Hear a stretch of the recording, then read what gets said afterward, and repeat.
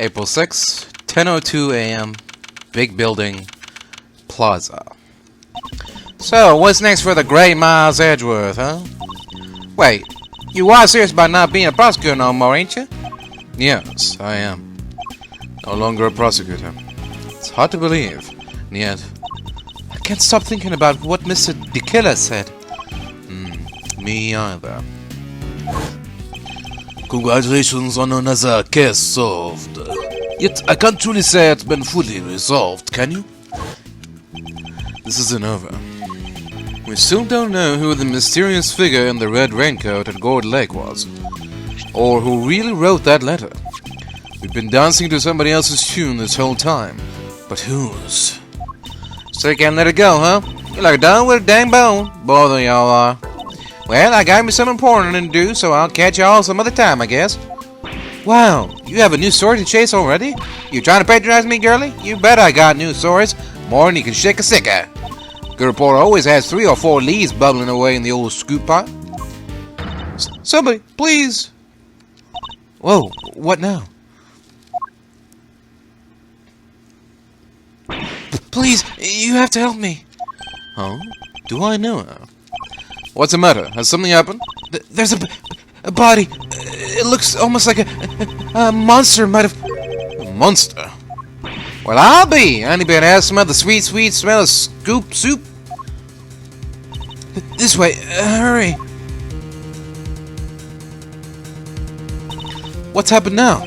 What indeed? I suppose there's only one way to find out. April 6, 10:05 a.m., Big Building, empty lot. Huh? These look like... Yep, footprints. This right here is photo gold. Footprints? But how big would a creature have to be to leave prints like that? Miss Edgeworth, look!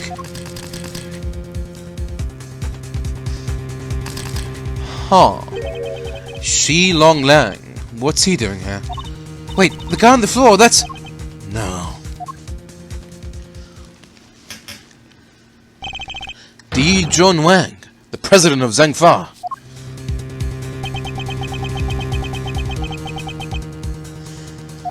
Agent Lang. Mr. Prosecutor, how did you get here so quick? What is going on here? Huh? You don't think that's exactly what I'm trying to figure out myself? Can't blame him for being on edge, I suppose. The leader of his country is dead. Speaking of which... The body is lying inside one of the footprints. What on earth happened to him?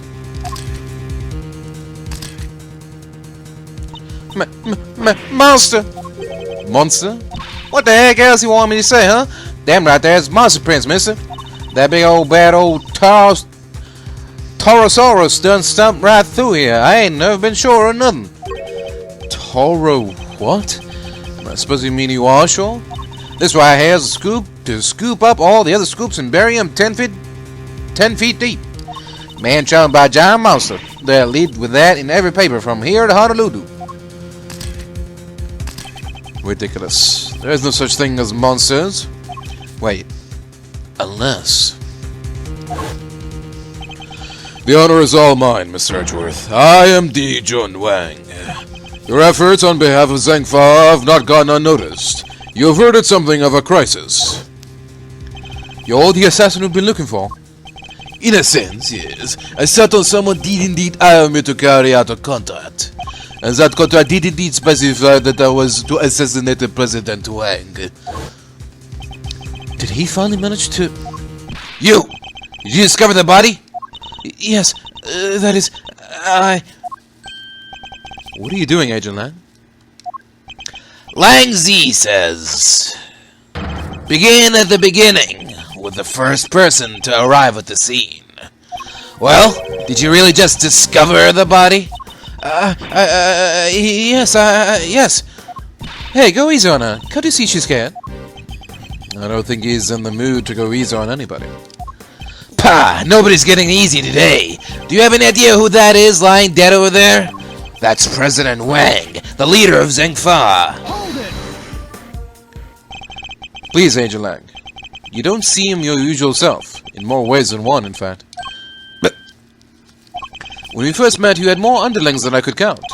And you were known for your unrivaled arrest rate and your cool head under pressure. Now the underlings are gone and you've forgotten the fundamentals of police work. What happened? What did you just say? Shouldn't you be looking over the scene instead of accusing the first person you run into? Or is it me who's forgotten the fundamentals? Gah! I don't need you to tell me how to do my job. I was just about to get started. Good. That seems to have calmed him down a little. We should take a look around too, Miss Edgeworth. Yes, I think we should. At least until the police arrive. I'm not strictly supposed to conduct investigations anymore. Don't know if I need to do no looking around. I done told y'all who did this. It was Taurosaurus, or my name ain't Lotta How. Wait. Not who did this. What did it? Yeah, there. Are you quite finished? We have an investigation to be getting on with. Step aside, please. You can't order me around no more, mister. You step out of my damn way is more like it. Y'all mess with this here scoop of mine and there'll be heck to pay, and then some. Excuse me. The woman who found the body. Where do I know her from? You're Mr. Edgeworth, right? Do you remember me? Oh, yes, of course. We met on, that case. No way. You two know each other? Yes, as a matter of fact, we do. From somewhere? Great to meet you. I'm Kay Faraday, Mr. Edgeworth's assistant. Wow, I never knew you had your own adorable little assistant. I'm Penny Nichols. I work over at Global Studios. I'm in charge of props. It's nice to meet you. Ah, of course. One of my old cases involved a murder on the set of the Steel Samurai TV show. She was a member of the crew and thus a person of interest. Our paths must have crossed several times while it was all going on. And yet, I had completely forgotten her. It's good to see you again. So, if you're here, I guess that means... That's right. We're here on location filming for Global Studios. It's kind of a big feature, to tell you the truth. I was first in today, wanted to make an early start. But then I noticed something was wrong.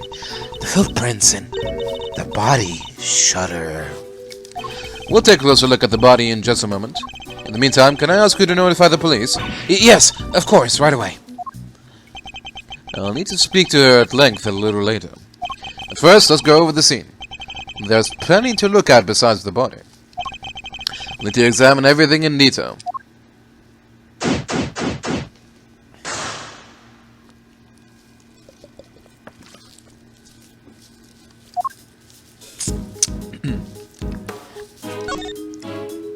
What is it now? Can't y'all see I'm busy? Girl needs to work, you know?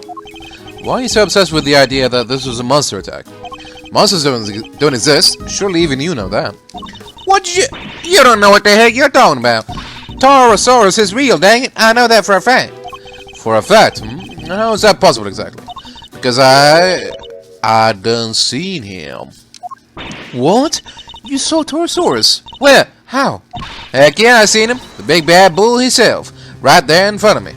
I was up on 51 over at that there Bigg Building just yesterday, right? Gathering materials for your story on the underground auction. Yes, we remember. Well, ain't you just Mr. Memory Man? That's right. I done seen him right when I took that photo. Person in the red raincoat. Miss Ringo, right? Yep. Y'all see that blind right there next to little Miss Raincoat? Well, guess who was on the other side of it at that very moment? That's right. Taurosaurus. There's nothing there. Well, I can't really capture every damn thing. I was just a little too far away, that's all. But I seen it alright. Boy, did I. Taurosaurus' big old eyes staring right at me, peeking right in at the window. A window-peeking monster. Anyhow, I don't got time to be shooting the breeze with y'all. I got snaps to snap, reportage to report. Quit bugging me, will ya? Go on, get! That entire story was ridiculous. You didn't believe a word she said, did you, Miss Edgeworth? Isn't that obvious?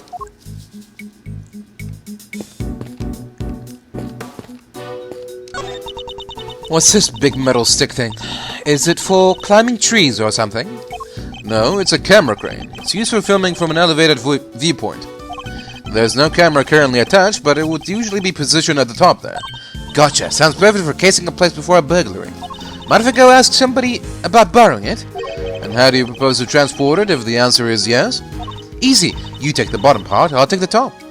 So I'm helping now? And if we go one little step at a time, we'll be back at your place before we know it. We're walking it back to my house? Hey, these are those plastic sheets you can put down when you have a picnic. They're plastic sheets, that much is true. I don't think that's what they're used for. Want me to explain, Miss Edgeworth? Those are waterproof sheets. We use them to protect the camera when it's up on the crane. If it starts raining while we're shooting, we can just cover it up and keep going. I see, so they must be pretty big, right? Oh yeah, they have to be able to cover the whole rig. Wouldn't be much point in using them otherwise. The weather was pretty patchy yesterday, so we wound up using them quite a bit. Okay. Miss Nichols, where does this exit lead? That? Oh, onto the grounds of the Bigg Building. Yet another case with direct ties to that same building. Building with the hidden 51st floor used to store the lots for illicit auctions. I guess it wouldn't be much of a surprise if it turned out to be hiding yet more secrets.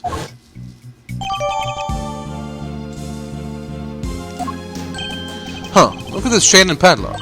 Oh, look at that! Somebody cut the chain! They did? I'm sure it was still intact when I left yesterday. I'd say it's possible that this is where the killer entered from. Eek! What's the matter now? Look at that huge dent! How did that get there? You're right, that is a big dent. It would have taken a sizable object to make it, and a heavy one too. That was like that yesterday either. It wasn't? I guess that means the dent must have been made last night at some point. Okay, so was someone operating a crane with a wrecking ball attached to it? Is that what killed him? Is that what made these holes? And the dent on the wall? That would certainly make more sense than a big old kaiju. This looks like equipment used by the lighting department. Oh wait, I just remembered there was something I wanted to ask you. Could you maybe light me up when I'm doing my next robbery? Help me look super cool? You want me to shine a light on you while you're committing a crime? You bet I do. What's so weird about that? What's the point of me doing my great thieving in the dark? The folks in the cheap seats won't be able to see a thing. Wait, you're imagining you'll be committing this robbery in front of an audience? Just what do you think crime activity is involved with? This thing in front of the trailer here, it looks like a monster costume. What? That's a costume? You're sure the creature that made these huge footprints didn't just shrink or something? Perhaps I didn't make myself clear. This thing in front of the trailer here, it looks like a monster costume. A costume.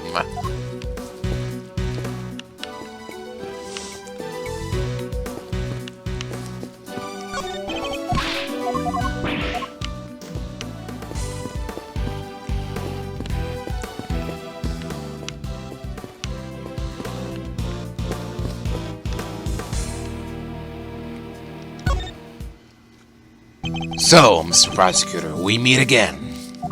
Yes, we saw you at the detention center the other day, too. You had some business to take care of, I take it, Agent Lang? You can say that. Nothing that need concern you, though. Pah, yeah, you really have a habit of showing up in the wrong place at the wrong time. You're a bad penny, a bad omen, and a bad smell all rolled into one. Just stay out of my way, okay? I've got a president to avenge.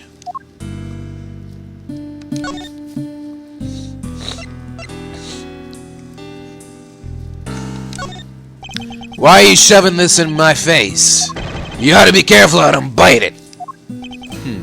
Perhaps I better put it away.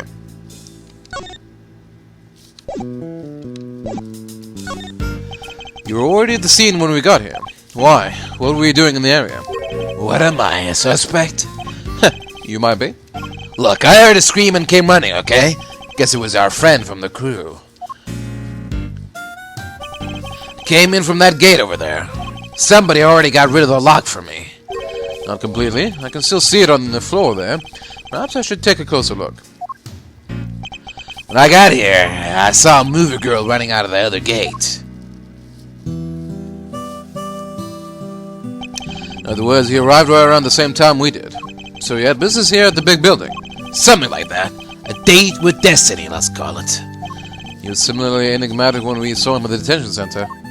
Let me guess, you're a huge Creature Feature fan, so you came to see the filming... So you came to see them filming the Torosaurus movie? Creature features? What do you think I am?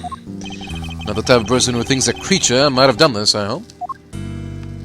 I'm sorry about the president. You have my deepest condolences. Thanks. He was a great man. Zhengfa will be lost without him. You and he were close, correct? It all started when he hired my father. That was our big break. Our family kept him safe. That was our most important duty, and our most sacred. He gave my father medal after medal. They had to come up with new ones just for him. In the end, there were no medals left to give, so he made us the keepers of his last will and testament. Those medals, that duty, they're our greatest pride, our family jewels. Gah, never thought we'd be unsealing that will so soon. Wow, sounds like your family and the president were super close. But wait, when that whole thing happened back at the lake, you weren't with the president then, right? Look, a lot happened, okay? This was all 12 years ago or more. My father and their president being friends, our family being the ones who kept him safe. He just changed one day. It was like he became a different person. Now he doesn't trust the police one bit. I wonder what happened 12 years ago. Regardless of what happened, I still respected him. Zhengfa may not be a big country, but he held that place together.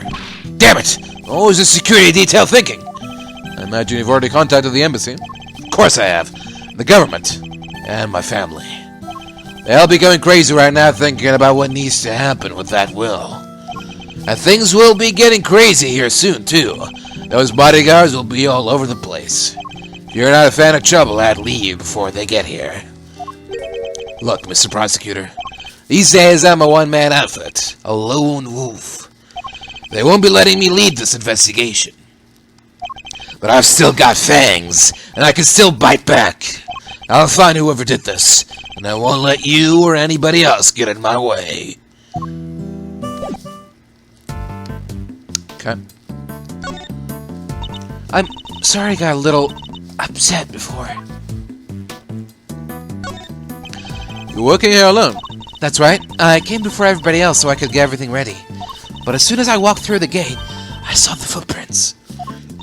Monster prints first thing in the morning. That must have been a real shock. It was. They weren't there when I left yesterday evening, I'm sure of it. So the footprints must have appeared late last night. At first glance, I thought maybe they were part of the set. But then I got closer and I saw that somebody was lying in the middle of one of them. You didn't notice until you were right up close. Yeah, my eyesight just seems to be getting worse and worse lately. I think I need new glasses. I didn't notice it was a body until I was right by it, which is why I got so shocked and ran away. That must be when we bumped into her. So you were shooting a movie. It wouldn't happen to be a Steel Samurai movie, would it? Nope. Oh, this one's a creature feature. You know the Torosaurus movies, right? I'm afraid not.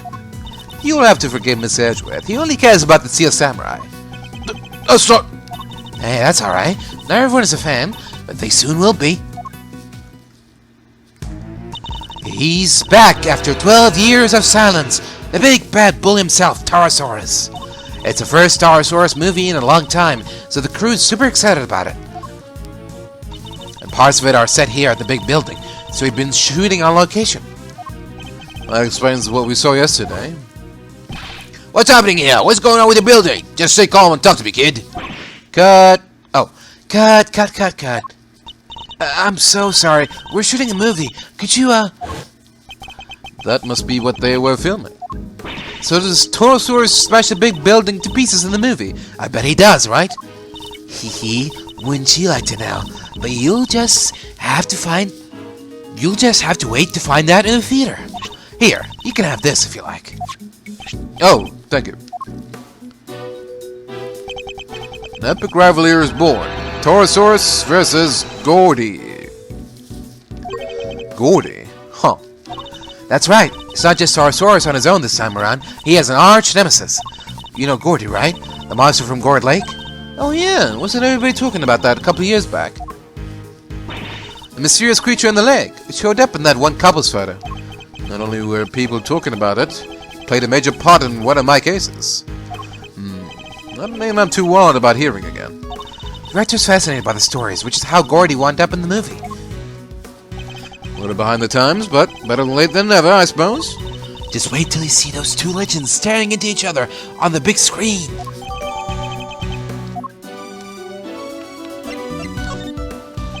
I think we need to learn a little more about the security situation here on set. Miss Nichols, is the set kept locked overnight? Yeah, we used one of these. A combination lock, huh? So anybody who knows the code can get in and out. And was the lock in place when you arrived this morning? Yep, everything was locked up tight when I got here. Who knows the combination? Oh, the producer, the director, the crew, the actors. Basically everybody who's working on the movie. So any member of the cast or crew could have opened the lock and entered.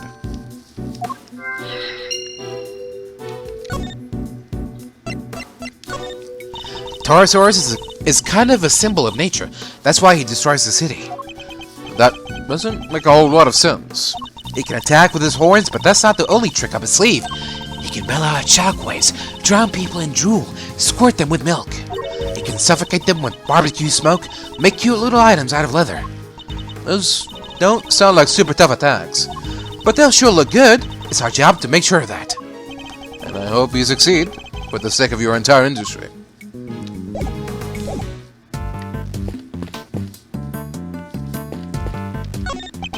So the grounds of the big building lie beyond this gate. To look at it from here, you'd think it was just an ordinary building, huh? And there's no one really special around to speak of either. Well, no one from our current vantage point, at any rate. Anyway, we don't have time to ponder such things. We need to investigate this entire lot.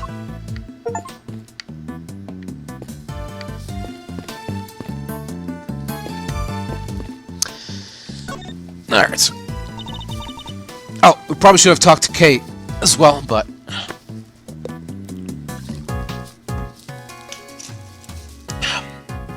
we can do that later. It really is him, huh? Certainly appears to be. Same man we met only a few days ago. Shouldn't he have deflated? If he was tucking his guts in this whole time? Or... whatever. This time, the president really did get assassinated. That is what happened. The assassin certainly chose an attention-grabbing method. I must scour the scene and inspect anything that catches my attention. Huh? What's this white thing here? Wait, it's a bone! Does that mean 2 murders? Looks more like a horn than a bone to me. Don't we have a piece of evidence that might tell us whose horn it might be?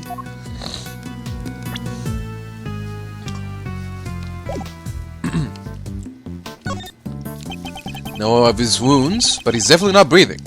So it really was a monster. Trampled by a giant creature. Impossible. Huh? There's something stuck to the front of his clothes there. Yeah, speckles of yellow substance. But it's monster drool. Yeah, that must be it. Please, Kay, can you at least try to be sensible? We need forensics to tell us what it might be. Alright, that looks to be pretty much everything the body can tell us for now. I better note it all down.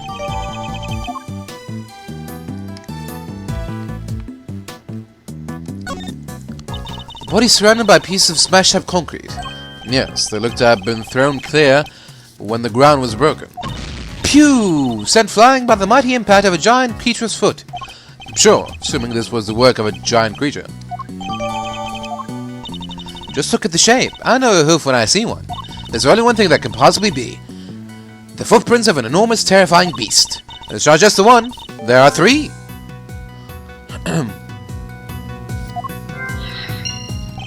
But you know that's impossible, don't you? You know that monsters aren't real. Sure, I probably know that somewhere deep down, but it's way more fun to believe they are. Our job is to pursue the truth, Kay, not to believe what feels most fun in the moment.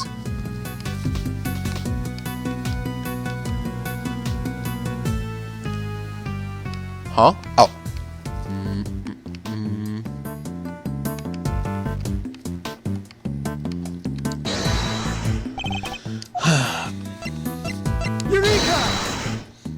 This could be one of Torosaurus's horns, couldn't it? You're right, it totally could. Maybe it's part of a prop from the movie. If it is, it must be from something pretty big, judging by the size. What's it doing on the ground here? We should ask one of the crew. Maybe they'll know.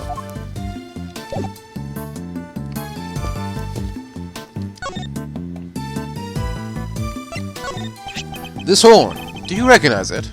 Huh? Oh, that's part of one of Torosaurus's horns. It's from a model we use for promotional stuff.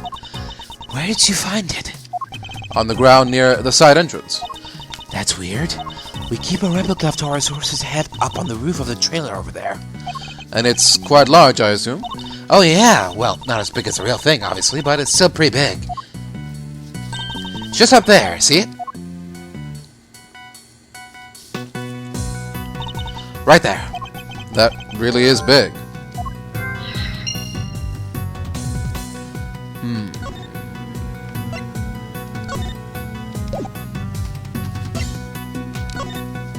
Torosaurus really does have hooves that split in two like that. Please don't tell me you think the president was trampled to death by Torosaurus too. No, I'm a member of the movie crew, remember? I don't believe you'd ever kill anybody. No creature inside a movie should ever harm anybody outside of a movie. That's a golden rule of the creature feature community. Huh. Luckily, it's also impossible.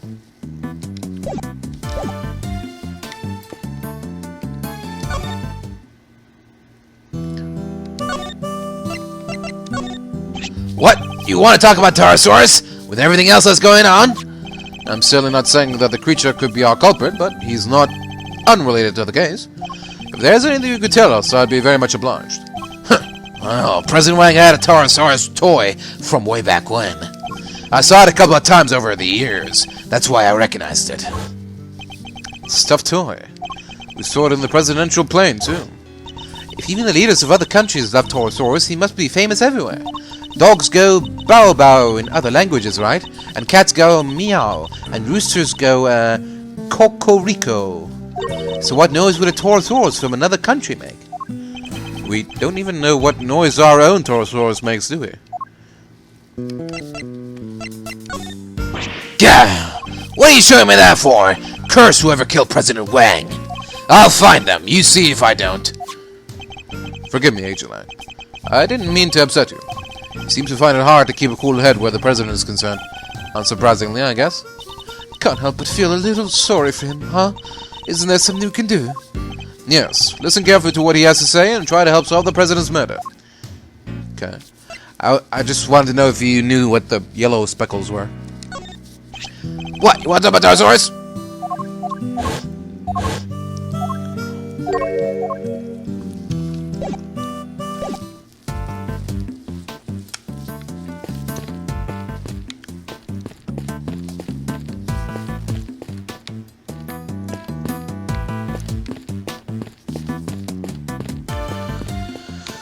Alright.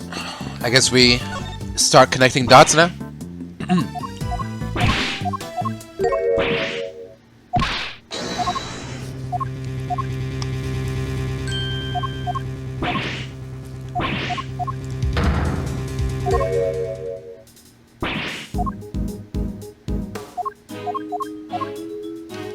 Alright. Never talking to you again. What is it, Miss Hadgeworth? Can't believe somebody murdered the president. Well, I say somebody, but maybe I should say something. You don't really believe that, do you? That a giant creature trampled him to death? What? Are you saying that's not what happened? Then who did kill the president, huh? It could have been any number of people. A person in his position is never short of enemies. Surely the killer himself was hard to go after him, as we know. So you're saying maybe somebody like Mr. the Killer murdered him? I can't say anything for certain, but it's a possibility we can't discount for now. Right, just like the possibility that a monster killed him. That's a monster footprint he's lying in, Miss Edgeworth. What else could it be? And there's a horn thing right by the body, too. A horn thing? I guess we can't say for sure that it's not related to the case. Maybe you should compare it to some of the items of evidence we've found so far. Can't believe you ran into Agent Lang, here of all places. He seems a little out of sorts, though, huh? He does, but that's to be expected. He's from Zhengfa, after all. Can't expect him not to be affected by his president's death. Hey, where were the guys in black suits he always had with him? I thought they never left his side. Where indeed? What happened, Agent Lang? Have you heard of this Torosaurus before? Nope, not me. I mean, it's a 12-year-old movie. I would have been super tiny when it came out, and super cute. It sounds kind of interesting though, right? If you like that sort of thing, which I assume you do. You bet I do. It's a creature feature. When are those not good? Almost always, in my experience. Well, I could say the same about the Steel Samurai. Okay, how could you? See samurais? Never mind that now. We have an investigation to be getting on with. We should probably make sure we've gathered all the intel we can. There'll be clues here as to what might have happened for sure. Fine. Yes, seeing my pin just gave me an amazing idea. You really look after me when I was sick, Miss Edgeworth. I owe you big time. So I'm gonna carve you a super cool badge of your own out of an eraser. Should it be of your profile, though? Or face on? Ooh, maybe halfway in between. Who said I wanted this super cool badge to be of my face? Ooh, or we could go for something a little more edgy, like from underneath. That sounds less edgy than plain surreal. Torosaurus versus Gordy. What a fight that'll be. Gordy will probably try to swallow Torosaurus whole, but the horns will get stuck in his throat. Then Torosaurus will try to bite Gordy, but his skin is so slimy and slippery, it'll probably slide right off. That one's really gonna get my heart pumping, I can tell already. It is? I fail to understand young people these days. Poor President Wang. We foiled a fake assassination attempt only for him to be killed in a real one. Yes, it's a tragedy. But he's gone for good this time, there's no denying that. All we can do for him now is to help solve the mystery of how he met his fate. You're right. Let's give him the send-up he deserves. I think you mean send-off, but yes, let's.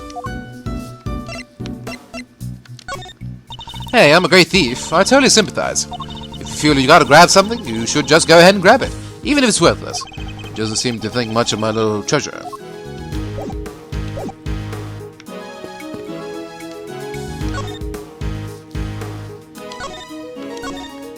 Wait, that's... You recognize it? Huh? Oh, sorry, I must have been thinking of something else. I really do need new glasses. I'm such an idiot. So we're not something to get so upset about.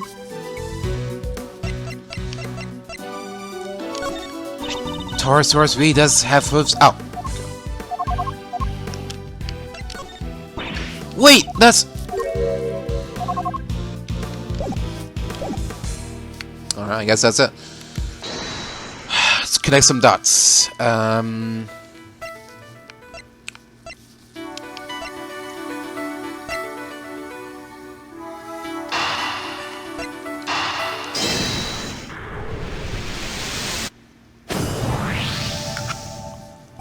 Combination lock on the gate leading to the plaza was intact when Miss Nichols arrived, but the lock on the gate leading out to the side of the big building had been cut. What does this tell us? Hehe, easy. That the killer used the side gate. Precisely. And it tells us something else important, too. Namely, that our culprit didn't know the number for the combination lock. You're right. It would have been way easier to come in that way if they did. But instead, they chose the classic thieves route, the lesser-known side entrance. This is no run-of-the-mill criminal, Mr. Edgeworth. We need to keep our wits about us.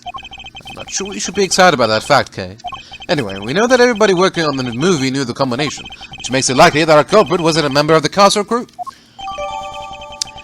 Unless he was part of the crew, and he knew that he would be implicated if he opened the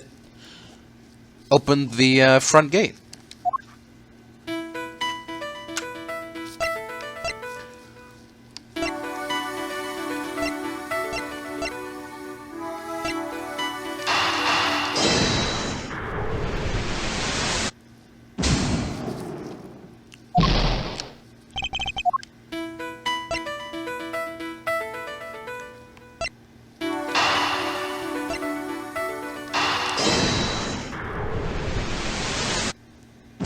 What?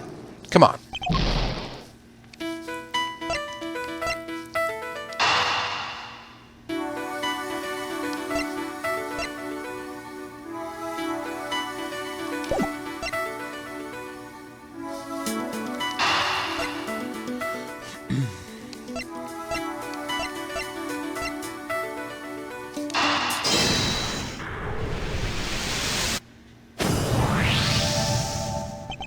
Both the dent in the fence and the broken horn weren't there yesterday, according to our witness.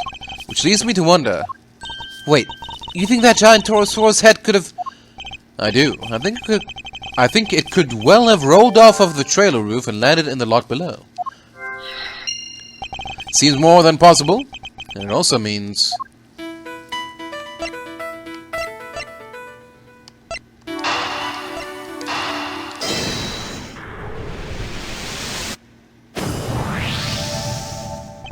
There's no sign of a murder weapon anywhere.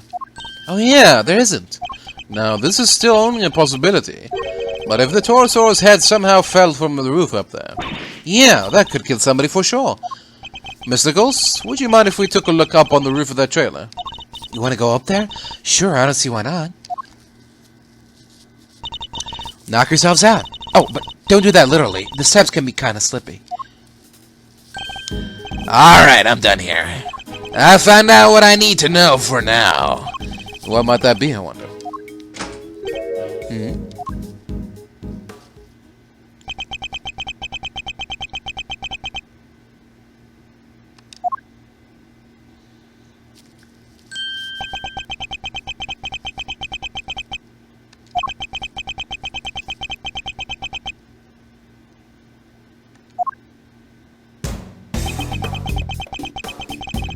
Move, old man. What did you say to me? You need to learn some manners, kid.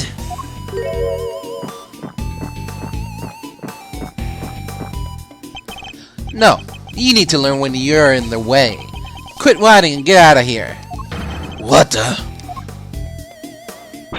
I'm so sorry about him. Sean, apologize to the nice man.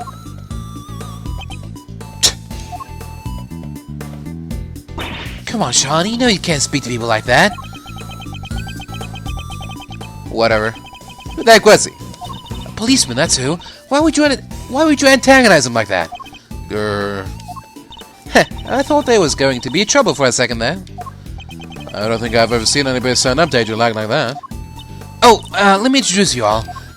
Everybody, this is Sean Fenn. He's the star of the movie we're making. The star? This little boy? Hi there, I'm Kay Faraday. It's great to meet you. Sean, this is Miles Edgeworth. He's a prosecutor. Prosecutor? That's right, and a pretty famous one at that. If he's a prosecutor, where's his badge? Say he doesn't pull any punches. Oh, you might not want to get too close, Sean.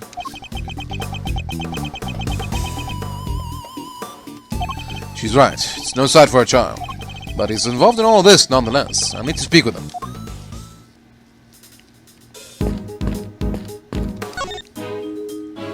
Actually, would you mind coming up there with us? Oh, sure. After you.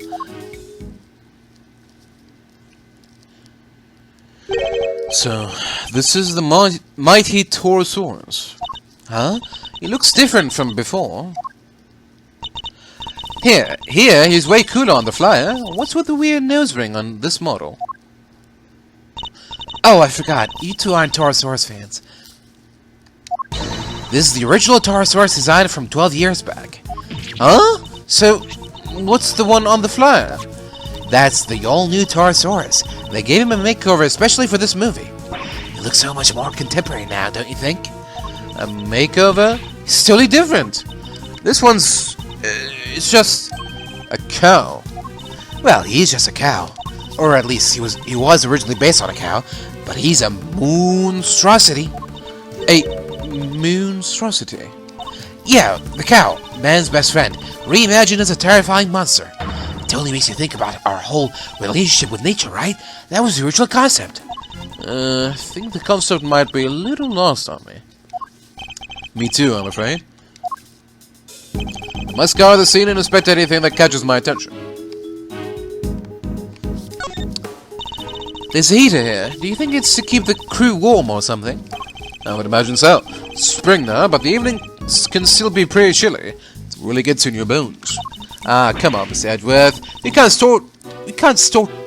can't start talking like an old foggy. You already look like one. You have to talk young and bright and happy. You may not have noticed, Kay, but that's not exactly my style. These look like cans of paint thinner. I guess they were being used by the prop department. Look at the ground around them, Miss Edgeworth. It's all burned.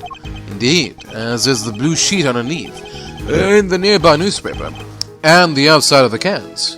Wait, do you think the Torosaurus head can breathe fire? Nah, this old guy doesn't look like the fire-breathing type. That's not even possible, let alone likely. Still, the fire was started somehow.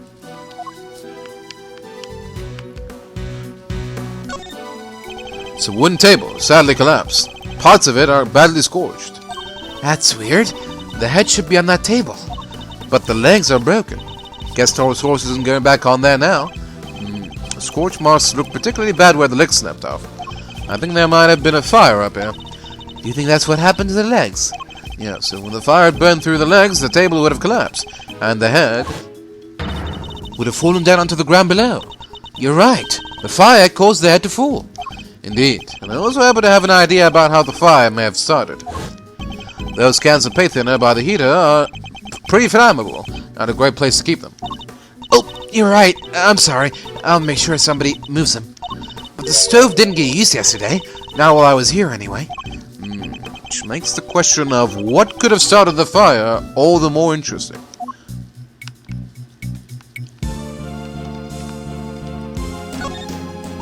Yeah, I think I could probably throw that little baby over my shoulder and carry out of here. You're not thinking of stealing it, are you, okay? No, I was thinking I could just carry it around with me. Then every time you shout objection, I can light you up with it and make you look super cool. Yeah, I can picture it now. You look amazing. Well, do I get the job? What do I start? Hopefully never.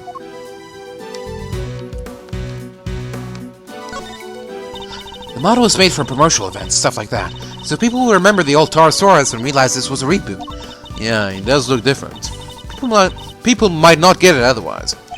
Just as we thought, his horn is broken. So the model really is what killed the president. I think it's a distinct possibility. But there's one thing I don't quite understand. What's that? Miss Nichols, the model looks very heavy. How do you move it around? Oh, it comes apart. If you know the trick, it's not so hard. But I guess if you didn't, you might struggle to figure it out. If you happen not to be a member of the cast or crew, for example. Once it's in pieces, could one person move it? Oh yeah, even I could. Maybe not very fast, but I could. I'm sure I remember that face from somewhere. Hey, Miss Edgeworth. I know this cow. Funny, I was just thinking the exact same thing.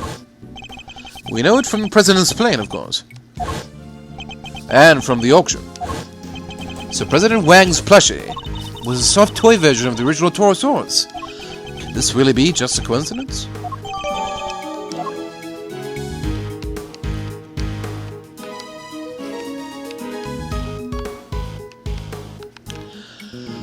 Alright. Looks to be it for now. I'll be right back. Alright, I'm back. Let's continue.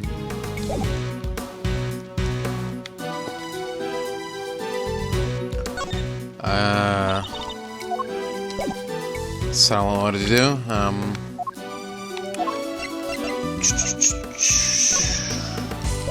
Okay.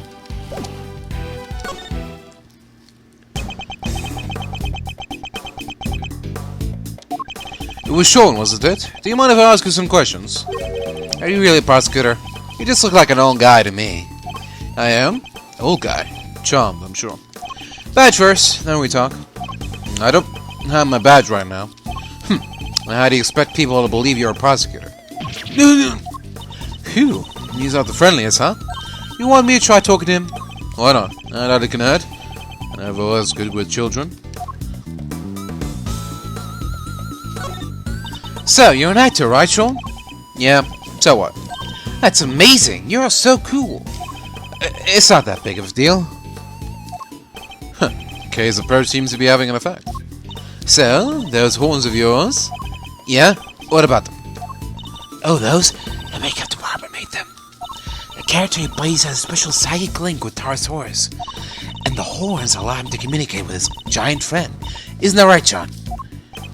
Just shut up, will you? They don't need to know about all this stuff. Oh, sorry. Well, the power dynamic here seems pretty obvious. Still, it's kind of amazing, huh? The lead character in a movie. While you're still in elementary school? That's crazy.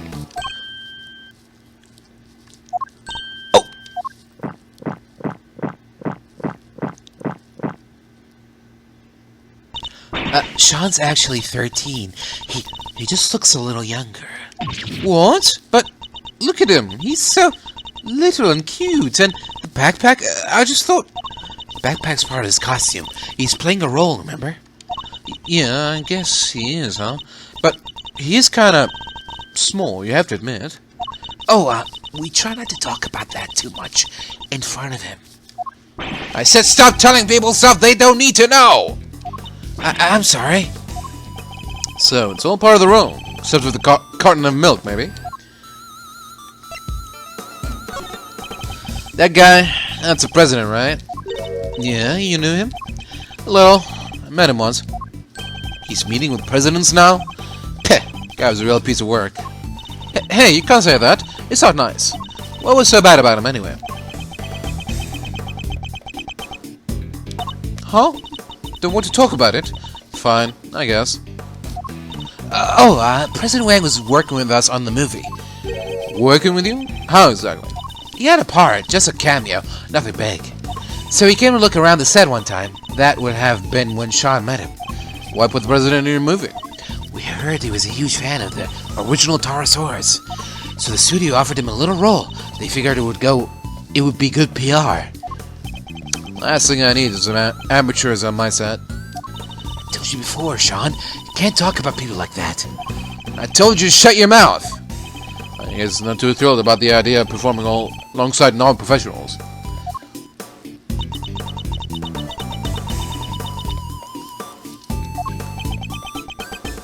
Oh, here.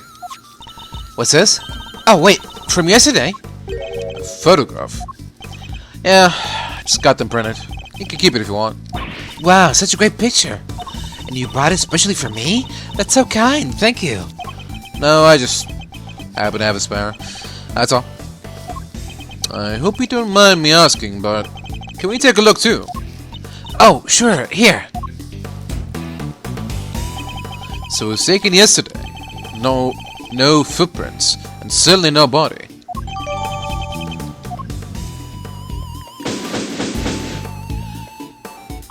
Interesting. Alright, I think that just about wraps up our preliminary investigations. So he was killed by... Yes, by a falling Taurosaurus head. At least, that seems the most likely explanation for now. Came down right on top of him, huh? Hmm?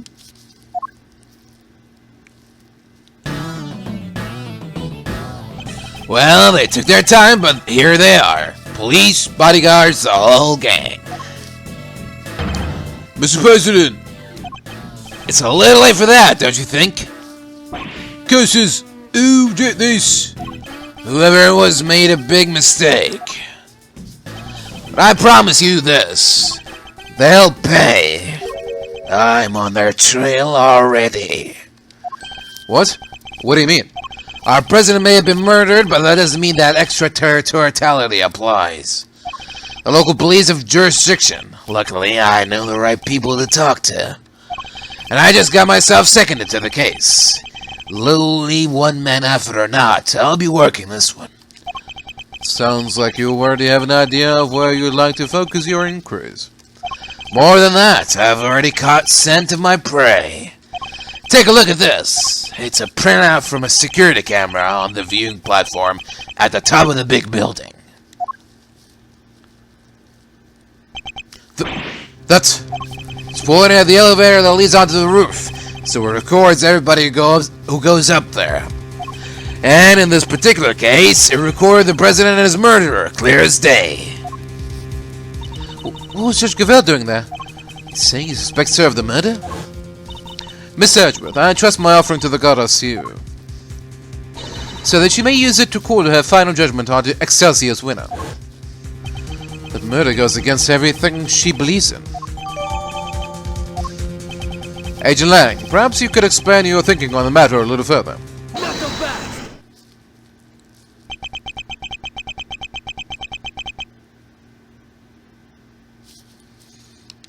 I heard a little rumor while I was over at the Bigg Building. It was about you, Edgeworth. You're not a prosecutor anymore, are you? Which means you don't have jurisdiction here. But you want to cross-examine me while I explain my thinking? Why would I agree to that? Curses. Hey, don't be like that. You were the one who was just talking about being a lonely one-man outfit.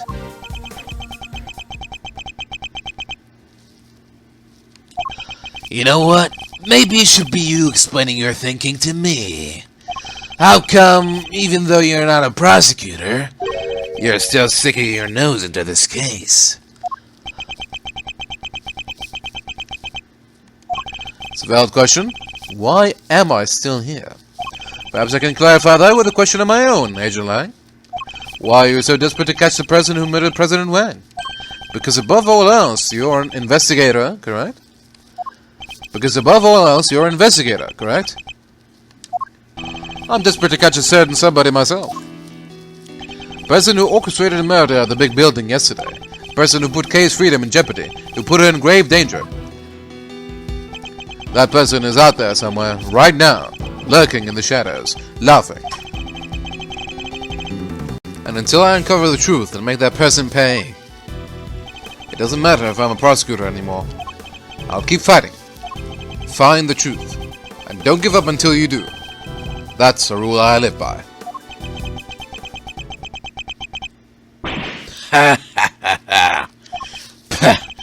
You may have the look of a smart guy, but you're a fool just like the rest of us. A fool? How dare you? That was just what I needed to hear. Fine. You're in. I've lost my minions and you've lost your fancy title. But it seems neither of us is prepared to give up on this investigation. Now, seeing as we're both so stubborn, how about we go head-to-head and thrash out the details? I'd be honored. Be warned, I won't be going easy on you. I have an assassin to catch. Not even you are gonna get in the way of that. Of course, I would expect no less. Let me show you the truth I tore from this case with my bare fangs.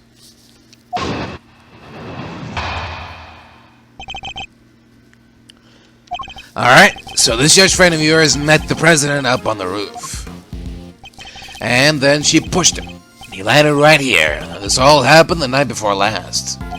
People had all been cleared from the viewing platform, so it was just the two of them up there. And that pretty much sums it up. No doubt about it. She killed the president. They were there completely alone. No bodyguards. None. I checked. His security detail had no idea he even went up there. He must have gone in secret. Maybe it was a conversation they didn't want anybody to hear. But what kind of conversation? How were the two of them even connected? Seems the president spoke to the owner of the building ahead of time. He had him set aside the viewing platform just for the two of them. And it was the president asking. I guess the guy wasn't about to refuse. So the last person to see the president alive really could have been... Yep. Gavèlle, did you say her name was? Her. This argument certainly isn't completely without merit. I notice at least one glaring hole in his reasoning. That's where I'll need to focus my counterattack.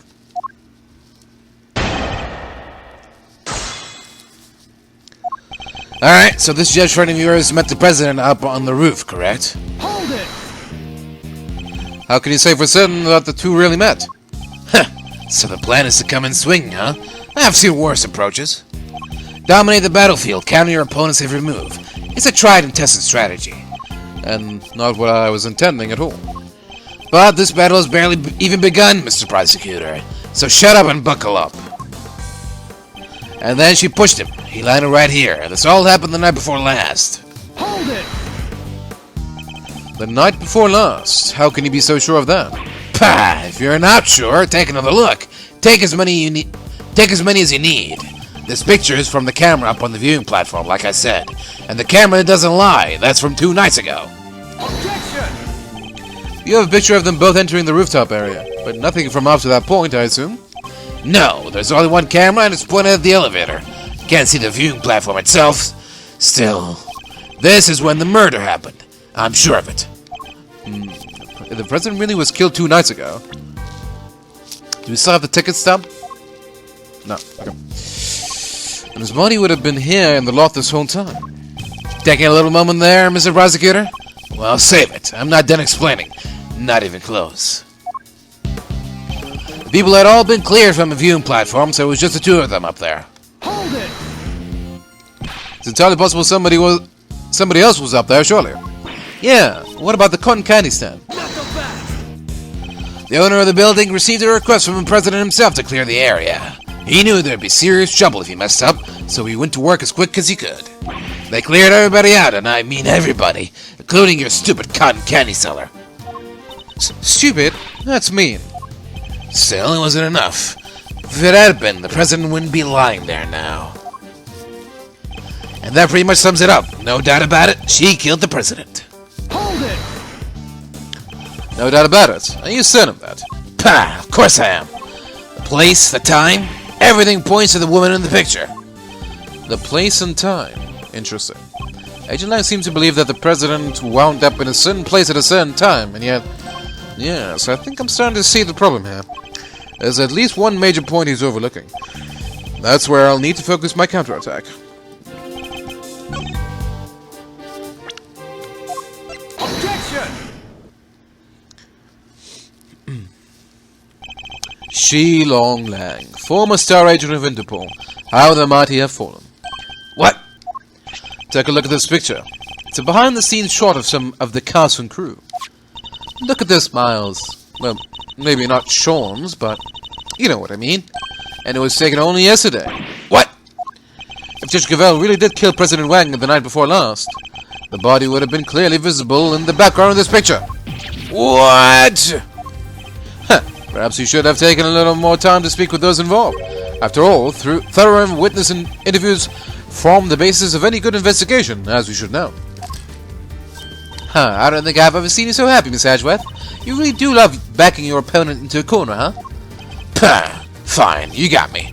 I must say it's been a while. I almost missed it. Perhaps if you try to stay a little calmer while conducting your investigations in the future. Don't push your luck, Edgeworth. Lang Zi says, the righteous anger of a wolf lasts 100 years.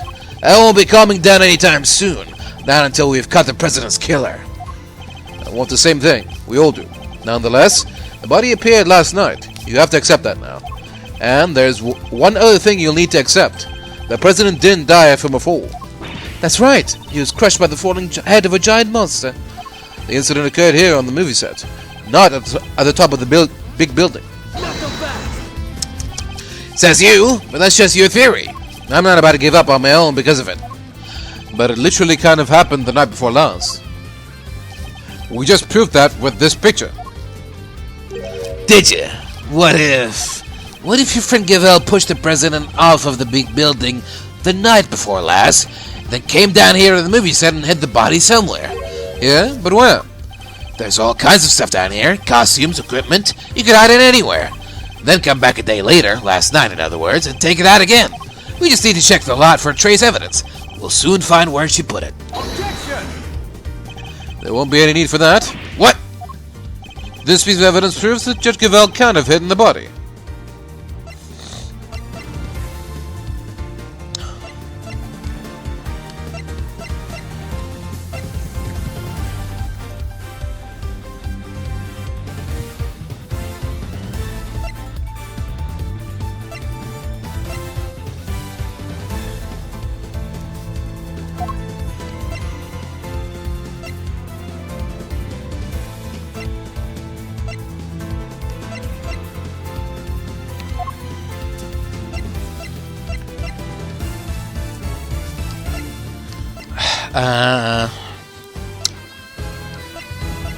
Is it the lock or the head? The fact that the head fell? What? You're saying that proves it? I am. If you look closely, you'll see that it shows that Judge Gavèlle, Come on, Mr. Prosecutor, put it away already. I'm a busy man. I don't have time to debate every piece of junk in your pockets. That kind of been it. Agent Lang's saying that Judge Gavèlle moved President Wang's body, right? But she wouldn't have been able to get into the movie set to do that, would she? Kay's right. Could she even have gotten in here? Is there a piece of evidence that might help me prove that she couldn't? Just admit it, she hit the body. I won't, because that would have been impossible.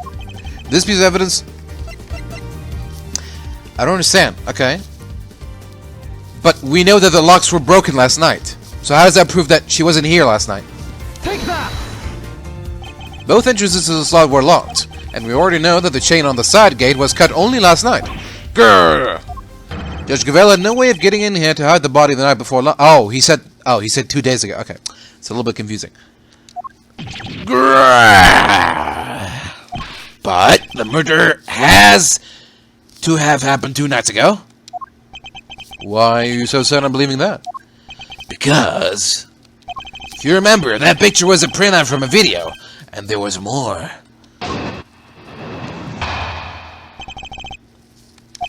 There's footage from a few dozen minutes after your friend went up to the roof with the president. It shows her heading back into the elevator, alone.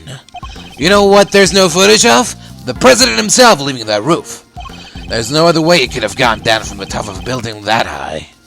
Unless he was pushed by Gavèlle. Could have been helicopter, parachute, paragliding, rappelling with the rope. He could have entered the storeroom and then went to the secret elevator down to the 50th floor. He could have just turned off the cameras and then went back into the elevator. You know? You say the president was never observed returning from the viewing platform. Yeah, the camera was pointing at the elevator door the whole time. If anybody else had come up or down, it would have been on that tape. In other words, the presence of the camera ensured that nobody could have left unnoticed. I see. That's not good news for Judge Gavèlle. Vanishing from a rooftop hundreds of feet in the air. Yeah, that's a tricky one, alright. Indeed. Even the Yotogarasu can't actually fly. Well, not yet, anyhow. Just need a little more practice. Please don't tell me you think you can learn.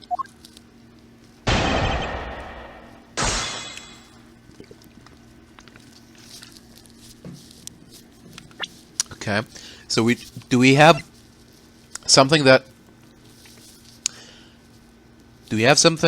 proves he could have gotten down from there without using the elevator? The only thing I can think of is this: an entrance to the hidden 51st floor on the roof. We could go with that. He somehow knew about the hidden entrance. Was he actually the auctioneer? Did we get the wrong guy? Let's see.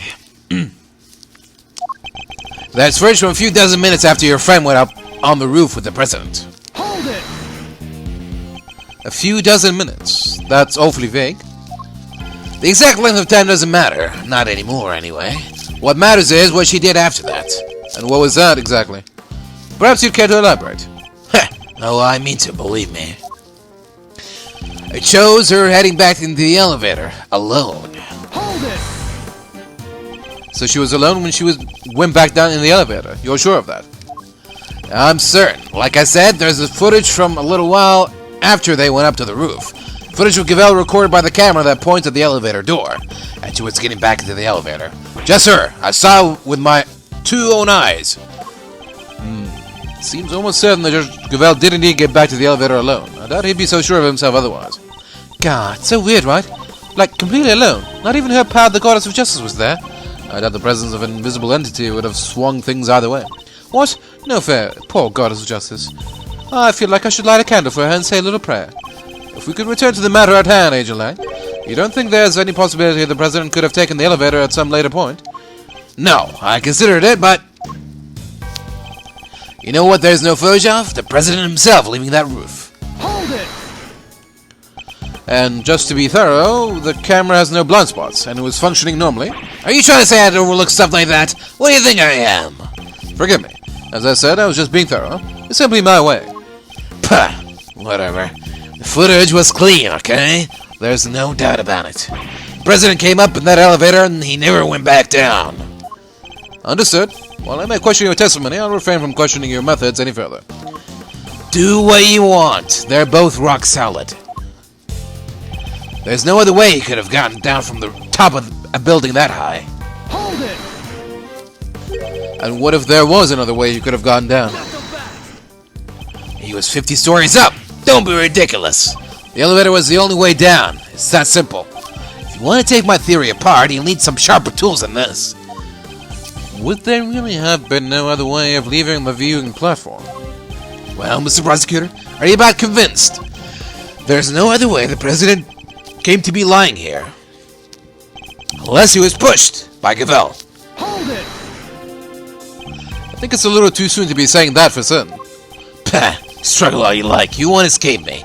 My fangs will close around you in the end. Your fangs aren't inescapable, and neither was that rooftop. I'll escape one by showing you how the President escaped the other. Ooh, nice. There's nothing this great thief loves more than a breakout. You talk a good game, Mr. Prosecutor. Now why don't you put your money where your mouth is? Escape away, if you can.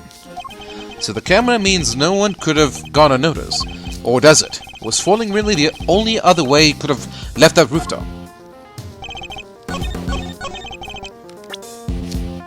Objection! Bam. Actually, there was another way.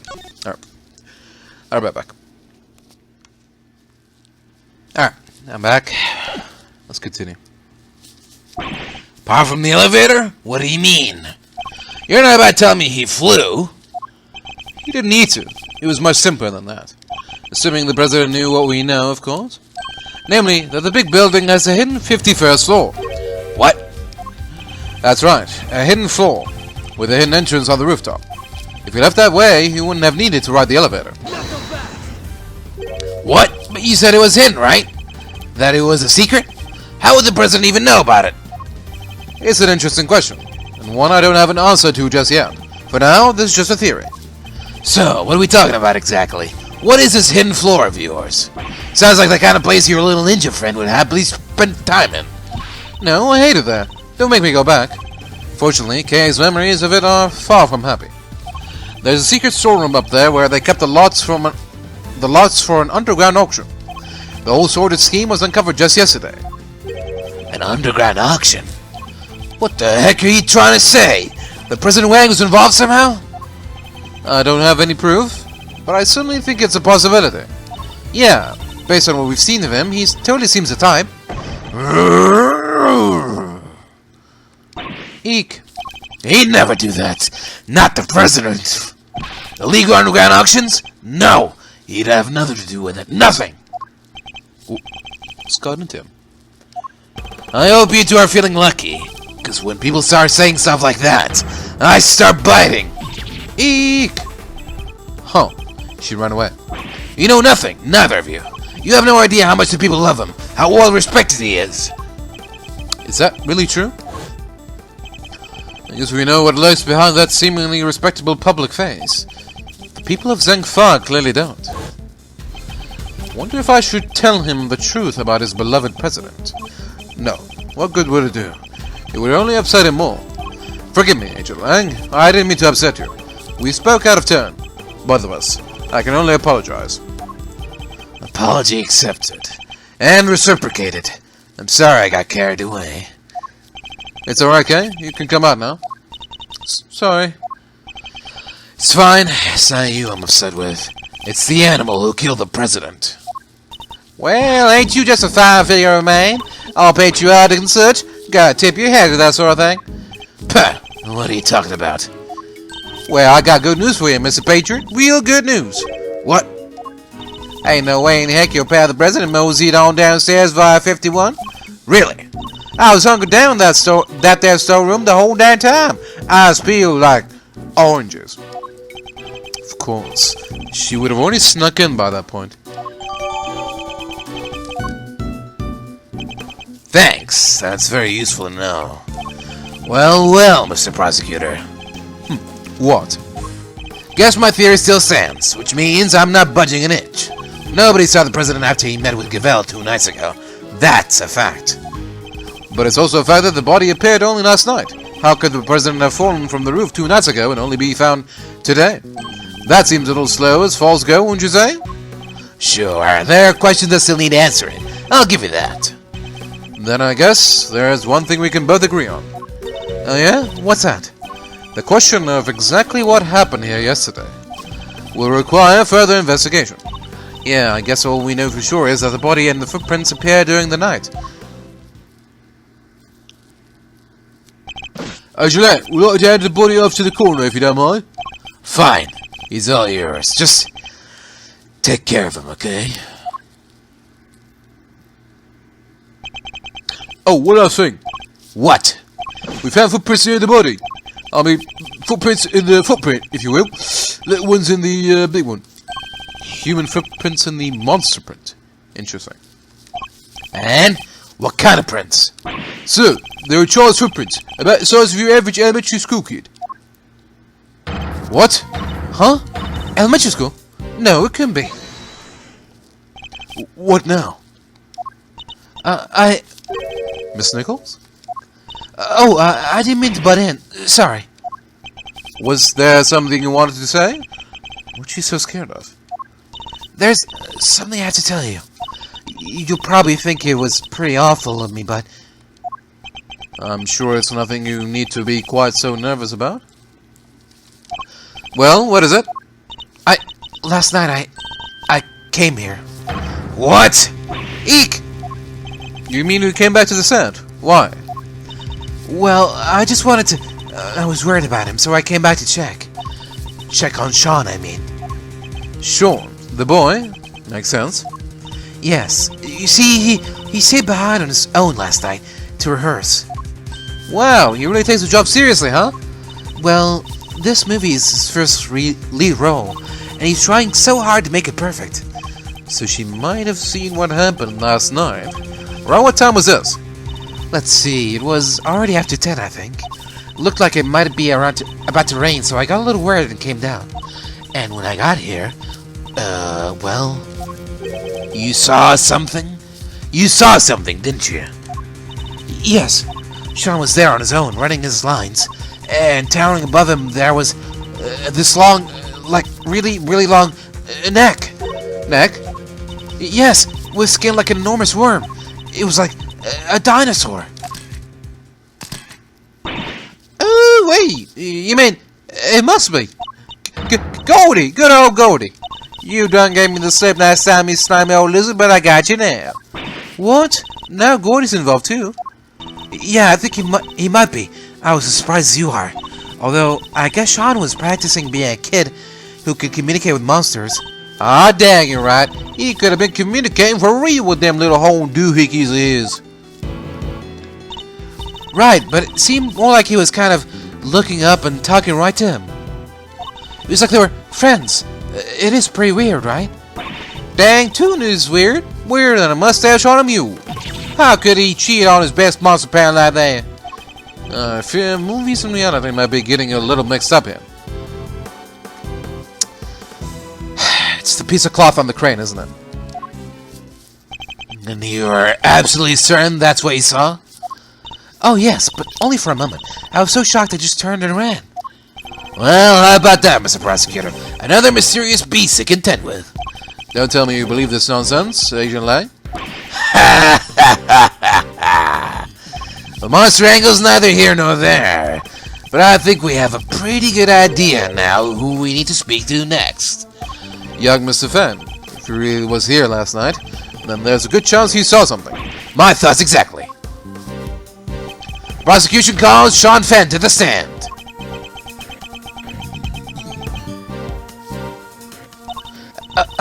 Sean ran off just a moment ago. What? We need to get after him. April 6, 10:54 a.m., Bigg Building Plaza.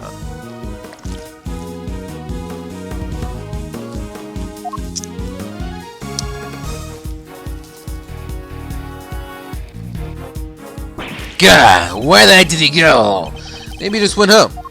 You're right. They won't be doing any filming today after all. Sure. Or maybe he went on the lam. No, you're just overthinking things, surely. He's a child, Agent Lang. There's no way he killed the president. Not on his own. And who said he was on his own, huh? Maybe a monster gave him a hand. Maybe he summoned one of his creature future pals to help him. Yeah, it's very funny. I'm not saying the kid did it. Not for sure, anyway. Not yet. But he's our most important witness right now, and we need to find him.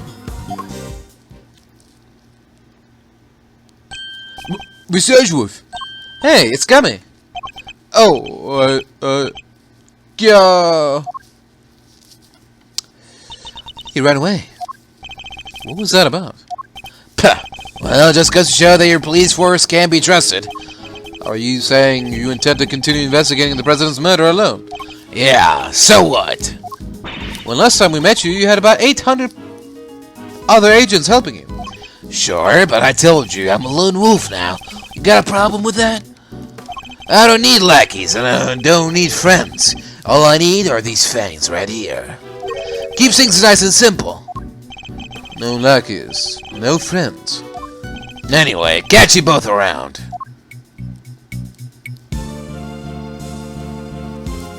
Hehe, things just done got interesting. It sounds like I got my work cut out for me. 2 big beasts on the prowl. Hoo-wee! It's raining scoops. If I don't catch at least one, I ain't no shutterbug worthy of the name. Wow, this all got kinda complicated, huh? It did. The Torosaurus footprints were bad enough. Now Gordy? This might as well be a movie. Well then, we better get our monster hunting shoes on. I suppose we had. Huh? Who's that?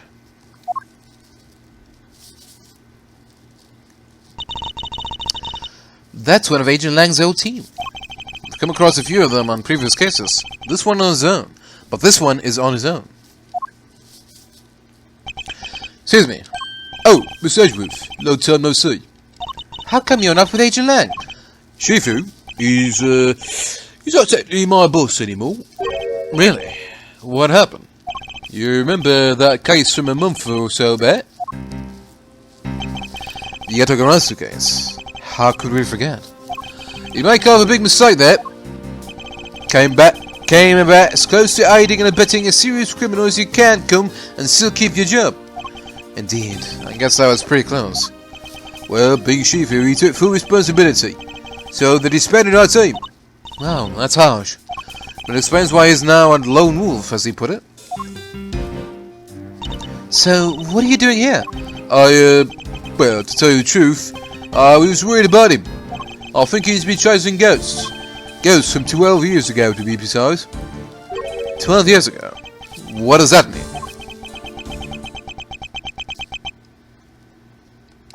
Sorry, I already said too much. I better be on my way.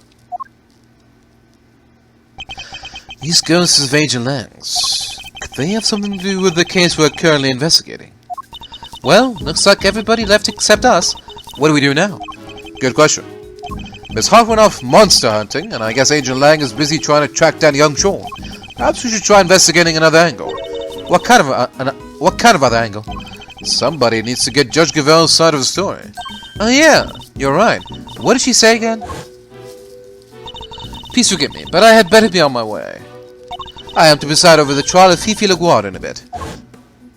I guess the trial will be beginning right about now. Indeed. I think we better head down to the courthouse, don't you? Alright, let's go.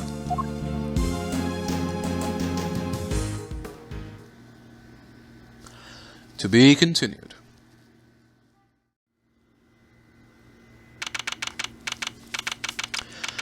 April 6, 11:23 a.m., District Court, Courtroom number 3.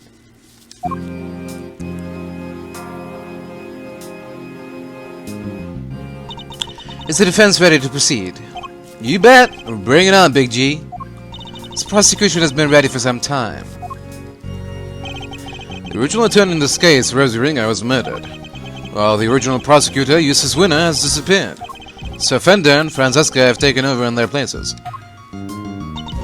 Very well, let me begin by apologizing for the delayed start to these proceedings. The crime we are here to adjudicate took place in a prison, an institution of the judiciary. What's more, the fact that the defendant was the warden of said prison carries grave implications. These two factors combined cause pre-trial preparations to take more time than usual. And then the unfortunate passing of the attorney in charge, Mr. Zeringa, delayed the trial yet further. But now we are ready to begin at last. Mr. Fender, Ms. Von Karma, the court thanks you both for stepping in at such short notice. Hey, no sweat. Rosie was your pal, right? And this was her last case. Couldn't exactly say no, could I? You'll have to bear with me though, gang. Didn't exactly get a ton of time to read the paperwork. How about you, friend? Everything cool over on your side?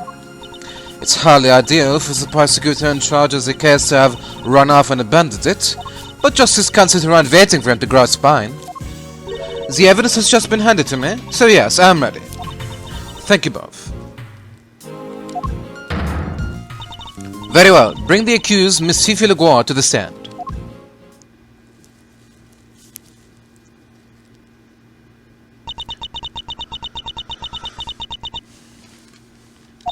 I invite the prosecution to make its opening statement. Alright, the accused was... Let me stop you right there, darling. What is it, Miss Legoire? Oh, I was just wondering if you could tell me something. That something being why on earth I'm here. Perhaps the opening statements will clarify that for you. But will they, dear? Really? Fine. Carry on if you must. I fully intend to. If you can stay quiet for one moment. The murder in question happened at the prison where Miss Legoire worked as a warden. The victim, one Bronco Knight, was being held in the detention center, but the prosecution's case will show that Miss Legoire took him from the holding cells and murdered him. And she did so with this knife. Is something the matter, Miss Von Kammer? How could No! The evidence! What gives, friend? Everything okay? The murder weapon. It's not here! And neither is Bodhidharma Kenny's shizu. Say it ain't so! Silence! Silence! Miss Von Kammer, explain yourself. I wish I could, Your Honor. No murder weapon? Then what exactly are we all doing here? Really, darling, you shouldn't volunteer to prosecute a case if you can't even keep the evidence safe. I can only work with what the previous prosecutor gave me. Little boy winner strikes again. Hey, gee. What is it, Mr. Fender? Guess we know where this is going, huh? Let's kick this one down the road a little further, shall we? The court hereby denies the defense's request. What? Don't be like that. What's the dealio? She's absolutely right, of course. We simply can't have any more delays. Let's get on and show everybody how wonderfully innocent I am, shall we? Objection! Innocent? I was thinking to take this seriously. Oh, but I am, darling, and you don't have any evidence. You just said so yourself. In the courtroom, evidence is everything. Haven't I heard that somewhere before? And without any, you can't charge me with anything. Isn't that right, Verity, darling? It is. What? Without the items in question, the prosecution's case against the defendant cannot proceed. As such, this court hereby declares the accused, Fifi Legoire, not guilty. Whoa, the phone there, hasty pants. You can't go dropping a verdict just like that. Forgive me, but why is the defense objecting to its client being acquitted? Don't be cute, kiddo. You know as well as I do that little Miss Warden over there is guilty as all heck. And as for the murder weapon, you were right there when we found it. Mr. Fender, it is incumbent upon this court to see that fair judgment is afforded to all, and as the instrument of the court, I cannot allow my experiences or opinions to interfere with my work. You must think of the Judge Gavèlle who was present when the murder weapon was found, and the Judge Gavèlle you see before you in the courtroom today as two entirely different people. Gee, you're killing me here. I have no choice but to pass judgment based on the evidence available. Objection! And if you have that evidence, just not here. Give me some time, just a little. I'll find it, I swear to you. The prosecution hereby requests a recess.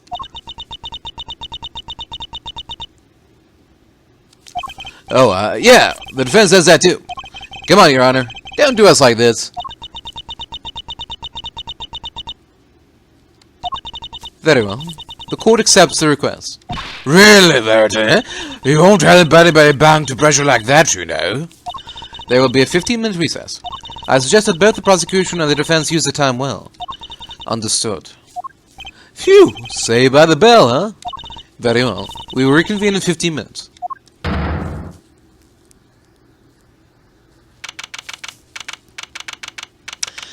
April 6, 11:38 a.m., District Court, 3rd floor lobby. But we did totally find that knife, didn't we, Miss Edgeworth? Yes, of course we did. Oh? What's the matter, Detective? It's the metal detector, sir. It's reacting to the alligator. What? How? The metal detector was reacting to something inside her after all. Your Honor, I'd like to remind you of this piece of evidence. The chisel. Didn't we just figure out that it isn't the murder weapon? You might recall that Mr. Canis hid this chisel in his dog's mouth. Would you believe that the real murder weapon was hidden in much the same way? That's right. The murder weapon is hidden inside the alligator in that pond over there. So, did somebody steal it or what? Miss Edgeworth! Oh, Mr. Edgeworth. Miss Barry, Mr. Saint, are you here to watch a trial? Yeah, we heard it was going to be a real fun show. Do you know where we need to go? It's a trial for the case I was nearly convicted for. It should be starting any minute now. We were late because of practice, but it's somewhere around here, right? Simeon, there's kind of a problem. They lost some evidence, the knife and the chisel. So they called a recess and kicked us all out of the courtroom. What? But no, they can't. Hee, they're not going to arrest you again, are they? Eek, don't say that. No. Gee, I forgot how easy it was to upset you. Huh? How dare he embarrass me like that? Is that Von Karma? Who's she hitting? Oh. Speaking of easy to upset. Ferntisna. Oh, Franstina, Franderella. Chill, okay? Just chill. Come on, put the whip away. That's it. It's that idiot of a so-called prosecutor. I'll find him, and I'll make him eat Viv for breakfast, lunch, and dinner. Eat. Monster, you gotta calm her down. Kid's gone cuckoo. Guess I better at least try.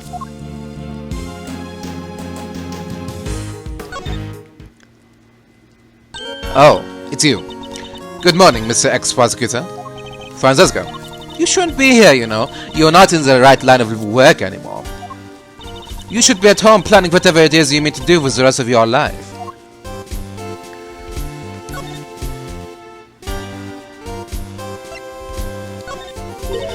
This is the president of Zhangfa? It is. Di Junwang himself. His body was discovered just a short while ago. What? There must be some mistake. There isn't. I saw it with my own eyes. It's true. And are you suggesting that his death has something to do with my current case?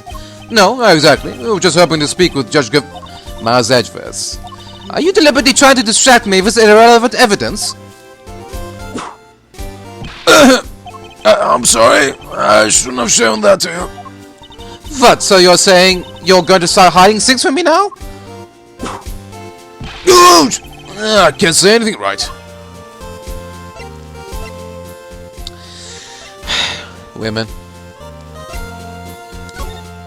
Miles Edgeworth, you might have plenty of time on your hands, but I'm a busy woman. I don't have the time to look over every piece of garbage you thrust in front of me. Now put it away and consider the evidence in your possession more carefully before bothering me again. She's every bit as unforgiving as ever, I see.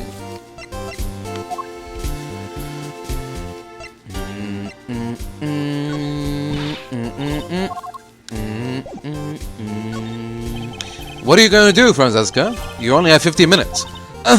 Don't you think I know that? And wipe that infuriatingly reasonable look off your face. You're like a news anchor, calmly reading the news or something. And it's utterly exasperating. It's probably better that I don't rise to that. I never imagined you would be the one prosecuting this case, Francesca. Nor did I, but what a case. The murder of a presidential bodyguard. And by the warden of a prison, no less. The murder weapon was properly entered into evidence and everything. And yet, when you went to present the knife to the court, it wasn't there. That imbecile, not only did he abandon his case, he made me look a total fool. Next time I see that little coward, I'll whip him into shape if it's the last thing I do. You go ahead and do that, but quit taking it out on the people around him. Well, I don't think we managed to calm her down just yet. My first set of statute books. Hey, do you think even I would understand these? Gah, but somebody's taken the very first one. If I were gonna read these, I need to begin at the beginning, right? How else would I understand the story?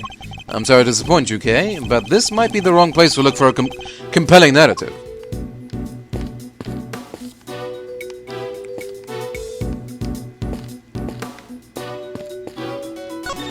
Where Where are you going, Miss Edgeworth? Oh, no, I was just looking at the doors here. I get it. Basic thief work, right? Making sure you know where all the exits are. If you're angling for a position as the Atagrasus assistant, just say the word. Seeing as it's you, I'll let you skip the written test and the practical. Basically, the job is yours.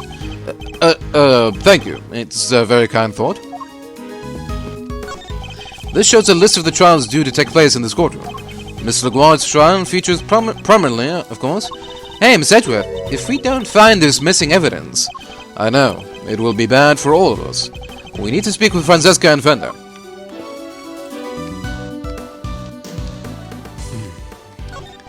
There's a sign stuck to the water fountain here. Press the pedal to enjoy delicious ice-cold water. However, be aware that once you press it, the water won't stop. Use with care. I think do not use under any circumstances might be more appropriate. Alright, I'm a pretty careful girl. Here goes nothing. Not another step, Gay.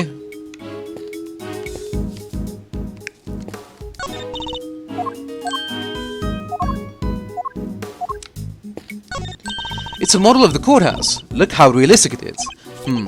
There's something written here. This incredible model can transform into a robot at the touch of a button.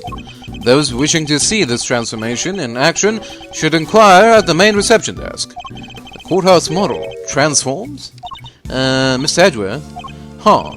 She seems very subdued for once. I thought she'd be excited by something like that. When the model transforms, does the whole building transform too? Okay, there's no possible universe in which that would or could happen. I hope. This couch must be a few years old. It's very well worn indeed. Yeah, right, but who would have worn it? Not worn in that. Never mind. I think we got our wires crossed there somewhere. The court is in recess. Nobody's allowed to enter. Really? Nobody? The court is in recess. Nobody's allowed to enter. But if nobody's allowed to enter, how will the trial ever get started again? Good! I don't know. You got me. You got me good. How do you like that, Miss Edgeworth? I hit him with a stone-cold contradiction. One that gained us exactly nothing. Court is in recess. Nobody's allowed to enter. Really? Nobody? No, not again.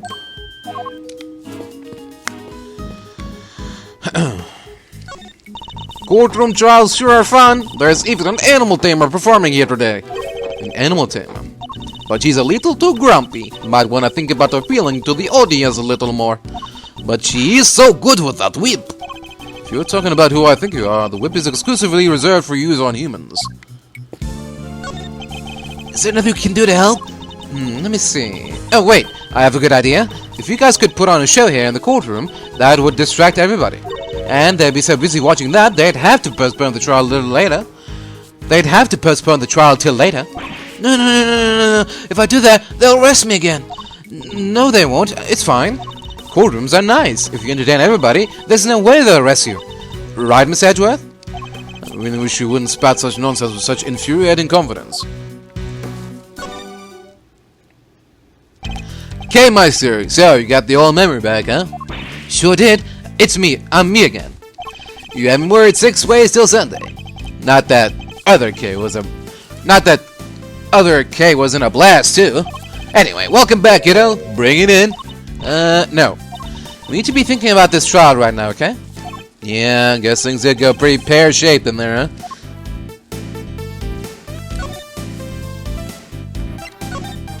I think I get it. So this is it, huh? The key to unraveling this whole mystery? Yes, perhaps. Great. You, keep hold of it then, yeah? Quickly now, back in your pocket it goes. I guess he doesn't think much of it. We need to dig up this missing evidence lickety-split. But we can't count on them putting the trial on hold much longer. Yeah, it's a stumper, alright. If only some kind soul would offer to go find it for us. That's an expecting look if I ever saw one. Can't help but notice you still haven't asked for your prosecutor's badge back, bucko. Finally decided to come walk the path of the righteousness with me and your old man, huh? Committee has my badge, that much is true, but I haven't given it up just yet. I'm still not ready to walk in my father's footsteps. No? Well, it's not like there's a deadline. You do you for as long as they need. The old family office will be waiting to welcome you with open arms when you're done. Thank you, Fender. Yeah, if only somebody would go sniff out that evidence for us.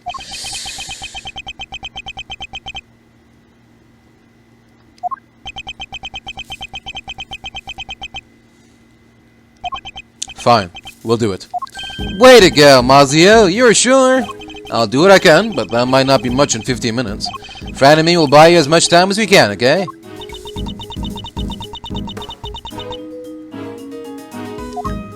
G won't be bagging that ham of hers until you made it back with the goods, I promise.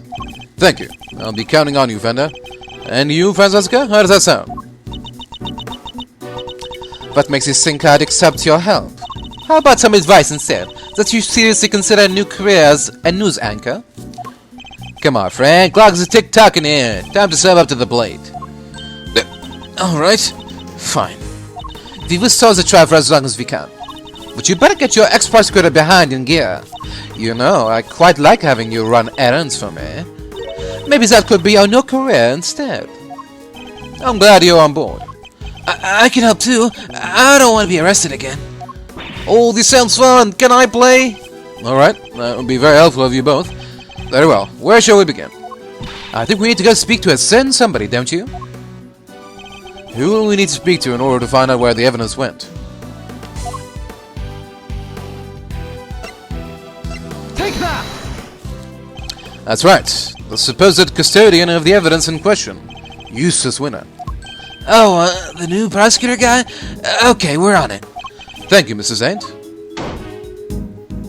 Alrighty then. Think we better huddle and talk tactics, huh, Fran? Just the two of us. Oh! Don't keep me waiting, Mars Edgeverse. I'll try not to. We'll be back as soon as we can. Ooh, Franny Poo, wait up now. Alright, we need to find Mr. Winner, and fast.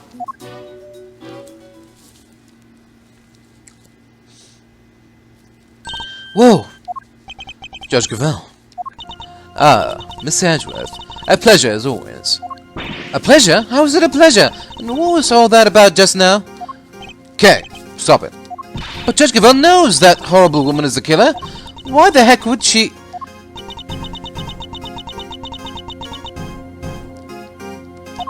Evidence is the only language that the goddess of justice understands. My own personal thoughts and feelings do not come into it. Is this all Judge Verity Gavèlle is? You may believe my way of thinking to be heartless, but it is my way. To be this hard and unforgiving. There's something I'd like to ask you, if you don't mind. Please, go ahead. What were you doing on the roof of the Bigg Building 2 nights ago? The roof? You met the president up there, didn't you? We've seen security footage of the two of you. And is there something wrong with that? Only that his body was discovered this morning, right next to the very same building. What? I think you understand what I'm getting at. You're considered a suspect. What happened between the two of you? Nothing. We simply talked for a few minutes. And when we were done, I left. I took the elevator back downstairs alone. That much we know to be true. As I said, we've seen the footage. What business did you have with the leader of a foreign power? I'm not at liberty to say. I see. Well, I'm not at liberty to leave until I have answers. In which case, there's only one thing for it. She's hiding something, and I have to get it out of her.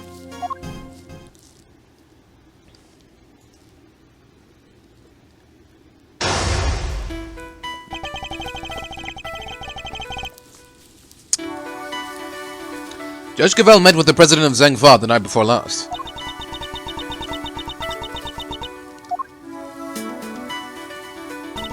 Yes, I admit it. We met on the roof of the Bigg Building. But it was simply to discuss professional matters, matters that I'm not obliged to discuss with you. I'm clearly going to have to work hard to get past her professional defenses. If she puts up too impenetrable a facade, I'll probably be better off biding my time. I should start by asking what she met the president to talk about.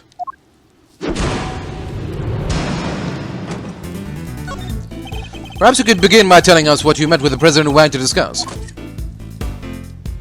As I told you, professional matters. Professional matters which I do not intend to share with you.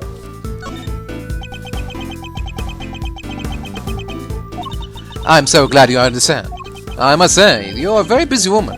A judge, a committee member, an occasional aide to us on the field, even? Thank you. I take my professional duties very seriously. And do those duties include meeting with foreign dignitaries? Yes, of course. From time to time. The law is my life. Nothing I do falls outside the scope of my duties. You returned Kay's promised notebook to us just this morning. Surely you can't claim that that fell within the scope of your duties? I am not yet a perfect servant of the law. That much is true. No, you're a human being, and that was an act of simple human kindness. You have feelings, Judge Gavèlle, and you're allowed to have them. About the President's death, too. And about me. I can still hardly believe it. If I might ask, how did he die? He was crushed to death by the head of a monster known as Torosaurus. Forgive me, I should probably explain. Is that true? He died on the set of the movie? He did. Interesting that you should even know what Torosaurus is. Oh, I imagine I must have heard about it from Eustace. Something about them shooting a movie somewhere near the Bigg Building. She isn't fooling anybody. She's clearly very upset about something. She mentioned Mr. Winner, who seems to have disappeared along with some vital evidence. Perhaps if she won't tell us what she discussed with the President, we should try to find out what else she might be hiding. I'm clearly getting under her skin. I need to dig further. Francesca stepped in to take Mr. Winner's place in the trial, but how was she supposed to prosecute the case if he never handed over all the evidence?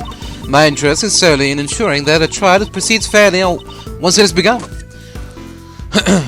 And if, once it has, vital evidence can't be presented, it should surprise no one if the accused goes free. I am a judge, a servant of the law. My personal thoughts and feelings do not come into it. So you have no personal feelings when it comes to Mr. Winner's disappearance? Of course I do. I worry about him terribly, too. Wait, too? Does that mean there's somebody else you're worried about as well? I imagine their identity might explain your strangely agitated state. I don't know what you're talking about. I am a servant of the law, and my feelings are immaterial. We're all servants of the law, all of us who stand in the courtroom. But we're not superhuman. You, me, everybody else, we are just people underneath it all.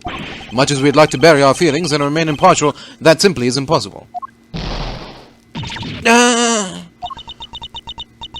You're right, of course. I am in no fit state to offer impartial judgment. Please, Judge Gavèlle, just tell us the truth. What's going on? What do I do? What do I do? I've never seen her lose her composure like this. I should ask her who this person is she's so worried about. Her professional mask is finally beginning to slip. Perhaps now I can get to the human being underneath. The person you're so worried about, is it Mr. Winner? He has not been seen since he discovered the truth about his father. Of course I am worried about him, but this could also be a valuable test for him. He chose to disappear, and he can choose to reappear. And the other person you're worried about? Can't? That's not something I'm at liberty to talk about. I don't know what might happen to that poor child if I did. That poor child? Who were you talking about? Nobody! Please, it was nothing. Ignore it. Judging by the look on her face, I definitely shouldn't. I think that might prove to be a valuable clue. This person you're so worried about, is it Torosaurus? I really don't have time for jokes, Mr. Edgeworth. It's not a joke. When I told you how the president was killed, you seemed surprised when I mentioned that he was crushed by Torosaurus. That was simply shock at learning how he died. And where? A half-built film set on an empty lot.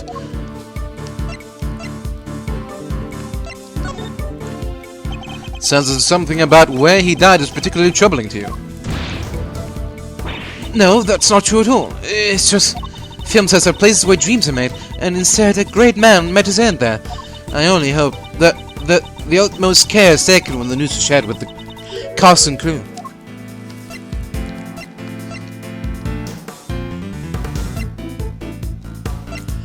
Huh?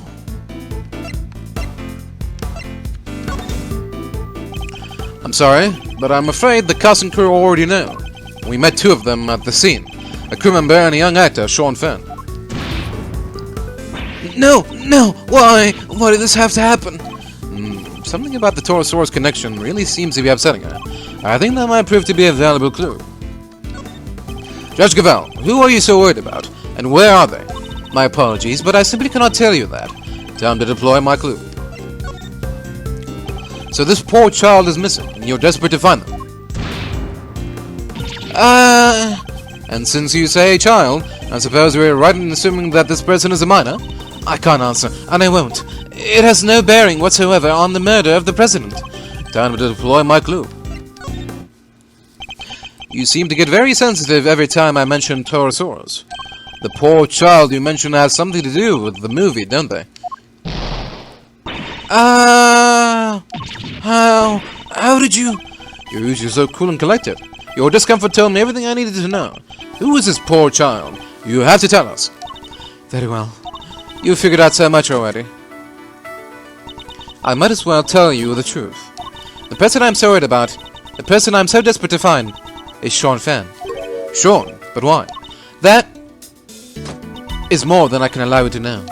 Judge Gavèlle, you said you would tell us the truth. And if you don't give it up voluntarily, we'll have to force it from you. I'm afraid you're just going to accept that. I need to get her to tell me why she's so desperate to find Sean. Do you know Sean personally? He is famous. I doubt there are many people who do not know him. I certainly didn't until today. Then you clearly need to be better informed. Perhaps I could teach you a few things. There's almost nothing I don't know about him. Isn't this his first acting gig? Forgive me. I allowed myself to get a little carried away. That seems to happen quite a bit when the subject of Sean comes up. Look, I do not know him personally. I simply know a lot about him. I'll need a clue if I'm going to pursue this line of questioning any further. I should try another tack for now. Are you a fan of Sean's, perhaps? Am I? Yes, I am. I am an ardent admirer of the work of Sean Fenn, child actor extraordinaire.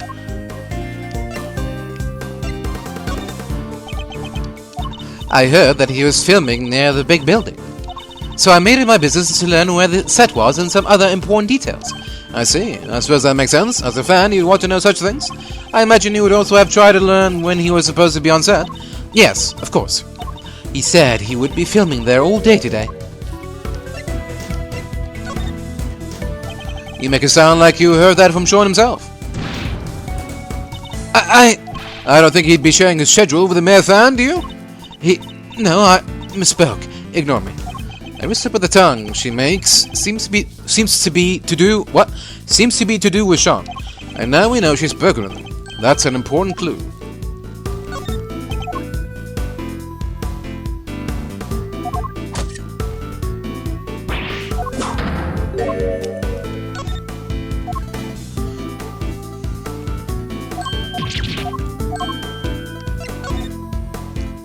I can understand you were being worried about Sean, but you seem a little too worried. You implied before that you had spoken to him, which must surely mean that you know him personally. How did I give away so much? So the two of you are acquainted. This is surely an important clue. We're trying to find Sean too.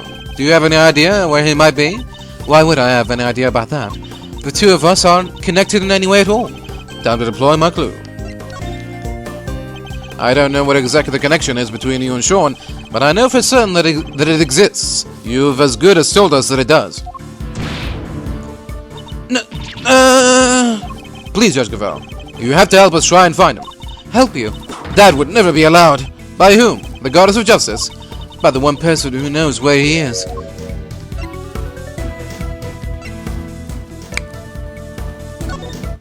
Huh.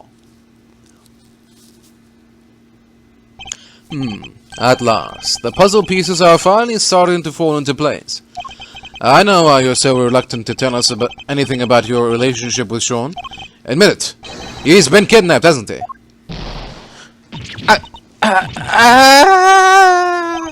Judge Gavèlle, I need you to tell me the truth. All of it. Very well. This time, I will tell you everything. Your intuition was correct. Sean has been kidnapped. I knew it. What is that having to do with you? I am... That is... Sean is... Your son? He's my son. What? Well, we may not have found out what she and President Wang were talking about, but we found out something just as important. Sean has been abducted. Not exactly the endgame I was expecting, but that's checkmate, nonetheless.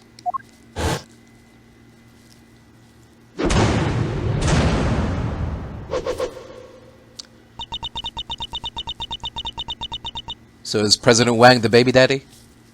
They went to the rooftop to talk about the alimony. I don't know.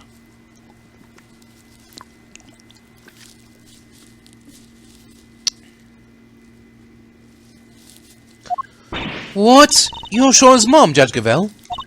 No way. Come on, you're too young. It's true. I am Sean's mother. Look.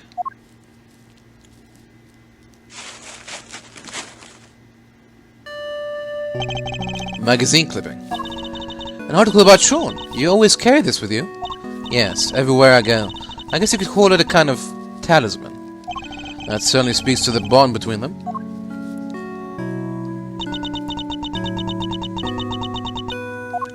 And you're sure he's been kidnapped? Unfortunately, yes. I received a phone call from the kidnapper just before the trial began. Did they make any demands? Only one. That Fifi Leguard be found not guilty. Ah, that certainly explains what we saw in there. Without any, you can't charge me with anything. Isn't that right, Verity, darling? It is. Without the items in question, the prosecution's case against the defendant cannot proceed. As such, this court hereby declares the accused, Fifi Leguard, not guilty. That's why you came so close to declaring her innocent. I have failed in my duty to the law. I am a judge. If I cannot arbitrate with impartiality, I make a mockery of justice. And yet I tried to force through a ruling based on nothing but my own self-interest. Judge Gavèlle, the goddess must be furious with me. But I just couldn't do it. I couldn't sacrifice my son on the altar of justice. I couldn't remain impartial when it mattered most. Of course you couldn't. Are you crazy? Okay. No parent could just give up on their child like that. If that makes the goddess of justice mad, then I'm sorry, but she's wrong. If she really thinks that way, then she is the guilty one. Isn't that right, Miss Edgeworth? Yes. Declaring the goddess guilty? That's bold. Kay's right. As I told you, though we all serve the law, we are also only human. And none of us could or should be expected to sacrifice a child for the sake of a verdict. Thank you, both of you. But the trial must continue. There is no escaping that. Your Honor, there you are. Seems it is time.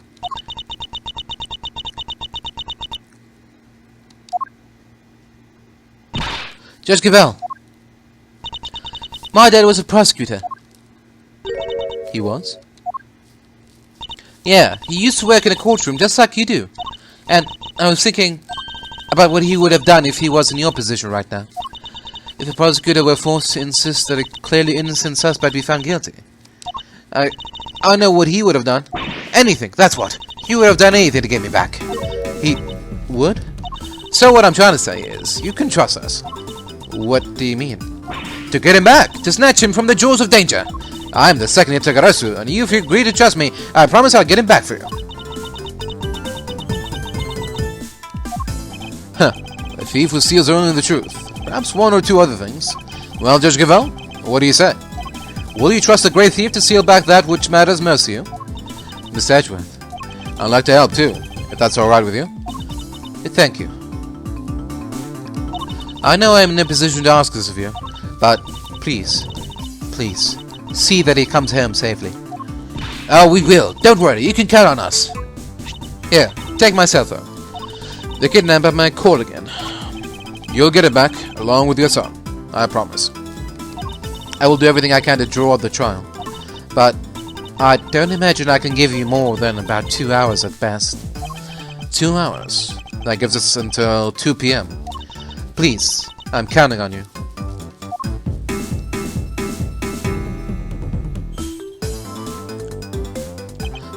And here I thought the Great Thief was on sabbatical.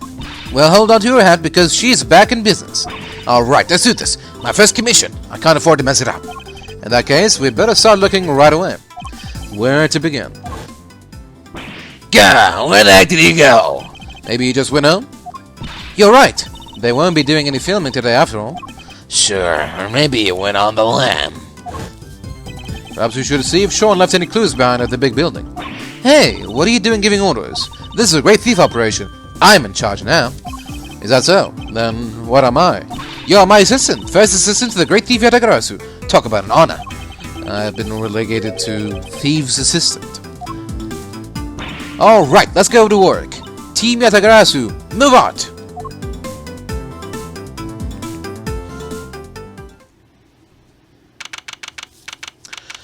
April 6th, 12:10 p.m., Bigg Building, Plaza.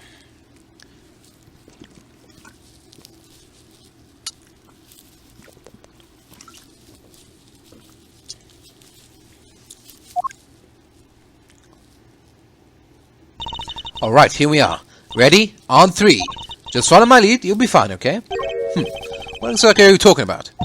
Even in the depths of night. Hey, your turn. Keep up, will ya? Why are you making me do this? Because the Great Thief Yatagarasu just arrived at the scene of the crime, dummy. How is anybody supposed to know that if we don't announce her appearance? You may be a thief, but I most certainly am not. Gah, fine, I'll do it on my own. Even in the depths of night, when no other bird takes a dare flight, one alone soars to shine, the light of righteousness on the world's blight. And that one is me, for I am the Great Thief Yatagarasu. Very much aware of who you are, thank you. Now, shall we get on with this investigation? You're no fun at all. We don't have time for fun. We have less than 2 hours, in fact. We better get started. Alright, well, we have the photo. Let's show it to a few people, see if it jogs any memories.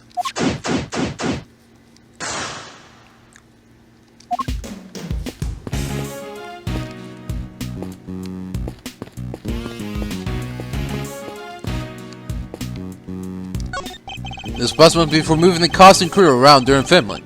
I believe they call it a sight bus. Well, it sure is a sight for sore eyes. Sight bus, bright bus, super out of sight bus. 321 gonna drive you through the night bus. Come on, little sight bus, get your motor running. You're the type of bus that I could have a lot of fun in. I certainly wouldn't say no to a nice, peaceful bus ride home right now.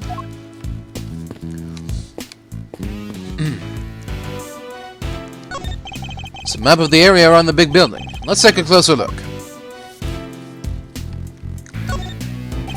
This is the big building itself, so that's where we are right now. It's kinda cool looking, but I still can't quite bring myself to like it. I'm not surprised. In fact, I wouldn't be surprised if you never wanted to come here again. Hey, when this is all over, when we have the whole case wrapped up, can we maybe come here just for fun? We can bring Gummy too. You don't let the past drag you down, do you? It's an admirable quality, I guess. Let's think about that later, shall we? Okay? The case isn't over just yet. Can't afford to start making plans for him when it's done. Pfft, no fun. Fine, and then let's hurry up and solve this little mystery, shall we? Dawn Street, Sunset Station, Dusk Street, Sundown Sanitation Plant. The Sundown Sanitation Plant? What, do they make cleaning products there or something? Sadly not. I think they just incinerate all the garbage the trucks bring back. By the way, Kay, you seem a little antsy. Oh, it's nothing. Hey, did you see up in the other corner of the map? There's another garbage facility. Indeed there is. I imagine it probably fulfills a slightly different function. There seem to be quite a few such facilities in the area. Yeah! The place is littered with them. Really? That's what you were so excited about? A third-rate pond? I don't really buy into all that stuff. But they do say the light from the sun in the morning gives you more wrinkles, right? And why are we talking about this? What do you think? Because they called it Morning Tan Park. Certainly, I'd certainly like to be basking in the morning sunshine without a care in the world right now. The Sunshine Coliseum. They hold all kinds of events there. Yeah, I wanted to go to the World Thief Symposium, but they cancelled it this year. It was so cool. Thieves from all over the planet, all gathered in one place. I mean, there was that thing where they arrested pretty much everybody who attended, I guess. And some people did say the whole thing was just a trap set by the police. And yet you still wanted to go? There's a garbage processing facility right next to the fishing port here. Do they process garbage they pull out of the sea or something? I guess they might, but I know that's all they deal with. So what else? Oh, like garbage that washes up on the shore? Shells and fish bones and stuff? Well, who throws that stuff in there in the first place, huh? They should be ashamed of themselves. Didn't they ever hear of recycling? You can make earrings and necklaces and... Yeah. Let's maybe talk about this another time, shall we? Okay.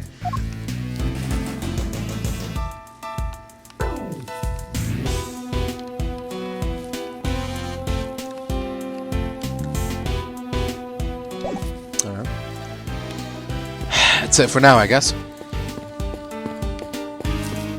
What? Can't go around him? What? Okay, fine. Oh, hey, Mr. Edgeworth. Long time no see. Wait, you're... This is Will Powers. He's an action star I met on an old case. He's also the man behind the mask of the one and only Steel Samurai. Long time no see indeed. Nice to meet you. I'm Kay Faraday, great thief. Miss Edgeworth has been working as my assistant. Good to meet you, but... Thief? Mr. Edgeworth has been assisting a thief? Let's not worry about that for now. We'd like to ask you about what happened this morning, if that's alright. Sure. I don't know if I can be much help to you, but sure. So he'll be one of Sean's work colleagues. I guess we better just dive right in.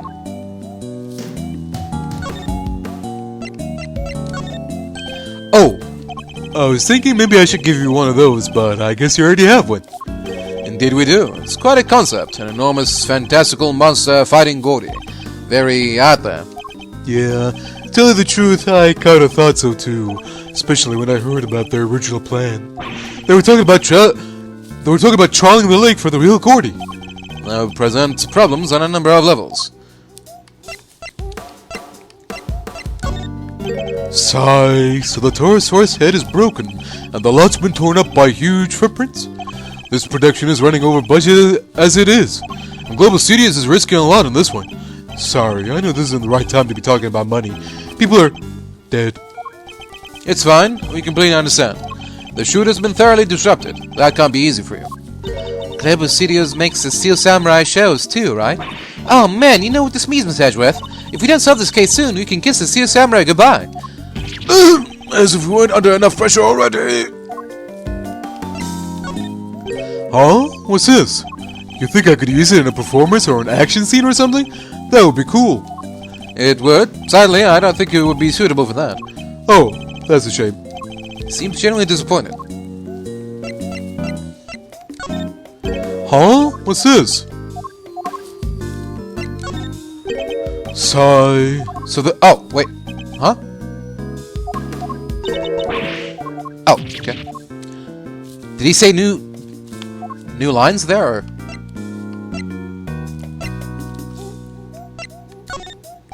Feels like you're right there behind the scenes, huh? This has been such a great shoot.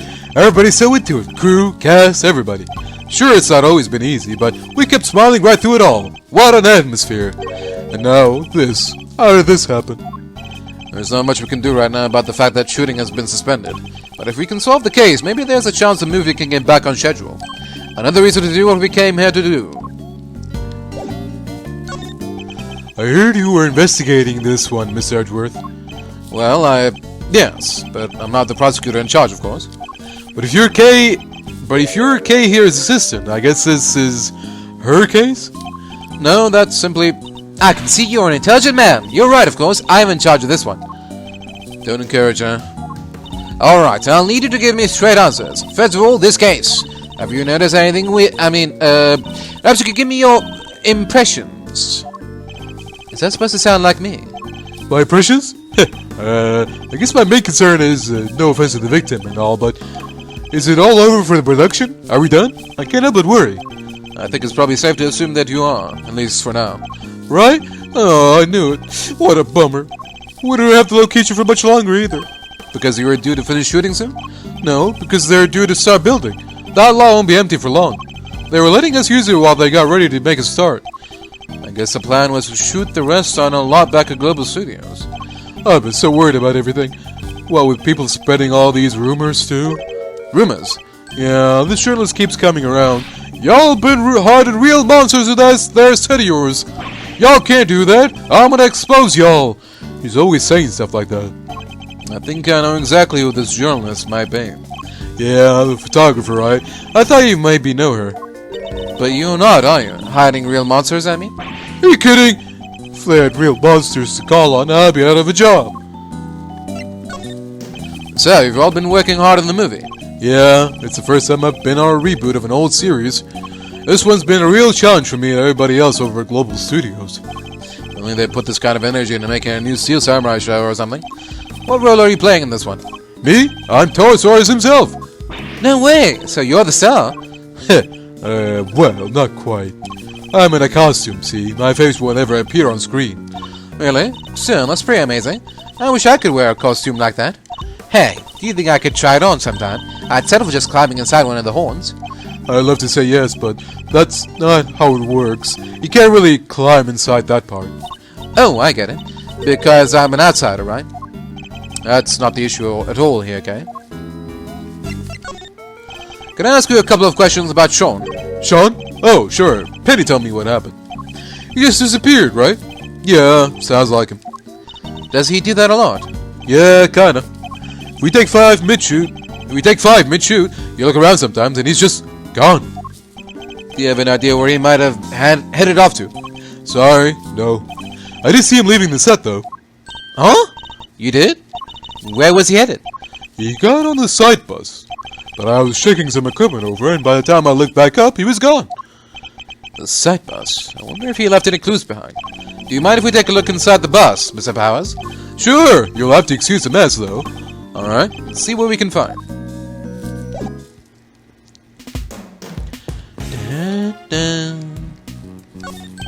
Oh, hey there, pal. What a long face, eh? Ever think you are maybe lighting up a little? Did you take on any passengers here this morning? Those of which were pointy out? You bet I did. Just the one fare, mind you. And who was the passenger? It was 2 guys, had on these black suits. Real sharp looking. Did they have a boy with them? This boy. This boy. Nah, like I said, it was just the 2 of them.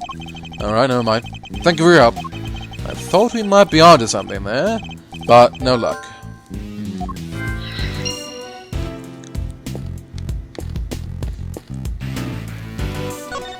Very good day to you, Prosecutor Edgeworth, sir. Huh? I'm not a prosecutor anymore, but he doesn't need to know that, I guess. Good day to you too, officer. Can I ask why you've been posted here? Me? Oh, I'm just keeping an eye on things. Excellent. Then perhaps you can tell me if any vehicles have come in or out of here this morning. None except that taxi and the boot truck over there, sir. Only 2 vehicles have come in or out. That could be useful to know. Does that mean that Sean might still be here? Around this area. Sean! Sean! You in there? No sight of him here either. Kind of thought that basket on the back of the truck there looked suspicious. She's not wrong. It does. Huh? What are you doing, Miss Edgeworth?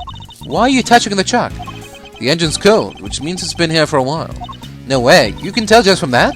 And if it's been parked here a while, I guess the driver might not be nearby either. We don't really have time to stand around waiting until they get back.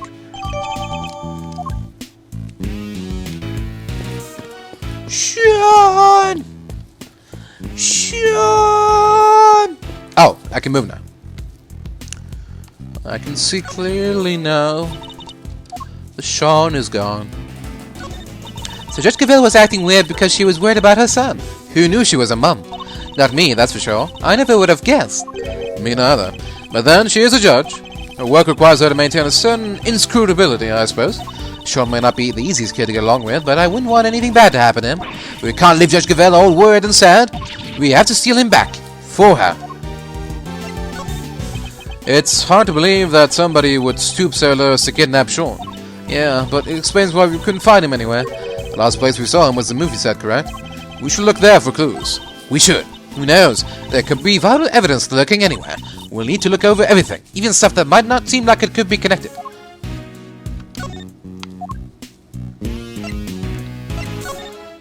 Torosaurus versus Gordy. What a fight that'll be.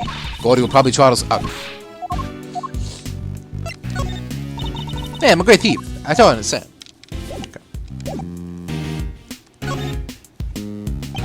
There's an array of filming equipment here. Are you getting ready to shoot something? No, nothing scheduled for today at this location. It's just a case has gone missing. Case? What is he talking about? Yeah, all that stuff there is normally stored inside a large case. But I look away for 5 minutes, and it's wandered off somewhere. Sounds like there's a thief around here. What exactly was taken? Just a case, as far as I can tell. Interesting. A child-sized case. Why only take that? I would have been more interested in what was inside it myself. I guess whoever took it must have needed the case more than its contents. Did they need to put something in it? Or someone? Where would Sean have been sitting? Sean? Oh, that's his seat with the backpack on it. There's something poking out of it. A videotape? Oh? We used these when we were shooting. Why would Sean have one? Was there something he wanted to record? This could be a clue. Do you have a way for us to check what's on the tape? Sure, there's a couple of monitors set up right over there. Alright, hitting play.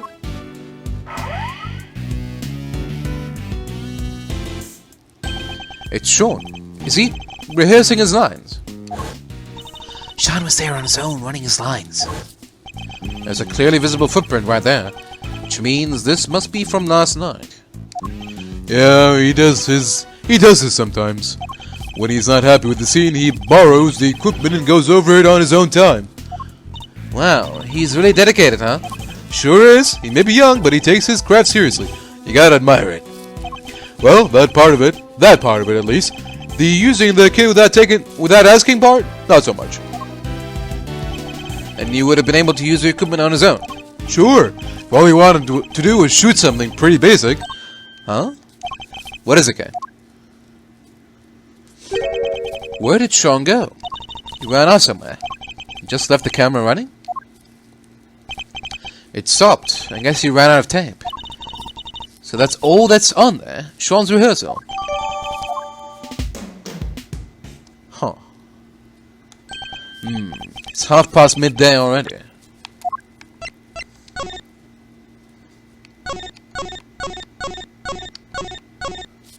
Is that all that it really recorded, though? I wonder. You think Judge Gavèlle and the others are doing okay? I'm not sure. How long is it realistically possible to drag out proceedings, I wonder? We have to find Sean. Indeed we do. Oh, heck, not like that, dang it.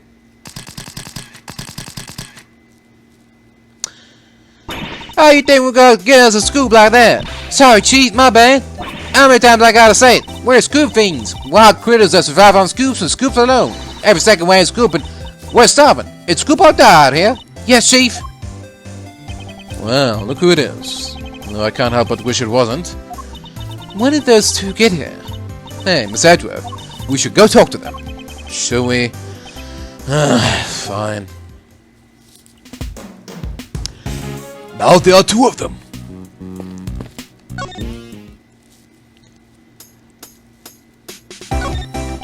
Miss Lord calls you Chief, doesn't she? Sure does, because that's exactly what I am. She's my #1 cub reporter. Seems my unique brand of shutterbugging caught her eye, so she came to me to learn the trade. She may be a scribbler, not a snapper, but the both of us are hungry for scoop soup 24/7. And besides, who doesn't want to be called Chief, right? Miss Hart's pictures were what drew Miss Lord to her. Suppose it's no surprise that this particular chief attracted an apprentice with such unique tastes. Sure, she didn't score no big stories just yet, but she's hungry. Boy, is she. Hungrier than me, even. And she wants a Taurosaurus exclusive barrel and a Coyote wants your chicken. She's been turning this place upside down all day looking for leads. She has? Maybe she knows something about the kidnapping. I think we should ask her, don't you, Miss Edgeworth? Agreed. We need all the help we can get to find Sean. And I can think of one piece of evidence that might encourage her to tell us what we need to know. So, now that the story of the underground auction is in the bag, what's next? Come on, as if you need to ask. Taurosaurus, that's what. Fate done dropped him right in my damn lap. Snuck in upstairs to cover the auction, and then he shows up right on the doorstep and stops with big old footprints everywhere for good measure. Do you have a particular news outlet in mind for this big scoop? Huh, does a bear do his business in the woods? I got me 2 or 3 in mind. They'll be all over this like a rash. Heck, there's even one right here in the big building. Tabby and me, we're in and out of there the whole time. I mean, mostly on account of how far they seem to be throwing us out on our ears, but still. It sounds as if they're both more out than in.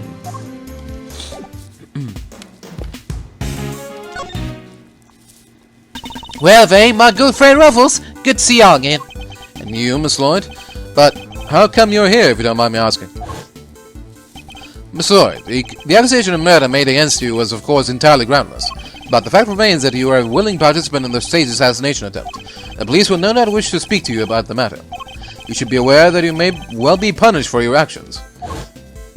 Well, they kinda dropped the whole case out of nowhere, fabbed me up and shipped me home without so much as a slap on the wrist. Guess it was their way of saying, you keep up the good work now. They did seem kinda keen to get me to never ever mention the whole thing ever again, though. Yes, because you weren't part of the official story of the attempt on the president's life. And they can't afford to have you getting in the way of that. But, Miss Edgeworth, telling Tabby not to talk is like trying to stop a dam from bursting with a piece of tape. Huh. Not exactly the most delicate way of putting it. Yeah. Couldn't they have just, killed her? Like every nation does?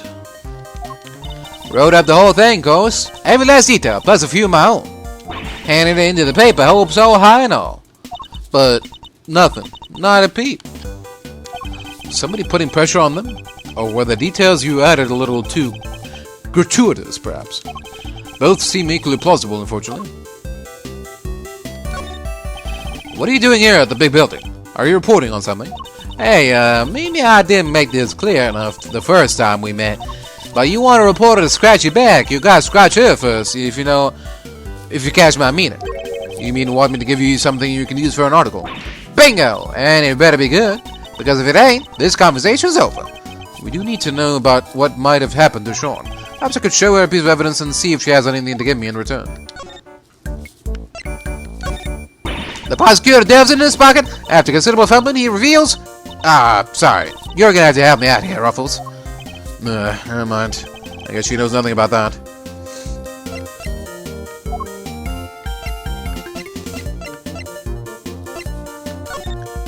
The prosecutor... What?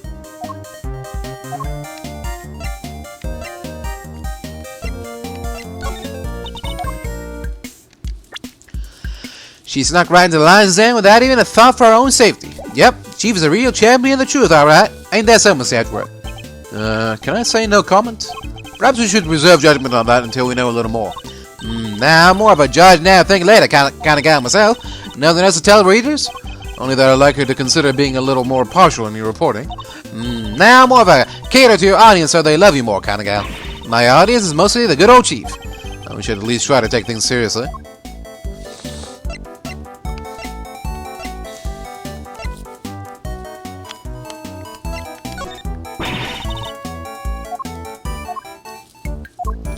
Do I have something to give her right now? I don't think I do. What can I give her?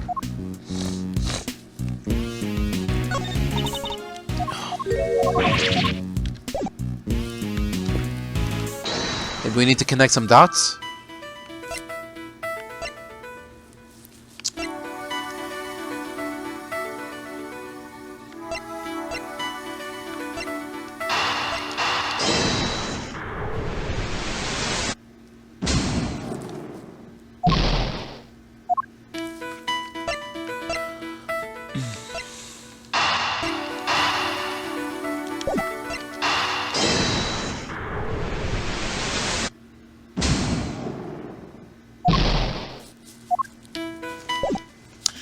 No? Okay.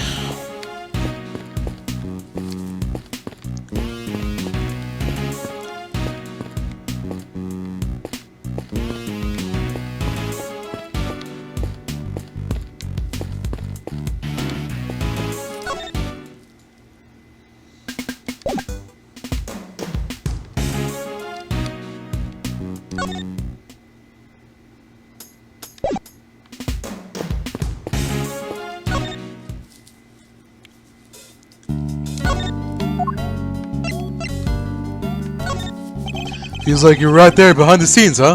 This has been such a great... Okay. Alright, well.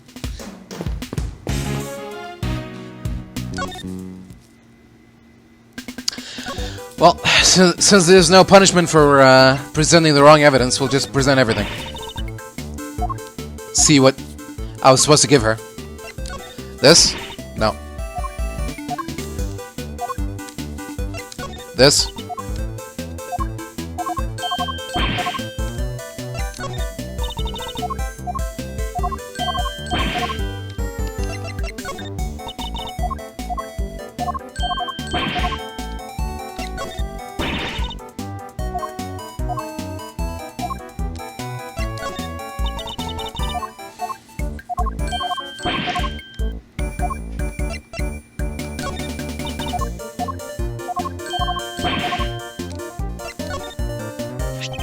Miss Lloyd, this picture. Say no more, Ruffles. I already know what you're gonna ask. Huh? You do? You're looking for him, right? That kid? What? You just can't get out from under the drama, huh? Wherever he goes, the bodies follow. Mars Edgeworth, trouble magnet. Pretty much sums you up, right? Is my reputation really so sordid? And now you done got yourself wrapped up in a kidnapping, too. Crazy. Huh? How do you know about that? Shh, pipe down, will you? Can't be talking about this stuff too loud. I ain't even told the chief about it. Gotta keep it on the down low, okay? That ain't a cat I want out of the bag just yet. Seriously? Seriously, how do you know about it? Surely Judge Gavèlle hasn't told anybody except us. Heh. I bet you just love to know, wouldn't you? Well, you can't. It's a secret. She's as stubborn as ever, it seems. Hey, quit staring at me like that. I ain't sharing nothing with that thundercloud of a face. So, you know something, right? Sure do. Truth is, I done saw it. Little kid being bundled up by two shady characters in black suits. What? Do you know where they went? Nope, don't got a clue. They was kind of far away when I spotted them. Lost sight pretty quick. Dang it. Still, at least we know something about our kidnappers now. Yes, 2 men in black.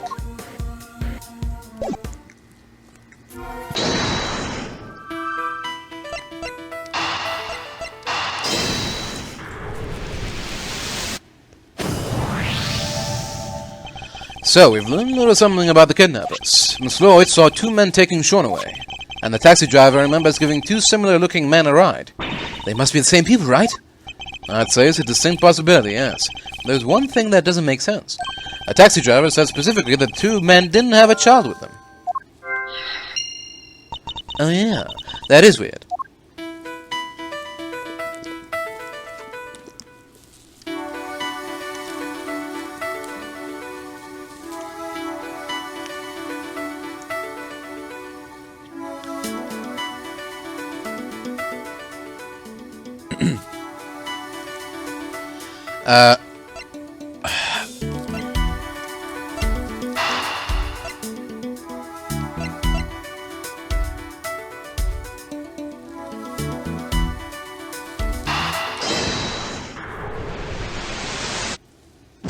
What?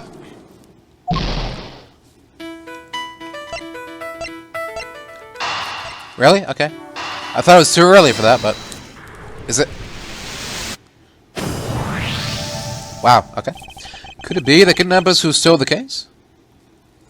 What? Could it be the kidnappers who stole the case? Wait, you mean... Yes, what if they put Sean inside it? He's little enough that he'd fit, I guess. So the reason the taxi driver didn't see him might be that he was loaded into the trunk as baggage.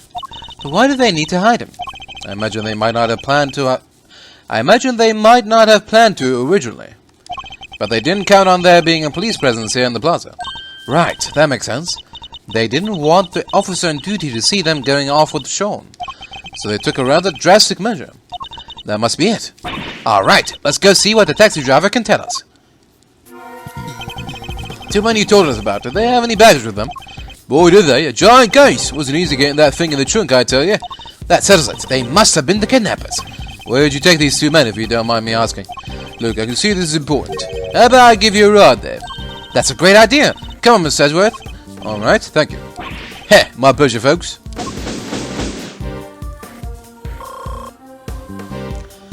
Prosecutor's office.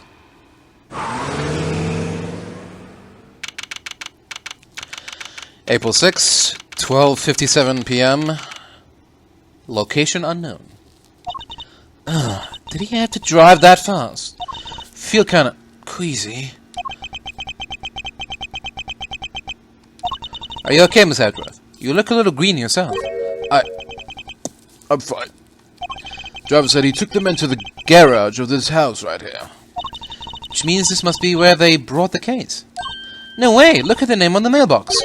The name? What? Excelsior's winner? This must be that chairman guy's house.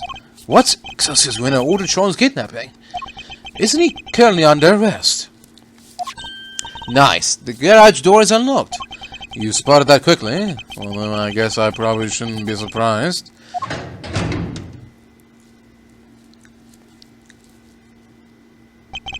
Smells of engine oil in here. I guess Winner Senior must be something of a motorhead. Anybody home? No? Anybody? What are we, Kay? Common house thieves?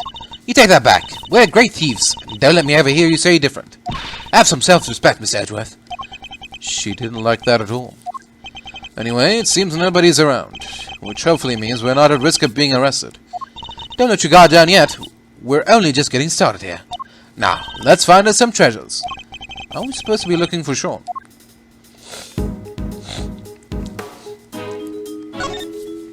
No way, this bike is super cool. There's even a skull over the headlight. I suppose it's designed so that the eyes light up when you turn it on. Really? Well, I bet it's still nothing compared to when you get that steely glint in your eyes. My eyes don't actually light up, Kay. Look at these huge bags of flour, Miss Edgeworth. If we had some water and a rolling pin, we could make us some delicious fresh noodles. I like them nice and firm, don't you? You have to boil them just the right amount. That's not flour, Kay. It's cement. If you mix it with water, it will become very, very firm indeed. Really? Wow. Cement noodles. Yeah, those would probably kind of stick in your throat, huh? Just a little, Kay. Just a little. There's a sledgehammer, a shovel, and a bunch of other heavy-duty tools here. That thing makes Judge Gavèlle's hammer look puny. If I ever become a judge, I'm getting one like this. I doubt you'd make yourself very popular swinging one of those around in the courtroom. Really? Fine. What if I swung that shovel around instead? Then it wouldn't be a courtroom, it would be a circus. Promise me you won't do that. I wonder if the auctioneer's hammer is hidden somewhere here.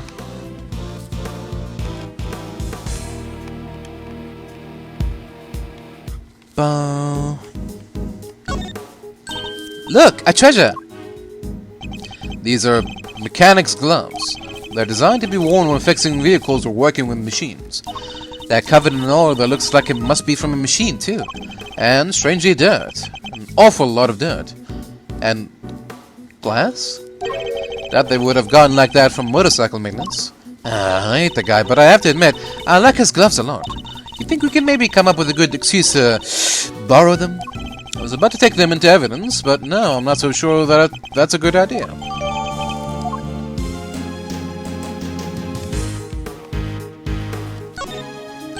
I think we know what this is. Yes, this has to be it. The equipment case that Mr. Powers told us was stolen. They folded little Sean up, packed him in there, and shipped him all the way here, huh? He's a boy, Kay, not a piece of equipment. And it's possible that he's still here. Then we better find him. My reputation as a great thief is riding on this, and yours is my assistant. Sure it is. Huh? There's somebody in the back there. Sean? Is that you? Sean, stay right there. We're coming. Huh? That's...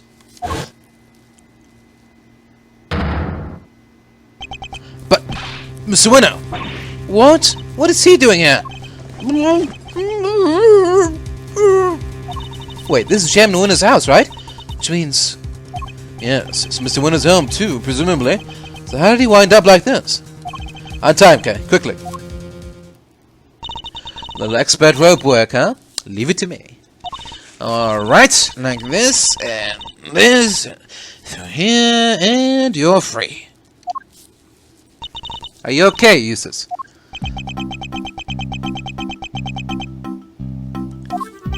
Looks like he's been through hell. How did you come to be tied up down here? I don't know! You found me! Why don't you tell me? Because we don't know, which is why we're asking. I'm not sure you're going to be able to get much out of him like this. No, in which case, there's only one thing for it. Wait, you mean, I hate to beat a man while he's down, but it might be the only way. Are you sure? Look, don't go too hard on him, okay? You might push him over the edge. Understood. I'll tread carefully, I promise. Though I can't promise I'll be very good at it. I've never held back against my opponents before, after all. Huh. Okay.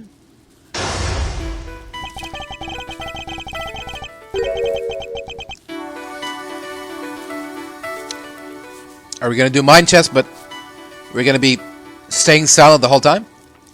So as to not push him over the edge?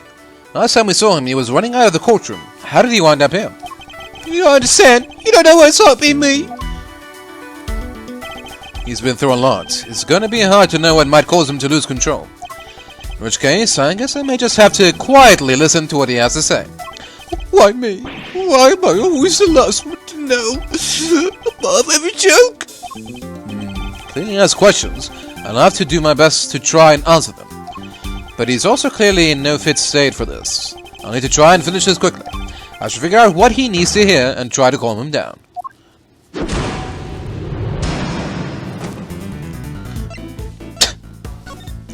Just take a deep breath and tell me what's on your mind, Eustace. No, I will not! Even if I did, it's not like you listen to me. What is this? Why are you shouting? Objection! You always shout objection.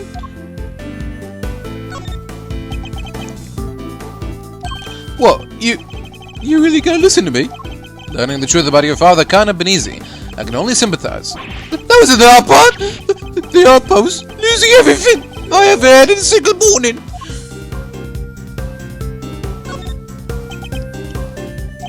Everything I thought I went for, it was all a lie! Dad just made it happen! So tell me, Edgeworth, what am I supposed to believe in now?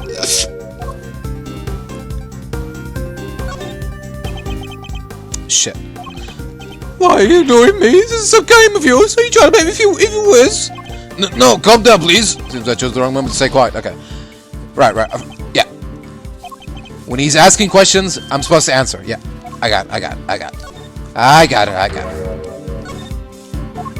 Objection!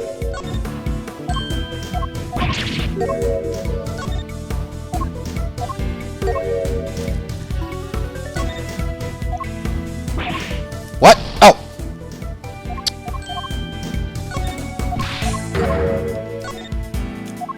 Objection!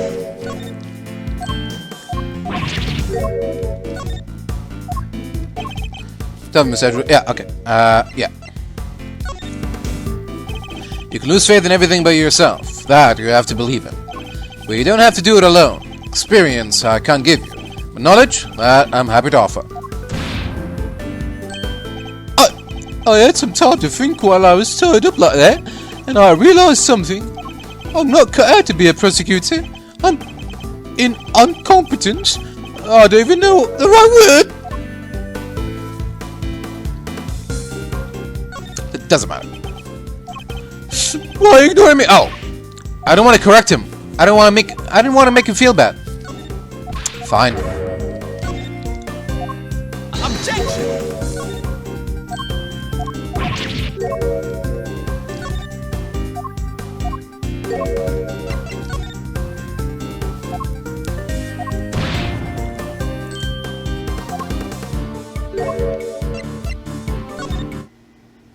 I think the word you're looking for is incompetent. But judging one's own competence is notoriously difficult, so I need you to trust me on something. You're getting better at this, Eustace, day by day. Inch by inch, I swear it. Now, I need to ask you something. Will you help me out? Sure. What do you want to know? Well, first of all, thank you for calming down. Next, I want you to tell me about your kidnapping. I need you to be as detailed as possible, Eustace. Tell me everything you remember seeing and hearing.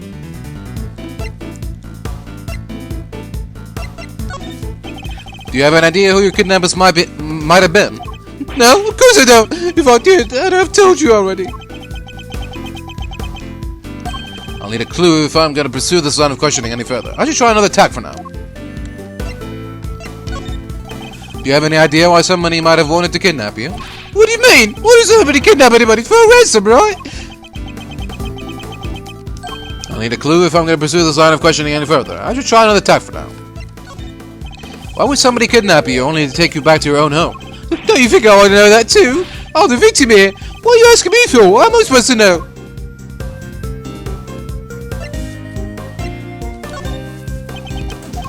They locked me up in that box and locked me up in here. I was scared. So scared.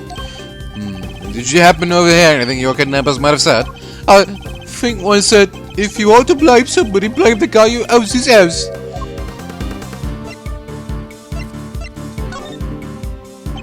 The owner of this house. That's your father, isn't it?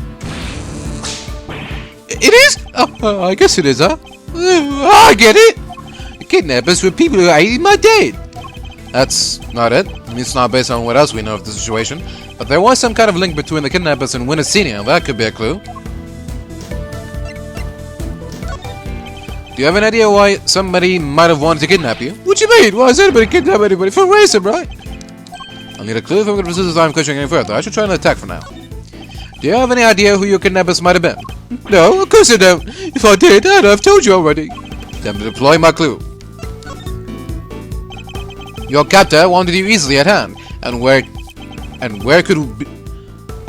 could be more convenient than one's own home? I hate to break it to you, Eustace, but the kidnapping was ordered by your father.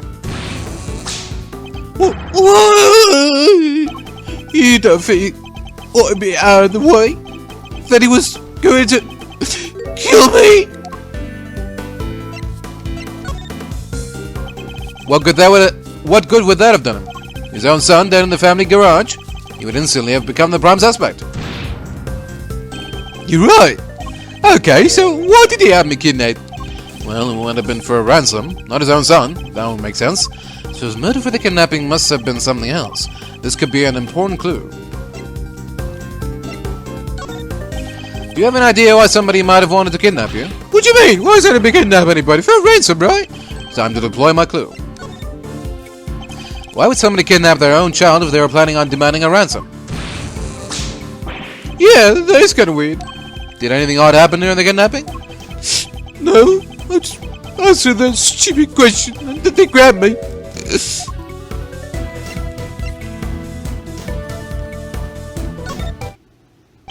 Their question? What did they ask you? Eek! Stop bearing me like that! What was it again? Oh yeah, they asked me if I knew Gavèlle. Of course, things are starting to fall into place now. Your father, his goal wasn't to kidnap you. He was out to kidnap Judge Gavèlle's son, Sean Fenn. Because he wanted to force her honor into declaring Warden Leguard not guilty. Wait, Gavèlle has a son? And it was also Leguard would be found not guilty? I think you were mistaken for Sean, and that's why you were kidnapped.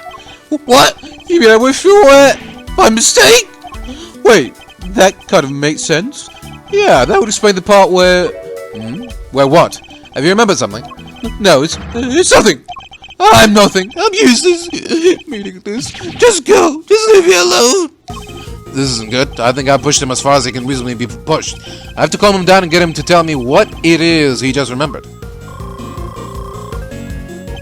Judging by his fragile demeanor, I'd say he's still suffering considerably. I need to help him get back on his feet. You remembered something just now? What was it? I don't remember anything. All I remember is him.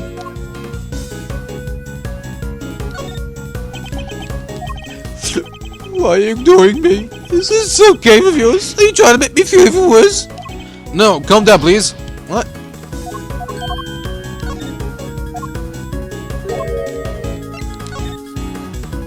Him? You mean your father?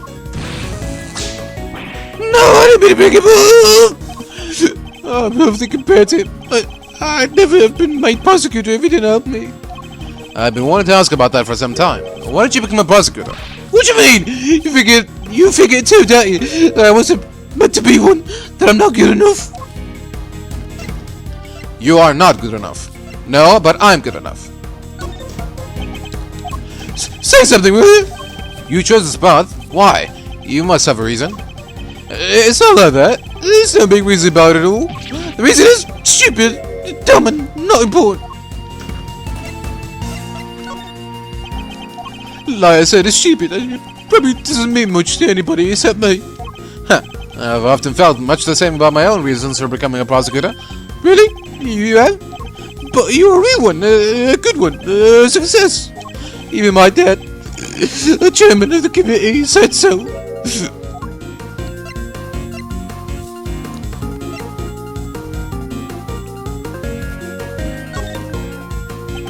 You wanted your father's approval. I can well understand that. You can? If I became the best prosecutor out there, he finally accepted me for who I am. I just wanted to not be useless. You're not covering for your father in any way, are you? What? No, I won't cover for him ever again. I mean, why would I after what he's done?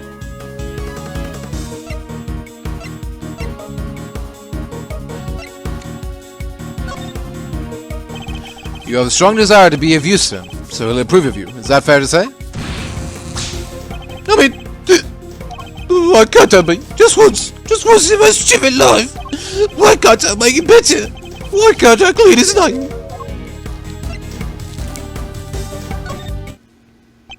It isn't possible to clean a name, Eustace, but you can clear one.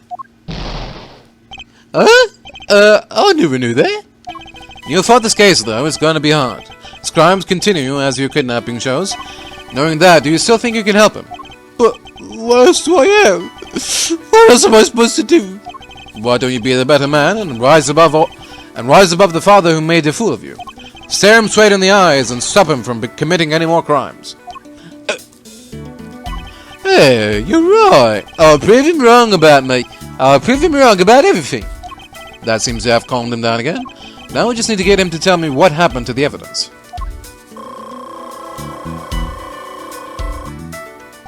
Let's see if I can't give him the courage he'll need to stand up to his father.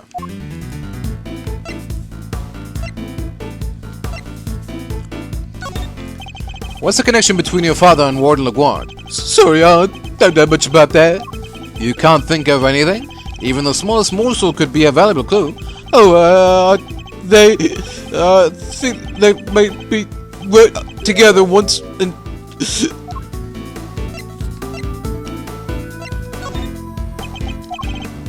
Why ignoring me?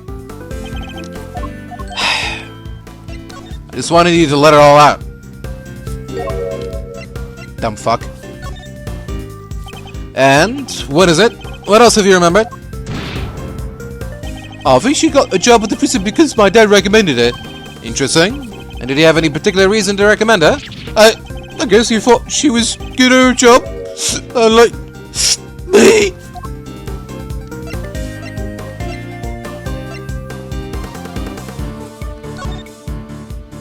I won't let up. You realize that, don't you? You're mine until I say otherwise. What? Leave me alone, please. Why don't you just go away? You think I'm going to trust you? I don't trust anybody anymore. He's extremely sensitive right now. I can't afford to choose my words carelessly.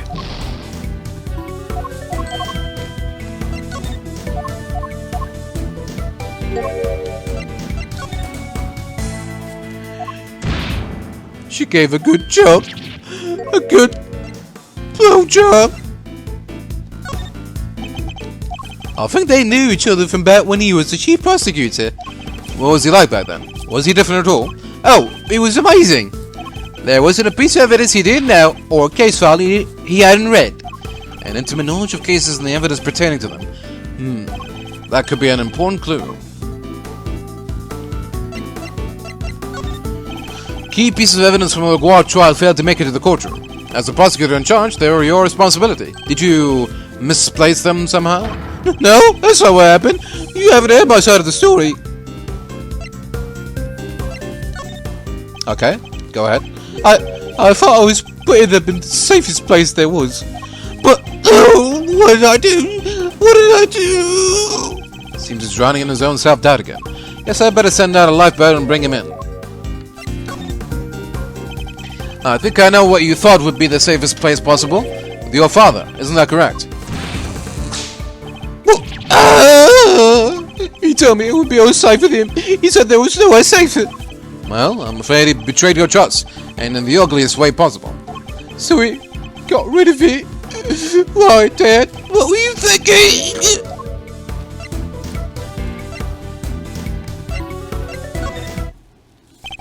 Your father wanted to obscure the truth in order to ensure that Warden Laguard was declared innocent. There's no easy way to say this, Eustace. He used you.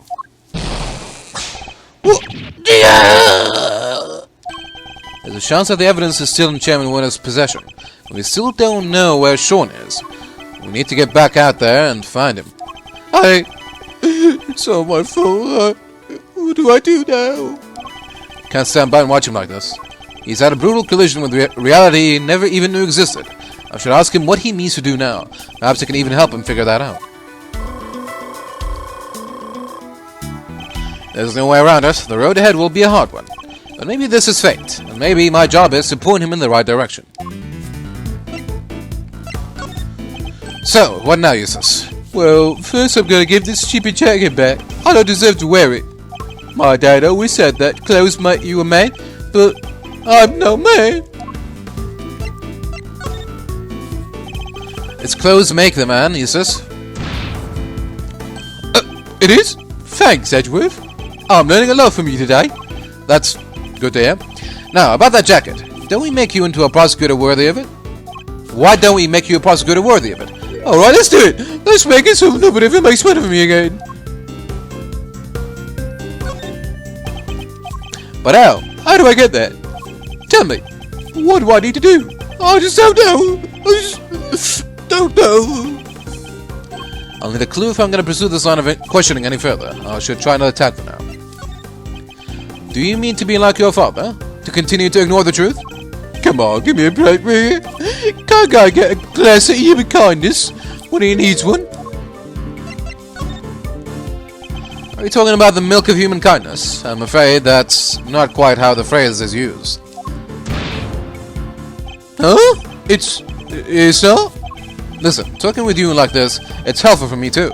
There was a time where there were truths I didn't want to face up to either, but a good friend taught me the error of my ways. That's nice, but I don't have anybody like that.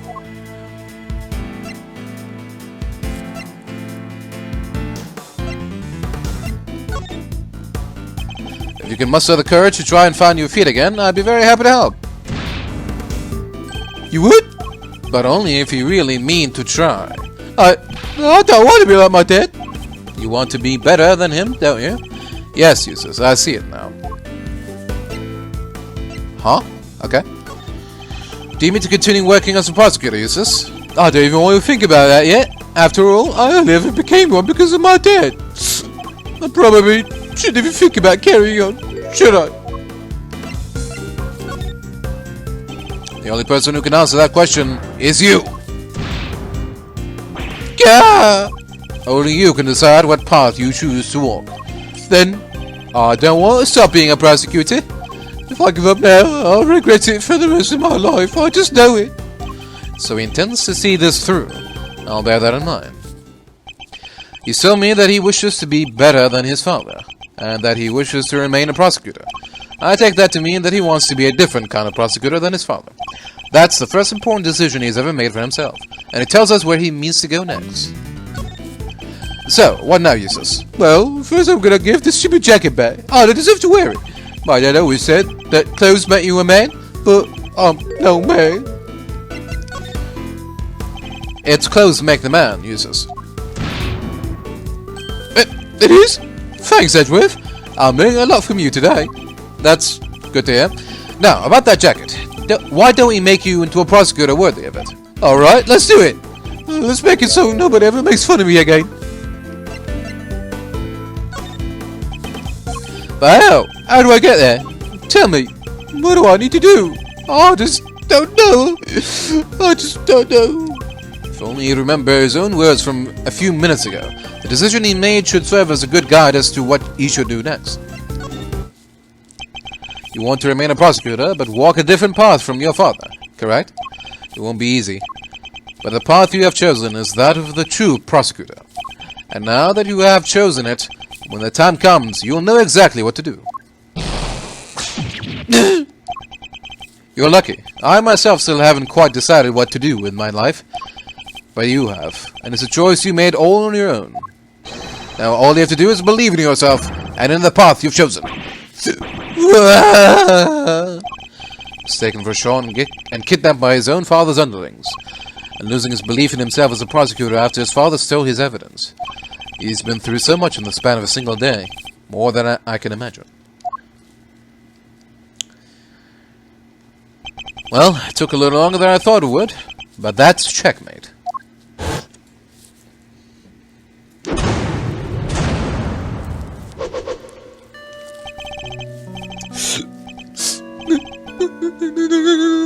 No!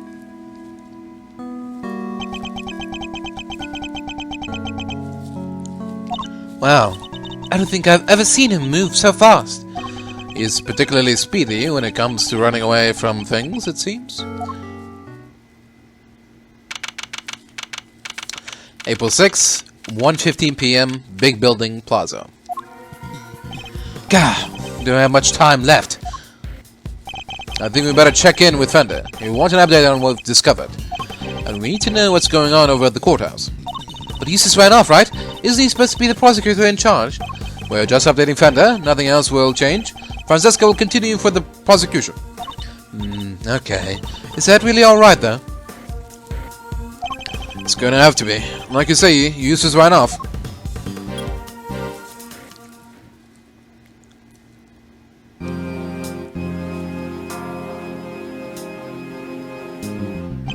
Look, I hate to be a stickler for the details, but let's go over this just one more time, shall we? No murder weapons means no conclusive proof means no conviction. That's all there is to it. Objection! Does that make no sense? The lack of a murder weapon doesn't prove your client's innocence. Don't make me come over there and whip it into you. Eek! Dear darling, how much longer is this gonna take? It's almost as if you're trying to drag this out for as long as possible. Sorry, thieves. It's our friend, the prosecutor over there. She's stubborn as a freaking mule. So give me a satisfactory explanation. Or I'll just have to keep whipping you until you can.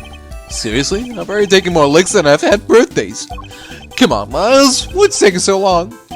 Maybe to buy you some time and all, but I'm taking a beating here.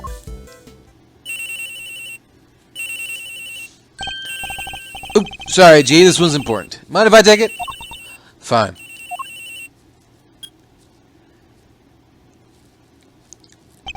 Fender. Mazzarino! Boy, am I ever glad to hear your voice. How are things on your end? We found Eustace. Sweet!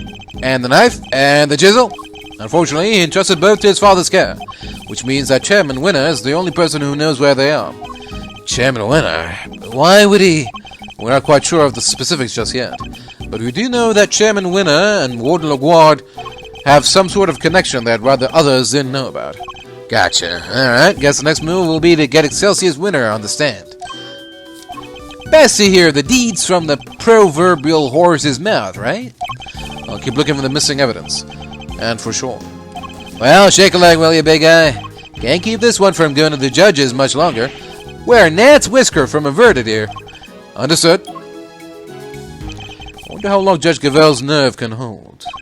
This can't be easy for her. We need to hurry. How are things over at the courtroom of doom? They're going to call Chairman Winner to the stand. Who knows how that will go for them. Yeah, he's already stooped to evidence stealing and kidnapping. What else is he capable of? Exactly. Perhaps we should look over any evidence we have relating to him, just in case it might not. Good idea. Alright, leave it to me. Presenting a hot new piece of evidence fresh from the evidence oven. The gloves we found in his garage. Yes, I was thinking about those. Anything else? What about the case file from the I-7 incident? Chairman Winner was involved in that, right? Yes, he helped suppress the evidence. It's probably a good idea to have the notes on hand. Excellent. And do we have anything else? We sure do. Last but far from least, there's this. Your Yatagarasu pen. Okay. Now, as for evidence related to Chairman Winner, can you please try and take this seriously? Says the guy who spends his life presenting people with evidence that has nothing to do with anything. That's different. Wait, that's Eustace. Huh? Hey, what are you doing here? What? Rude. You totally ignore me. What was he doing in the big building, I wonder? Let's go inside and see if we can figure out what he was up to. Yes, good idea.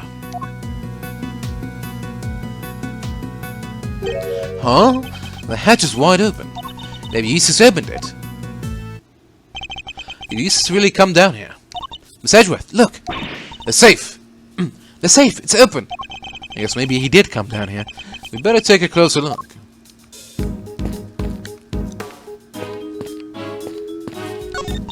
Doesn't take a genius to spot that there's something missing here.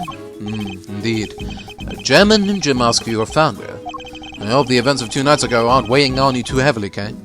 Yeah, masks down here, cotton candy sword up above. All we need is a Ferris wheel and a rifle range, and we've got ourselves a fairground. Oh, that's what you were talking about. Seems I needn't have worried at all. Don't you just love climbing up and down ladders? Go 2 rungs at a time. You'll be up top in a flash. We're not going anywhere until we've taken a closer look at that safe over there. Well then, hurry up and look. We've got ladder climbing to do.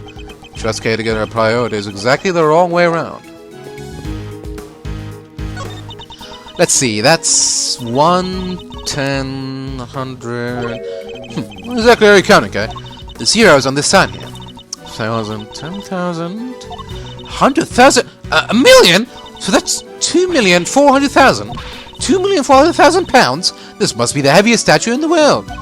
Heavy enough that there would be nothing but a hole in the floor if that were true. I doubt there would be much point descending to the committee chamber right now. A secret elevator and a secret ladder and a secret storeroom. Whoever built this place sure loves secrets, huh? They certainly seem to. You think that's important somehow? Sure do. Us great thieves love secrets too. We're almost as good at hiding stuff as we are stealing it. But don't worry, I won't go to your house and hide your Persian slippers, I promise. Well, I don't even own any. Look at this, a giant monkey head. And the monkey has a top knot. It's the mascot of Global Studios. It showed up in a previous case of mine. Oh, I think I've heard of him. Mr. Monkey? Yeah, that's it, Mr. Monkey. Close, Kay, but not quite. I think you'll find it's Mrs. Monkey. Huh, is that so? Shame. Mr. Monkey sounds way cooler, don't you think? It's the money from the underground auction. Perhaps it would be better if Kay didn't see it. Stealing money is kind of the big thing with thieves right now. There are trends in the thievery. But don't worry, Miss Edgeworth. I'm no fashion victim. I'm my own great thief. They broke the mold when they made this Yatagarasu. I guess we better let her continue to believe that stealing money is the latest thing. The legs are 4 human figures holding up the tabletop in the center. It's certainly bold, and it would certainly keep you safe if you hit underneath it during an earthquake. Tons of stuff could fall on top of it and it still wouldn't break. Yes, and then you'd be trapped in the company of these 4 strange fellows. It wouldn't be me trapped under there. Great thieves mostly work outdoors. No, it'd probably be you down there trying to think of what to talk to them about. Why don't we get under there now and practice a few lines? No, thank you. This is the transceiver the killer contact that's on.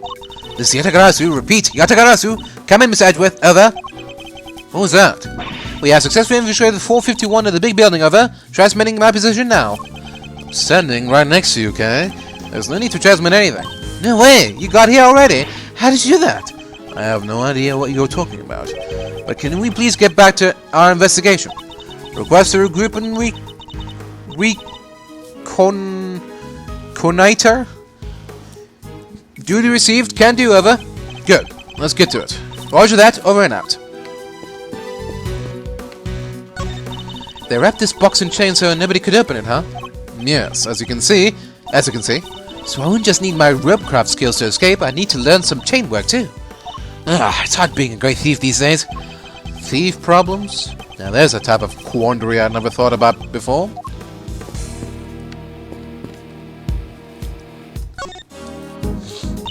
There's some stuff left in the safe. I think we better take a look, don't you? The owner will just have to forgive our prying. Is it a document of some kind? Let's see. Yeah, a document. And there's a photo attached too. I see the chest set there and the ring. But where's the knife? This picture, it's of... Well, that's Mr. Knight, right? Name's Bronco Knight. I am the president's personal bodyguard. Why is there a picture of him in here? And what's this paperwork about? I'm not sure. Let's take a closer look. You were right, darling. There's some sort of connection between Knight and Canis. As you know, we've been trying to find out who Canis plays his silly correspondence chess games with. Well, now we know. I'll be pulling Knight into my office for a thorough grilling tomorrow. I'll make that worm admit he's Canis' lackey if it's the last thing I do. So you do your bit too and retrieve the package we laid to rest 12 years ago.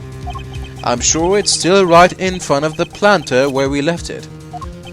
Seems to be some sort of report on Knight. Yeah, it must be from right around the time he was killed.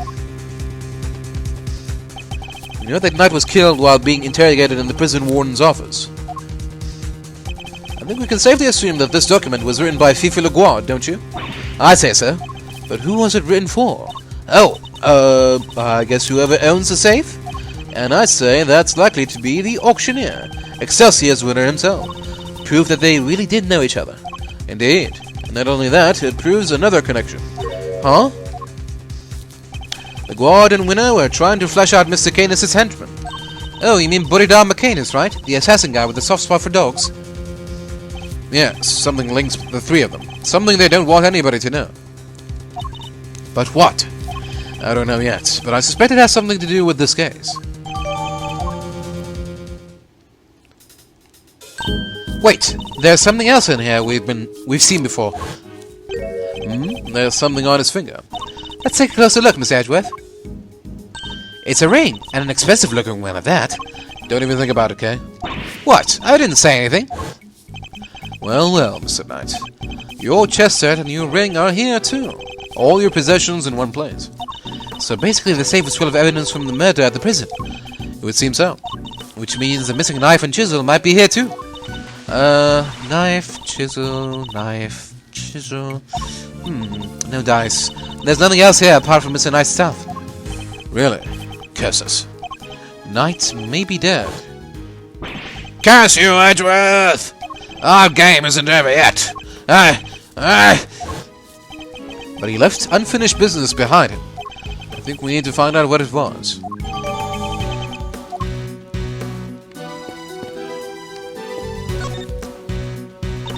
We found evidence from the murder at the prison, but not the knife or chisel. Then we're done here. Let's head back up to the roof and leave. Roger that. You don't have to tell me twice to shimmy me back up that ladder. Ladder climbing's the best. I suspect you might be literally the only person in the world who thinks that, okay?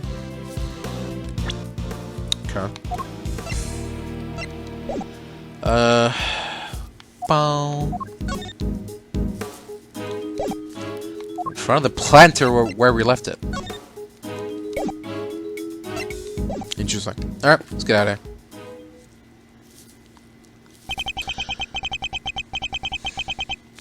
Could I interest you to in some cotton candy, perhaps? Yeah. I have ice cream too, but if I recall correctly, you weren't much of a fan. You. The killer. It's wonderful to see you looking so well, Mr. Edgeworth. What are you doing here? Just as I said, I'm selling cotton candy. Can I really not interest you in some? Parting Clouds is called. Very apt.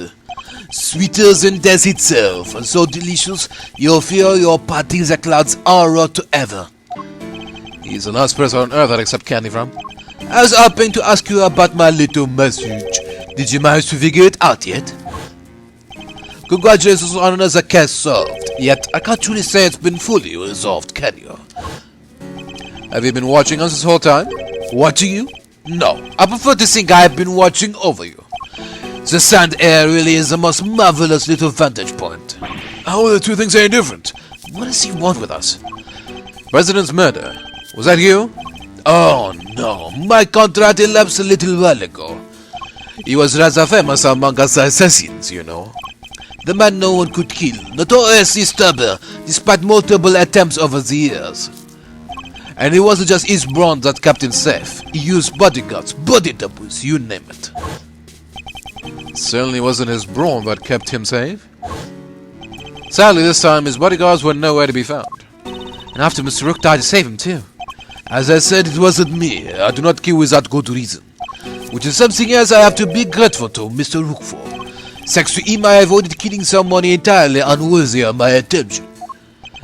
Thanks to... What does that mean? The person who hired me deliberately misled me as to the identity of my target. A betrayal of trust for which I won't soon forgive him. Forgive them. That is why I'm currently doing all I can to track them down. And do you know what I think? I think you and I are looking for the same person. Is he talking about whoever it was that killed the president? And who is this person, if you don't mind me asking? Oh, come now, I can't tell you that. It's against the rules. Revealing the identity of a client is out of the question. I'd only stay in business long if people couldn't trust me now, would I? But that doesn't mean there's anything to stop me from catching up with them in my free time. And what are you going to do when you find them? Why, dish out a little justice for the betrayal I suffered, of course. What? What are you saying? What's going to happen to them? I think you can imagine. Well, this hasn't exactly been a pleasant catch-up. But I shouldn't leave you completely in the dark. There's something you ought to know. Our mutual friend Bodeda Makanis. He escaped 3 days ago. What?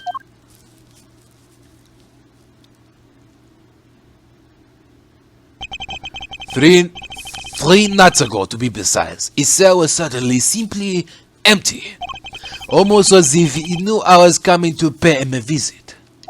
Wait, the killer went to visit Canis in person? In prison? Does that mean he's the person the killer is looking for? Now, I'd better not take up any more of your time. We'll be seeing one another again soon, I'm sure. Let's both keep up the good work, shall we? We'll run our target to the ground in the end. First the killer, now Canis. 2 assassins on the loose. Huh? That's Al. Miss Edgeworth, it's just Gavèlle's cell phone. Could it be Sean? How's it going, Miles? Whoever it is using a voice changer. Who is this? It's your friend in the red raincoat, of course. Red raincoat. You're the one who abducted Kay. Bingo, well figured out, Mr. Genius Prosecutor. I can't hear, Miss Edgeworth. Sorry? Where's the speakerphone button? I was as surprised as anybody when she lost her memory like that. Talk about a curveball. Hey, I'm standing right here, you know. But never mind all that. I called to talk about something else. Yeah, there's something I need to tell you. Truth is, I was the one who made Big Bad Chairman winner kill little Miss Rosie Ringer. What? This must be the person the killer was talking about. I also called to say thank you. I neither want or need your thanks. Sure, but you deserve them anyway. Guess the penny didn't drop yet, eh? You're right, I abducted Kay, as you put it. But why would I do that, eh? That's right, because I needed you to help me make sure that winner got caught. No. If Kay was a suspect, you'd have to look into it. And if you look into it, you'd be sure to unmask him eventually. After all, you're a genius, right? Everything worked out exactly like I planned. Oh, but there's something else you should know. Something you didn't figure out yet. It was your winner who kidnapped Judge Gavèlle's boy. You. How do you know about that? You and the good judge are more similar than you now. I think you might even be becoming friends. After all, she visited you at the detention center, right? Seems pretty pally to me. How could they possibly know about that? She didn't even use her real name when she visited. She pretended to be Detective Gumshoe. Anyway, you want to know how I knew about their kidnapping? That one's nice and simple at least.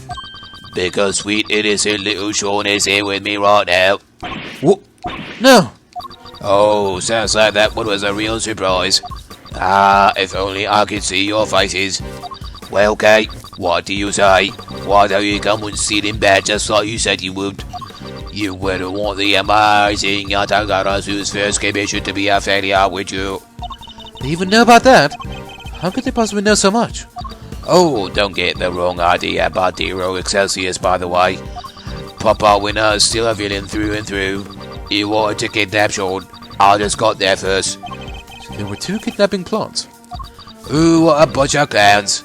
His goons kidnapped his own son by mistake. Sean really there with you? Prove it. Put him on the phone. Oh, he's here, but I'm afraid I can't do that. He's sleeping. So sweet.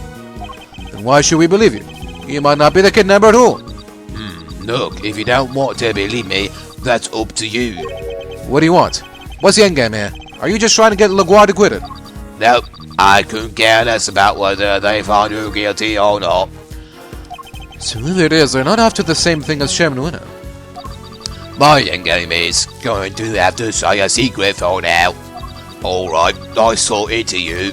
You kids have fun, okay? Don't think for 1 second you'll get away with this. Oh, don't worry. I'm counting on you at least try to track me down. That would be half the fun. Not that I rate your chances of bringing me to justice very early.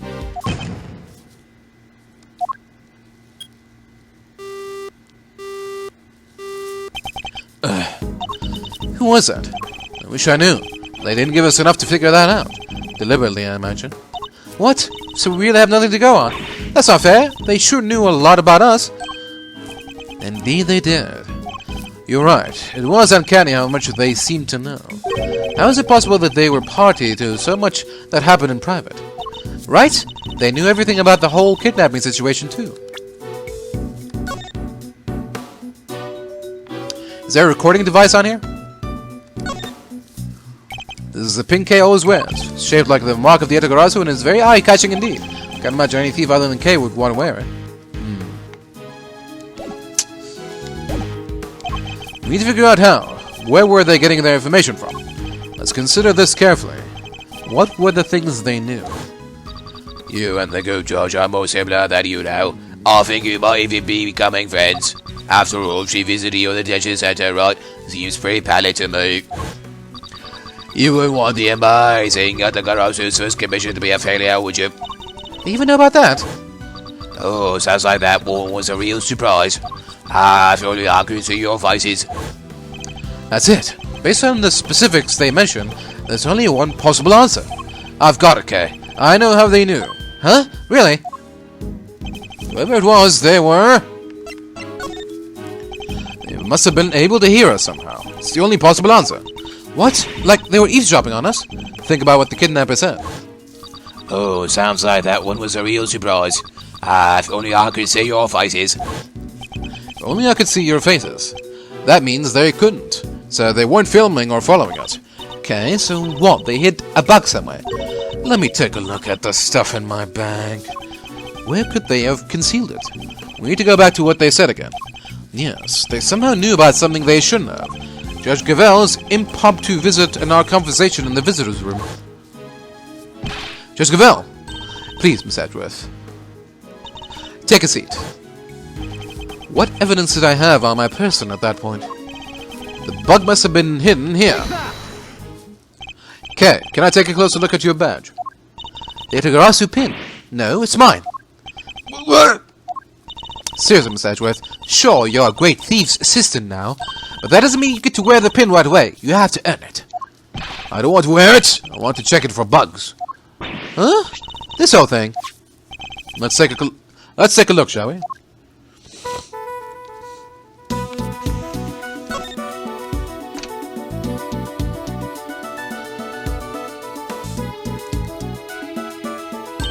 Huh? Whoa! Huh. So I was right. How did you know? Whoever it is we're dealing with, they came into close contact with you recently. When they knocked me unconscious, you mean? Precisely, which made me think the bug must be in one of your possessions. But they also overheard my conversation with Judge Gavèlle when she visited me. Something that would have been impossible if I didn't have the bug on my person at the time. I get it. So you thought back over what they let you keep hold of when they locked you up. Yes, all the case evidence I was carrying had been confiscated. Meaning the only thing it could possibly have been was your pen. So they were listening to us this whole time, and they heard everything we said? I suspect so. Everything to do with this case and more. Wait, they're probably listening to what we're saying right now. They may well be, yes. Hey, Jackface! Good! Eavesdropping coward, why did you come out and show yourself? Huh? What was that sound? Ow, ow, ow, ow, ow! Ouch, dang it! Huh? Oh, look, it's Sabby. Y'all sure know how to surprise a girl. You gotta shout that loud without a word warning. Maybe jump halfway on my skin. Sorry. What's got you so ordinary anyhow? Get a load of this. Seriously, it'll make your blood boil. Hey, well, huh? I'm all ears. I wonder if we might be better off keeping it to ourselves, okay? Assuming we don't want to be all over the front page of tomorrow's paper, that is. Oh, thanks. Nearly walked right into that one. Oh, come on. Y'all no fun at all. I was counting on you opening up and spilling the beans all over this here plaza. I better switch off the bug before I forget. So, did y'all find that there kidnapped kitty? Ah, speaking of which, the child you saw being taken away. Was it the boy in this photograph? Huh? Nah, that ain't him. The kid I saw looked dumb and mud, even if he did have on some fancy school uniform. No prizes for guessing who she means. The Missouri managed to confuse matters once again. I think we better take another look around. Brilliant. Back to square one. Hopefully we'll turn up some new information soon. There are only 20 minutes left until 2. We gotta make it in time. Wait, Miss Edgeworth, I just had a thought. It's all about that phone call. There was a weird noise in the background, right? There was? Don't think for 1 second you'll get away with this. Oh, don't worry. I'm counting on you. At least try and track me down. That'll be after fun. Huh? Not that I write your chances are bringing me to justice particularly highly. Wait, she's right. We heard a loud bang right at the end.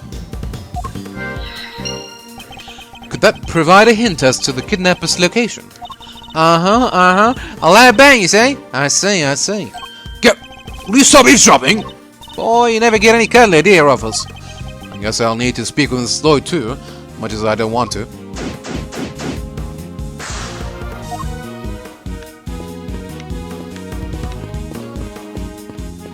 Hey, where'd the blue truck go? Oh.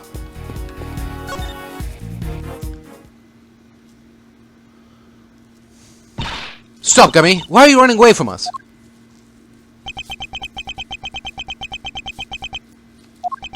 Detective Gumshoe. When you gave up your patch, so I didn't know what to do with myself. You stay right where you are, Detective. So I thought, if you can't be a prosecutor anymore, then maybe I should be a detective either. But I was wrong. Even if you're not around, I'll always be a detective. My job will always be to investigate crimes. And as detectives don't just investigate when prosecutors ask us to. We have to be able to look into stuff ourselves too. Is that what you were doing just now? And back then too. You should thank your former subordinate for what I'm about to share. In his desperation to help care further, he gave me a valuable piece of information. Detective Gumshoe did that?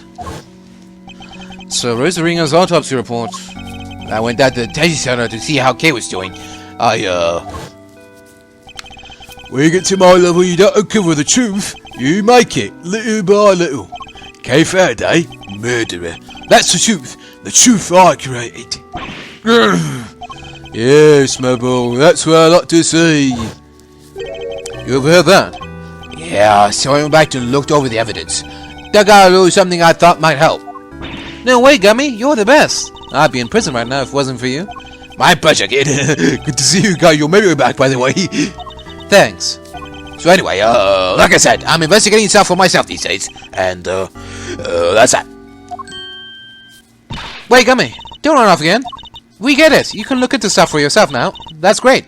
And it helped me right when I needed it most. But right now, we need you to work with us. I'm no longer a prosecutor, or indeed anything, but we're investigating a case regardless. And I ask you this not as a prosecutor, but as a friend. Detective Gumshoe, will you help us?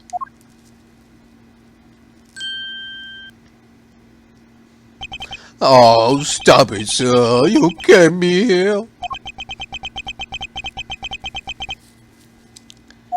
Come on, Gummy.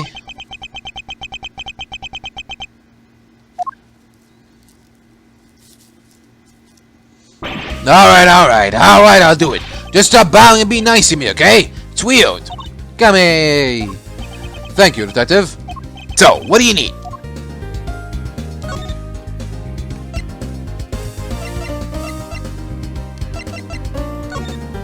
That's Kate's pin, right? It's pretty cool. Almost as cool as your prosecutor's badge. About you. Don't have any more. Hey, don't let it get you down, Gummy. It's not all bad, you know. Think about it this way. Now somebody else will be in charge of your salary review. Somebody else? Oh. Wouldn't that make him cry even more?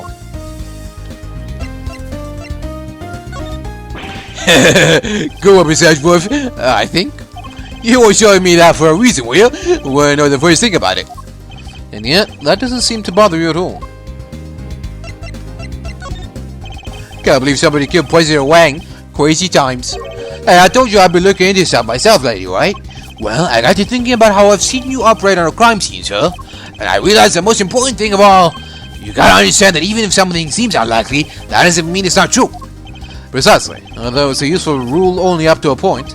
Like, monsters don't exist, but that's exactly why you gotta look at the situation and think, what if the president actually was trampled by a giant creature? That's the attitude you gotta have, right, sir? I learned that from you. So near, Detective, and yet so far.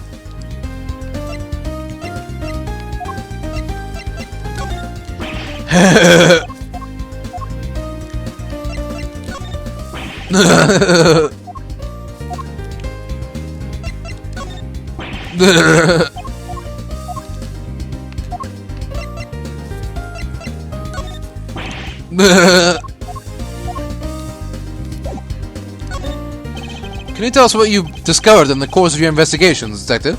Yes, sir. Sure I can. Alright, so I got 3 big things to tell you. Here goes. Number 1, I've got some results for you from when forensics looked at Kay's clothes. They found traces of what looked to be a powerful sedative. Brand was 3Z's. I guess that's what she was drugged with at Gold Lake before she was taken to the roof of the Big Building. Sure seems that way. Now, for number 2, I got hold of all the footage from that security camera in front of the Big Building elevator. The camera that captured President Wang and Judge Gavèlle that night. The elevator is usually the only way of getting up onto the roof, correct? And therefore, anyone using it should have been caught on camera. That's right. So winding the tape back to 2 nights ago, we should have been able to see Kay being carried up there while she was out cold. And? Did you spot me, Gummy? I watched it all on fast forward. Everything from 2 days ago till the end. Yes, and? Nothing. No sign of Kay anywhere. I thought it was too good to be true. So how did the kidnapper get her up there? I think we will need to look into that in a little more detail. And the last item on your list? Yes, sir. This is a big one. The third thing I have to tell you is, it's great to be working with you again. I'll help you catch this perp if it's the last thing I do. And that about wraps it up. Huh. I put you through a lot, Detective. But that doesn't mean I can start going easy on you. That's the big one, as you put it. Doesn't even have anything to do with the case. I would have preferred something of practical use. Oof. No mercy, huh? Guess I shouldn't have expected any less. Thanks, Mr. Edward. A boy has been kidnapped. We need your help to find him. Kidnapped? Yes, his name is Sean Fenn. Oh, wait, the kid with the horns? You know him. I saw him earlier today. You mean this morning? Yeah, he got off that bus over there, and then he walked up toward the garbage disposal area. Where's that? Just over there. It's where all the officers in the big building put their trash before it gets taken away. Where he went after that, I couldn't tell you. I had to leave right around then. Think we better take a closer look at this garbage disposal area.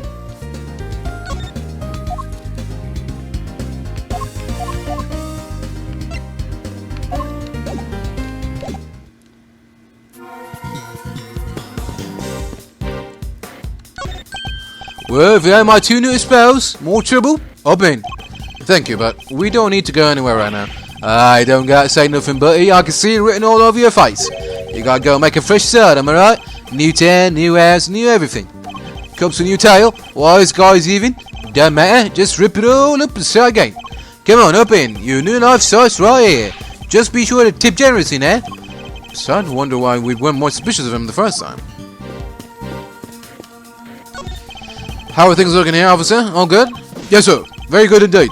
I haven't just been keeping my eyes and ears peeled, but my nose, tongue, and fingers too. It's a whole new kind of guard duty, and I must say I'm really relishing the challenge it presents. No offense, but would you mind concentrating on more traditional methods?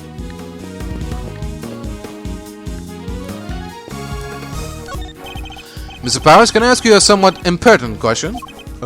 Sure? What is it? Are they planning on making any more Steel Samurai? Sorry. Does this have something to do with your case? No, I was simply asking out of interest. I'm sorry, Miss Edgeworth, but they don't let us talk about this stuff with just anybody. I'm sorry to put you on the spot. I knew it was a long shot. Oh well. But he didn't say they weren't planning on making anything new. Interesting.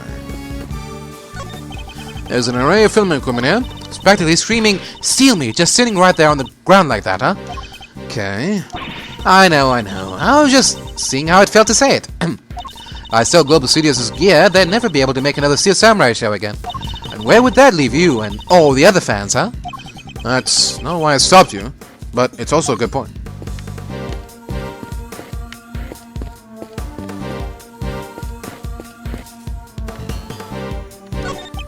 This is the side bus. They use it for moving the cast and crew around during shooting. A bus, huh? Then we need to know where it's going and how much the tickets cost. It's Global Studios' own private bus, okay? You wouldn't need to buy a ticket. And the destination will change depending on the needs of the crew. So let me get this straight. It's free and it goes anywhere you want it to. I gotta give me one of those? What you want then is not a bus, but a car, okay? Just like everyone else.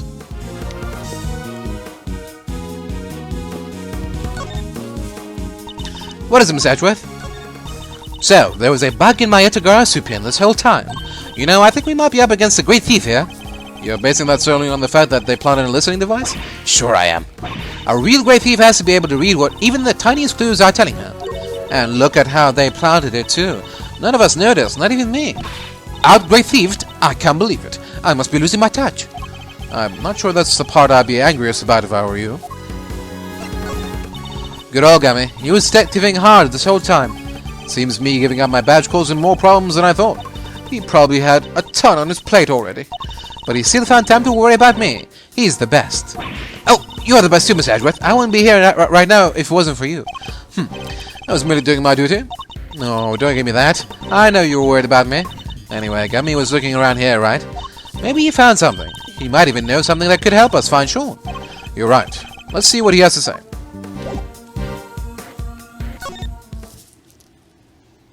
How about that? A little help from little old me and y'all made a giant leap closer to solving the case. Closer? Sure, by closer you mean we wound up going after the completely wrong kidnap victim. She must have barely looked at the photo at all. Oh, really? And y'all thought I'd given y'all the tip of the century. My bad. It's not your fault. It's ours for putting our trust in unreliable sources. We'll just have to learn not to do that again.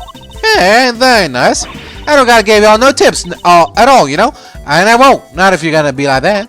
Alright, fine. Maybe just this once. But only because I got a real scoop for y'all this time. A real scoop? This should be good.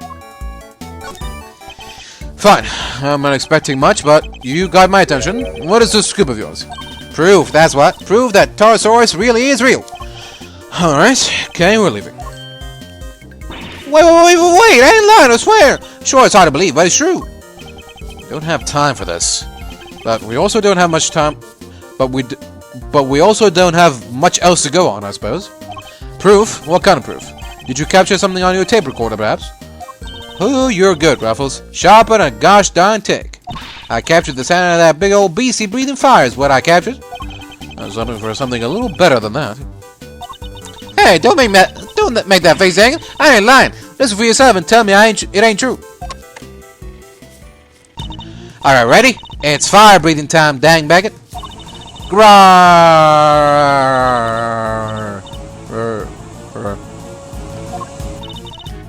There. Well. Kind of hard to tell over the shouting, but it could have been something breathing fire. Maybe. Tell me, Miss Lloyd, did you see this fire-breathing something with your own eyes? Well, not exactly with my eyes as such, being as I wasn't precisely close by when it happened. Surely the real Torosaurus would be pretty hard to miss no matter how far away you were standing. Well, see, I was far away, but also recording via what you might call non-standard means. Would you mind explaining what you mean by that? I really dug myself a hole here, huh? See, Mike could have rigged me up a little wireless intercept hoping to do a little scoop detecting. That's so sad. Poor insect. Not an insect, Kay. An intercept. She was listening out for radio signals. It would have allowed her to listen in on any nearby transmissions. Me and the chief been down here at the Big Building sniffing around these last couple of days. Looking into Miss Hart's tip about the underground auction, I assume. Which would mean that you've been listening in on all the radio signals in the area, too. Sure have. Which is how I wound up hearing the most thunderous, ear-splitting noise you ever did hear. The pounding of feet, the electricity in the air. This was it. Torosaurus, at last. You made up everything except the roaring sound, didn't you? The long and short of it is that you didn't actually see anything, correct? Hey, I don't need to see things. I'm a writer, you hear? Anyhow, I kept listening till down the line comes. Your pal there's voice hollering fit to beat the band. Eavesdropping card, why don't you come out and show yourself? Huh? What was that sound?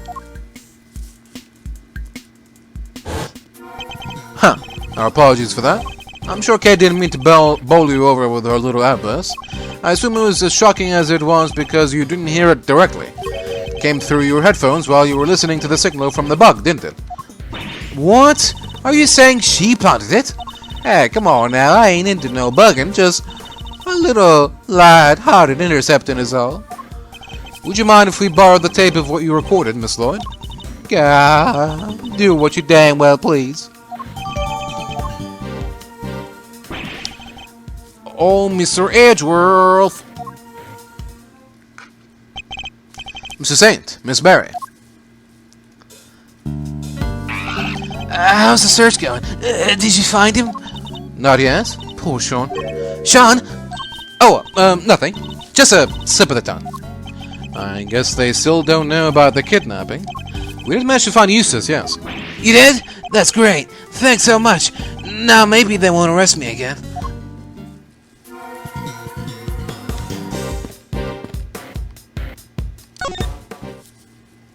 You're amazing, Mr. Edgeworth. How did you find Prosecutor Winter? With some serious investigative magic, that's how. It was pure luck, actually, but never mind. You didn't even need our help, huh? That's not true. Thanks so much for joining in the search. Where did you look, by the way? Oh, this place a little way away called Sunshine Coliseum. Do you know it? Sunshine Coliseum. That's over by the harbor. There are a whole bunch of people there for a big event. We thought it might be worth a look. You mean like a festival? Oh, that sounds fun. Wish I could have gone and checked it out. Oh yeah, it was super fun. There were food stands and fireworks. Seem you didn't like the crowds much, but... Hey, you don't have to tell them that. Alright, it's decided. When this case is finally over, we're all going to the festival together. It's kind of lucky you found Prosecutor Winter so quickly. Lucky? In what way? We have to go practice soon. For the show. We wouldn't have been able to help for much longer anyway. I see. I'm sorry to have kept you from your duties at the circus. Oh, no, it's nothing to worry about, really. We were glad to help. I'll do anything if it helps make sure that they don't arrest me again. You really helped me out by finding him. I'm so relieved. Of course, just because they found him, that doesn't mean they'll find Warden LaGuardia guilty. What? You mean they might still throw me back in jail? No, I can't go back. I can't. Come on, Kay. Do you really have to torment the poor boy?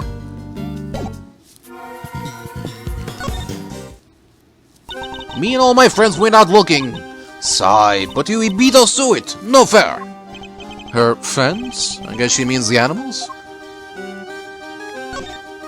Today is the first public performance of your new show, correct? Yep, it sure is. We practiced so hard for this one. We, so Mr. Satan will be performing too. Of course, he practiced harder than anybody, even if he did spend the whole time saying no, no, no, no, no. He even went up on the balloon to spread the word from the sky. So you have to come and see him perform, okay? It will mean so much to him. Of course, assuming we can solve this case before then. Did you say that you enlisted the help of the animals in your search? Yep, and if it had been Isaiah and Regent, we might have found something. But Simeon, the big scaredy cat, was all no, no, no, no, no, and put a stop to that. So boring. Huh, if it weren't for Mrs. Saint, the whole town would probably be in uproar right now. Oh, come on, Simeon, why would you do that? Setting the whole circus loose on the city would have been super fun. I'm sorry. To Miss Edgeworth. Sorry. Why are you apologizing to me? I'm the one person who didn't say anything.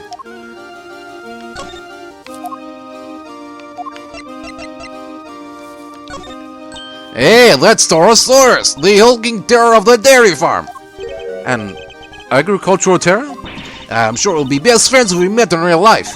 I'd sit on top of his big old head and grab up to his horns and take him for a nice long walk every day. Oh, that sounds fun. Can I ride along? You can come too, Miss Edgeworth. No, thank you. I'll be happy staying on the ground. And in the real world. Fine. Mind if it's just me and you up there, Regina? We can chase Mr. Edgeworth around the fields. He'll have no place to hide. Sounds good to me. Let's chase him to the ends of the earth. Tee-hee. Again, not a conversation based on in the real world, but one I'd like to be done with nonetheless. Hey, that's Taurosaurus.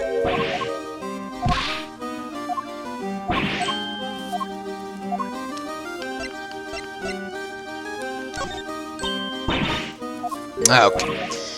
Alright.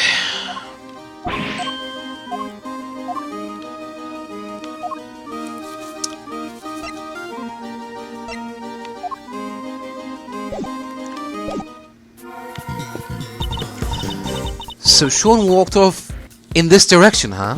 It would seem so, yes. Perhaps we'll find some clues here as to his current whereabouts. Must scour the scene and inspect anything that catches my attention.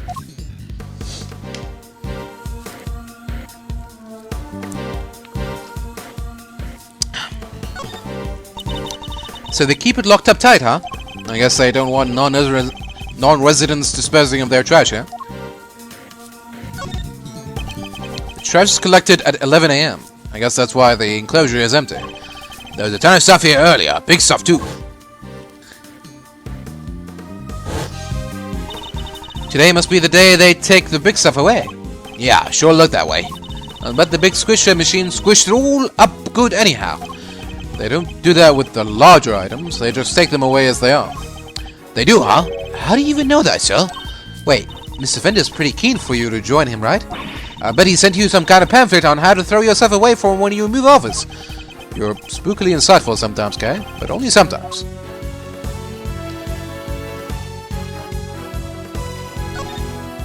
It's totally empty. Yes, because the garbage was just collected. You think? Or did somebody steal it all? I smell a crime here, Miss Edgeworth. I certainly smell something as well. But is it really the scent of a crime?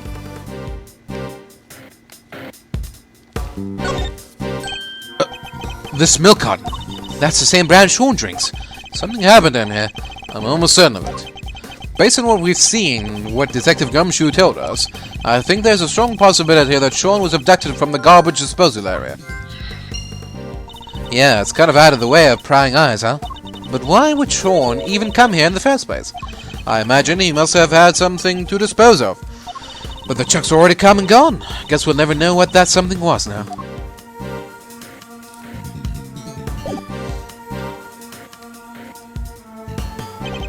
I don't believe there's any more to be found here.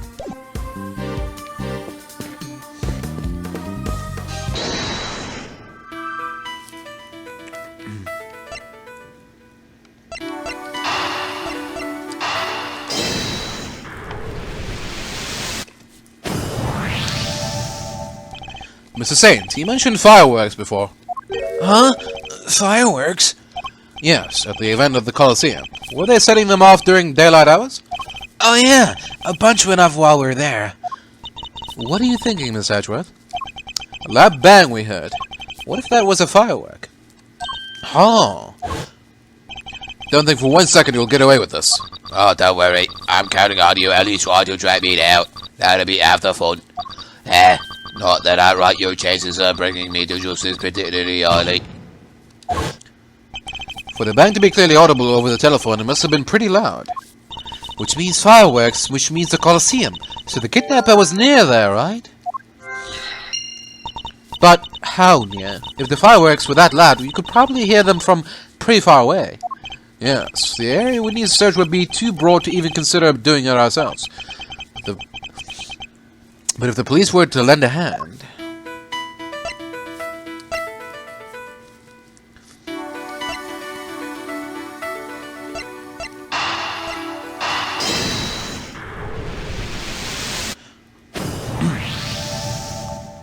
Only 2 vehicles came through here this morning, a taxi and a blue truck. The Eustace was taken away in the taxi. Right. Well, it seems that Sean was likely abducted from the garbage disposal area. And if the garbage was collected at 11 a.m. Oh, I get it. Now we know what kind of truck it was. Indeed. It must have been the garbage truck. But the police officer who told us about it didn't describe it as such. He only mentioned the fact that it was blue. Huh. Some cop he was. How did you not even notice he was one of those cool trash squishing machines? Because it wasn't. Today isn't a regular garbage day. It's a day they collect larger items, for which they wouldn't use a specialized garbage truck, just a regular truck like any other. But it was a garbage truck nonetheless. Where do garbage trucks go? To the dump, right? Wait a second. So you're saying the kidnapper disguised themselves as a trash collector? But then the truck would probably have been fake too, right? So maybe it didn't go to the dump. No, I'm reasonably sure the garbage truck was real. Yeah? How do you figure that? Another look at the garbage disposal area should tell us. What tells us the garbage truck must have been real?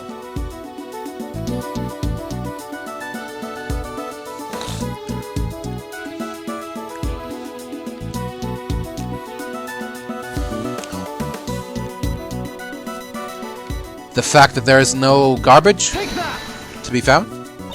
Wait. You're saying there's something important there? Yes, proof that the garbage truck was real. You don't agree? No? Did I get it wrong? If the truck wasn't real, the driver wouldn't have been able to collect the garbage. Wasn't there something here that proved that? I don't get it, Miss Edgeworth. How do you know the garbage truck was real? What tells us that the garbage truck must have been real? Take that!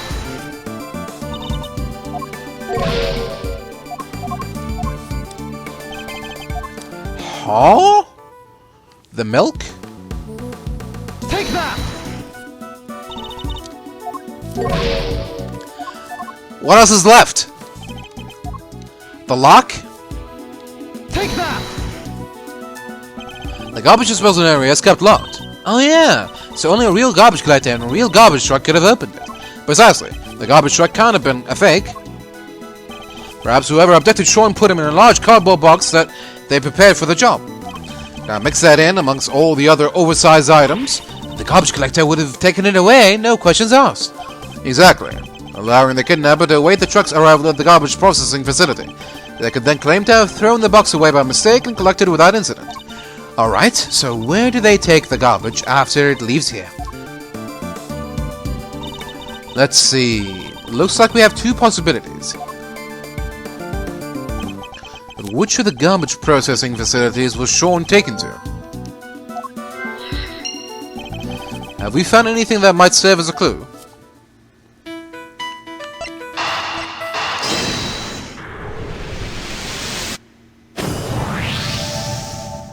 So, based on the loud bang we heard on the phone call, we know that the kidnapper was somewhere in the vicinity of Sunshine Coliseum. And one of the garbage facilities is right by there too. I think it's likely that that's where Sean was taken. Which means the kidnapper must be holding him somewhere near there. Detective Gumshoe? Yes, sir. Could I ask you and your men to search the area around the garbage facility? It's not like you would ask, sir. Feels a little flat if I'm being totally honest. Why don't you give me a good old-fashioned order, huh? Like you used to? You don't mind? Even though I'm not a prosecutor anymore? I thought I told you already. A detective investigates for himself, not just for prosecutors. Thank you.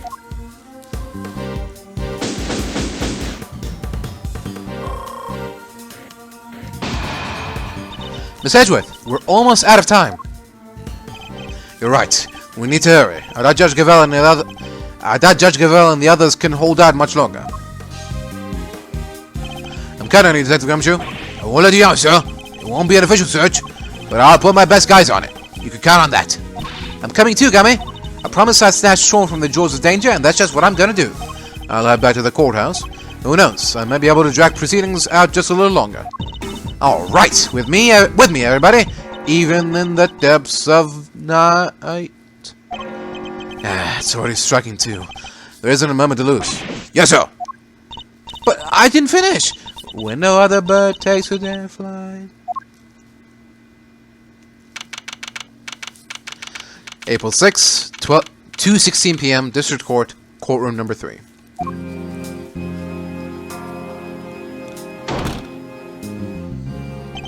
Well, well, if he's an old friend, ex-prosecutor Edgeworth.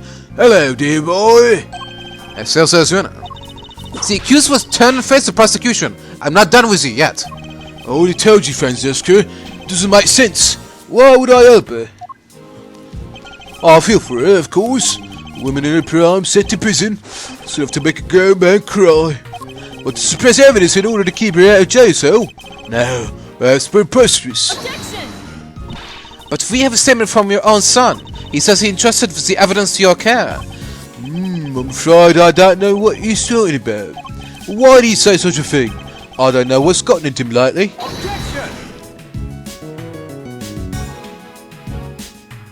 What if I can prove that you and Warden LaGuardia are much more closely associated than you claim? Sorry, prove? I think we've been over this, dear boy. You're an ex-prosecutor, remember? Are you even allowed in this part of the courtroom anymore? Miles Edgeworth, I'm the one prosecuting this case. What are you thinking, barging in like this? Sorry, Francesca, but it's important. May I speak on behalf of the prosecution just briefly? What are you doing? Judge Gavèlle, I come before the court with important new evidence. I ask that you allow me to present it.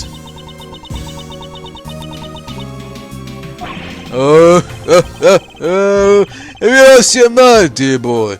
It's no way this could be allowed. Well, the defense hopes you'll let him, G. Just saying. What's the thinking over on the prosecution side there, friend Danga? Fine. So prosecution has no objections. Your objections are neither here nor there. This is a democracy. It's a courtroom. And this is flattering contempt. Isn't that right, Verity? No. As long as Sean's still missing. She'll feel she has no choice but to go along with whatever winner wants. If only there was some way of telling her he might be found at any moment. Judge Gavèlle, I would ask only this, that you trusted me, and in my assistance just this once. Speaking of which, where's Kay Faraday? She's currently searching for the most important piece of evidence of all. Nonsense! There's no more evidence to be found! You're just stalling for time!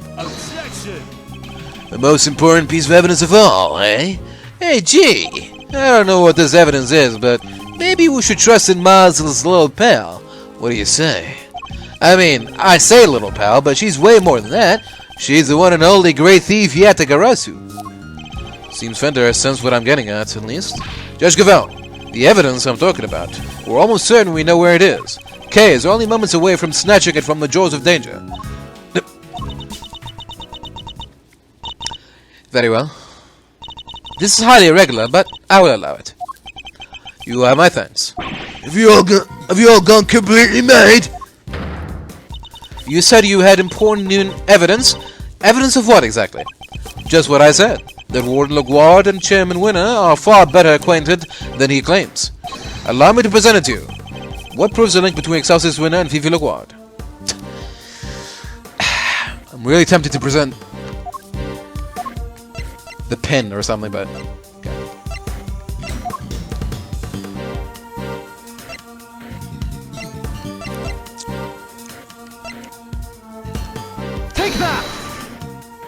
This document is a report regarding the interrogation of a certain someone. Oh yeah? And who might that be? The late Mr. Bronco Knight. And the interrogation was to be carried out by none other than Warden LaGuard. Wait, is that the interrogation where... Yes, where Knight was killed. This document shows Warden LaGuard planning the interrogation in which Mr. Knight was murdered. This is indeed important evidence. Objection! Miles Edgeworth, you referred to this document in question as a report. Would you care to elaborate? To whom was this report addressed? A very good question, Miss Von Karma. And the answer is the most important new revelation of all. We recovered this document from a safe in the storeroom on the 51st floor of the Big Building.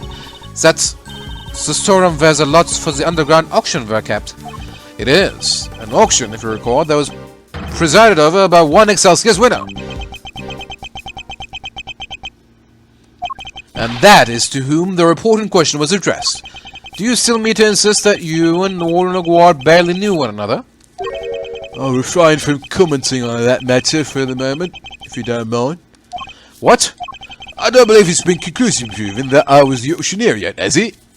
Huh. Have you forgotten the events of this morning already? I think I proved that fact more than adequately. I'll admit defeat in that particular arena, yes, but that was not the courtroom. Can you prove the same thing here, my boy? That I was the ringleader, did you call it? If you can't, then, well, you certainly can't prove that the report was addressed to me. You won't wriggle your way out of this one. So unfair. Tell them, Bertie, please. I'm not being slippery at all. I'm being entirely reasonable, wouldn't you say? Unlike you, when you permitted Mr. Edgeworth this bizarre interlude, that was most unlike you. It's saddening, truly it is, to see you falling in your sacred duty to the law. Failing. Almost saddening enough to make me want to take drastic measures.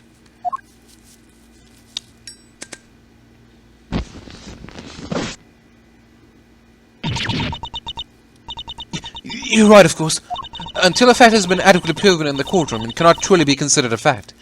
I am afraid I have no choice but to ask that Mr. Edgeworth's theory be struck from the record. It's no good. She has to know for certain that Sean is safe. I'm sorry, my boy, but what casts the truth out in the field and in the courtroom are two different things. You're more than willing to bend the truth in the courtroom, is that what you say? Oh, you're a scurrilous soul. I'll do no such thing. I'll simply accept the court's verdict as the truth. Should it choose to acquit me, as should you. If you can't find that missing evidence, we're in trouble here. Well, Verity, I think we've heard all that we need to, don't you? There's no way that evidence is turning up. Ever. A quick not guilty and we can all go home. Objection!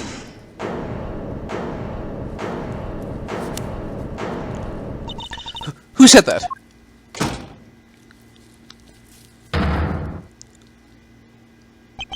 Dad?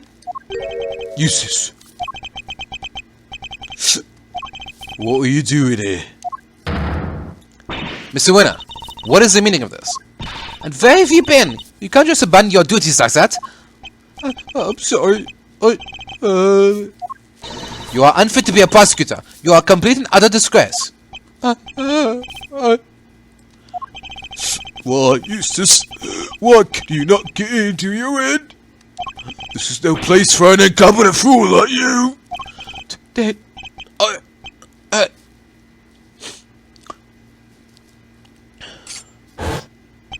I brought some vital evidence. So, can I please, take my place at the prosecutor's bench, please? Well, Eustace. This is certainly a surprise. Objection! Oh, Eustace, my boy, what's got into you? There's something different about you. What's going on? Dad, Come on, my boy, spit it out. What is it? Do you want Daddy to play catch with you? That's it, isn't it? Alright, why don't you run along home and I'll be with you soon. get back on the stand right now. What's got into you, child? You shaking like a leaf. Objection! Judge Gavèlle, the prosecutor in charge has arrived along with important new evidence. This trial is far from over. Surely you can't call an end to proceedings just yet.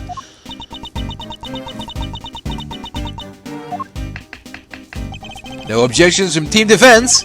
Only wish we could have our original team captain say that herself, though. The prosecution has no objections either. You think this farce is going to continue? There's no chance of that. None at all. Isn't that right, Verity? He still thinks he was successful in his bid to kidnap Sean, but we know different. Sadly, as long as the boy remains missing, nothing changes. Judge Gavèlle's hands are still tied.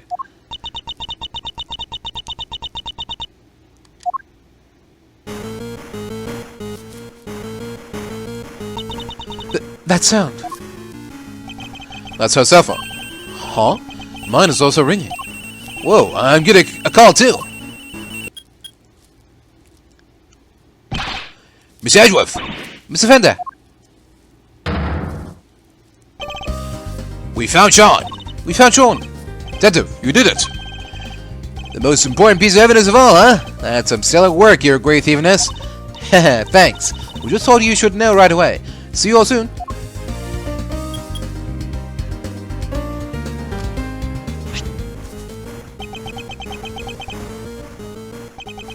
Judge Gavèlle, it's for you.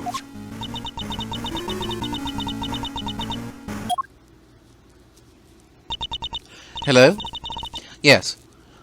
Yes, I understand. I'm so glad you're safe. Be sure to thank everybody properly. You'll do that for me, won't you? Alright. Be careful. I'll see you back at home.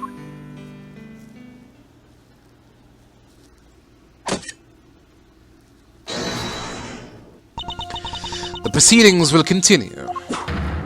I feel a certain freedom returning to my hammer arm. No, is this some idiotic joke? It is no such thing. The witness will return to the stand, and Mr. Winner will step up to the prosecutor's bench. Yes, ma'am.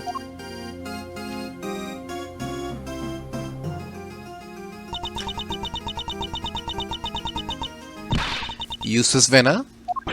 Yeah? I leave matters in your hands. Oh?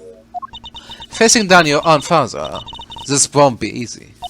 I'll be looking on with interest. Don't disappoint me.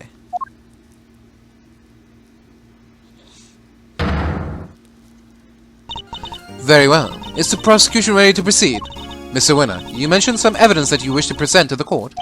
Yeah, so, the knife and the chisel.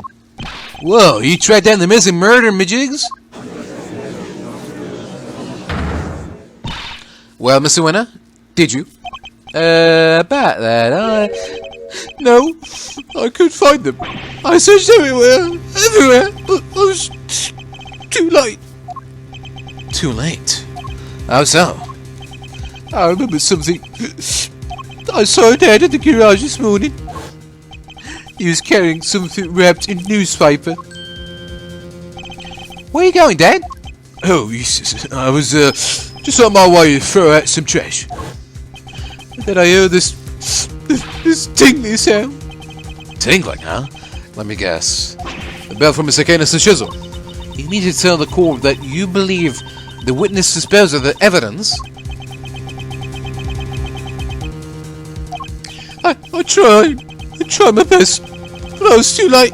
I'm sorry. You said you looked everywhere. Everywhere where? Literally everywhere. I even went to the dump. I got down on my hands and knees and dug through the garbage. I figured that stuff had to be in there somewhere. Wait, that's Eustace? Huh? Hey, what are you doing here? Well, rude. He totally ignored me. So that's what he was doing.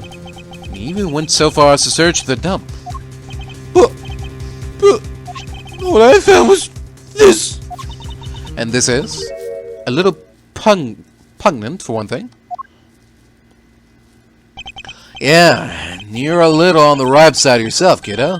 I can smell you from here. What'd you expect? And the knife? It's probably somewhere among all that trash. But there was too much to go through on my own. Very well. The court will accept the item you have presented into evidence. You really have outdone yourself, Eustace. You haven't failed to disappoint, dear boy. You dug through rotten garbage with your bare hands, and that's all you have to show for it? You drive me to tears. Really, you do. Objection! I'll be a little soon to turn on the waterworks just yet, Dad. Let's take a closer look first. If you wish to waste your time, be my guest.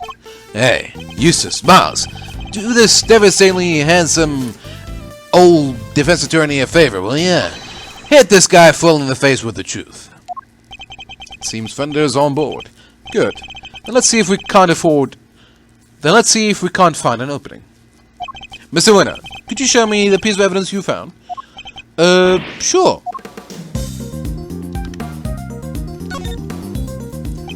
Let's open it up, shall we? We can only hope there's something of value inside.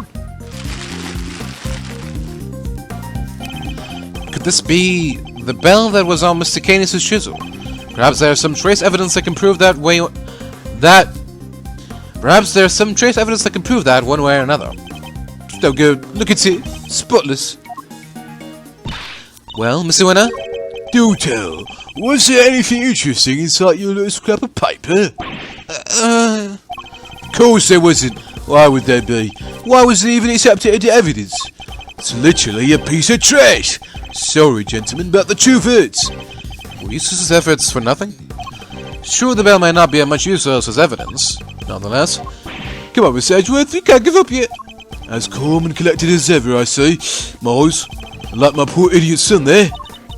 are we to assume that the prosecution has nothing more to say on the matter? Very well. Objection! Not so fast, Gavèlle. We're not done yet. There's one thing we should have a look at properly. Really, my boy? You want us to believe there's more? Desperation is never a good look, you know. Seems Eustace isn't quite ready to give up just yet. And for once, I think we're both thinking the same thing. Namely, that we might not necessarily be dealing with a useless piece of trash. We can't know for sure without looking more closely, but if I'm right, we're talking about...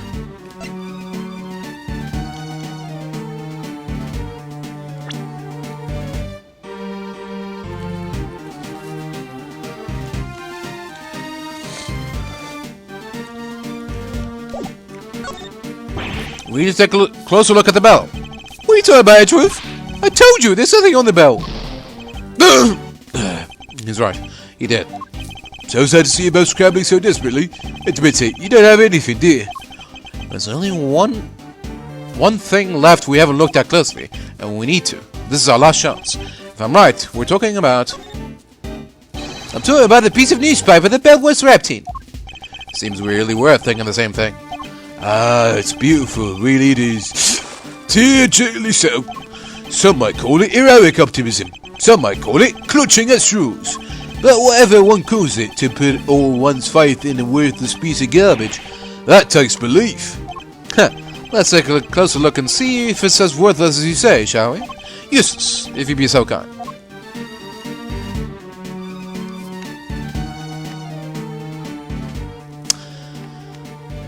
Well, well, well. Are these finger marks? And look, it's covered in some sort of oil. Judge Gavèlle, I'd like to have this examined for fingerprints.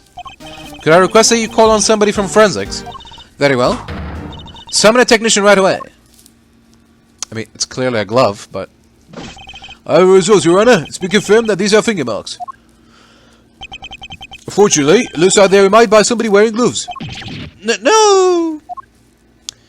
Oh dear. Well, that doesn't give you very much in the way of evidence, does it? But I suppose it makes sense if you think about it. After all, this was important evidence. What kind of idiot would handle something like that without gloves on? That's right. The kind that would fail about desperately like you, my boy. Wow. Way to talk to your kids, Super Dad. I'm merely calling a spade, or in this case, an idiot an idiot. Real winners know to keep their emotions out of things. And take no pity on the weak and foolish, including including their own ineffective offspring. Dad, You spent the last who knows how long proclaiming yourself to be a prize-winning prosecutor. But thanks to my little pep talk this morning, you finally know exactly how those prizes were won. It was all thanks to me. Thanks to the power I wield. You've never stood on your own 2 feet. You've always been cuddled. First by me, then by Verity. Dad. Oh, dry your garbage smelling tears. Garbage smelling? Now that it's a stench that doesn't suit you, even if it does make me turn up my nose in disgust. Objection! No, you're wrong. I am, my boy. Wrong about what? I'm not the one that smells. You are. What'd you say? Yeah, you smell. You don't even realise it. You can hide it even if you wanted to. Edgeworth, take a sniff. Right there where the finger marks are. You want me to smell it? Is that oil? Yep, and I know where it came from. Wait, I know it from somewhere too. It smells of engine oil in here. I guess when I see it, it must be something of a motorhead. That odor tells us something important. It tells us exactly who threw this piece of evidence away. But I guess my dad's right. I guess I'll never be a real winner. I'll never be able to keep my emotions out of things. And I'll never be able to stand up to him, no matter what he stood. Eustace. Be strong, Eustace. Remember what you told me. You said you were going to be different from your father. A different kind of prosecutor. And you are a prosecutor. We both are. That's why we're standing here in this courtroom. A prosecutor's highest responsibility is to the truth. To see that it comes to light no matter what. We expose crimes when we see that their perpetrators are punished. No matter who they may be. So, if you truly mean to continue on as a prosecutor, you know what you have to do.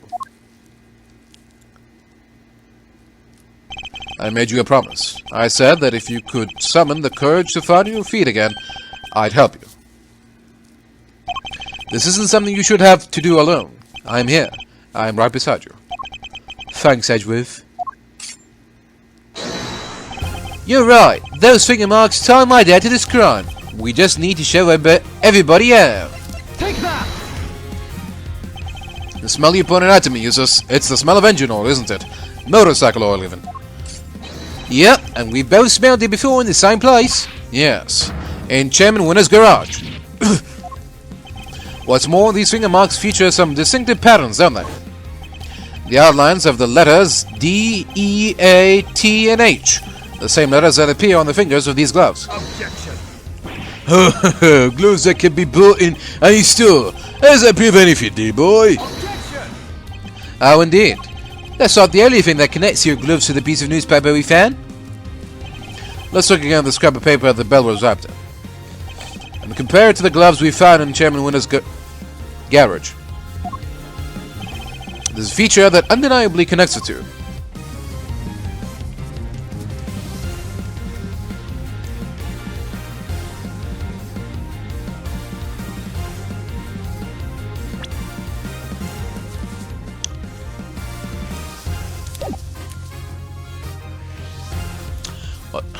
Just the dirt. Take that! This right here connects the two pieces of evidence without a shadow of a doubt. It does? Are you sure, dear boy? I can't say I see the connection myself. Huh. Well, luckily, you don't need to see it. Edgeworth, I can't see it either. Did I pick the wrong part? Come on, concentrate. Look at the newspaper again. There's something here that matches those gloves. Only those gloves. Oh. A part of the A is missing? Just as I thought. Can't prove anything at all, can you? I wouldn't be so sure about that. Oh, okay. There's a feature that undeniably connects the two. Okay. Take that! Look at the letter A on the finger. Half of it is missing, exactly as it is in the print on the newspaper. I mean, he can still claim that it's a coincidence, but sure. What? I would also like to draw the court's attention to the dirt the gloves are covered in. I think it might be worth having its composition compared to that of the dirt on the newspaper. A match would make for even stronger evidence than that the print was made by Chairman Winner's gloves. It's not like I didn't try to present the dirt first. Officer, had the dirt on these two pieces of evidence compared right away. Curse me, Edgeworth! And you, Eustace! Who do you think you are? You're nothing but mere prosecutors. Sorry, Dad. I think it's time you admitted defeat. You suppressed vital evidence and we just proved that in a court of law. And you did it to try and protect the defendant. What?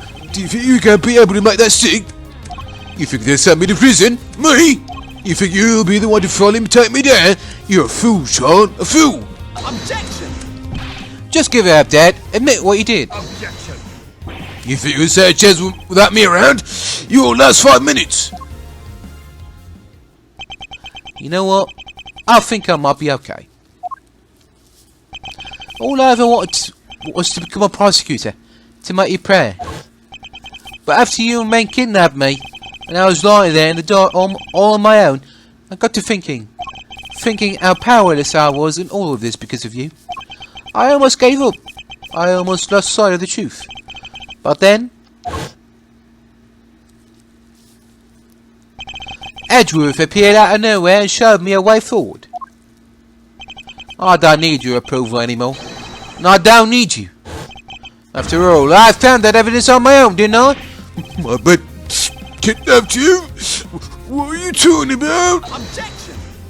I guess the courtroom is as good a place as any to tell you the truth, eh? Be careful what you say to me, boy. You might live to regret it. You're a fool, Eustace, and you always will be. I know you've hated me for as long as I can remember, but I want you to know that, despite it all, I've always looked up to you as my dad.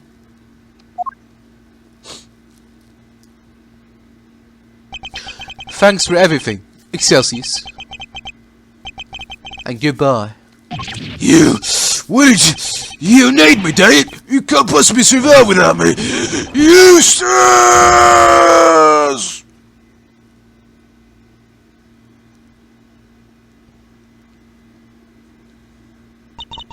The court hereby accepts that vital evidence in this case was suppressed by Chairman Winner. That crime will be tried and an appropriate punishment decided at a future date. But for now, we must turn to the matter of the knife and the chisel, which still have not been found. However, I believe a full search of the garbage facility may well remedy that. What? You're going to dig through all that trash for the knife, darling? But then... Don't worry, Warden LeGuard. I'm sure your punishment won't be too unpleasant. Oh, you devil! Punish moi? Impossible! Excelsius, you blithering buffoon! What did you do? What did you do? All you swaggering bluster about how they never declared me guilty, and now this? You were the one I went after they arrested me because you made me believe I could trust you. Not only did you kidnap a child to try and help me, it didn't even work, idiot! You feckless, useless idiot of a man! Unsightly outburst, to say the least. But an informative one, too. Wouldn't you agree, Eustace? Yeah, she really let some juicy info slip there. Right? She did, right? Yes, she did. We need to work on your confidence. Very well. Then it seems we may be able to bring these proceedings to an end at last. Knuckle back! What? Huh? Who's that?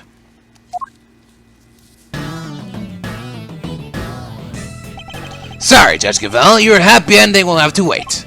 Lang Z says the end of the trial is not necessarily the end of the matter. Who are you? Just a lowly lone wolf investigator by the name of Shi Long Lang. And you have some sort of objection to these proceedings, I take it? Ha! Not really. Your suspect over there is guilty for sure. Guiltier than you know. Lang. Like the Lang from 12 years ago? Yeah, good to see that you're finally about to pay for your crimes. Even if it did take a while for you to get what was coming to you. Agent Lang, explain yourself. Are you familiar with the SS5 incident? I certainly am. It happened 12 years back. Wait, 12 years? Look, a lot happened, okay? This was all 12 years ago or more. My father and the president being friends, our family being the ones who kept him safe. He just changed one day. It was like he became a different person. Now he doesn't trust the police one bit. I wonder what happened 12 years ago. Could this all be connected to Agent Lang's father and his relationship with the president somehow? Fifi Laguard and Excelsius Winter. In the flesh. I've waited a long time for this day. After all, you're the ones who threw my family name into the dirt. Eek. Are we to assume that you have some personal connection to the incident in question? I do, but I'm not here to talk about the past. Not yet, anyhow.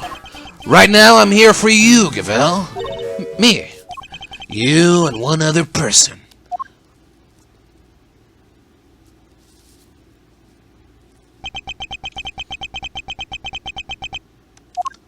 Sean.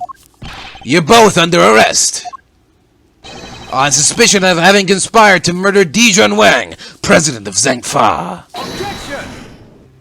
Where's your evidence, Agent Lang? Not so fast! All in good time, Mr. Prosecutor. We haven't even started our investigation yet. I want my suspects on the scene with me while I look everything over again. What have you uncovered, Agent Lang? I need to know. If you've got a problem, you're more than welcome to tag along. Oh, believe me, I will.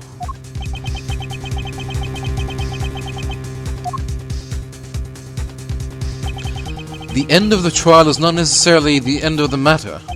Certainly haven't come anywhere close to solving the mystery of the president's murder, or uncovering the truth behind these so-called monster sightings. Oh, don't worry, I'm counting on you. At least trying to drive me dead. That'll be out of the phone. Not that I write your chances of bringing me to justice particularly early.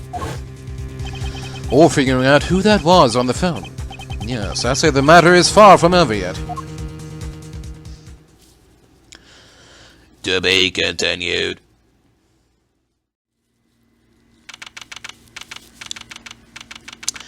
April 6th, 2:52 p.m. Big Building, empty lot. Can you maybe calm down a little? Calm down? No way, Jose. I tell y'all, come clean. It's for your own good. It's for your own good, dang it. Our temper reporters refuse to give up, even in the face of repeated stonewalling from the crew. Look, you ladies need to stop the rest of these people, or I have to ask you to... You cops sure got a lot of nerve. Y'all are the ones who let Pterosaurus run wild. Hoping to hide the fact that they bred this menace themselves, the staff cling desperately to their story. Look, we're really not breeding anything. This is a movie set. Says the gal who told me she done seen Goldie with her own dang eyes. Sure, I saw something, but that doesn't mean we're keeping monsters here. Alright, break it up. Alright, break it up. Oh, Miss Edgeworth. And Sean! Y'all are on the trail of this here monster infestation too, huh? No, we're on the trail of a criminal. Lang Zi says the darkness of a criminal's heart can sometimes be compared to a monster. That is to say, a killer is no different from a monster, really. Agent Lang, this is all irregular, sir. You can't let members of the public onto the crime scene. These people are important witnesses. I need them to be here. Well, Agent Lang, here we are. Where do you intend to begin? Let's start by summing up the facts. President Wang's body was discovered here this morning. He hadn't been seen since the night before last. Yes, he slipped up without his bodyguards noticing, if I remember correctly. So he was missing for over a day. And the last person to see him alive was you, Judge Gavèlle, on the roof of the Bigg Building.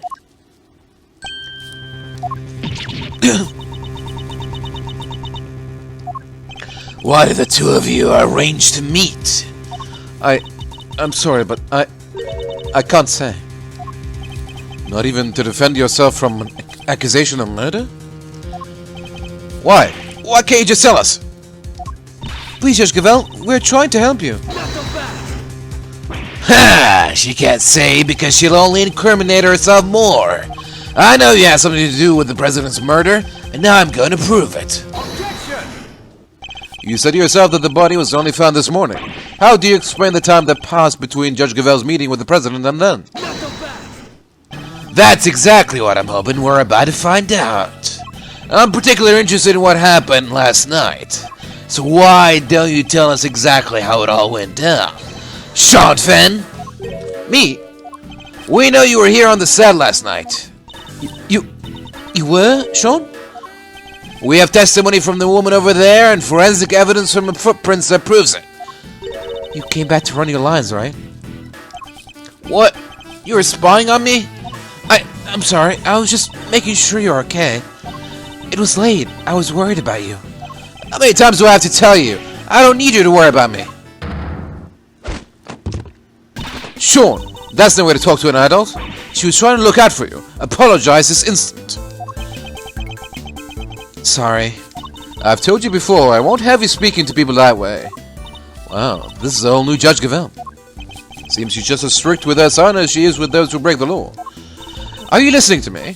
If I've told you once, I've told you 1,000 times. You must. You must. And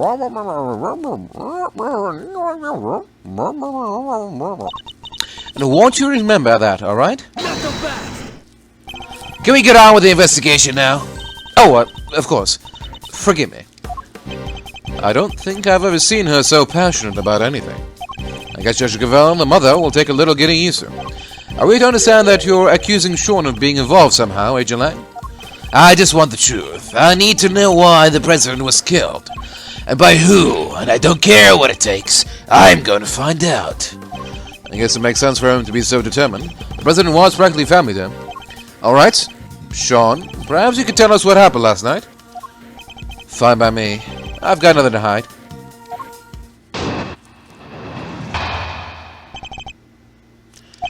I had a bad day yesterday. Messed up a couple of takes.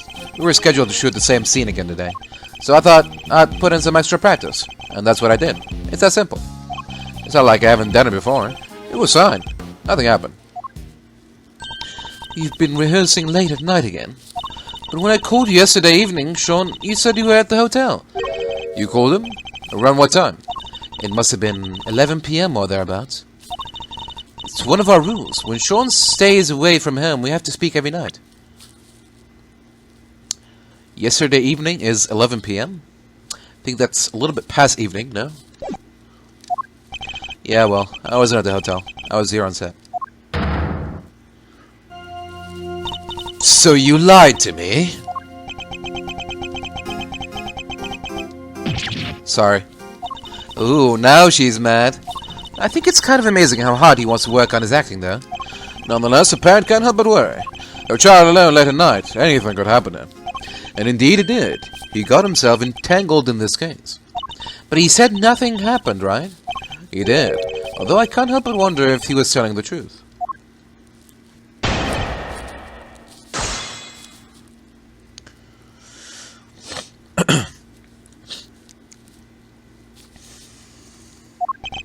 I had a bad day yesterday. Messed up a couple of takes. Hold it! A bad day? Could you elaborate a little? What, I have to spell out for you? It was just bad, okay? Huh. What do you think? Did he drink too much milk, maybe? How did you... I mean, no. Nothing like that. So it might be more accurate to say that his stomach had a bad day. Huh. I thought milk was supposed to be good for your digestion. Shut up. We're done talking about that. The point is, I messed up those eggs. We were scheduled to shoot the same scene again today. Hold it! So we want to rehearse your lines in preparation for the reshoots. Yeah, I caused enough trouble for everybody messing things up the first time around. I wasn't about to do that again. I'm a pro. One can only admire his dedication and his sense of responsibility to his co-workers. Sean takes his work so seriously. He's a real inspiration to everybody. Even the takes he said he messed up, it wasn't like there was actually a problem. He just wanted to make them as good as they could be. He always says that, even a tiny bit He always says that even a tiny bit better is... Shut up! Why do you always have to say stuff people don't need to hear? Oh, sorry, Sean. You could maybe work on his people skills a little more. Anyway, as I was saying... So I thought I'd put in some extra practice, and that's what I did. It's that simple. Hold it! Sean, about what you just said. How many times have I made you a promise? If you're going to rehearse on your own, you have to tell me. I know. Well, that little outburst rather stole my thunder. Let me ask again, about what you just said. I think it's pretty cool, though, Sean. More interruptions? So all the hours of practice that make you the best you can be, little by little by little. I'm the same. I went from small-time thief to average thief, and before I knew it, greatness beckoned. But now that I finally made it, I'm not about to stop doing my best, and neither should you. May I continue? Now, Sean, Do you often rehearse alone? Finally, I got my question out without being interrupted. it's not like I haven't done it before. It was fine. Nothing happened. Hold it! Are you sure about that? What do you mean? Of course I'm sure. It was just a regular evening. Nothing out of the ordinary. Huh? A regular evening? How can he say that? Somebody was... Okay, he's just a child. You mustn't be too hard on him. Nothing happened, really. Nothing to do with the case, anyway. At least, that's what it sounds like he wants us to believe. But wait, didn't we have some evidence related to what happened last night? We do, and we also don't have time to be humoring the lives of a child. Let's use what we have to point out the contradiction in his testimony.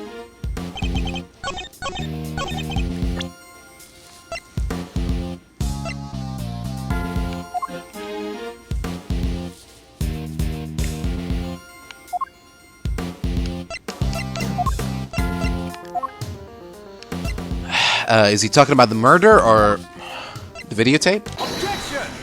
Okay. I mean, it shows him disappearing, but he was rehearsing and then he left. But it's like is the implication that he left the tape recorder on because something urgent happened that made him leave the place quickly or something? I don't know. Seems like a stretch, but sure. Nothing happened? I'm sorry, but you're lying. This proves it beyond a doubt. Wait, how did you...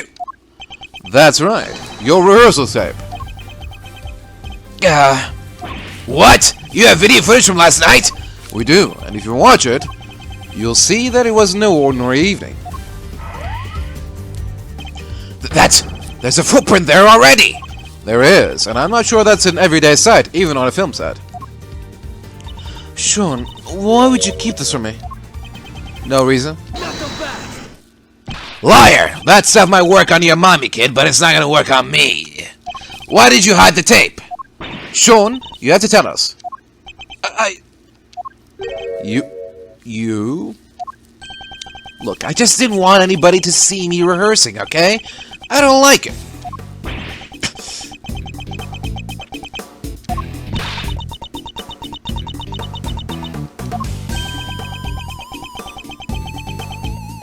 So you're embarrassed, is that it?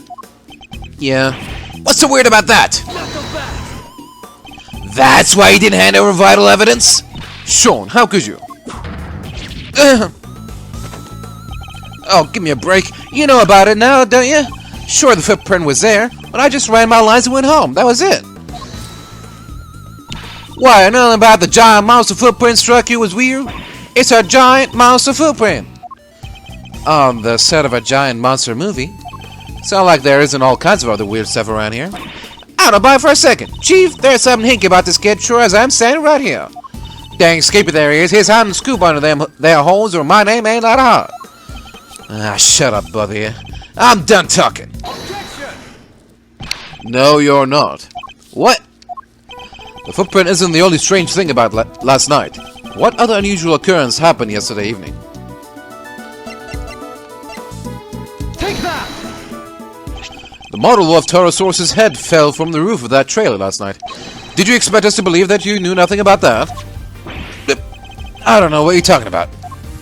Is that so? I told you. I ran my lines, I went home. That was it.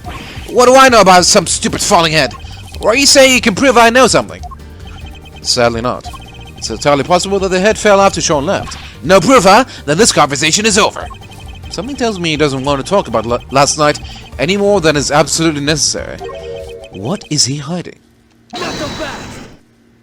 Hold it right there. What is it, Agent Lang? So, it's just as I thought. Thanks, Mr. Prosecutor. This footage of yours backs up my theory nicely. What? There was something else on that tape? Yep, look closely. See the costume up in the top left? Oh yeah, the Torosaurus suit. Something's different. Do you see it? Not sure. He's just kind of hanging out and looking a little saggy. Oh, and the zipper on his back is done up tight. The zipper? Huh? That's... Yeah. I guess you all see it now, right? On the tape, the zipper is wide open. Why? Because somebody's inside the suit, that's why. What? Mr. Powers, that zipper. What can you tell us about it? Oh, well, we always close it up tight when the suit isn't in use. That's right, Mr. Prosecutor. And do you remember something else I said not so long ago? Let me refresh your memory. What if your friend Gavèlle pushed the president off of the Bigg Building the night before last, and then came down here to the movie set and hid the body somewhere? Yeah, but where? There's all kinds of stuff down here. Costumes, equipment, you could hide it anywhere. And then come back a day later, last night in other words, and take it out again. You're saying the body could have been hidden in the Torosaurus suit? That's exactly what I'm saying. Isn't that right, Gavèlle? You pushed the president off of the roof just like I said. Then you hid his body inside that costume. I most certainly did not. Not so fast. Protest all you like. I'm not gonna believe you. You're the only person who could have done this. Objection. I thought we already proved that would have been impossible. The movie set was locked at the time. There's no way Judge Gavèlle would have been able to get in here. Not so fast. What if she had an accomplice? What? I've got a little theory for you. I think you're gonna like it. Yeah.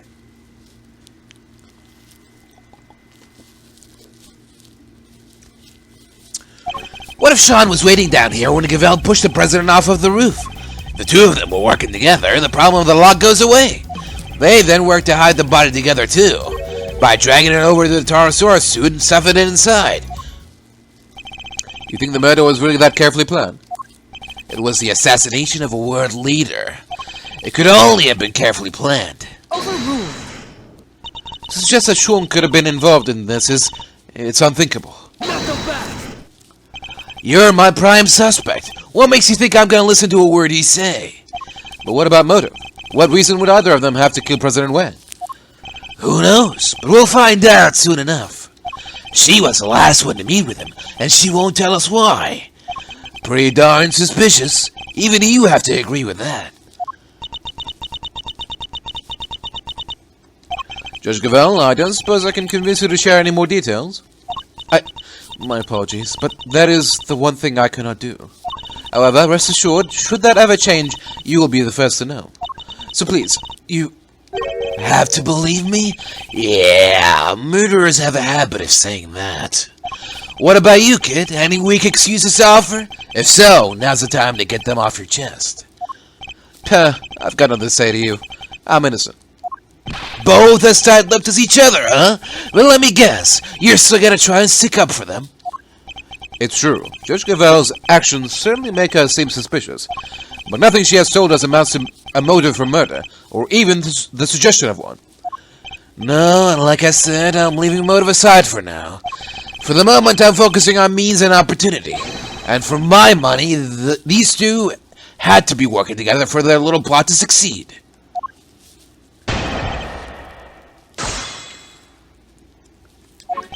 What if Sean was waiting down here when Gavèlle pushed the president off the roof? Hold it. You are seriously suggesting that a child could have been an accomplice in this murder? Look at him, he's still in elementary school. There's no way a kid that young would be involved in something like this. I think I mentioned that he's in junior high, right? Not so fast. Lang Zi says... Pity no wolf, be he cup or grizzled elder. It doesn't matter how young he is. If he's guilty, he's guilty. He'll be treated as such. Wow, wolf cubs have it hard, huh? I'm surprised at you, Mr. Prosecutor. You're saying he deserves mercy just because of his age? Of course not. I'm saying that there's no way he did this, and I'm going to prove it to you. Ha! I'll look forward to it. But be warned, I'm only just getting warmed up. If the two of them were working together, the problem of the lock goes away. Hold it! Goes away how exactly? I thought you might try this, but you and I both know exactly how. Let me make it nice and simple for you. First, she pushes the president off of the roof. Pushes... okay. Then, the kid opens the combination lock, because he knows the code. Yeah, kid opens code, knows lock, gotcha. Okay, the other way around. And that's it. It's that simple. No more locks to worry about. And no more objections about her not being able to get in because she didn't know the code. That would explain away the problem of the lock, it's true. Thank you for your clear and incisive explanation, Agent Lang. Please, continue. I will, and hopefully this next part will shut you up for good. They then work to hide the body together, too. Hold it! But if the two of them were working together, why would they need to hide the body for a full day? Well, look at the situation right in front of you. Thanks to that little ruse, we're still puzzling over what they were up to even now. But if you let me speak, I can clear this up. I can clear up this whole mess once and for all. Ready? Good. So, like I was saying, they work together to hide the body by dragging it over to the Pterosaurus suit and stuffing it inside. Hold it! The video footage doesn't show the inside of the suit. You can't say for certain that there was a body in there at the time, can you? Maybe not, but we can take a look right now. Let's open it up and see what's inside. I put money on us finding proof that it was there. Do you mind if we examine the suit, Mr. Powers? Oh, not at all. Might be a little ripe, though. Gets pretty sweaty in there. Huh, it's filthy. Yeah, that's weird. I always clean it out pretty good.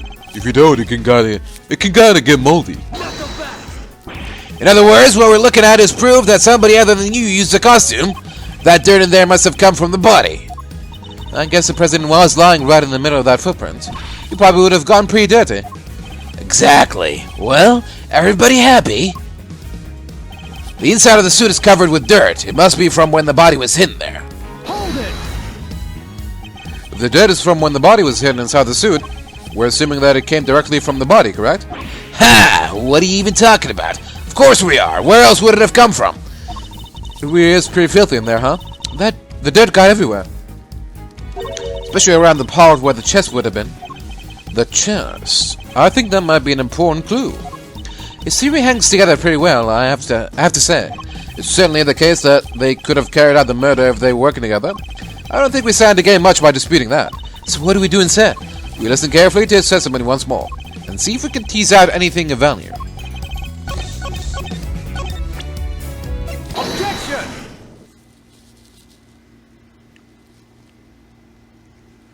So our assumption is that the inside of the suit is dirty because the dirt came from the body.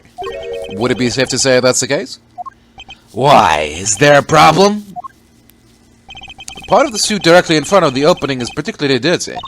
Yeah, it really is. But look at the victim. The area of his body that would have been in contact with that part of the suit isn't dirty at all. If the victim had been crammed in there, as you suggest, his chest would surely be covered in dirt. Gah! Fine. So what's your explanation? How did all that dirt get inside there? Based on the videotape, there may well have been somebody in the suit at the time. So who was it if it wasn't the president? Come on, Kay, think. Where was it? Is something the matter, Kay? I've seen dirt like that somewhere else, I'm sure of it. I just can't think where. Dirt with weird little grey bits in it. Grey bits. She's right, there is something mixed in there. It was stuck to something else we looked at. Lots of it. Stuck to something we looked at. An item of evidence, maybe? It's probably worth checking. Does one of the items we found have a similar kind of dirt stuck to it? Take that! As Kay pointed out, the dirt in the suit contains small flecks of something grey. Uh-huh. And? We discovered similar flecks stuck to an item belonging to somebody we recently had dealings with. The item in question being these gloves. You're right. The dirt does look similar. But so what? What are you saying this stuff is? What exactly are these gray flecks of yours? I believe the gray flecks are... Surely they're flecks of concrete. Oh, like all the little broken up bits around the footprints, you mean? Exactly. And who did the gloves on which we found similar dirt and grey flecks belong to? Chairman Winner. We found them in his garage. That's right. We visited the garage at his home early today, and we found a pair of mechanic's gloves covered in dirt. And if I recall correctly, a sledgehammer and a shovel too. Why would a pair of mechanic's gloves be covered in dirt? I'll tell you why. Because somebody wore them while they used that hammer and shovel. They smashed through the concrete to the dirt below, staining the gloves with both substances. Wait, so you're saying... Yes, that we finally know what these footprints really are. It seems highly likely that they were dug by Chairman Winner.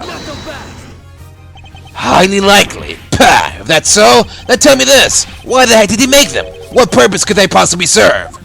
Why indeed. I imagine he must have been... I think he must have been digging something up. I imagine events unfolded somewhat like this. There was something on the slot that he needed to unearth. In order to do so, he cut the chain on the side entrance and gained access from there. He then used a sledgehammer and shovel to dig the 3 footprints.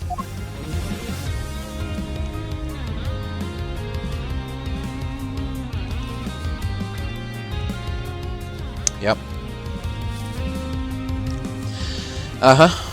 When he found what he was looking for, he backed it up and filled in all the holes. Ah, but then Sean must have showed up, right? I think he did, yes. Chairman Winner would have had to find a hiding place, and the Torosaurus suit provided just that. Gah. You got all that from a pair of dirty gloves? It's good, but it's all just speculation. We don't have any proof that he was inside that suit. He could have dug those holes and gotten out of here before the kid even showed up. But he didn't, and there's proof of that right there in the footage. It shows that Chairman Winner was still present when this recording was made. What? It's a shame that Agent Lang didn't notice it himself. But if we compare the situation as we see it now to the situation as it appears on Sean's rehearsal tape, and compare that in turn to what we saw in Chairman Winner's garage, it soon becomes clear that the Chairman was present. What part of this image shows that the Chairman Winner was still here? No idea.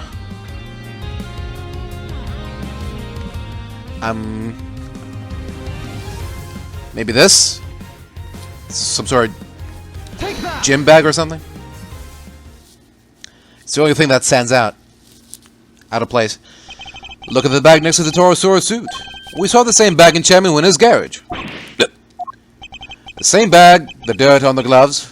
That has to indicate a connection, surely. I think that pretty much seals it. It was Excelsior's Winner in the suit. And if he was in there, the president's body can't have been. Ayah! Good. Seems I've convinced Agent Lang of the flaws in his theory. Somebody get to Chairman Winner's house right away. We need to know what's in that bag. Yes, sir. Y'all done lost your minds? I can't believe what I'm hearing here. What is this hog's will? This is all we need. Damn right there's Torosaurus footprints, dang it. Ain't no holes dug by no old guy. Huh. I think I've demonstrated more than adequately that that's exactly what they are. Don't matter to me none what you just done did. I don't believe it, and that's that. Alright, I told y'all, I seen that big bad bull with my own 2 eyes. The giant eye peering into the window. I thought we'd gotten past that nonsense. We ain't about to let that go. What kind of journalists would we be if we did, huh? Responsible ones, but I guess that's the whole problem. Wait, ain't like it was... What? Ain't like it was just about the footprints, no how? You were seen fraternizing with one of them there monsters, ain't that correct, young man? By the young lady over there, if I'm not very much mistaken. We're never gonna get anywhere with these two around.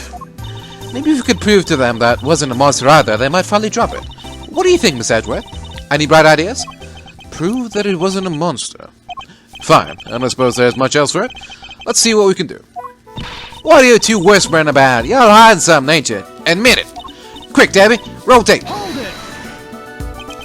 Could I politely ask that you both calm down? The monster the boy was seen talking to. We know what it was now. Huh? That's right. Sean's rehearsal tape finally cleared up that particular mystery. It did? The point at which Miss Nichols thought she saw Sean with Gordy, that would have been right when he was making his rehearsal tape. I think she mistook a certain object for the legendary creature of the lake. Your so-called monster is right here in this picture. Huh? I don't see no Gordy. That ain't nothing but a dumb snapshot. You're talking to a pro here. Can't fool me with no trick photography. What was Miss Nichols's Gordy really?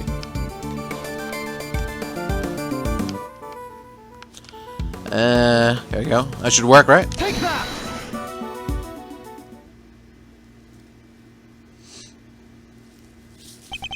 That's right. It was a camera crane. That is what Miss Nichols saw, not Gordy. What? Sean's rehearsal tape was shot from a noticeably elevated viewpoint. A viewpoint that would only have been possible if the camera in question was attached to a crane. Boo! How the heck would she make a mistake like that, huh? How indeed. Miss Nichols? Yes? You told us that you think you might need new glasses, didn't you? Yeah, my eyesight got way worse all of a sudden.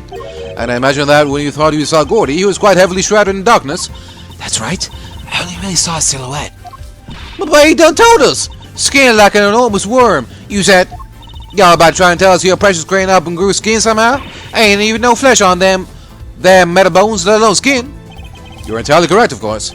About the crane, as it was in this particular picture anyway. But it did have a skin of a sort last night. I knew you were a scoop-header, but this is plumb crazy. You want Tabby and me to solve, is that it? That wasn't my intent at all. But I do think it's time I finally put them both out of their misery. Gordy's skin is right here in front of us. It wasn't skin at all, it was this. Take that!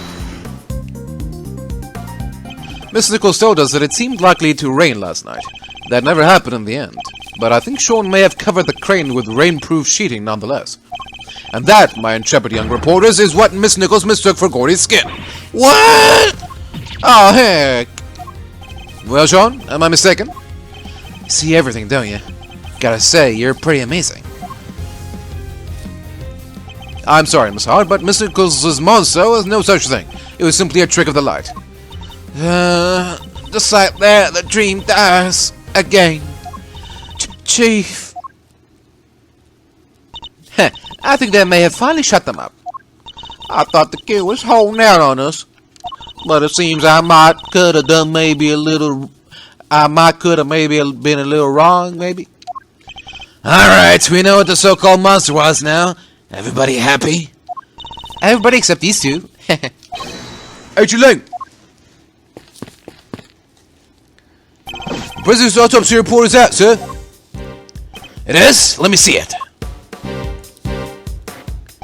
Death was due to full-body contusions and bone breakages caused by extreme pressure from above. So, we have our cause of death. He was crushed. Just as we thought. Test results still haven't come back from the yellow substance found in his chest, but they did find gunshot residue on his right hand.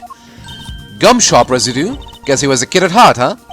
Gunshot residue, okay? It's a substance left behind when a firearm is discharged. Its presence indicates that the president may have used a gun. Really? But we didn't find a gun anywhere, did we? Indeed not, which makes the residue something of a riddle. We'll need to read that report carefully. Well, Agent Lang, that clears one thing up at least. Do we have it yet, or? No. The president didn't die from a fall, which means he wasn't pushed from the roof of the big building. He was crushed by the falling Torosaurus head, just as we said he was. Guess I have to accept that now. Fine, you're right. Amazing! So does that mean Judge Gavèlle isn't a suspect anymore either? Surely it must. Both the cause and time of death rule her out. She met with the president the night before last, but the autopsy report puts the time of death at around 11 p.m. last night. And we know that the Torosaurus head fell around then too. The facts all line up perfectly. Phew, what a relief. Sorry, it might be a little too soon to celebrate. What? Sure, I think we can accept that the falling head must have been what killed the president. But that begs the question of what could have caused it to fall. Or who. We know it happened late last night. So we have to think about who was here at that time. Overruled. What are you getting at exactly? You can't mean. I'm afraid I do. You did it, didn't you? Sean? The kid's hiding something. He was right here last night, right where the body was found. He saw the footprints. And yet he wants us to believe he knows nothing about what happened. That's a big ask, surely. Objection. We haven't yet established that the footprints had anything to do with the murder. So even if he did see them, that doesn't mean he was involved. Settle back. Maybe not, but his face tells me different.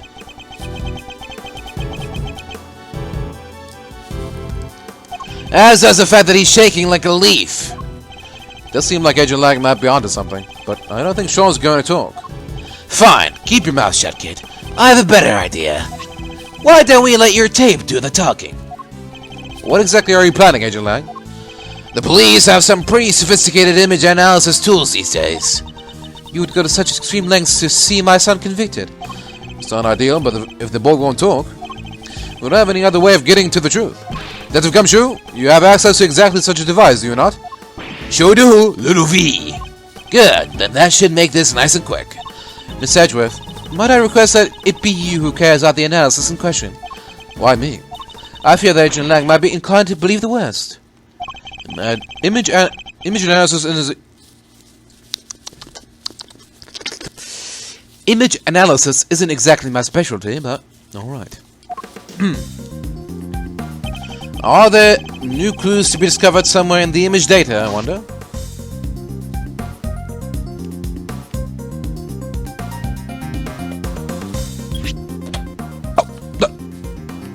Excuse me? Eureka. What the? What is it, Miss Edgeworth? Let me see. Eek! What is it? What's the matter? Show me. Miss Edgeworth, the court asks that you share your findings. Zoom in on the top right part of the image and look closely. There's a person there. It's the president! Oh my. What? You're kidding, right? Well, that sounds pretty decisive, wouldn't you? This doesn't look good for Sean at all. Wait, this doesn't prove anything. I didn't know he was there. I don't believe you. And the image does in fact prove something very important. That you and the president were here at the scene of the crime together. Admit it, kid. You murdered President Wang. No, that's ridiculous. Why? Why would he... Sean, you didn't... You can't have... Can you? What do we do, Miss Edgeworth? It's hard to push back against footage like that. Surely even you can't deny that this looks pretty bad for the kid, Mr. Prosecutor. He claimed he knew nothing about what happened, but the president is right there with him. Sean, what are you not telling us? We have to know. He's right, Sean. Be honest now. It's the only way. Truth is, it was all my fault. Sean, what did you do? It was my fault that the Torosaurus head fell off the trailer. Huh. But was it really? Was it just coincidence? I went up on the roof of the trailer to prep the kit I was using, and I turned on the heater while I was there. I must have left it burning when I came back down to run my lines. Then my mom called, and I left the set to go talk to her. When I came back after the call, the Torosaurus head had fallen from the roof, and the president was just there, lying next to it. No. We did find evidence of a fire having broken out up on the roof. It was just a tiny one, so I put it out myself. So we're saying the president died because of Sean? If he did, that would make this whole thing just an accident. What did you do with the head after you found it on the ground? I took it apart, carried the pieces up to the roof, and put it back together again. You're saying you put out the fire and moved the head back to where it fell from? In other words, you tried to cover your tracks. You're a real piece of work, kid. It's not like I did any of this on purpose. I really did just forget to turn the heater off. Yes, and when the fire had burned through the legs, the table would have collapsed, and the head would have fallen down onto the ground below. You're right. The fire caused the head to fall. Indeed, and I also happen to have an idea about how the fire may have started. Those cans of paint thinner by the heater are pretty flammable. Not a great place to keep them. Not so fast! And you swear it was an accident? Seems a little convenient. What was the president even doing here in the first place? How the heck am I supposed to know? I didn't see anybody, I swear. I still don't believe you. Why would President Wang come to a place like this in the middle of the night? His reasons for coming here are something of a mystery, it's true. He met Judge Gavèlle up on the roof 2 nights ago, but he was also here on the movie set last night. Did he come to meet Sean? I think we'll need to go over the boy's statement very carefully indeed.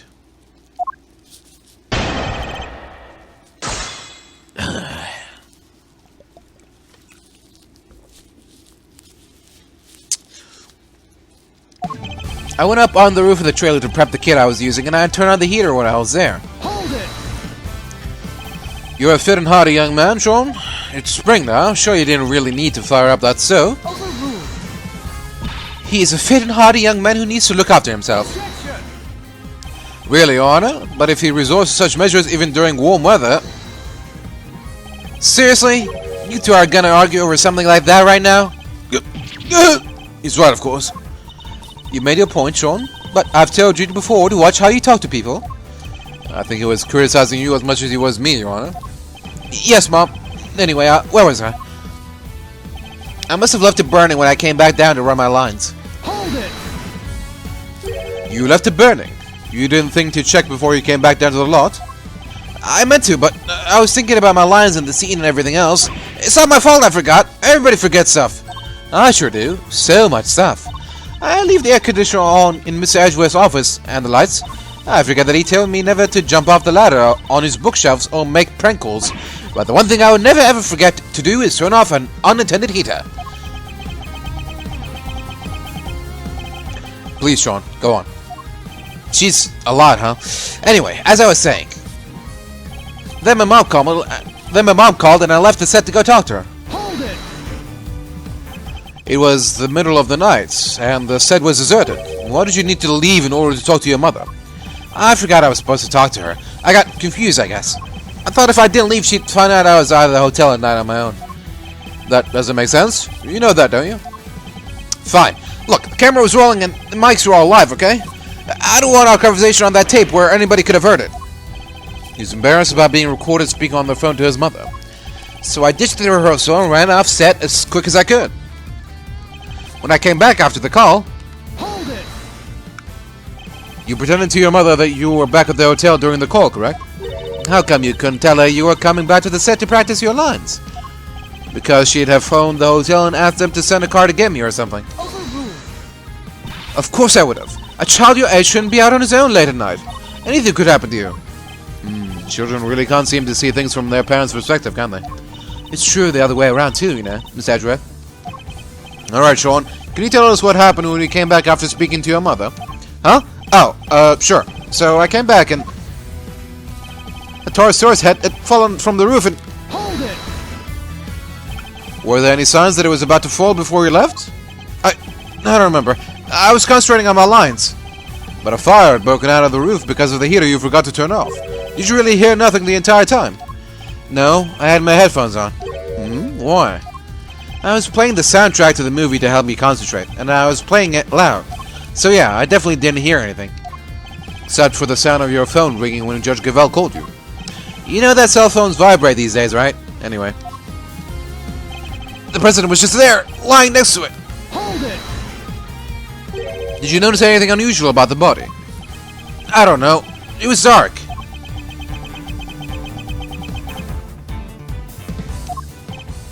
He suddenly seems even more reticent than usual. I don't think he wants to go back over that memory any more than he has to, Miss Edgeworth. I'm sure he doesn't. But is that really all it is? Should I push him a little more on this? It was dark, but you knew it was a body nonetheless. That's...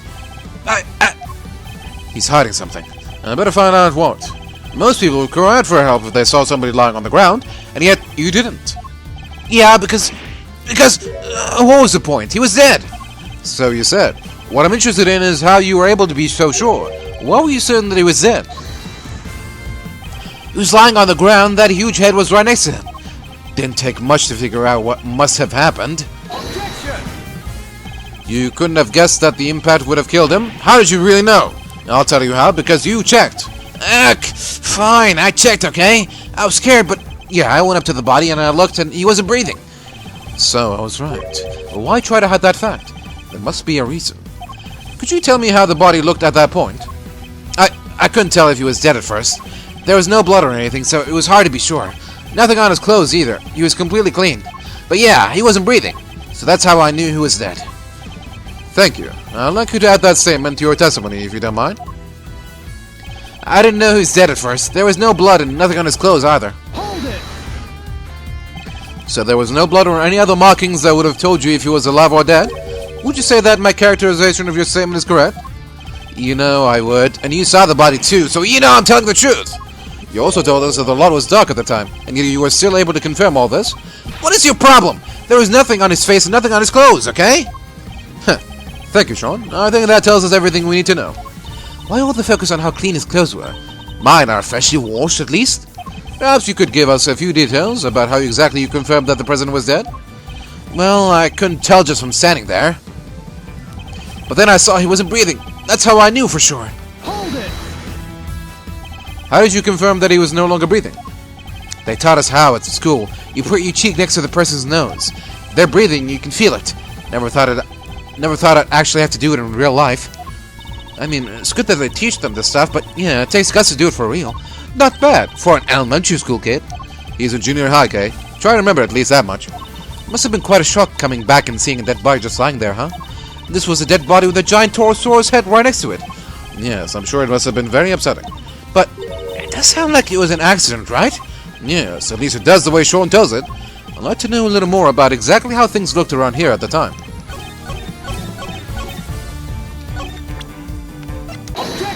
We were just talking about this. Nothing on his clothes? Nothing at all? Yeah, nothing. Why? Is there a problem with that? There's something you're clearly hoping that we've forgotten. What are you talking about? There isn't. That's not true. Unluckily for you, we remember it rather well. I'm talking, of course, about the yellow speckles on the president's chest. You studiously avoided mentioning them throughout your testimony.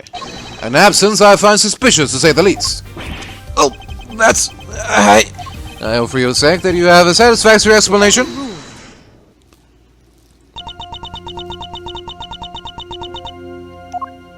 Judge Gavèlle? Allow me to explain. But the yellow residue on the president's chest, I imagine it was from a bouquet of flowers. Lion lilies, to be precise. Lion lilies? 2 nights ago, when I met the president on the roof of the Bigg Building, I presented him with a bouquet. They're a type of lily with large yellow petals. I imagine that the substance on President Wang's chest was pollen from those flowers. Huh? But they're not there in the printout from the security camera. Only because the president is in the way. But why give him flowers? That is not something I'm at liberty to divulge. What? More secrets? Are you serious? First you wouldn't tell us why you met with him, and now you can't even tell us about the flowers? My sincerest apologies, but all I can tell you is that I gave him the bouquet. Objection! A bouquet that was nowhere near the body when it was discovered. How do you explain that? I cannot. Seriously, Your Honor? Some things you won't explain, the rest you can't. Come on, you've got to give us something here. You wouldn't let this fly in the courtroom. What makes you think we'll accept it? Hey, you leave her alone. Sean, I threw the flowers away, okay? You did? So they were there when you first found the body? Yeah, they were right there on his chest, and they were squashed completely flat. Oh, I guess that makes sense, right? They would have gone crushed along with the president, and the pollen would have been smeared across his jacket front. That does explain things rather neatly. Why remove the bouquet and dispose of it? No reason. He's almost as evasive as his mother. More secrets. They're quite a pair. There's no secret. I know exactly why Sean disposed of the bouquet. Huh? You saw me leave the house with it, didn't you? Oh, I get it. When you saw the flowers on the president's body, you remember seeing your mom with them, and felt the need to prevent her from coming under suspicion. No, you've got it all wrong. That's as least convincing lie is.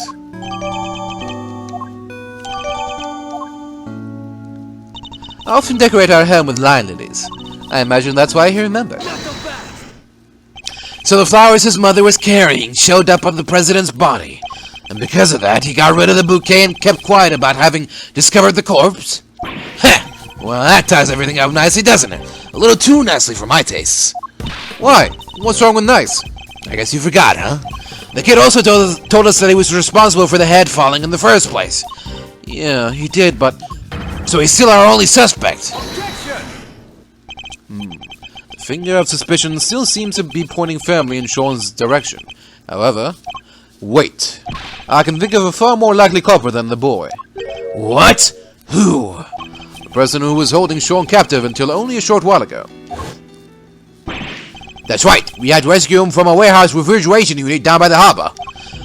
A refrigeration unit in a depot? Yeah. Lucky it wasn't switched on. Poor kid might have frozen into a popsicle otherwise. He was doing his best to call out for help, which is how we found him. Sedatives had worn out by then, so he was wide awake and plenty loud. Sedatives? Isn't that what you were given too? Yep, we found the bottle on the floor of the unit. It was even the same brand. 3 Z's. Apparently it's super strong. Yeah, I can see where this is going. Well, Agent Lang, surely that suggests that Sean is a victim, not a suspect. Somebody else was responsible, and I think they've been behind all of this. Oh yeah? And this secret mastermind of yours was here last night too? That I can't yet say. Ha! It's not like you to be so vague, Mr. Prosecutor. Sadly, we just don't have anything to tie our mysterious kidnapper to the murder of the president. So is there anybody else? Somebody other than Sean who could have committed the murder?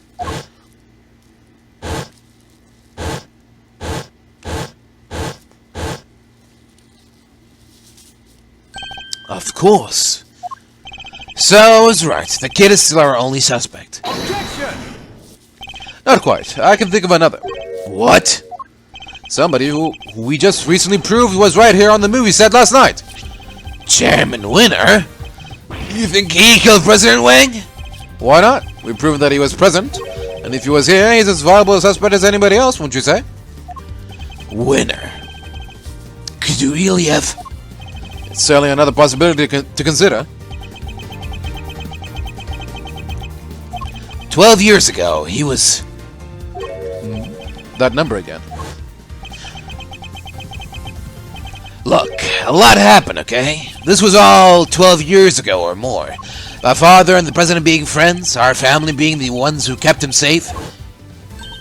Lang? Like the Lang from 12 years ago? Yeah. Good to see that you're finally about to pay for your crimes. Even if it did take a while for you to get what was coming to you. Agent Lang, what happened 12 years ago? It's nothing to do with you. I think it has everything to do with me. It's clearly connected to this case. Ha! And you can prove that, can you?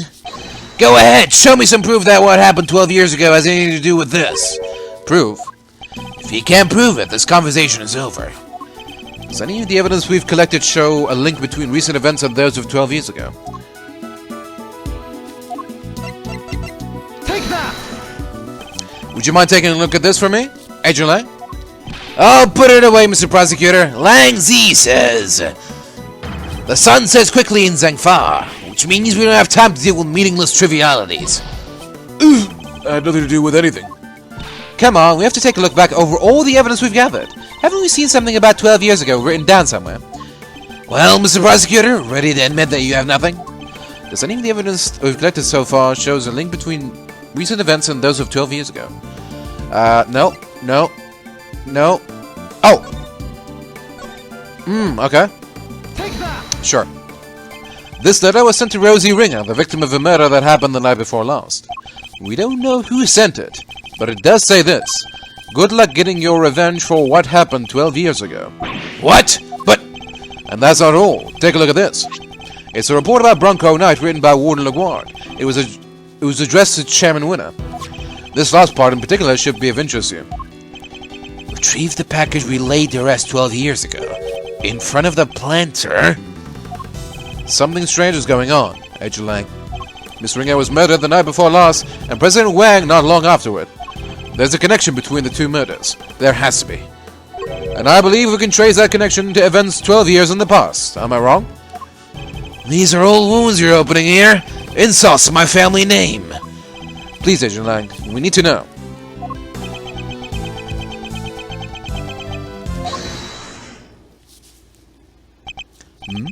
Who on earth was that?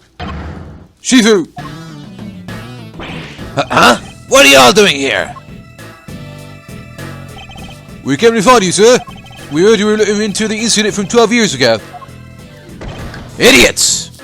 I'm not your boss anymore. Get back to your duties right now. Wait, we can't do that, sir. What? You're disobeying a direct order? Please, sir, I'm begging you. We all are. You have to reopen the investigation into the SS5 incident. We know you can't let it go until you figure out what happened, and we can't neither.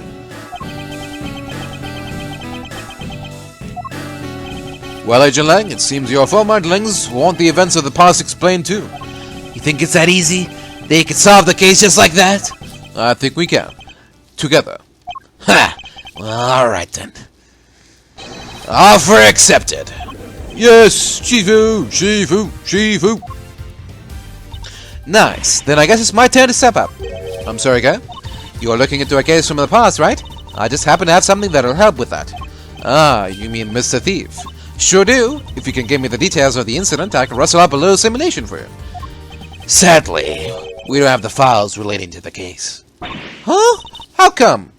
Access to those files is restricted. They're top secret. Really? Why? Beats me. Somebody must have something to hide. Even I've never seen them. Everything I know, I read in newspaper articles from the time. That's fine. Just tell us what you can. Alright.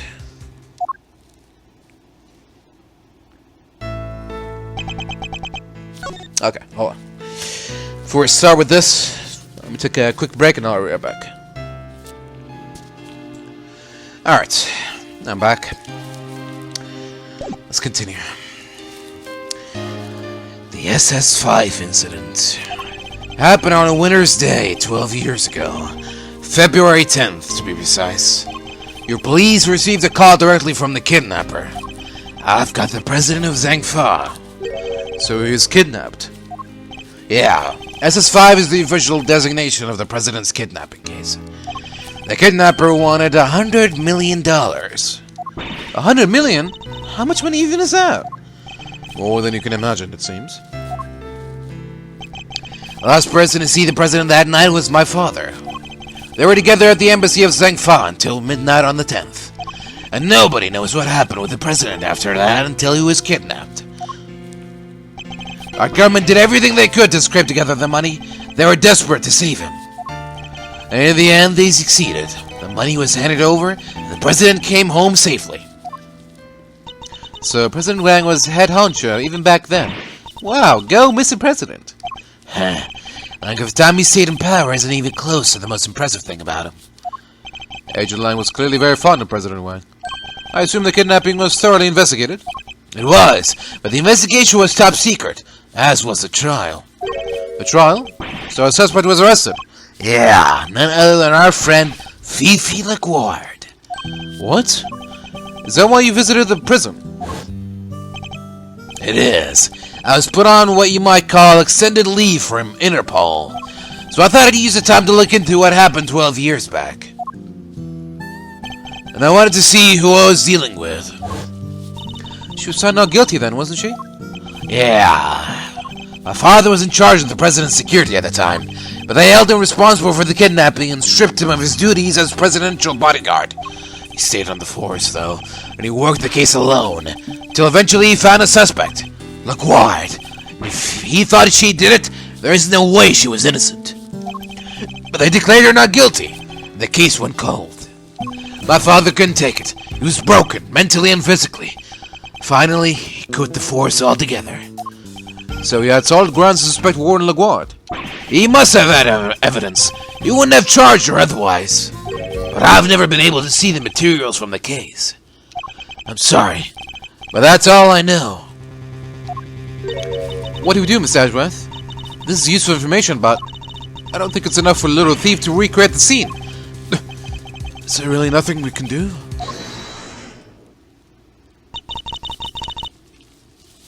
You look like you could use a hand. Von Karma? Who's this now? Oh, yeah.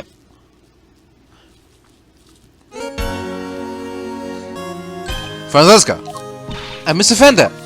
We finally wrapped things up over at the courthouse, so we thought we'd see what you kids were up to. Hell. What's this? It says SS5 Incident Investigation Report. When Fifi LaGuard mentioned an incident from 12 years ago earlier, I couldn't help but wonder.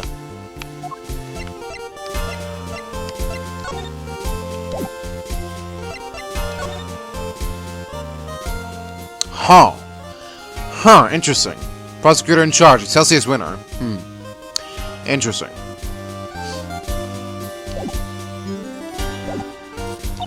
So I decided to look into it, and this was what Interpol provided. Nice work, Francesca. Don't get the wrong idea, Mars Ashworth. You're no longer a prosecutor. I didn't do this for you. I did it so the colleague could solve his father's final case. I owe you, sis. But everything related to the SS5 incident was supposed to be top secret. Yes, but that classification was applied by the prosecutor in charge of the case, Excelsior winner. He was the prosecutor in charge? Him again. Don't worry. Due to the outcome of this morning's case, he has been stripped of his authority. An outcome that was in no small part thanks to the efforts of his own son. Eustace. So in defeating his father, he made the old case file available to us. Sounds like we owe him. Prosecutor Eustace Winner is busy wrapping things up after the conclusion of the LaGuard trial, but he asked me to give you a message. Leave that in LaGuard to me. You focus on your case over there. Huh. He's even starting to sound like a prosecutor. Indeed he is. Alright. Now that we have the case file, I can recreate the scene, no problem. Excellent. Let's get started. According to the file, the incident occurred exactly where the plaza is now. Then what are we waiting for? With me, everybody. How convenient. April 6, 3:25 p.m., Bigg Building, Plaza. Alright, Kay, if you could set Mr. Thief in motion.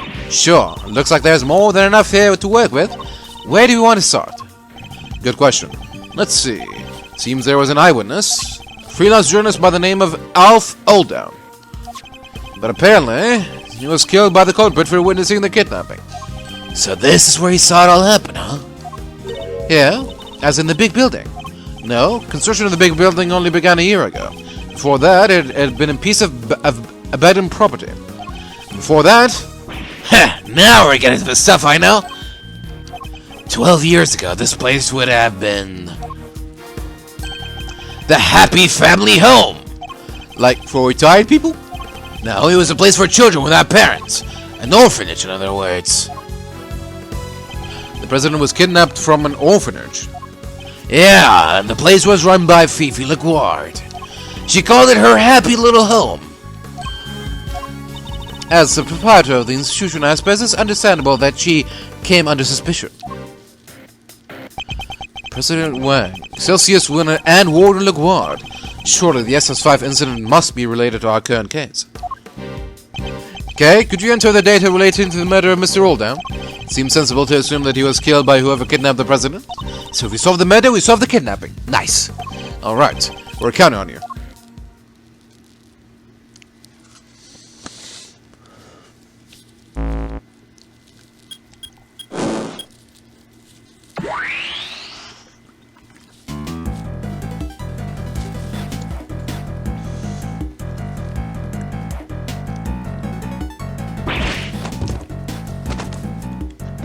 What the heck is this? When did I grow to become so blasé towards people's reactions to Mr. Thief? What we're seeing here is the front yard of the orphanage as it was 12 years ago. At least, as far as the police reports describe it. Yeah, this is how it looked when they started investigating at 7 a.m. the morning after the murder. and it seems it had been snowing. Yeah, from what I heard, the footprints wound up being pretty important evidence. Snow fell in the daytime of the previous day. In other words, before the incident occurred, meaning that none of the relevant footprints would have been obscured by the new snow.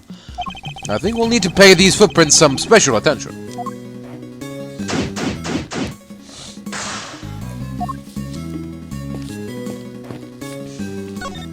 Boy howdy, is this ever a scoop? Whole world's gone green. Must be an outbreak of something. I'm seeing green trees, green people, green clothes, everything. They must be real sick if even their clothes are green. Looks like we wound up slap bang in the middle of the right damn place at the right damn time. Sure did, Chief. I don't think we're going to get a word in edgewise here, Mr. Edgeworth. I don't think we want to.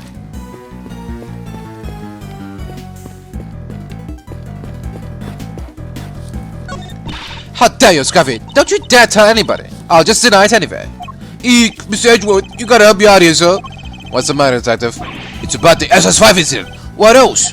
I know Chairman Winter isn't in charge anymore and all, but a top secret file being available to us so quickly after his removal, something seemed off. So that got me thinking, and I put it in a call, and they told me that, well, that Miss Von Karma went to some pretty extreme lengths to get that file released. Curse you, Scuffy. I deny everything. Eek.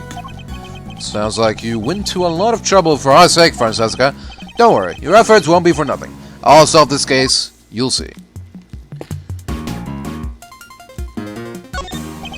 This looks like a snowman, but it's mostly unmelted. Melted. Well, it's no wonder he's all slushy. He's wearing a hat and a scarf. He must have been all roasty toasty. Oh, look at his cute little button eye just lying there. He probably would have frozen back up again at dawn, you know. That's when it's usually coldest. I don't think that would have helped much, Miss Edgeworth. If a melted snowman froze again, it wouldn't turn back into a snowman. It would turn into an iceman. What? Is what I bet you wanted me to is what I bet you wanted me to say, isn't it? Well, too bad. These footprints go toward the body and come back. According to the case file, they're thought to be the killers. They're about a size 9, pretty average in other words. Seems the police weren't able to track down who the murderer was from them, though.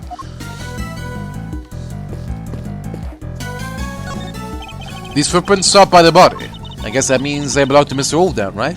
His feet were pretty big. What's that, about a size 12? According to the file, they were the same size as his shoes. It's a match.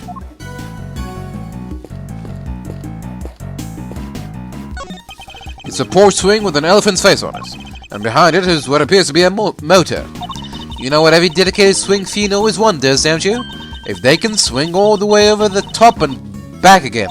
Maybe a motorized swing could finally make that dream come true. Wouldn't that be a little dangerous? And what dream isn't, huh? Nothing venture, nothing gain. True, but hardly applicable in this case. These planters.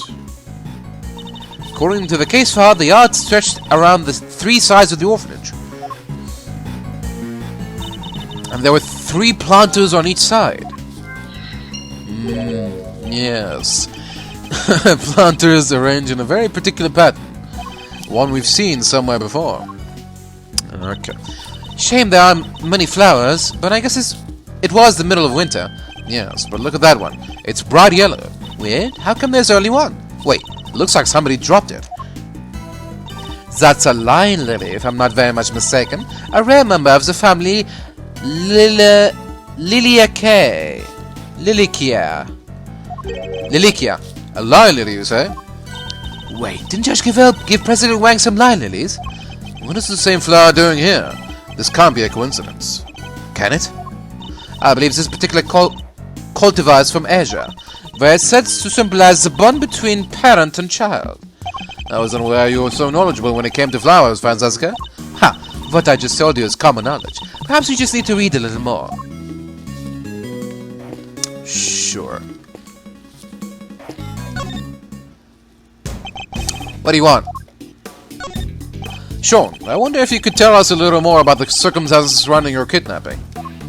They took you when you went to the garbage disposal area, right? But what were you doing there? It's alright. You don't have to talk for him. You could just ask me himself. Hey there, Miss Edgeworth. I think he's starting to warm to you. I went to the garbage disposal to throw away the flowers that were on that body. It wasn't far, and I figured they'd be less likely to find them there than if I threw them in a garbage can. I tried to get in there last night, too, but it was locked. So you had to come back today and try again. Yeah, when I was there, somebody came up behind me and put something over my face. Oh yeah, snoozing is easy, 3Z with 3 Z's. The fact that she was drugged with it too doesn't seem to bother her. I guess it is a catchy name. Whoever it was pretty strong, but I never saw their face. I see. Thank you. That's very helpful. What can you tell us about the time between when you were kidnapped and when you were found? Not a whole lot, I'll bet. Snoozing is easy, 3Z with 3 Z's. I remember waking up feeling cold. I was somewhere big and empty and dark. There were cardboard boxes with some other language written on them. I figured it must be a storeroom. But it was actually a giant refrigerator. Businesses uses them to keep stuff chilled. And that's where Kane and Detective Gumshoe found him. They really saved the day there. Yes, the cooler must have been on until just before I was brought there. Like I said, it was pretty cold. Anyway, they didn't take my phone for some reason, so I used that to call for help. I see. Well, we're all very glad that you found your way back to us safely. Bah, say like you mean it, why don't you? He's not the most gracious child of man. Reminds me of a saying somebody else.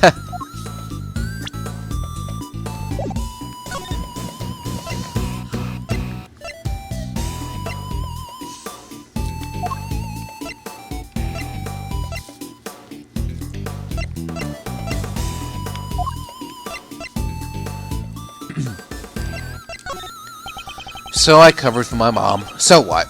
Are you trying to tell me I shouldn't have? I applaud your desire to protect your mother, Sean. But that doesn't mean I approve of your decision to dispose of vital evidence. Pah, easy for you to say. We're gonna accuse her of murder. You want me to just stand back and do nothing? Sean, please. What Miss Edgeworth's trying to say is that you're super brave. He just wishes you could have owned up to everything a little sooner, that's all. That's right, isn't it, Miss Edgeworth? Sure, something like that. There. Isn't it nice when people are nice? Sure, something like that.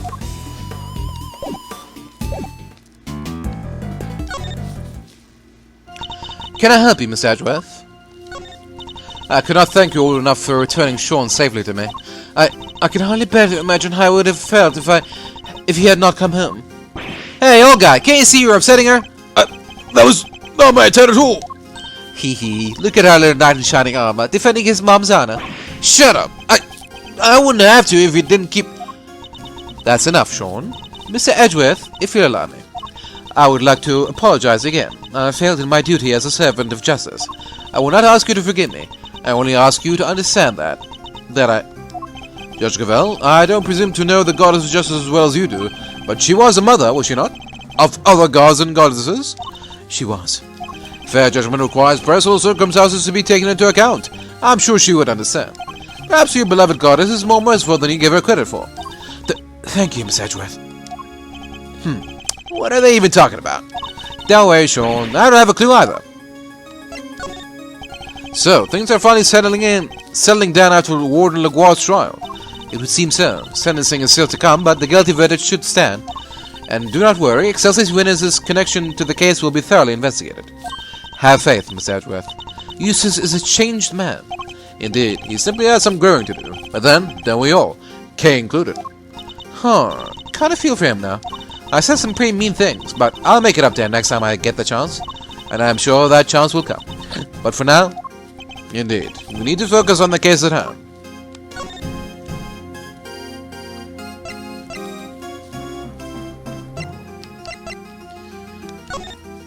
The crimes committed in the incident at the Bigg Building were unforgivable. To sin so gravely in full view of the goddess is an act of sacrilege. Yeah, it was pretty bad, huh? Makes me want to smash somebody with that hammer of yours, maybe even break their little toe. Miss Faraday, even if the subject of your wrath were a hardened criminal, that does not give you the right to commit acts of vigilantism. Not even a tiny one? No. Honestly, Kay, what do you think prosecutors and judges are for?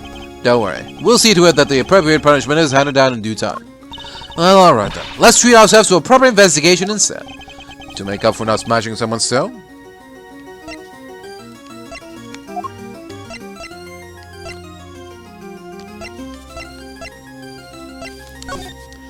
Sean's big screen debut. We have been so looking forward to it. About that, did you know... Please, I have promised myself I will learn nothing of the movie before I finally see it in the theater. I would rather not spoil the experience. Could we talk about something else? I wasn't about to tell you anything about it. I have already learned too much simply by becoming involved in this case. If you wish to ruin it any further, then prepare to fear the wrath of the goddess. She's invoking the goddess. She must really be looking forward to this movie. Crimes committed in the incident... Okay.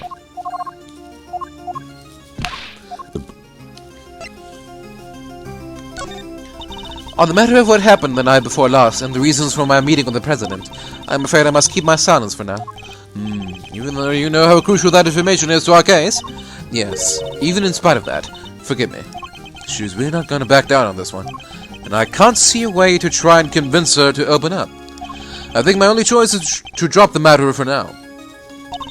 But allow me to say one thing. Sean's efforts to protect me disrupted your investigation.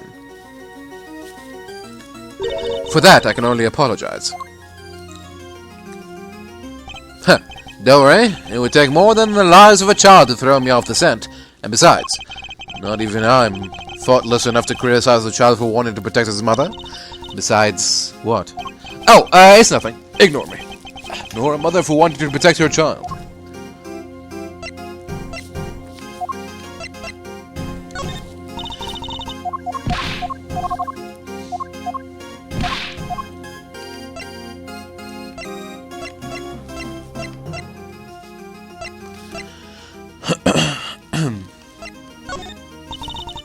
Okay.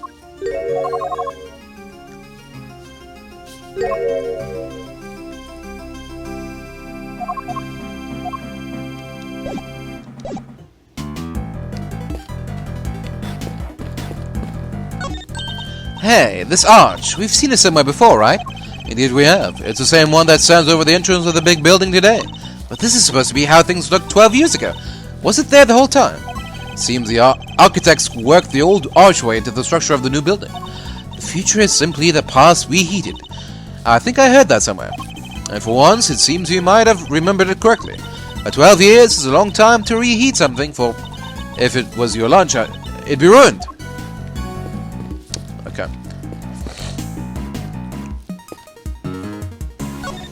An igloo shaped like a bear. The perfect balance of cuteness and scariness. I guess you could call it a bigloo. It is quite large. It could probably fit as many as 3 people inside it. Yeah, and they could live in there for 3 whole years. 3 years. And what about the summer? Wouldn't the big, igloo melt? Again, say it again, Mr. Edgeworth, please, one more time. Wouldn't the igloo melt? Gah, you're no fun. Looks chillier than you chilliest look out here, Malzerino. Somebody might have to warm me up. Could you maybe take this a little more seriously, Mr. Fender? For you, K-Meister, anything. Can't believe this old sorry tale began right here. Kinda crazy, right? Yes, it is a little. What were Feeps and the Chairman up to, though? Where were they going with all this? Where indeed? I'd very much like to know that myself. I'd very much like to know when you two are gonna admit how much you love your Uncle Eddie. Not anytime soon. Come on, Mr. Fender. You're not taking this seriously at all. You did for about 3 sentences, which is something of a record.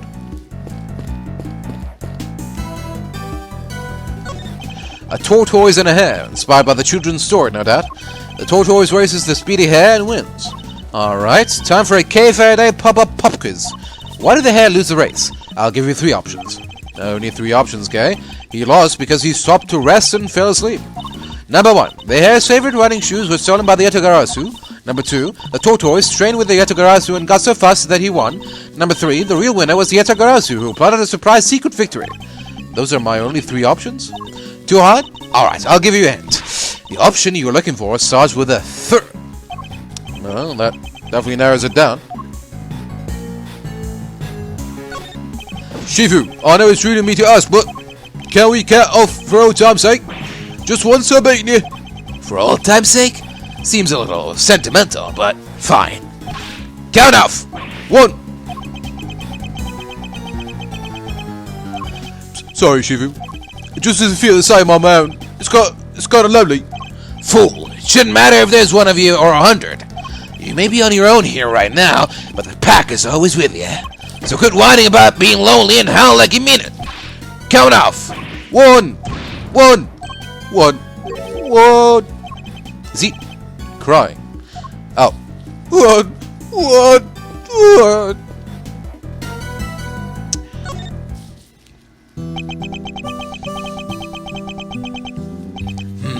Three planters covered with snow. Is anything the matter, Agent Lang? Yeah, something's not right. I wasn't able to look at the case file until now. Indeed. You have Chairman Woodhead to thank for that, it seems. Yeah, but what's weird is I've seen this scene somewhere before. What? But where? I keep thinking I've got it, but then it's gone. He appears to be lost in his efforts to remember. Perhaps I should leave him alone for now.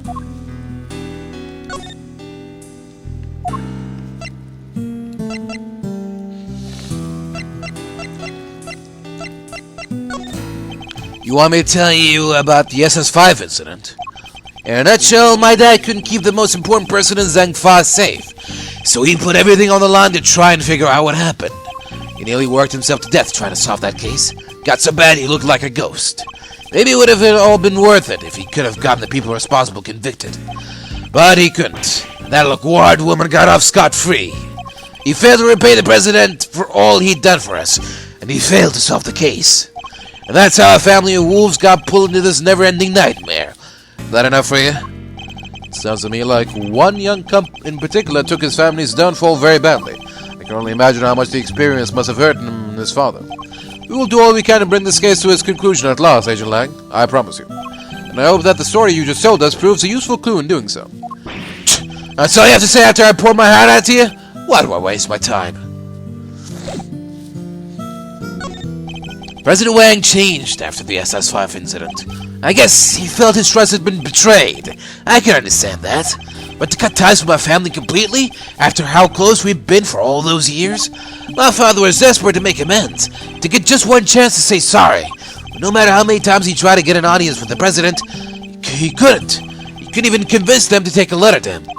One time he came home covered in bruises. Who knows from where? A bodyguard, maybe? Sorry, there's no point making you sit through old stories that won't change anything anyway. I'll be the judge of that. It's warm and fuzzy as ever, I see. Not that I expected any different. That case ruined my father, and my family too. The people who failed to keep the president safe. That's all we were after that. He threw himself heart and soul into that investigation. He became obsessed, in other words. Hardly the best state of mind in which to undertake an inquiry. Wow, you really don't pull your punches, huh? Look, just don't go with thinking I'm doing this only because of my dad, okay? That investigation was solid. His work was meticulous, and it was accurate. It always was. He interviewed every single one of those kids, and he made sure they told him everything. I wonder if he learned anything of value.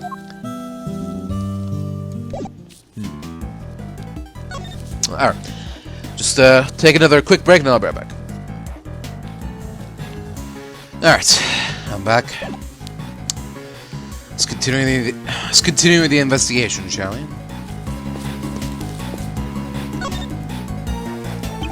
Alf Aldau, the man who witnessed the president's kidnapping.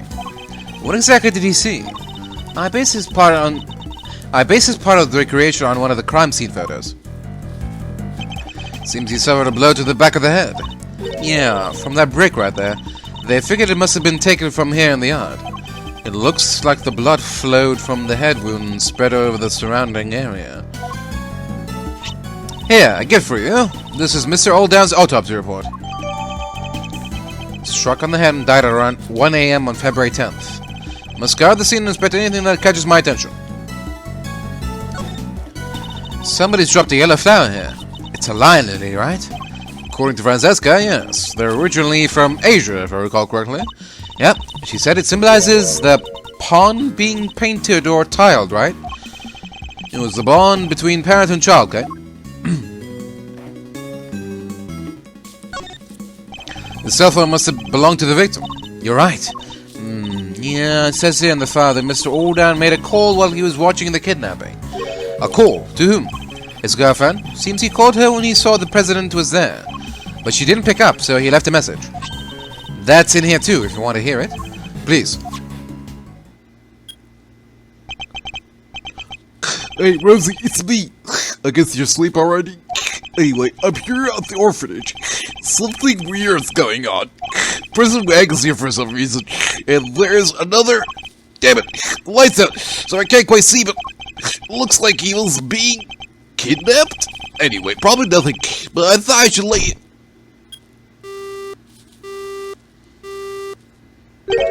What were those sounds at the end? He must have been attacked while he was still on the phone. Agent Lang, can I ask you something? Mr. Olddown's girlfriend, what was her name? Ringer. Rosie Ringer. At least, that's what I heard. Just as I thought. Wait, you mean her revenge for what happened 12 years ago?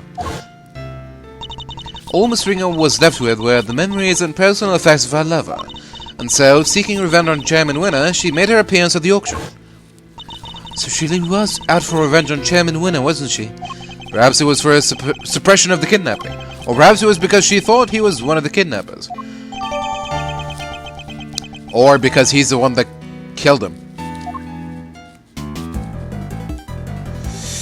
Alright, what else we got? This was the brick used in the murder. Did it come from somewhere nearby? There's stuff made of bricks all around the yard here. They probably took it from somewhere nearby, huh? Ulf Olddown, freelance journalist.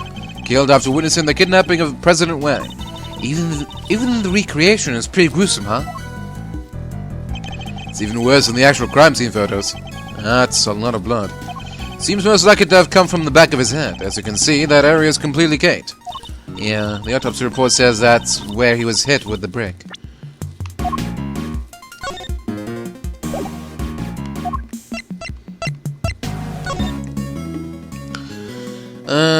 Murder during a call where he's detailing something he witnessed. February 10th, approximately 1 a.m., 12 years ago. Lots of blood resulting from a blow to the back of the head with a brick. A brown brick. Indeed, I imagine his attacker must have snuck up on him from behind. Looks as if he's clutching something in his right hand. Oh yeah, they mentioned that in the file somewhere. Let's see. According to this, it was a button. A button. Torn from the attacker's clothing, perhaps? Is this what he was trying to dig up? Fresh blood, and plenty of it. According to the autopsy report, he died from loss of blood due to the blow to the back of his head. Yes, and that blood spread out over the entire area. I doubt anybody could have bled that much and survived. Anyway, this certainly seems to confirm what the autopsy report suggests.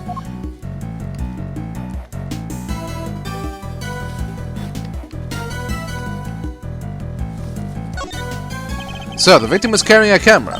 Oh yeah, according to the file, they recovered a picture. Yeah, here we are. That's...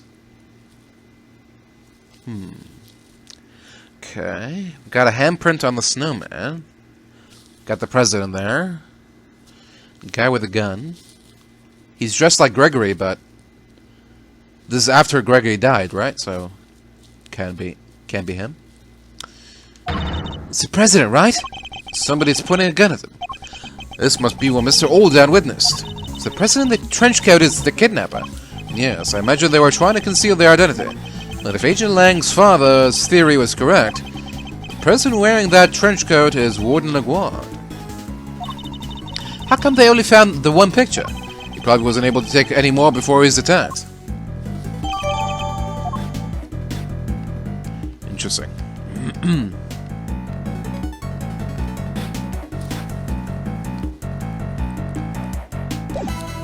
That's it, I'm guessing. Oh, what? I don't believe there's any more to be found here. Okay. So why is it not checkmarked? Oh. Huh? Footprints were a key part of this case. There was information about the shoes in the file, correct? Yeah, let's see. They're a size 12. Feet were clean. No corns, no athlete's foot. Beige socks, thermal underwear in the same color. He dressed old guy style. Brighter socks would have really made that effort pop. Why not live a little? And that's it for the fashion rundown. Shout out to whoever left these amazingly helpful comments. You know, I thought it was going to be a plain old investigation report. Okay, now we're done? Okay. What are those? What is it, Miss Edgeworth? I can't believe there used to be an orphanage right here on the spot, and that Warden LaGuardia was in charge, and that the SS5 incident took place there 12 years ago. Yeah, they kidnapped the president of Zhengfa. That's crazy. And they killed Mr. Olddown, the only witness that we know of anyway.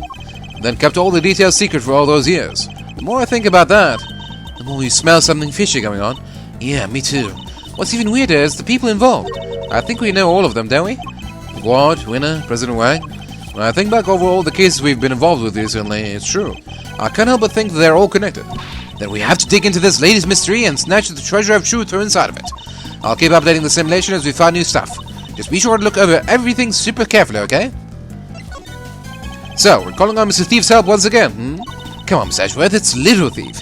And no matter how useful Little Thief is, if the information we plug in is wrong, the simulation will be wrong too. If you spot anything that doesn't make any sense, try comparing it to the evidence we've collected. And we can examine and interact with everything in the simulation as if it were really there, correct? Right. Just walk up to it and do what you usually do. Also, we don't have enough to go on right now, but if you can gather enough intel, I can even create a simulation of a different span of time. Alright, I'm counting on you should the time come.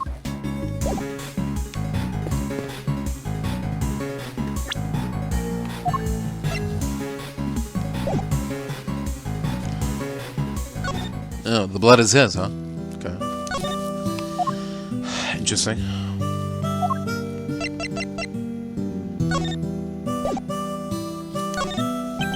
You want me to tell you about the SS5 incident?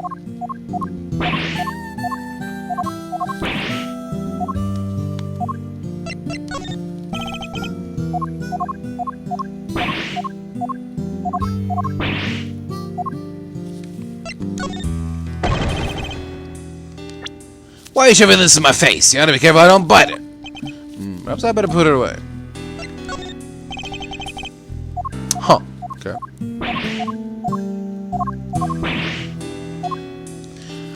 I thought some of this stuff would jog his memory a little, but okay.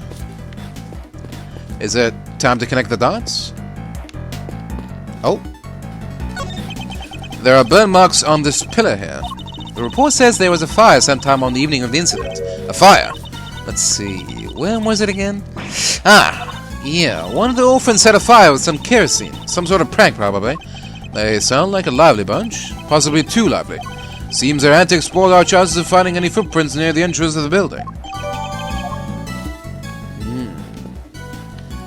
Was it really the children that did this, or was it the perpetrator covering up their tracks?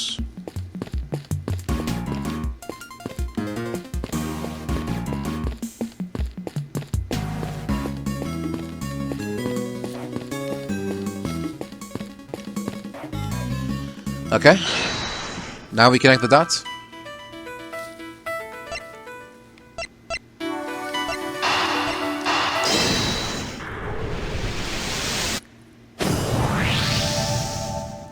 So, that's what our monstrous hoof prints really were. Wait, what? Recall the arrangement of the prints. Now compare it to that of the planters. Whoa! That's right. I believe the footprints are located exactly where our planters once stood. So Chairman Winner was digging around the front of them? He was. And why might he have been doing that? We have a piece of evidence in our possession that answers exactly that question. Which piece of evidence shows why Chairman Winner might have been digging in front of the planters? Take that!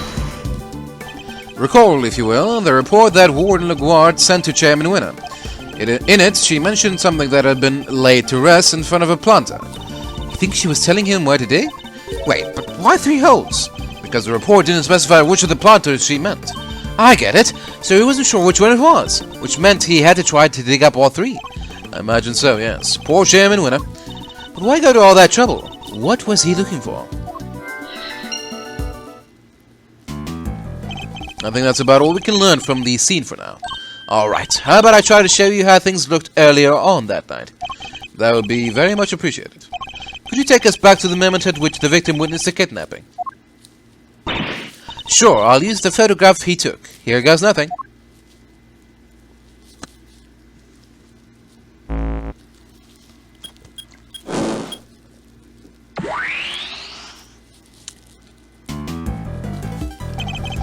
There's Mr. Olddown in the middle of the planters.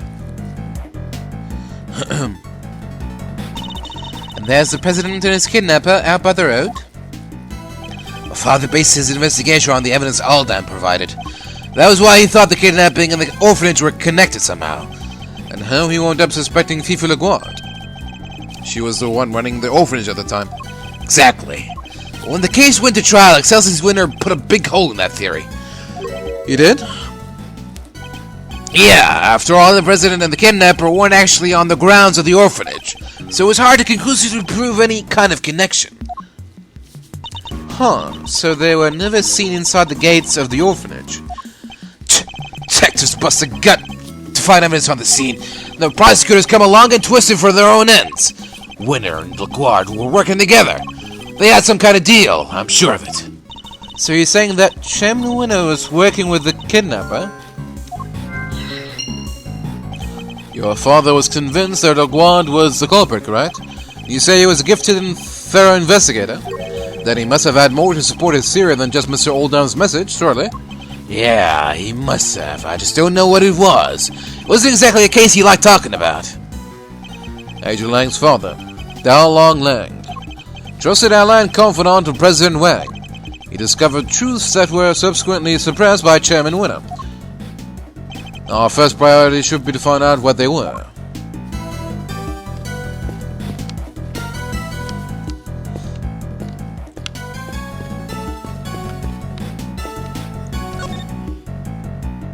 I must scour the scene and inspect anything that catches my attention.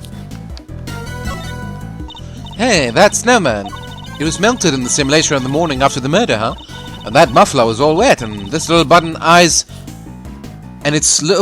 had fallen off. Indeed, it still looked reasonably healthy at this point. Although not entirely, I can see one thing that's missing. Aw, poor guy, I bet some kid took it as a stupid prank. Not a bad piece of thieving, though. Maybe they had potential. You think one of the orphans took it? I'm not so sure. In fact, I think it was grabbed by somebody else entirely. Eureka! This snowman is missing a certain something, wouldn't you say? Yeah, his right eye. Indeed. Luckily, we've managed to locate it. The button Mr. Olddown was holding. Look at that. It's the same type of button as the other eye and everything. And if we suppose that the button was indeed the snowman's missing eye, that presents something of a contradiction. What does the button contradict? The victim was clutching the button, and the button was covered with his blood, which means he must have grabbed it after being attacked. Let's run a little hypothetical, shall we? Hypothetical. What if, after being struck, Mr. Olddown lost his balance and reached out to grab something to steady himself? The snowman. The snowman wouldn't have supported him, so he would have grasped the button and continued falling. I get it. So you're saying that he was near the snowman when he was attacked? I am, within arm's reach to be precise. And he's currently nowhere near that close. Right, but his footprints only go as far as the planter. He never came back this way. What if they weren't his footprints? I think we need to look at all the prints again. Alright, I'll take us back to the scene when Mr. Olddown's body was found.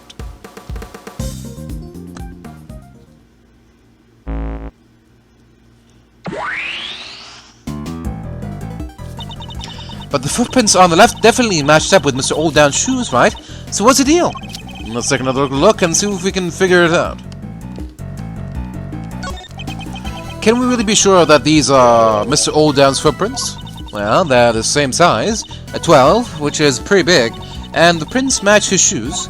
They also go straight to the middle of the planters where his body was found. But as we've established, when he was attacked, he fell and grabbed the button of the snowman. Well, being a great thief, I know a few contortionist tricks, but that will be way beyond even me. Some average Joe stretching his arms that far? Basically impossible. I think we can be reasonably certain that the prints were made by the shoes the victim was wearing. But can we be certain that they were actually the victim's shoes? Perhaps we should take another look at them. I must scour the scene and inspect anything that catches my attention. These shoes, as the case file says, they match the footprints, but... Huh, these are the victim's shoes, I'm sure of it.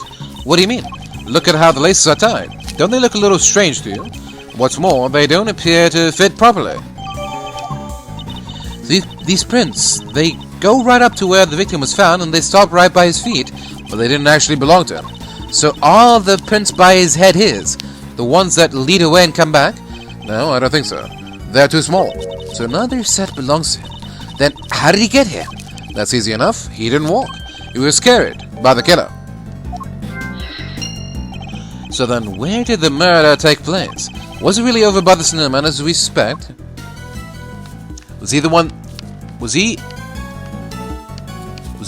who was trying to kidnap the president?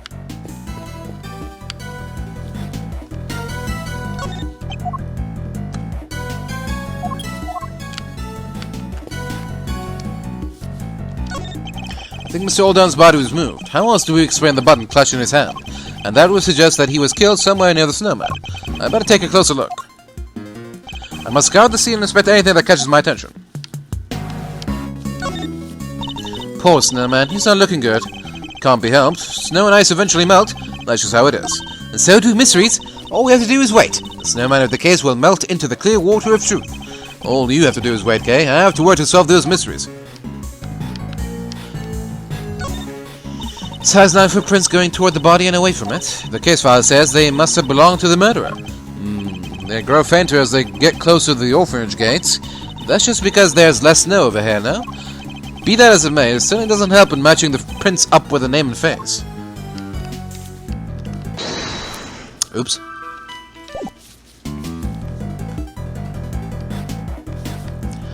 Oh! Ooh, the missing brick. Huh? Look, there's a brick missing here. The rest of the brickwork looks fine. Strange that just this one is missing. Wonder why. So there are planters outside the orphanage gates too. Oh look, they planted stuff that flowers in winter under all that snow.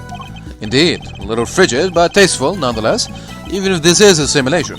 Yes, indeed, a bit frosty looking, but tasty nonetheless, for a simulation.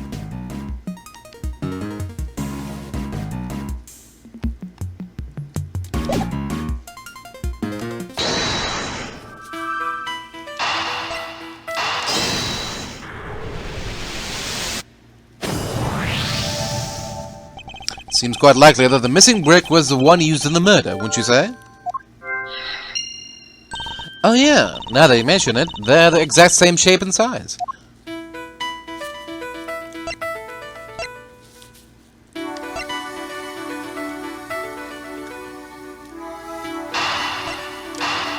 Is it too early for this, or? Give it a try. Okay.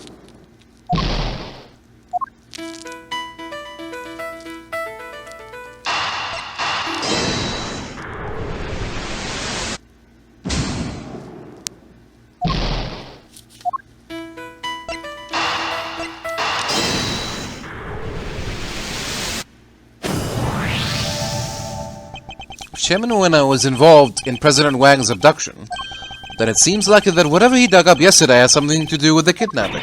Oh, I get it. You do? You bet I do. We're talking treasure, right? Loot. He must have been digging up the ransom money. The ransom money? $100 million is an awful lot of cash. Burying it would have been a good way to keep it hidden until the heat died down. Certainly seems like a possibility. Hehe, glad you agree.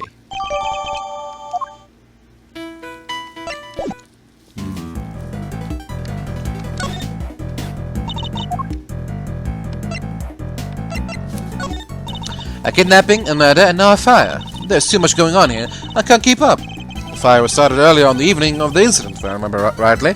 Before the kidnapping and the murder, in other words. Does that mean something? The timing of the fire, I mean. I wonder if it might, yes. Isn't there something here that can't be correct if the fire actually happened first?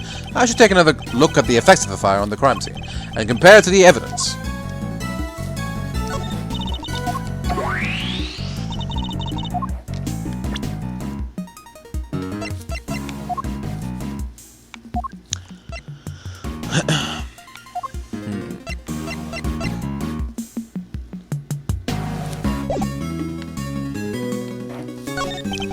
Can we really be sure that these are Mr. Olddown's footprints?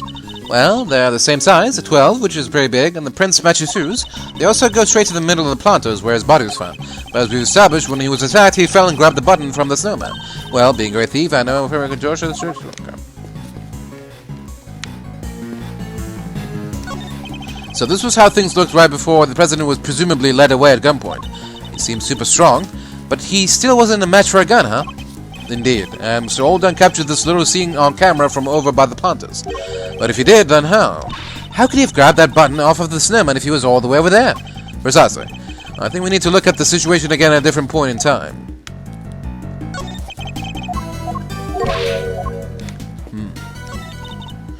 Oh. It's a snowman with one eye missing, and it comes up to about my shoulder. That's a super heavyweight contender right there. Those kids weren't messing around. Never mind its weight and size. I think we need some slightly more in-depth analysis here. Well, it has a bucket for a hat, buttons for eyes, and a nice fluffy muffler. The full snowman uniform. Looks like it can't wait for me to punch and kick it into 1,000 tiny snowman pieces. Perhaps if we could keep things a little less subjective, okay?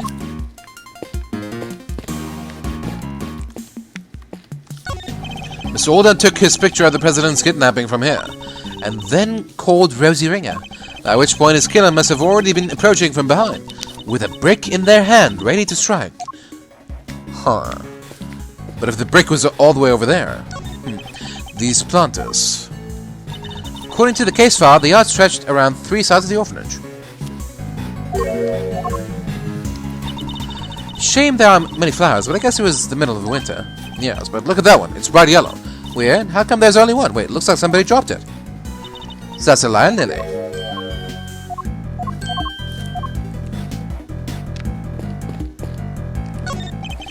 Poor swing with an elephant's face on it. Mine is okay. It's a little bit confusing that some of these don't get marked as red. There are burn marks on this pillar here. The report says there was a fire sometime on the evening of the incident. Fire? Let's see. Where was it again? Ah, yeah.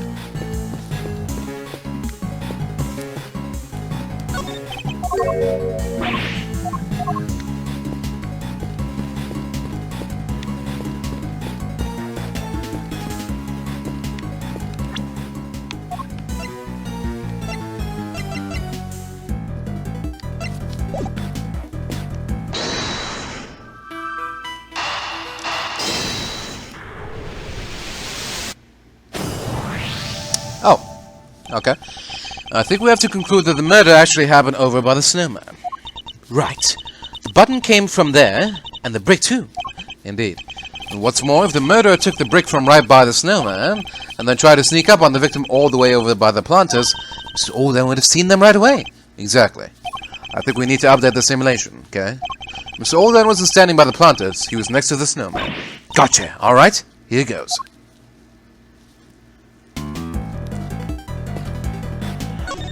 Yeah, no matter how you look at it, this just doesn't work, huh? Indeed. Everybody who was present is in exactly the same spot, so where did we go wrong? One of the pieces of evidence on which we base our simulation must be the source of the problem. What if one of them was faked somehow? Which one was it? Take that! Can we really be certain that this picture was taken by Mr. Olddown? Huh? What do you mean? We know that whoever killed him moved his body, but why would they have done that? What if they wanted to make it seem like he saw something he didn't? And then they took the photo to help back up the lie. They had the president at gunpoint. They could easily have forced him to pose for the picture. You would have had no choice but to comply. Hey, now that you mention it... They only recovered one picture from Mr. Olddown's camera, right? Indeed. I imagine his killer probably removed the film that was already in there. Then replaced it with another, thereby ensuring that the only picture found was the one they staged. Yeah, that makes total sense. This picture was actually taken after Mr. Olddown was killed. No way. And there you have it. The picture doesn't show what Mr. Olddown saw at all. It seems highly likely that it was simply staged to make us believe that was the case. Wait, so where was the president when Mr. Olddown thought he saw him being kidnapped? Luckily, the photograph isn't the only piece of evidence we can use to try and figure that out. Oh yeah, he left that voicemail too. He did. I think we should listen back to it one more time, don't you? This is surely the only place where the president and his kidnapper could have been standing.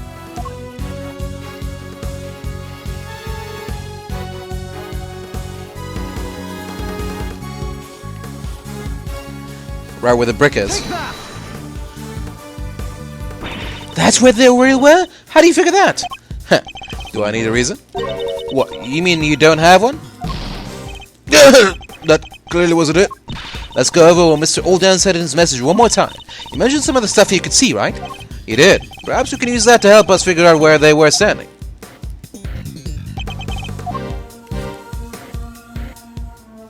He did say that he was seeing them coming out or something, right? Take that! Somewhere around there. Give me a break.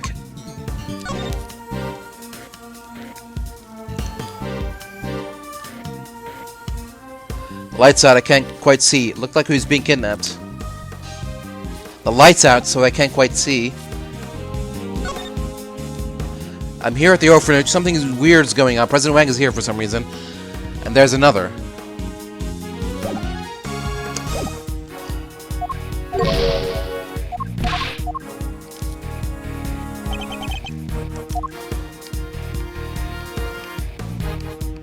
Take that!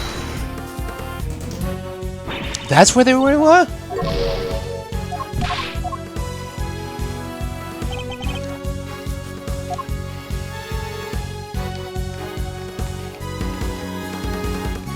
Take that!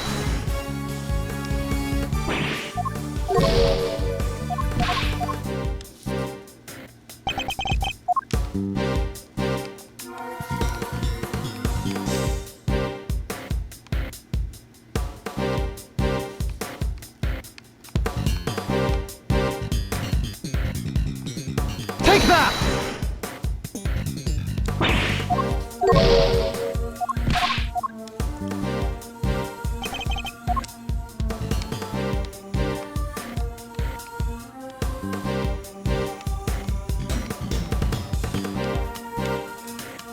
Take that!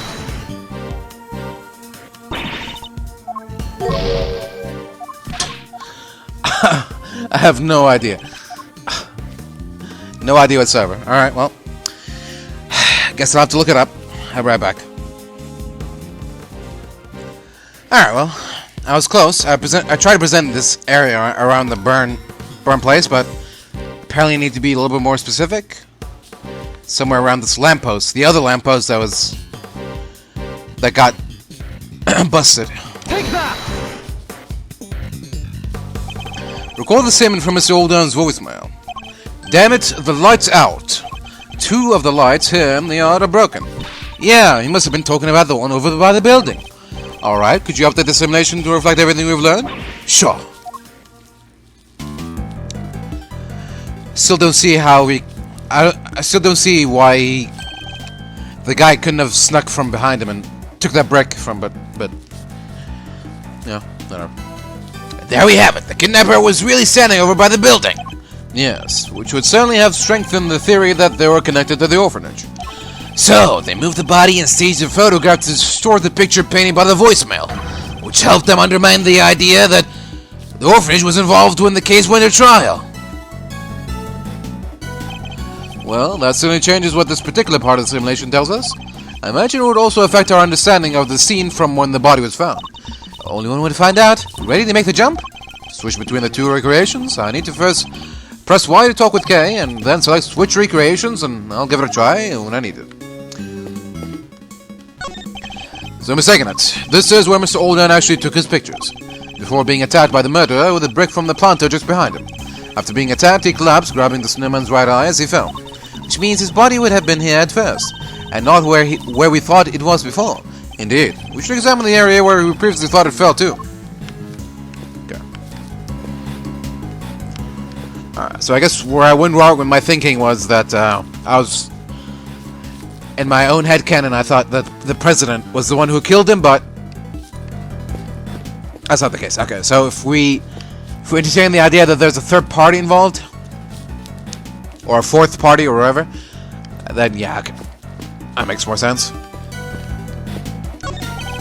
So Alden wasn't killed here between the planters at all. Then what's his blood doing here? Things have changed considerably in the terms of what Things have changed considerably in terms of what the simulation is showing us. But if we want to look more closely at this blood, I think we'll be better off looking at the simulation from the point at which the body was discovered. Then what are we waiting for? I'm ready when you are to switch between the two locations.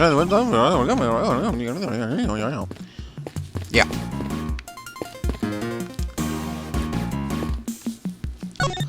So this is where Mr. Alden actually saw the president and his kidnapper? Yes. Which very clearly suggests a link between the kidnapping and the orphanage. You can see why so much trouble was taken to suggest that it happened elsewhere. Yeah, they pulled some really dirty tricks there. Faking a photo like that, that's just cheating. Not to mention disposing Mr. Alden's camera film and forcing the president to pose at gunpoint. They must have put in some new film, then staged the photo immediately afterward. And if Chairman Winner was involved, he could have changed it or hidden other evidence as well. So it doesn't help that the SS file case was disqualified until just recently. Yeah, but who's behind bars now? The truth is coming out now. Indeed. Although much still remains unclear. We need to look very closely at the difference between this and the previous simulation. Yeah.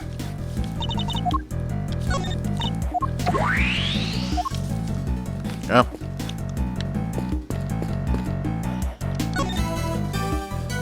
I must scour the scene and inspect anything that catches my attention. Blood on the snow. A lot of it. Certainly looks as if murder occurred here, doesn't it? Wait, but we just figured out that Mr. Alden was killed over by the snowman, right? We did. I think this blood might belong to somebody else. What? But the police report said the blood was Mr. Alden's. Yet I remind you that the case was overseen by Chairman Winner. The man would have had no scruples about altering the official record over something this small. But then, why go to all that trouble? Couldn't he have just cleaned up the blood instead? He was unable to. Think about it. He knew that this was where the police would find Mr. Alden's body, and he knew that the police would have certain scientific methods at their disposal to look for clues. Oh, you mean luminol? Yeah, they would have found traces of blood if they used that for sure. Exactly. He wouldn't have been able to clean enough to the point where it was undetectable.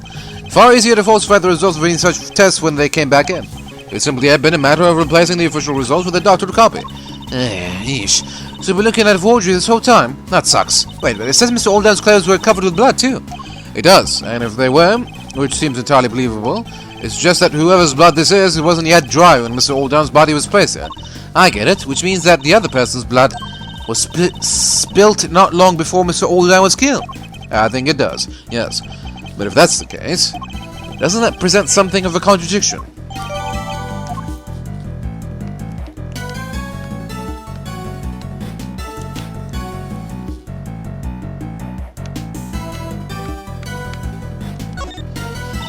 Body's where it should be now, over by the snowman. Kinda sad nobody being here anymore, huh? Okay, not even slightly. Now that the body is gone, there may be new clues for us to discover. Let's go over the scene with a fine-tooth comb one more time. Yes, sir. Understood, sir. This is the only part where there's no snow, huh? Because of the fire, one of the kids said. I imagine the snow here melted as a result. This must be the unluckiest orphanage in the world. First a fire, then a murder. Talk about going from bad to worse. The fire came first, but just because it caused the snow to melt. Somebody's dropped a yellow flower here. It's a lion lily, right? According to Francesca, yes. They're originally from Asia, if I recall correctly. Yep.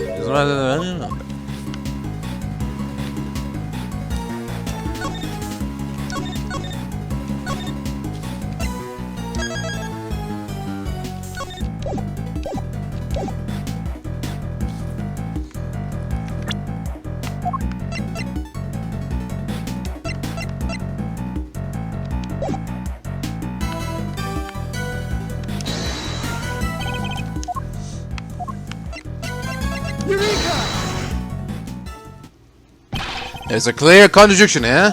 Huh? In the blood stain. The blood is clearly cut off where the snow was melted by the fire. Which means that the blood in question was spilled before the fire was started. Huh? But the fire happened before the murder, no? If we choose to believe the case file, yes. But if the fire was actually set after what happened here... The kid who lit it might have seen something. then why isn't there a witness statement? Because that would have challenged Miss Chairman Winner's version of events. We need to know more about this fire. You! Yes, Shifu. Fire might have been reported to the police, which means there might be a record of it. Go see if they have anything, and bring everything you find back here right away. Understood, Shifu. I'll get right on it. One more thing. What is it, Shifu? Contact my family back in Zhangfa. Tell them to search my father's office. There should be something there related to the case. There should? What kind of something exactly? Now, I told you I'd seen the scene somewhere before, didn't I? Well, I've remembered where. It was in my father's office. He had a picture of it. Or, at least, of something very much like it. What? Looked like it was drawn by a child. Possibly a child from the orphanage. Possibly even the child who set the fire. Should still be there somewhere. Tell them to send it right away. Yes, Shifu.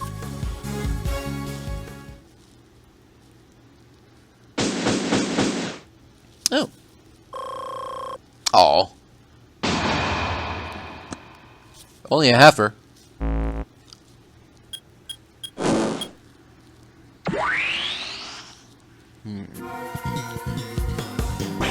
Shifu, I'm back. I brought everything the police had on the fire. I also brought the picture from your father's office. Oh, and one more thing. About time. I kept you, huh? Well, hand it over. Let's take a look at this mysterious picture, shall we? This is it. This is the picture I remember. Could this be a depiction of something that happened on the night of the incident?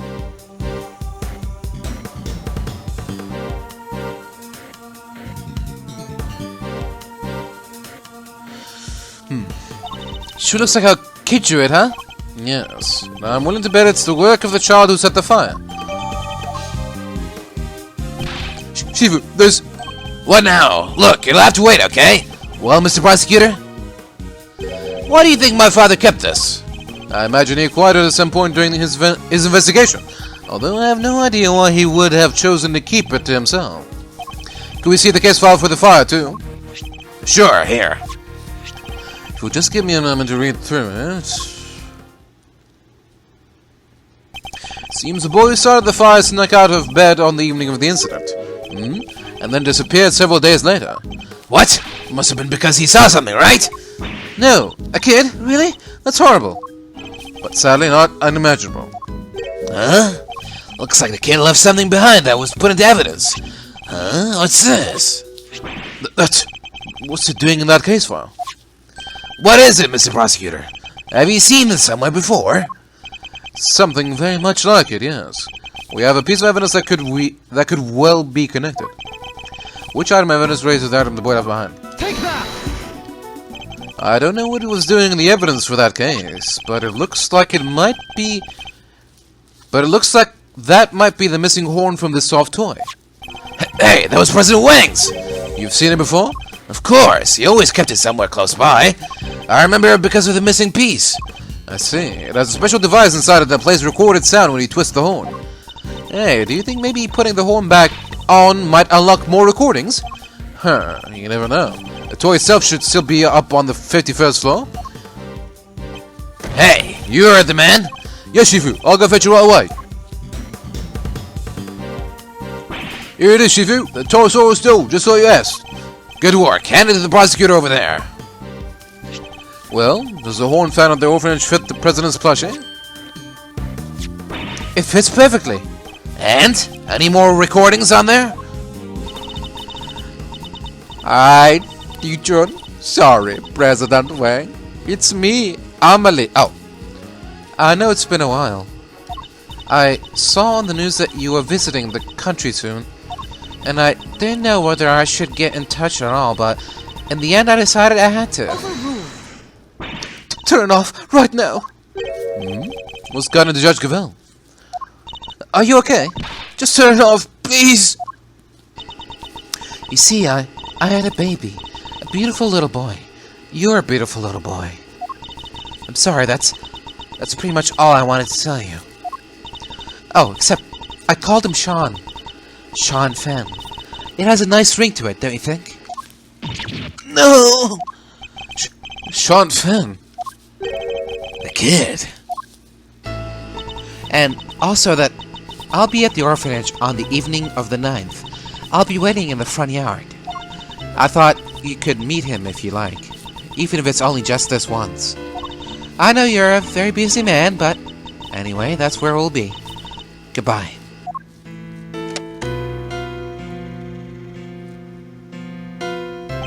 What? He was my dad? I'm so sorry, Sean. Care to explain what the heck is going on, Gavèlle? Sean isn't my biological son. I adopted him. And he was aware of this? Yes, of course. His mother, Amelie Fenn, she died 5 years ago. We were cousins, but we were also friends, the best of friends. People often mistook us for sisters. And so, when she died, it seemed only natural that Sean should come and live with me. Of course, we had to keep his father's identity secret, and I decided that the best way to do that would be for him to never know in the first place. That's quite a lot to learn from a recording made on a seemingly innocent toy. I guess Sean's mother must have recorded the message and then sent the plushie to the president. Hey. Yes, Sean? You're sure he was really my dad? Yes, I'm sure. Before you were born, your mother worked for a time as a diplomat in Zhang Farm. Makes sense. That line of work might well have brought her into contact with the president. What? You told me she worked at the orphanage. She did, but only after she returned. After she quit the diplomatic service. She always loved helping others. The orphanage was perfect for her.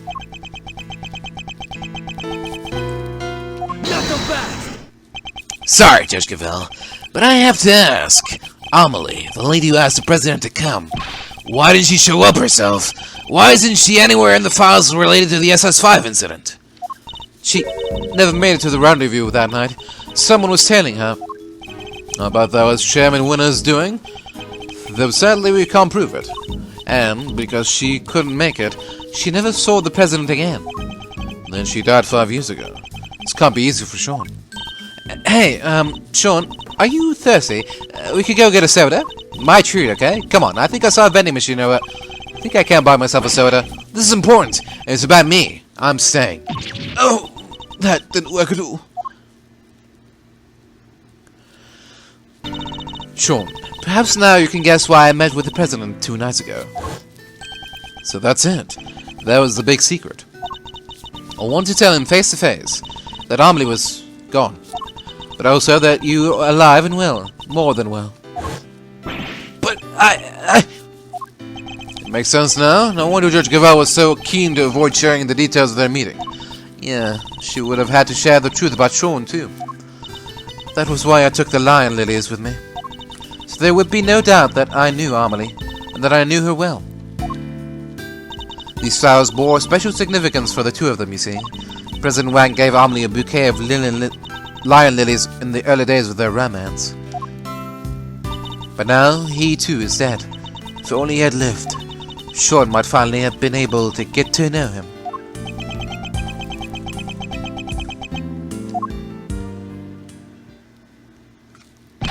Shizu, I'll be waiting for the right time to say this, but...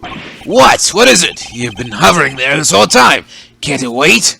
They said something else from Zhengfa. President Wang's will. What? The president's will, huh? He gave my father medal after medal. They had to come up with new ones just for him. In the end, there were no medals to give.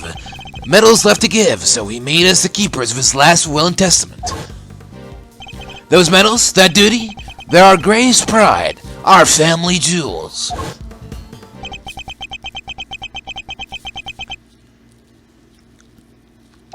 What? This is... What is it, Agent Lang? Does it have anything to do with our current case? You could say that. Seems he was planning on publicly acknowledging Sean as his son.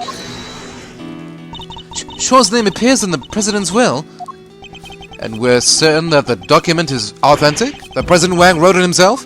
Sure we are. It's old, but it's real. My family took charge of it back before the SS5 incident happened.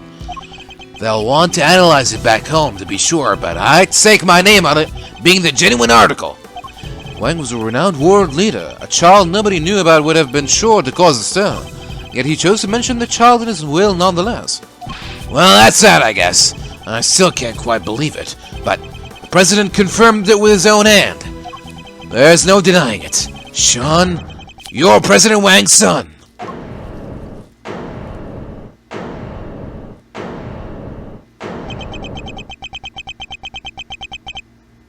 Sean. Sean. Sean.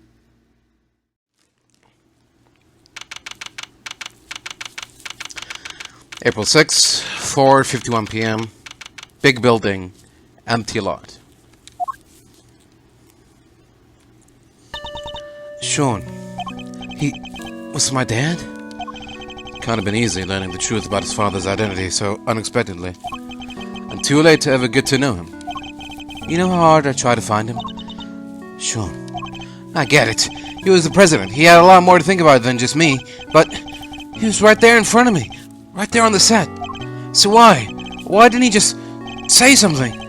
Why didn't he tell me who he was? I'm sorry, Sean. I am so sorry. It's not your fault, Mom.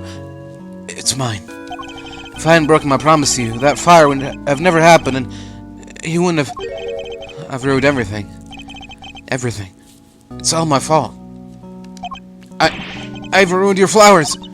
Sean, please. You mustn't blame yourself. Just try to be here with me. Just for a little while. The bond between parent and child, as symbolized by the lion lily. I'm no expert, but it's native to Sangfa, so I know that much at least. Sadly, we don't have the luxury of dwelling on such things just now. I know it might seem insensitive, Agent Lang, but sentimentality won't help us here. We need to focus on what we can do about the case before us. You're right. I believe we've learned all we need to about what happened back then for now. How did it all line up with your father's theories about the case? No one know. He took those to the grave with him. He never shared his thoughts with anybody. There's no way of knowing now what he figured out. What about your own thoughts? Are you feeling any more positive in light of what we learned from Kay's reconstruction? Are we any closer to learning what really happened 12 years ago? You know, I think we might be. My father's footsteps are starting to become clear. Now all we need to do is follow them. All the way to the truth.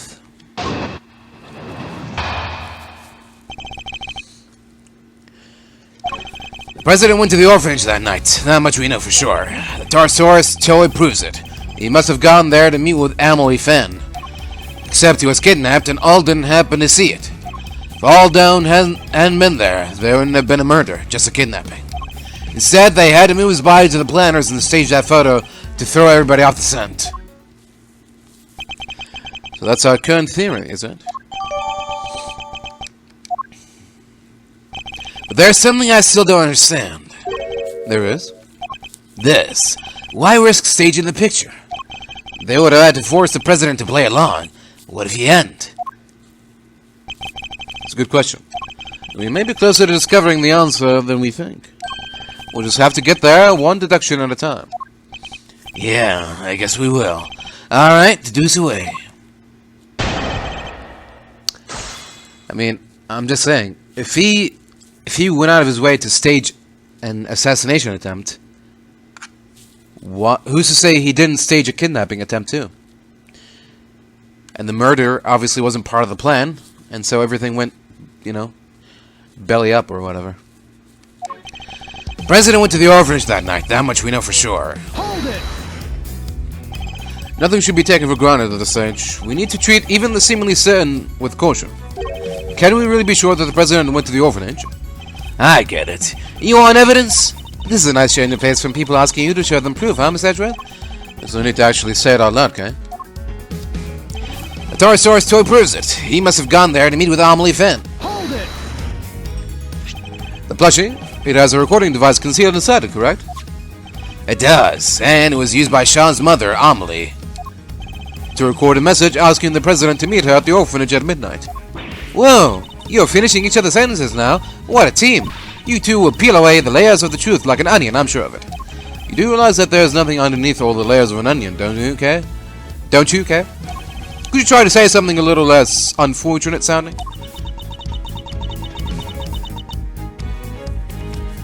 You two will peel away the layers of the truth like the skin of a wolf, I'm sure of it. He said less fortunate. He said less unfortunate sounding. Shall I continue? Except he was kidnapped, and all down happened to see it. Hold it! Can we go over the details once again? So Mr. Olddown saw the president being kidnapped from right by the orphanage, and he was standing next to the snowman.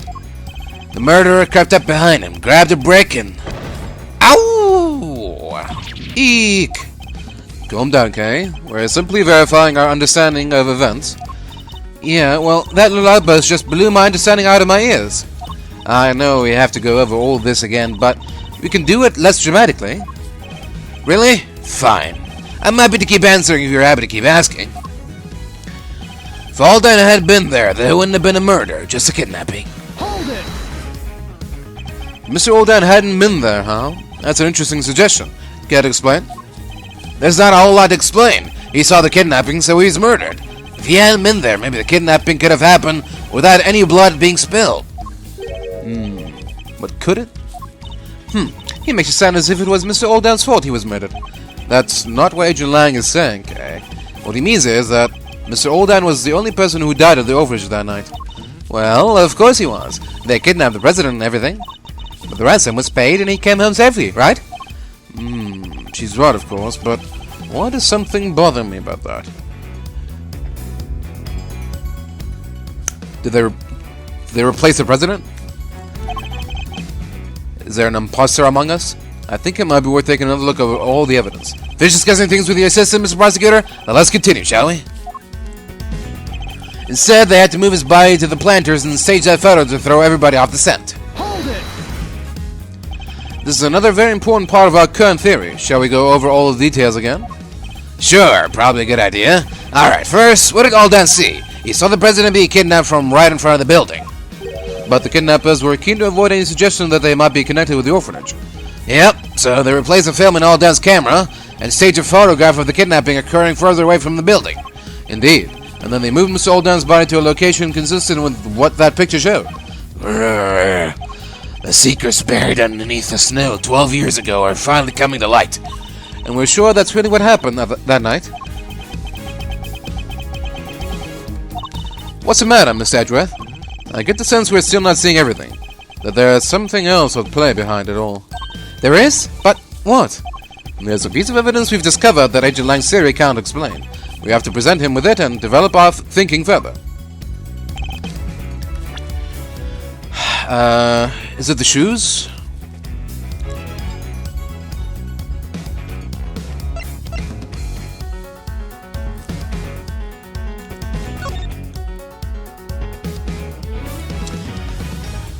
Is it the fact that Canis is a known hitman, not a kidnapper?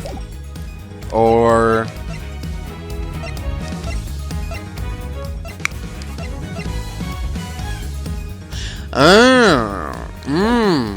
right. The mysterious blood stain. Who does it belong to? Yeah, we don't know whose blood... Yeah.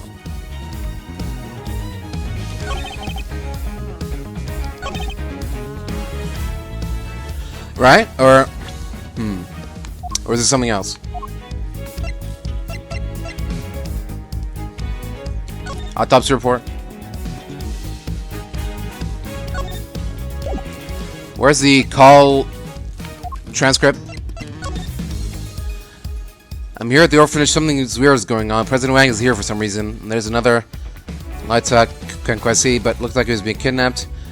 Probably nothing that should let you know.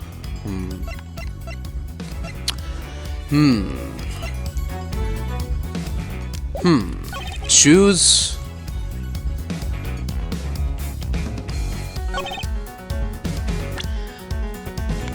There's a lot wrong with the with the murder scene and the theories we were presenting, so I don't know which one we're supposed to tackle right now.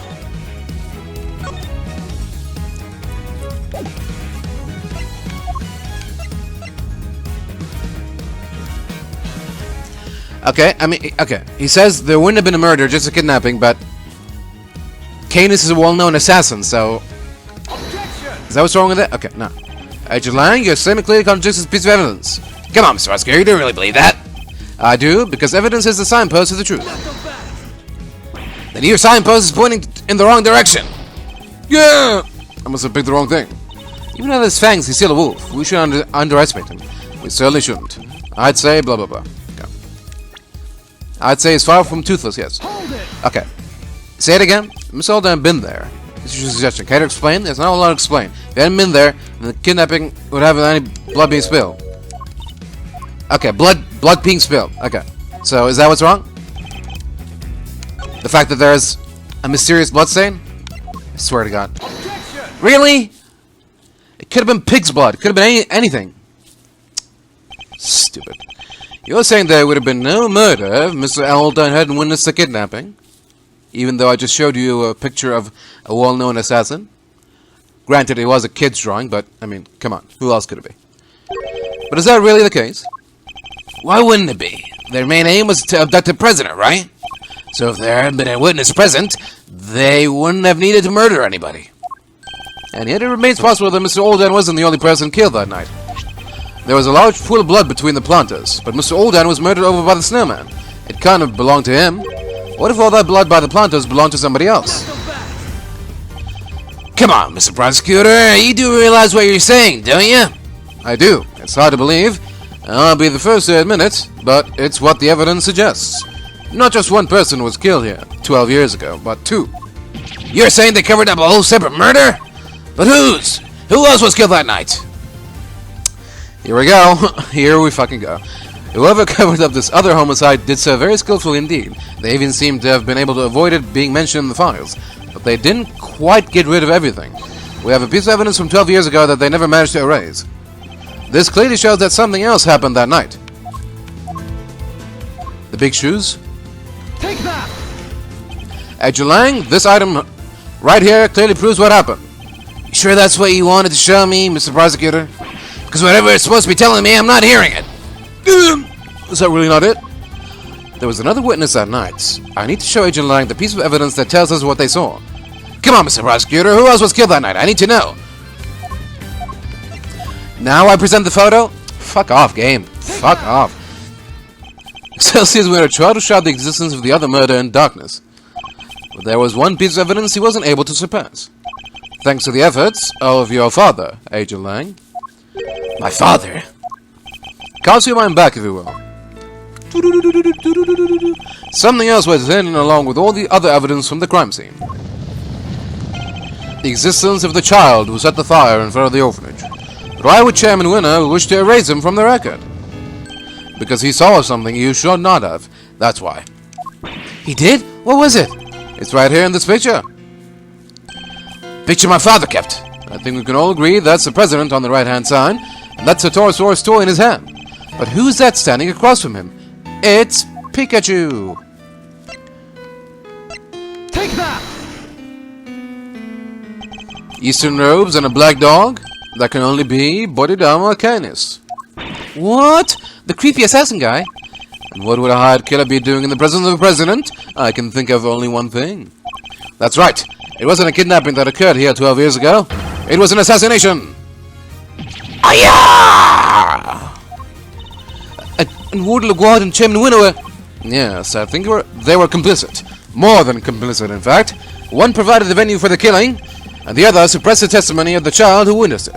Mr. Alden was murdered because what he witnessed was actually an assassination, and not the kidnapping he thought it to be at all. Do you think I'm an idiot?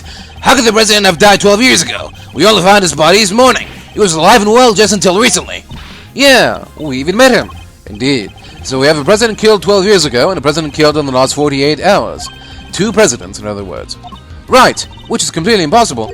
Or is it? I think it's entirely possible for there to be two presidents. In fact, that would explain a lot. Regardless of what happened, I still respected him. Zangfao might not be a big country, but he held that place together. President Agent Lang spoke of was a noble and capable leader.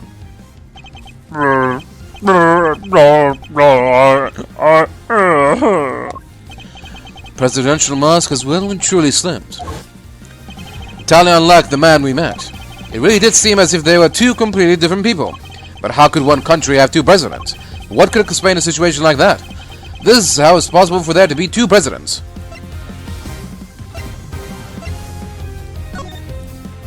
One of the two was a body double. Tell me that doesn't make sense. A body double? President Wang was a man of great power and influence in Zhangfa, a figure on the world stage.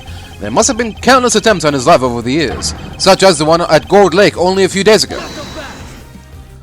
It's true, there were more than a few assassination attempts. But that doesn't mean I'm about to accept that there was more than one president. Not without proof. Do we have any proof that there was more than one president?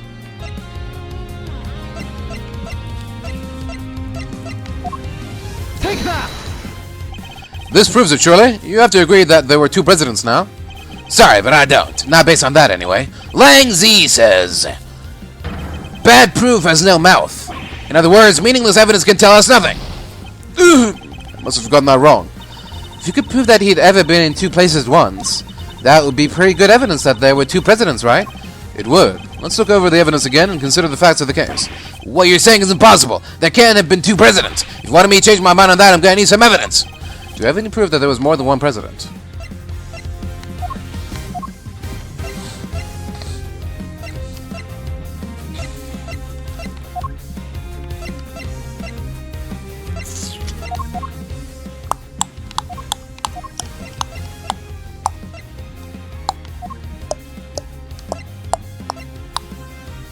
Victor, Victor, Victor, Victor, Victor, Victor, Victor. Take that!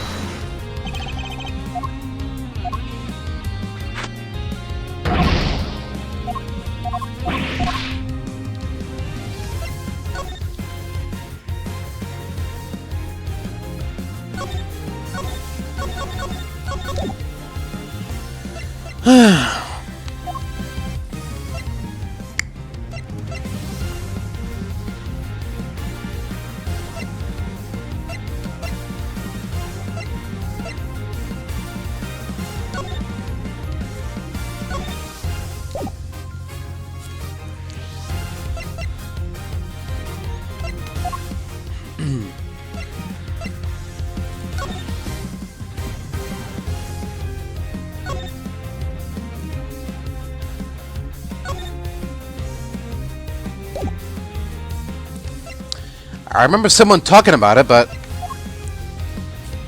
where is the evidence of that?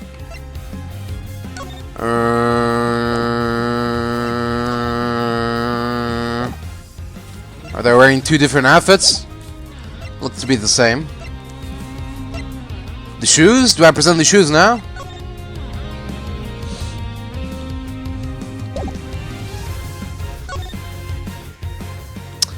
Oh, and there's another. What? Another Wang? What? No. No. Come on. Let's not get crazy here. Take that! The shoes. No?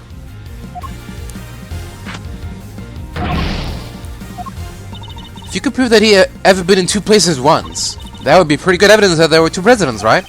It would. Let's look over the evidence again and consider the facts of the case. Do we have any proof that there was more than one president?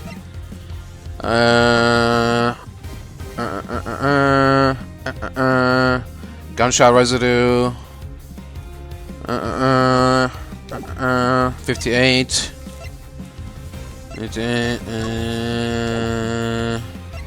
Can't be that. No. No. No. No. No. No. No.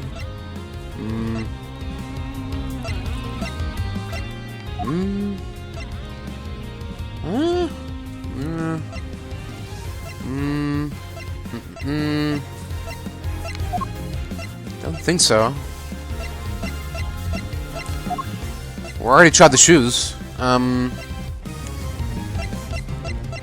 plushie? Presenting the camera. The statement? Take that!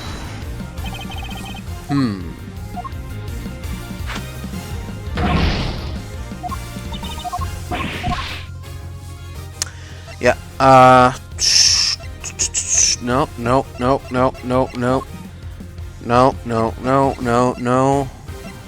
The tape? Take that!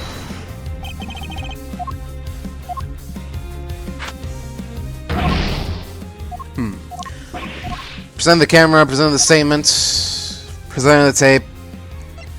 I doubt it's the plushie.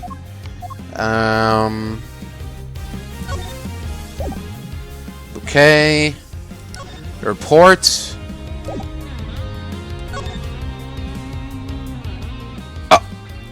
The package related to rest. What? No. Is the package the president's body?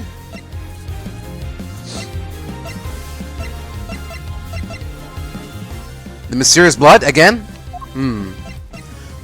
Okay, let's try the blood first. Take that! No. Okay.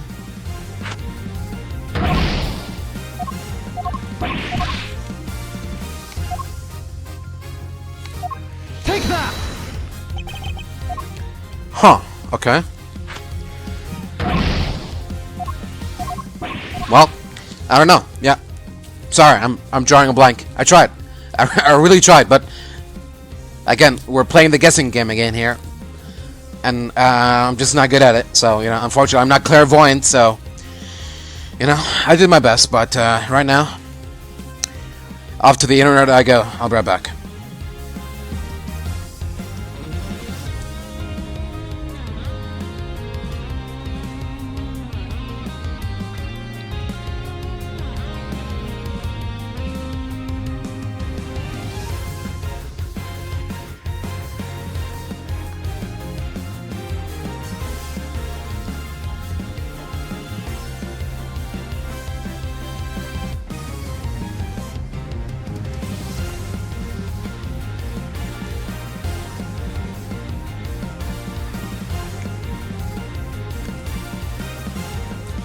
Alright, hold on, what? Where is it? I thought I read through this, okay. February 10th, 12 years ago, President Zhengfa was kidnapped and ransomed for $100 million. President's present at the embassy until midnight, confirmed by Da Long Lang. Okay. President was supposed to meet Emily Finn at the Orphanage at midnight. Midnight. Orphanage at midnight. Embassy until midnight. Right. Okay, well, I guess that's on me. I didn't give this a thorough reading, but Take that! I never had to in the first place. So, yeah. It's my fault, definitely, but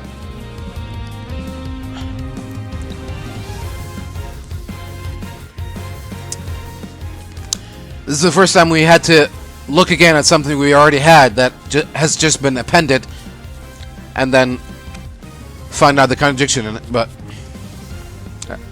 whatever, I'll take the L. It's my fault. I should have paid more attention. Let's move on. I don't think he's noticed the contradiction staring him in the face. Or is he just unable to accept it? What's the matter, Mr. Prosecutor? You're pretty quiet all of a sudden. In Emily Finn's recording, she asked the president to be at the orphanage at midnight, but it shouldn't have been possible for him to be there at that time.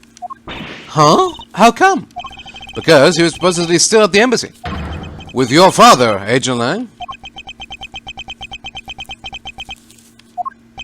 So, he had noticed. The only way he could have been in two places at once is if there were two of him. Ow! So the real president, that was the one who died 12 years ago. I think he might have been. But why? And who? Who would have hired Canis to murder the president? In order to figure that out, we'll need to look again at the piece of evidence we recently discovered was a fake. The fake evidence, what was it again? Shit, I can't save. The fake evidence?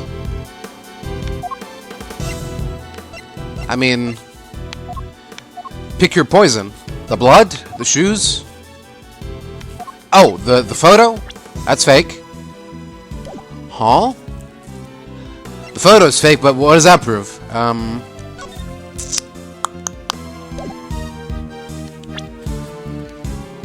Piece of evidence we recently discovered was a fake. What was it again? Was a fake. Piece of evidence we discovered was a fake. There's a lot of pieces of evidence we discovered was a fake. The photo? Okay. Bet you take on Mr. Olddown's camera was staged sometime after his murder. Mr. Olddown was murdered because he witnessed the president's assassination. In other words, the photograph, too, must have been taken after the real president's death. So who is the president in the stage photograph? The body double. Nothing else makes sense. I believe the president's double had him killed so that he could take his place permanently. And Excelsis winner and Fifi Leguard helped him do it. Wait, you don't even have a body to support your theory. Are you telling me it magically disappeared? No, in fact, we know exactly where it wound up. The president's body was here the whole time.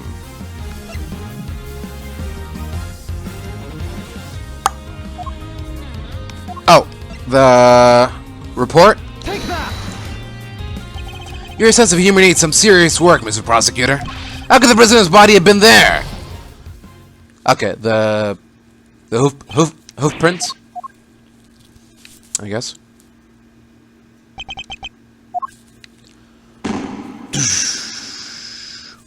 Womp womp. Oh, what?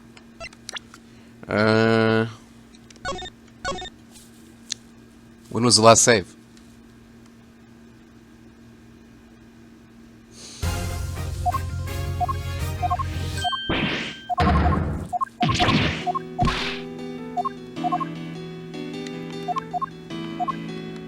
Take that! Not so fast! Objection!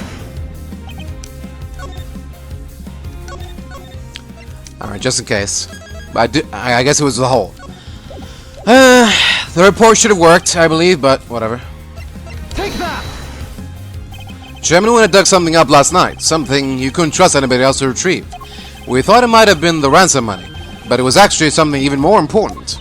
Wait, you mean... That's right. The real president's body. I think it's highly likely, anyway. What? Body may have decomposed in the intervening years, but the bones would surely have remained. Mr. Powers informed us that construction is due to start here sometime soon. Everything had to be wrapped up before then. The shooting of the movie, and the recovery of the president's remains. Yeah, I guess once they started digging the place up, they would have found them pretty quick, huh? Agent Lang, we need to have that so-called monster footprints analyzed again. Yeah, I guess we do. There was a body under one of them. There should be trace evidence to confirm it. Hey, give me somebody from forensics. Sir, presenting the findings of our analysis, sir. Traces of human remains were found in the dirt, along with other signs of the body having been buried. Grr. So it really was him. Bones are also recovered from the home of Excelsior's winner. The physique looks to be about right, and dead to our medical records are a match. It's him, no doubt about it. So, as suspected, the real President Wang was killed 12 years ago. And the SS5 kidnapping was in fact a homicide. Wow, so it really was a murder, huh? This case has taken so many twists and turns, I'm starting to lose track. Yes, perhaps we should summarize our findings, just to confirm that we understand everything correctly. Good idea. Let's go over everything from the point where the President arrived at the orphanage. 12 years ago, the real President Wang visited the orphanage. His aim? To meet his infant son. And his baby mama. Footprints we originally assumed to be those of Mr. Olddown seem likely to have actually been made by the President upon his arrival. But instead of being greeted by his child, he was met by the assassin, body down like Canis. That's so sad. He was hoping to see his baby for the first time, only to... Indeed. But at least with Mr. Canis, we can be sure that the job was swiftly and effectively completed. But then, after the assassination, another tragedy occurred. Mr. Olddown's murder.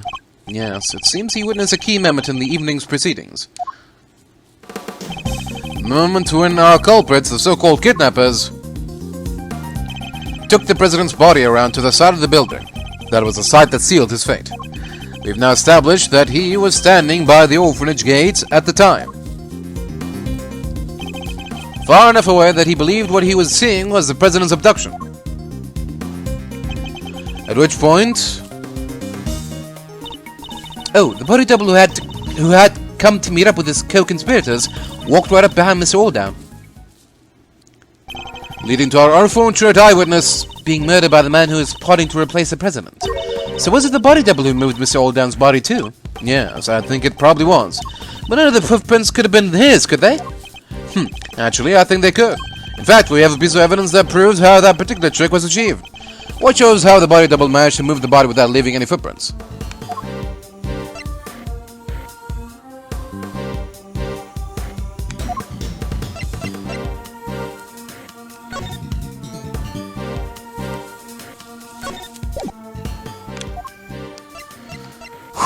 The shoes? Take that! What if the president's double moved Mr. Olddown's body like this? After killing Mr. Olddown, he could have carried him to the other side of the entrance. Given that his job was to look just like the president, he would have been wearing the same shoes, meaning that if he stepped exactly in the footprints left by the real president, of course, his would have been the same shape and size. It would have looked like a single set of footprints. So that's how it all went down. I'm so glad we finally figured it out. Wait, but there's one thing I still don't get. There is? What? Why did they need to pretend there was a kidnapping? Mr. Olddown had seen the president at the orphanage and left a message on Miss Ringer's phone describing what he thought he saw. It would have been impossible for the conspirators to erase that message, so they had to make it look as if the events described in the message were true, by staging a kidnapping like the one he thought he saw. Exactly. I think the two people in the photograph are lucky to be the body double and Fifi LaGuard. She's the one in the trench coat. How can he be so sure of that? The two of them would have had to walk out beyond the orphanage gates to stage the photo. The body double could have put his feet in the real president's prints as he did before. Oh, so the other set of footprints were hers. The ones we originally thought belonged to the killer, yes. They were about a size 9, too small for Chairman Winner, in other words, which means the kidnapper must have been played by Warden LaGuard. And that explains how a so-called kidnapping was actually a presidential assassination. It does. Which means my father must have... He must have... noticed. There's no way he wouldn't have There's no way he would have There's no way he wouldn't have suspected a murder. Especially now with the kid's picture as proof. But the picture was never officially put into evidence, correct? No, he appears to have kept hold of it after taking the witness statement of the child who drew it. Yeah, because he knew. He knew President Wang was dead, and he knew what would happen if that news ever got out. Zhang Fa would have been plunged into chaos, no doubt. So, he kept it a secret, and that secret died with him, even though it meant taking the blame for the kidnapping and our family name being ruined. So your father knew the truth about what happened 12 years ago, but he chose to hide it. Well, it's finally coming to light at last.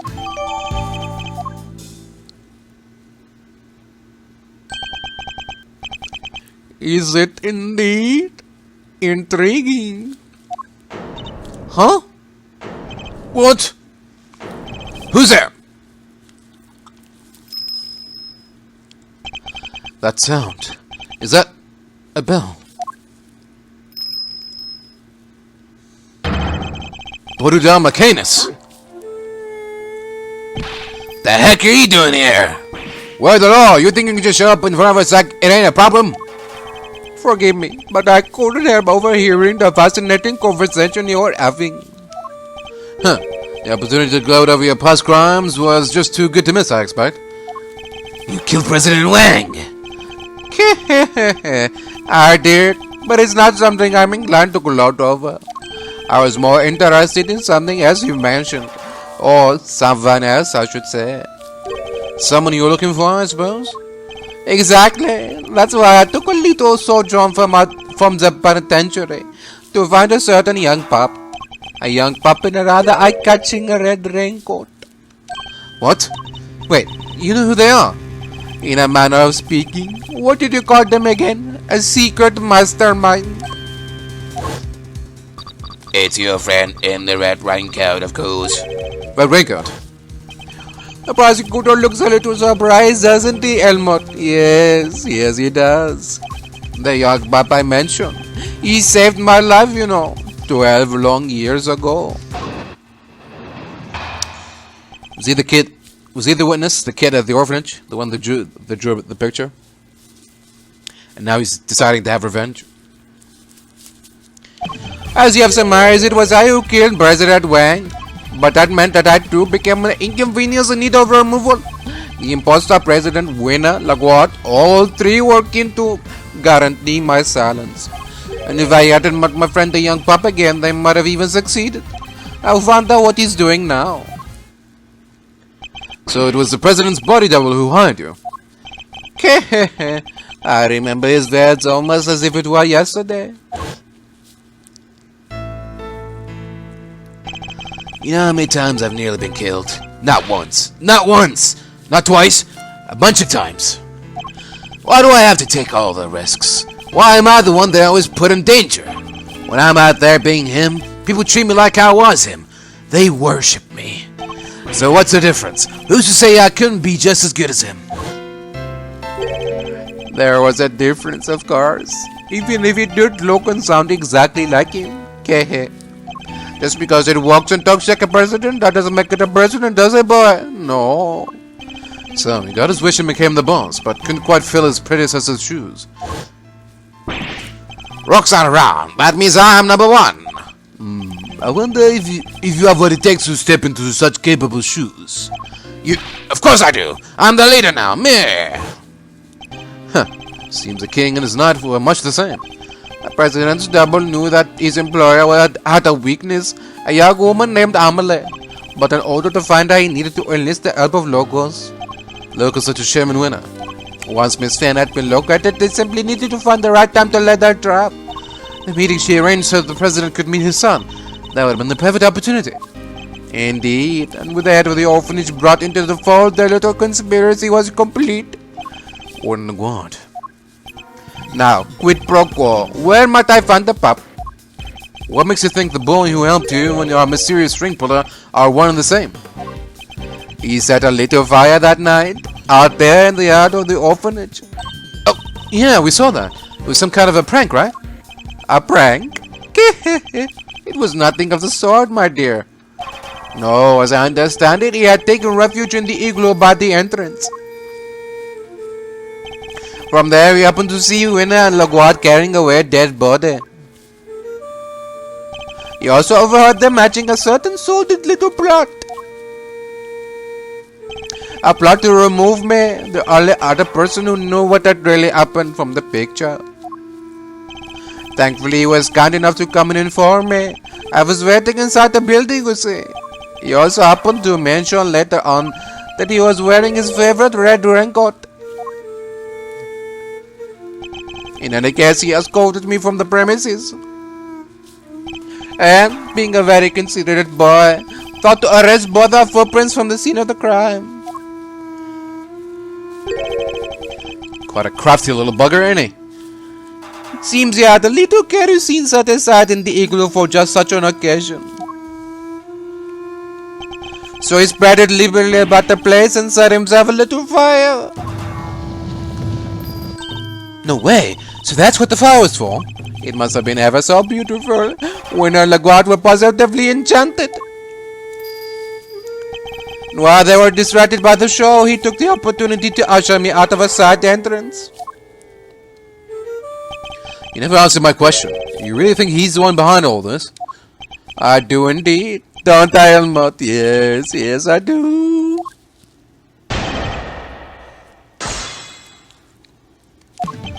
As you have surmised, it was I who killed President Wang. Hold it! You were pretty forthcoming with that particular admission. If I'm honest, Mr. Edward, I'm tired of water killing. But back then I felt that death was my path. I embraced it and strove to learn what it had to teach. I have made my peace with that, and I am happy to admit it. Aren't I, boy? Yes, I am. I'm not sure what he's talking about, but I definitely don't like the sound of it. Basically, he thought nothing of murdering the president. And not only is he an assassin, he's now a prison escapee. Not someone to be trifled with. But we can't afford for him not to talk. I'll need to tread as carefully as I can. Very well, you killed the president, and you're happy to admit it. Oh, very much so. I wouldn't want you to think that I drew my blood and missed. But that meant that I too became an inconvenience in need of removal. Hold it! You, a target, but you're an assassin. Sometimes a hunter must become the hunted. Sometimes the living must become the dead. Peace-K, don't feel the need to add a proverb of your own. Impermanence is inherent to the way of the assassin. Life takers' lives are taken. So it goes. Wait, does that mean the people you're sent to kill sometimes try to kill you back, or... It happens, occasionally, but it is not what happened this time. The imposter president, Buena, Laguard, all three were keen to guarantee my silence. Hold it! But Mr. Canis, you're a professional killer, and a famously skilled one at that. Surely escaping even 3 attackers would have been little more than a minor inconvenience. You overestimate me, Mr. Edgeworth. You seem to forget that without Elmo there, I couldn't even walk down the street. Against 3 assailants, I wouldn't have lasted more than a few moments. I see. So even the most proficient assassins are ill-equipped to face a full frontal assault. We're not usually fond of such situations, shall we say. I certainly wouldn't have liked my chances. And if I hadn't met my friend the young pup again, they might even have succeeded. Hold it! Again, so the two of you had met before? Yes, on a cold and lonely Christmas Eve 18 years back. That long ago. But on that occasion, it was I who saved his life. It was snowing, more than it had in years, and cold enough that death by freezing was a real possibility. I had taken Helmut off for a little walk. He noticed something and bounded out through the snow. When I caught up to him, he was sniffing at the car. The doors had frozen shut. It took all the strength I had, but eventually I managed to open one. And inside I found 2 young boys, shivering and semi-conscious. 2? Yes, and had I found them even an hour later, the poor wretches would never have made it. I took them both to a nearby orphanage. Is it me or is there something significant about what he just told us? A little bit, yeah. What is it about Canis' statement that's especially noteworthy? You're certain there were 2 children in that car? It was a long time ago, but I remember it as clearly as if it were yesterday. There were 2 of them, no doubt about it. Why do you ask, Mr. Prosecutor? Is there some significance in the number? He's right. Perhaps there isn't anything particularly important about that just now. Well, will that be all on the matter? What is it about Canis' statement that's especially noteworthy? This was on Christmas Eve 18 years ago. You're certain of that? I am. Holy smokes! We have something that shows why that date is so significant. Which piece of evidence relates to the date on which Mr. Canis found the children? Take that! That was the same day on which a certain incident occurred. The murder of a well-known sculptor. No way! An incident in the aftermath of which 2 children went missing. The son of the victim, Marty Frost, and the son of the murderer, Carmelo Gusto. Yeah, now that you mention it, the little guys did go AWOL, huh? Intriguing. The son of a murderer and the son of his victim. I suppose that would make sense. It would. One of the boys was bound hand and foot, you see.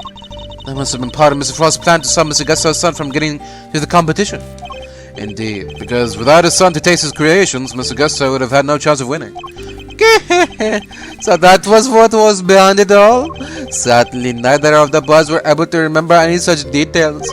They weren't? No, when we met each other again on that night 12 years ago, the young pup explained it to me. It seems that they really were on the brink of death when I found them. And the shock of the experience caused them both to lose their memories. They weren't even able to remember their names. Wow, so they wouldn't have known they were Mr. Frost and Mr. Gusto's kids. If what he's telling us is true, that would seem likely, yes. Which means we still don't have enough to tell us who our mastermind might be. Mr. Canis, would you mind telling us what happened next? By all means. Oh, okay. We're moving on. The Pup and I remained in contact even after I was sent to prison. But then I stopped hearing from him. I couldn't help but worry. And then people from 12 years ago started cropping up all over the place. It rather piqued my curiosity, so I thought I'd temporarily regain my freedom and look into things. People from 12 years ago? You mean LaGuard, Winner, and the President, I assume? Well, Warden LaGuard was in charge of the prison where he was an inmate this whole time, right? I fear I wasn't as kind to her as I could have been. But then she did try to have me killed. You already know why, of course. Because you murdered President Wang, but they needed the world to believe he was still alive. If somebody had exposed the President as a fake, it would have been bad for LaGuard and Chairman Winner, too. Exactly. And not only that, I happened to overhear something else intriguing that night.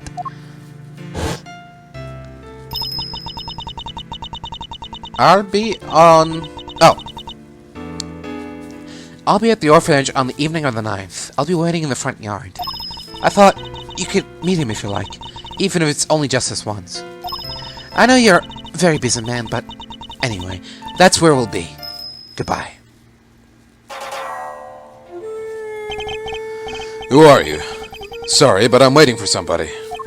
I know you are, President Wang. I couldn't help overhearing the news. Congratulations. But please don't worry about your son. I only kill those I am employed to kill, which in this case means you. No. Wait, this is my first chance to meet him, and it might be my only chance. Please, give me just a few minutes longer. I thought he was going to beg for his life, but no. An interesting character. I told him I was not aware that he had a child. No, he said, and shook his head. Neither was I, but the world would know that I have one now. I mean to make sure of it. I've even prepared something in case the worst comes to worst. And the son in question, it was the young gentleman with the horns here, correct? Horns? You can see them? I don't need to, my dear. I've been listening very carefully, you see. And for longer than you may realize. So the president meant to tell the world about Sean, and prepared something in case of the worst. But it's not enough simply to have Candace's word on the matter. Of course. We have something that proves what he's telling us the president said is true. The will. A will everybody knew about. He entrusted it to my family to show his belief in us, after all. The name and the recording, the preparations he had made, and his will. With those 3 pieces of information, I was able to convince Warden Laguerre to do anything I asked. With the information at disposal, he could have exposed the truth about the body double at any time, and Sean's true identity with it. President Wang is more agile than I anticipated. He blocked my first knife thrust with something soft. By the time the piece had broken up hit the snow, my next strike had hit its mark. So it was Canis who tore the horn off of the Torosaurus stone. I was the only one present to hear his final words. The only one who knew the truth about his son. Well, me and that poor pup.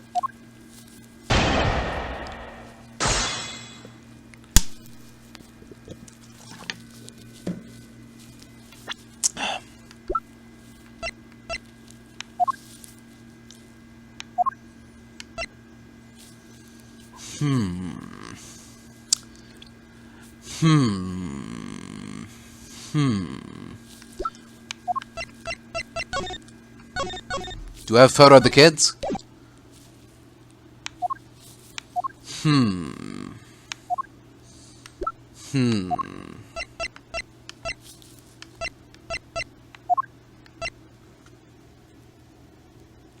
24. So 18 years ago, he would have been 6.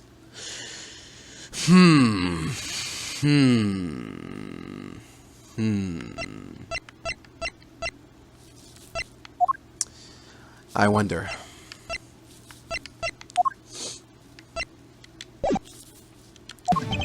Pup and I remained in contact even after I was sent to prison. Hold it!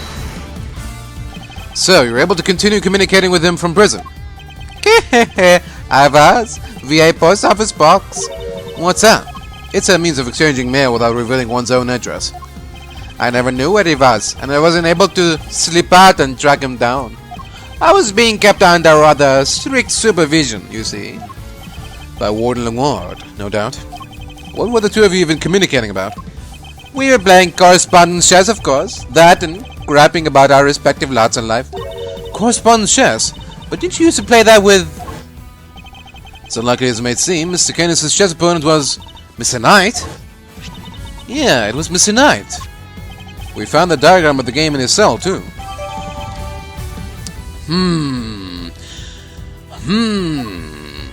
So, does that mean... Knight, something to do with all that I-7 business? Wait, could that be it? Do we have any evidence that might connect Knight to the I-7 incident?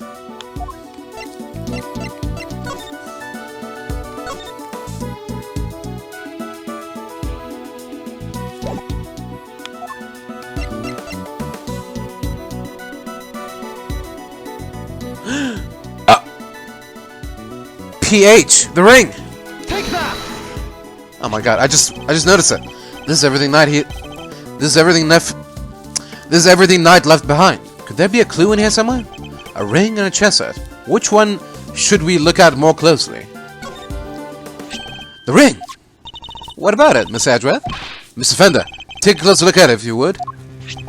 That design. Let's borrow Halik's trademark! Mark! Indeed. Looks like somebody turned the stamp he used to sign his work with into a ring. Why would Knight have been carrying it? Why was it not with the rest of the evidence from the I-7 incident? They tried to release Frost's personal effects to his next of kin after the case wound down. If I remember rightly, old Frosty Boy didn't have any family aside from his kid. And the kid was missing, so they never got to hand it back to him. Not till later, anyhow. I heard on the grapevine that they found him in the end and gave him the goods. Including the seal, it would seem. Which he turned into a ring and wore until his own death. So we're saying Mr. Knight was Mr. Frost's son? The cops don't mess around with stuff like that. They would have made sure before handing it over. And we were looking for somebody connected to the I-7 incident who played correspondence chess, right? Wait, so our secret string puller's Bronco Knight? Knight is dead. How could he possibly be involved in our current case? Far out. So, our only candidate for genius mastermind is a guy who already kicked the bucket? That's impossible. How can a dead guy be behind all this? It is a little perplexing. But then, who else could it be? But then I stopped hearing from him. I couldn't help but vary. Hold it! He stopped responding. That seems strange. I'm glad you agree. Elmo did too, of course. That big scary mutt really said that? What, like, woof woof? That's barking mad. He does not need to talk in order for me to hear him, my dear. He doesn't? Okay, well then let me ask you something. That look he's giving me, the super intense kind of scary glare, he's not trying to say he's hungry, is he? He might be. He might be? Miss Edgeworth, help! Okay, really isn't fond of Canis' pet, it seems. Yes, there's a good boy. Now, where was I? Ah, of course. I suddenly stopped hearing from the pub. And the people from 12 years ago started cropping up all over the place. Hold it! It does all seem like a little too much of a coincidence, doesn't it? An attempt was made on the life of the man who was pretending to be President Wang all these years. Warden LaGuard murdered Bronco Knight while he was being held at the prison she ran. And Excelsior's winner, chairman of the committee for prosecutorial excellence, murdered Rosie Ringer. And the more I think back, the more it seemed at the time that some mysterious other presence was lurking behind all those incidents. Yes, even from behind bars it was rather obvious that something strange was going on. It rather piqued my curiosity, so I thought I'd temporarily regain my freedom and look into things. Hold it! You thought you'd temporarily regain your freedom? Could you be any more brazen? Yeah, even a thief would struggle to get away with something like, I thought I'd temporarily steal it. Fear not, nobody was injured in the course of my escape. It wasn't necessary after all, I have my ways. Let's leave it at that, shall we?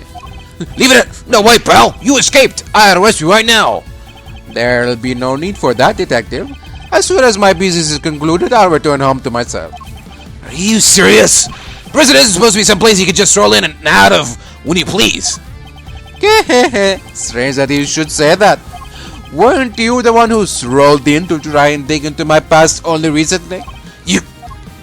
Agent Lang, Detective Gumshoe. I need to be able to question Mr. Canis further. Could you both try to remain calm for now?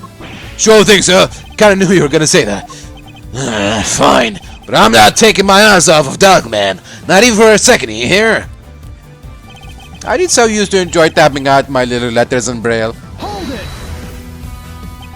In Braille? That's how you wrote all of them? That's right. I have the tools to do so in my cell. Huh, so you have to use special tools. I never thought about it before, but I guess that makes sense. What exactly did you write about, if you don't mind me asking? Oh, this and that. General chit-chat and chess moves, of course. He wrote the chess moves in Braille, too. That's interesting. Speaking of chess moves, how does that piece you carved yourself move? The dog? Perhaps we could talk about that later. For now, I'd like to know what happened when the letter stopped. I sat in my cell and tried to imagine where I might have gone. Okay, nope, I still don't get it. Who does he mean? Who's this pup he keeps talking about? Who indeed? Seems that not even Mr. Canis knows his true identity. So we should focus on what we do know, that there was a connection between the two of them. I'm particularly interested in how that connection was maintained.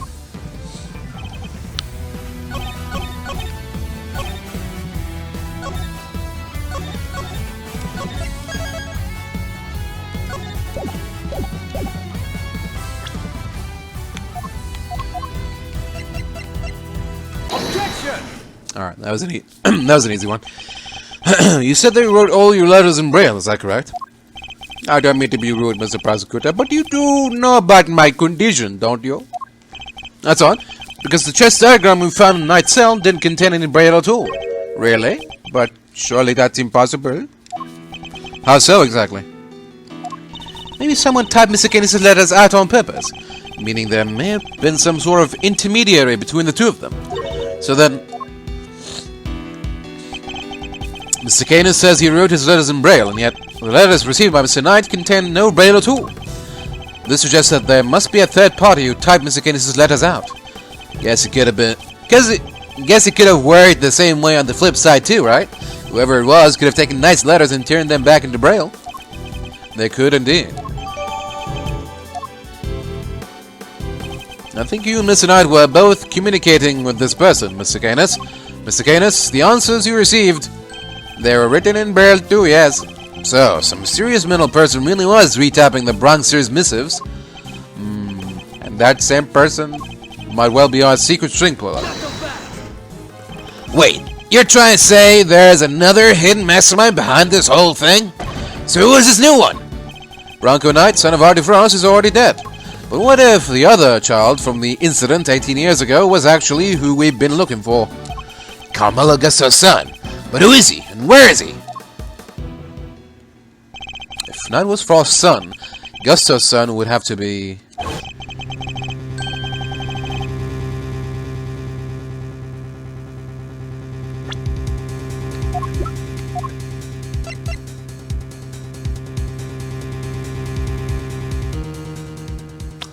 What?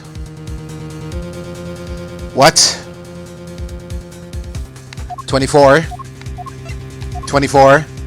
18 years ago he would have been 6.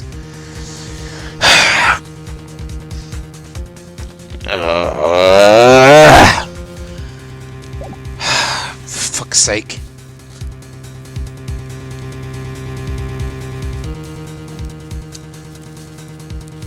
I've known him since we were kids, when both of us were all alone. He doesn't have any family, you see, just like me. Him? But surely not. What's the matter, Miss Edgeworth? You're white as a sheet. Of course. It all makes sense. I know exactly who our so-called mastermind is. What? Who? You have to tell us. I can hardly believe it, but it's somebody we know rather well. The person we were looking for is... me. Take that! Look, it has to be. The person behind all this. The person who forced Chairman to win his hand by sending the letter to Rosie Ringer. The person who kidnapped Sean and Buck Kay and myself. The person who did the strangest thing of all.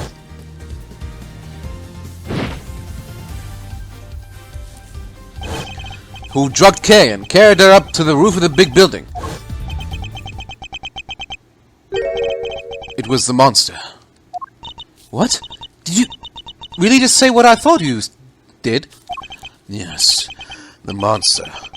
That was the key to unmasking our mastermind. Oh, I almost forgot. We're doing a new show soon. I'd love it if you could come, Mr. Edgeworth. I'll be joining Regina on stage for this one. That's right, the Big Circus is the biggest, most fabulous event in town. You'll have oodles of fun. Miss Lloyd, could I ask a favor? Oh, little on me? What kind of favor? You told us you recorded the sound of Torosaurus breathing fire. Proof? What kind of proof? Did you capture something on your tape recorder, perhaps? Oh, you're good, Ruffles. Sharper than gosh darn tank. I captured the sound of that don't breathing fire is what I captured. Sure did. Like I said, I didn't precisely see the guy, but boy, did I hear him. Can we listen to the tape? You surely can. Let's see now. That's it. That's so. It must be what I think it is. My theory has to be correct.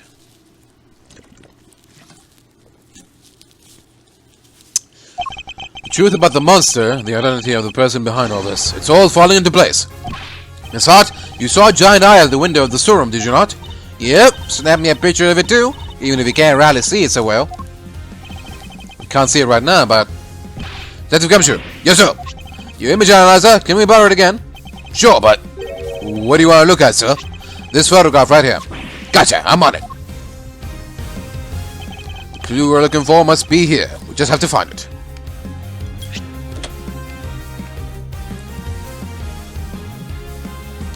Huh?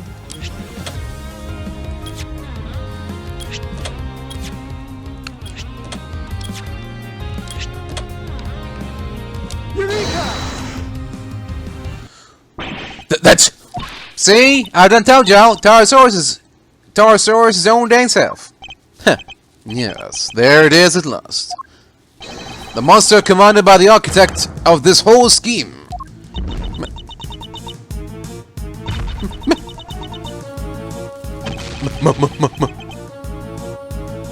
Monster? You're finally ready to admit it? That he's dang well real? The big bad boo himself? No, because that isn't Taurosaurus at all. It's the eye of a different giant beast entirely. Take a look at this if you would. The very big circus flyer. Oh, wait, look! You see it? The enormous lion balloon? That's the real monster. And the sound Miss Lloyd thought was the creature breathing fire. Oh, come on. You really gonna bring me crashing down to earth like that? That's how balloons fly, huh? They burn gas to make hot air. They do. And our culprit was able to use that balloon to carry Kay up to the roof of the big building without ever going near the elevator. So this culprit, they've got something to do with the circus. Circus worker. Friend of the Bonkster. Son of Gusto. Whoa. You're not serious. You forgot to mention trainee animal tamer. It's hard to believe.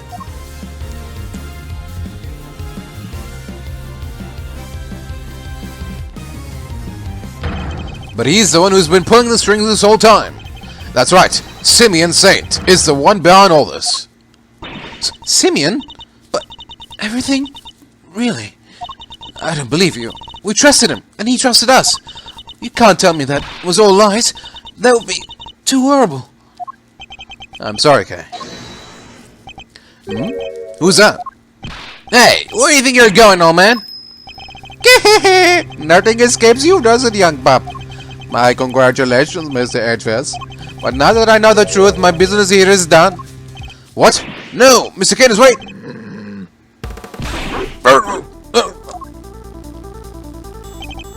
Damn it, he disappeared! Are you okay, Miss Edgeworth? Don't worry, I'm fine. But... damn you.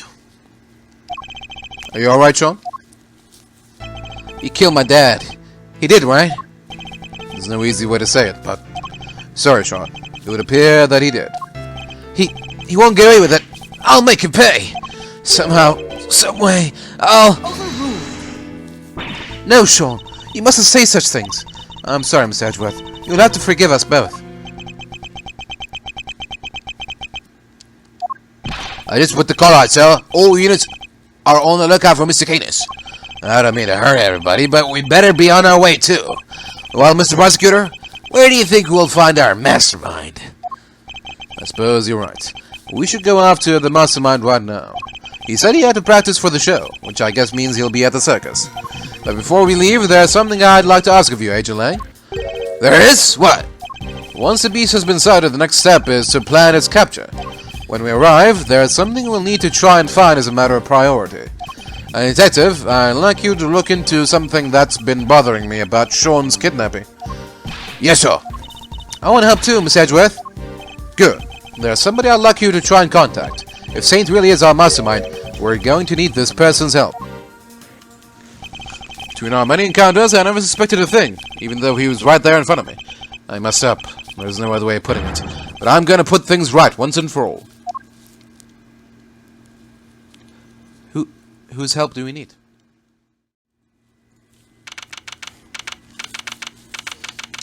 April 6th, 5:30 p.m. Barry Big Circus, Big Top.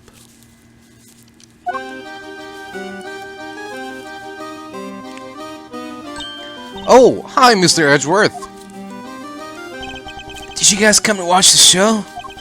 Hello, Miss Barry. Mr. Saint. You're a little early, I'm afraid. We're still practicing. But I'm glad you kept your promise. Yes, I remembered you giving me this. That's so great. You're gonna have so much fun. I think even you'll be surprised, Mr. Edgeworth. Huh? I think you've surprised me enough for one day already.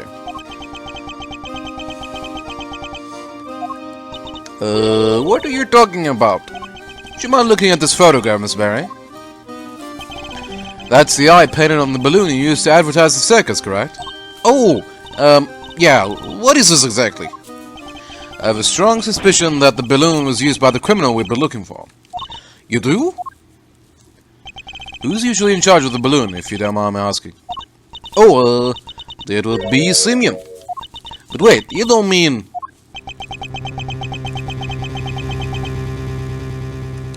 Mrs. Saint, you took the balloon out late the other night, didn't you?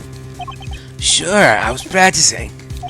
I'm still pretty bad at flying it, so I needed to put in some extra hours. At night, when it would have been even more difficult than usual.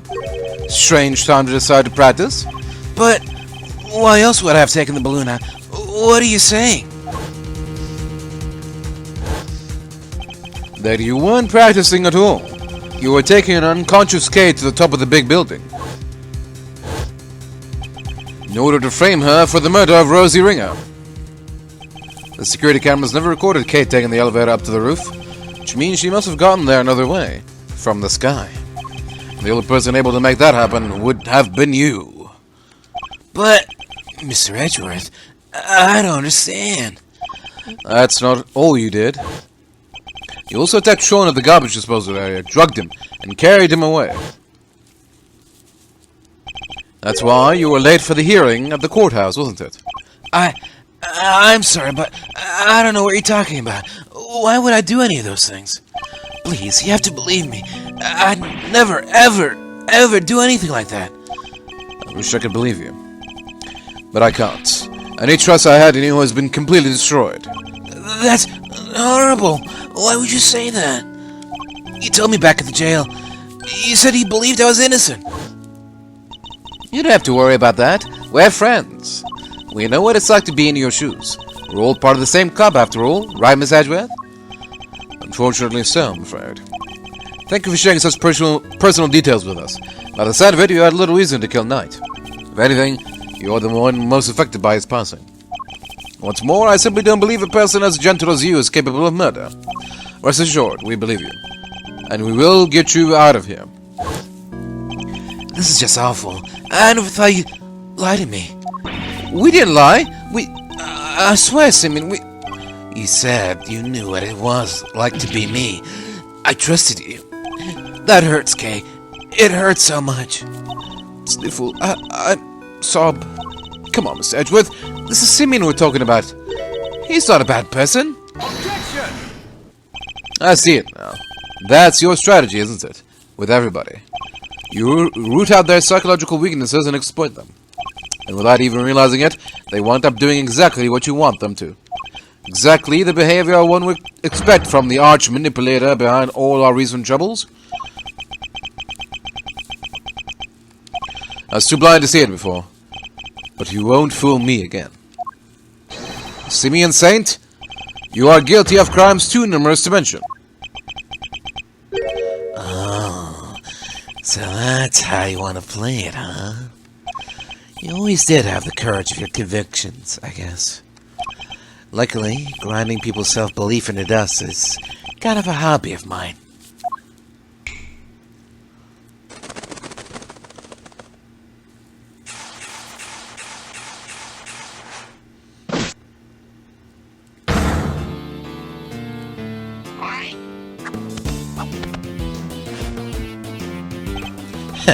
Well done, all of you. Well, this is certainly a side of him we haven't seen before. So much for the trainee animal tamer who knew how to fly. I guess that was all an act. I'm glad we're finally getting to meet the real you. Simeon, this can't be true, can it? Truth, lies, what does it matter? Huh? All you need to know is that Mr. Edgeworth here has made me very mad indeed.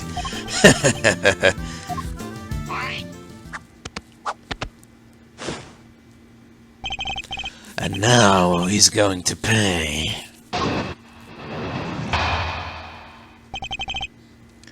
Sure, I went up in the balloon a couple of nights ago, but I was just practicing. I guess somebody took that picture when I flew by the big building. I fly around the area doing some promo stuff for the circus all the time. Nothing to see here, Miles. Nothing at all. So you go up in the balloon reasonably often? Yeah, promoting the circus, like I said. Is that true, Miss Barry? Well, it's true that it's Simeon's job to go up in the balloon and spread the word. I guess just about everybody in the area would have seen him up there by now. Well, that same balloon is used in the commission of a crime. Nonsense! I just happened to be in the area where it happened. Somebody took a picture when I was floating past the big building, that's all. I'll be the judge of whether you just happened to be nearby. Thank you very much.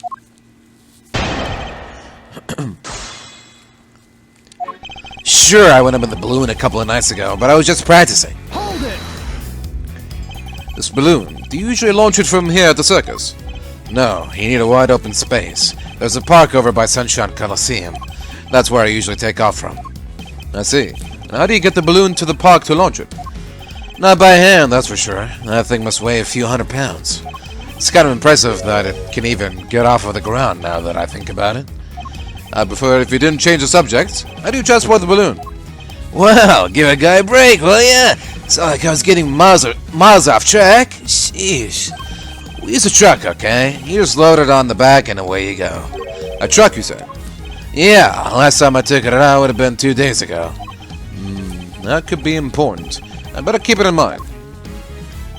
Last time I took the balloon out, the truck would have been then, the day before last. Hold it! So just to confirm, the truck hasn't been anywhere else since then? Why would you need to confirm that? I just told you, didn't I? Answer the question. Or are you trying to avoid this one too? Oh, that was a cheap shot, even for you. If I say something, you don't need to confirm it, because I just said it. See how that works? But since you insist, the truck's been parked out back since the day before last. And the balloon was still loaded on the back, basket and all. Now explain to me why even that even matters. Not right now. I think I'll just thank you for giving me a straight answer for once and leave it here. So, you insist that the truck has been parked here since 2 days ago. I think you might have let more slip there than you realized, Mr. Saint. Are you done? Alright, as I was saying. I guess somebody took that picture when I flew by the big building. Hold it! So you're saying you just happened to fly past somebody with a camera, too? Oh, I get it. I'm starting to understand how you think, Miles.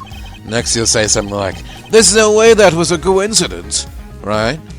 Then it's down to the simpler slope to, "There's no such thing as a coincidence." Now, there's a scary thought. Good. That's not what Mr. Edgeworth was saying at all. Why can't you just... Don't play into his hands, Kay. He's deliberately trying to frustrate us. He's hoping that by needling us, he'll be able to avoid the question. And why do you think he'd be trying to do that? Because he's a clown? No, because he's got something to hide. Precisely. So we can't let up. We have to stay on the offensive. But we have to remain calm while doing so. Gotcha. Hey, Simeon, this highly capable prosecutor assistant has a question for you. Are you trying to tell us he just happened to fly past a big building? He's right, you know. I wasn't going to answer. But you're so bad at this, Kay, I guess I'd better throw you a bone. I fly around the area doing promo stuff for the circus all the time. Hold it! You're in charge of both the promotional work the balloon is used for and the balloon itself. Is that correct? You don't believe a word I say, do you? But it's true. Ask the boss. Right, boss? Yep, Simeon's in charge of keeping it clean and making sure it's all working properly and everything. I don't think anybody ever even touches it except for him. Not lately, anyhow. Interesting. I think we can safely say he was in the balloon when it was photographed the other night. But if he's our mastermind, there are parts of his plan he would have had to carry out today too. Perhaps we need to dig into those a little more. Why the big silence? It's not like this is tricky stuff to process. There was a balloon. It was flying through the sky like balloons do. End of story. Nothing to see here, Miles. Nothing at all. Hold it! Is that so? Not only were you flying at night, multiple crimes were committed on that same evening. And you expect me to believe that there's nothing to see, as you put it? Are you trying to provoke me, Miles? It's not very nice, you know, starting fights with people. I'm a clown. We're all about smiles, not frowns. Certainly skilled at steering the conversation away from the topic at hand. But that's not going to help him. I just have to stay on the attack. We don't know a whole lot about this balloon just yet. I think we should try and learn a little more about it. Objection!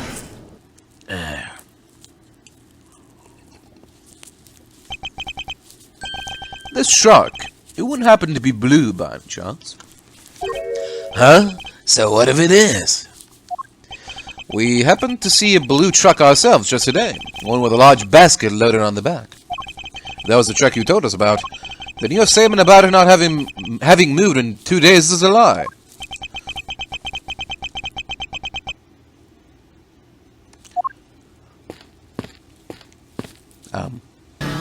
What? Oh! Edgelang! Emma! There you are, Mr. Edgeworth! At last! I've been trying to find you ever since we wrapped up the case yesterday. Kay sent me a message saying you were here, so I came right away. I found what you asked me to go look for. It was loaded onto a truck in the parking lot out back. A blue truck.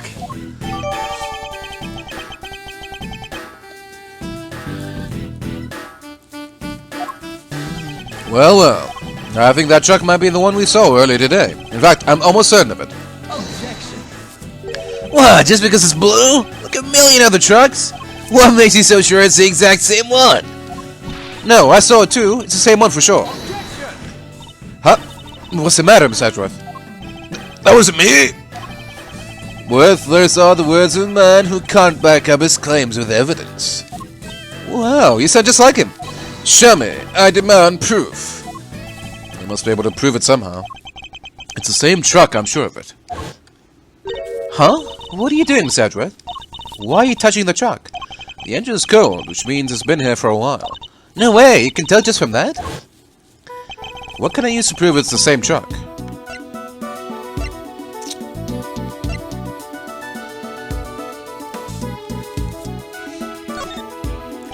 I'd like to have the truck dusted for fingerprints. Huh? Why would you want to do that? Because I expect to find a certain very specific set of prints. If I do, that will prove beyond all doubt that it's the truck we saw in front of the big building. Whose prints will prove it was the truck we saw? Ah, clever. Yours? You think you're gonna find your own prints on there? I do, because I put my hand on your truck when I saw it in front of the big building. Let's see what we can find, shall we? Emma, could you lend us your scientific skills one more time? That's why I'm here. One moment, please. Alrighty. Take it away, Miss Edgeworth. Huh? Me? Of course. Who else did you think was going to do it? Don't worry, it's easy. I'll show you how. Fine. Well, I don't see why you can't do it yourself.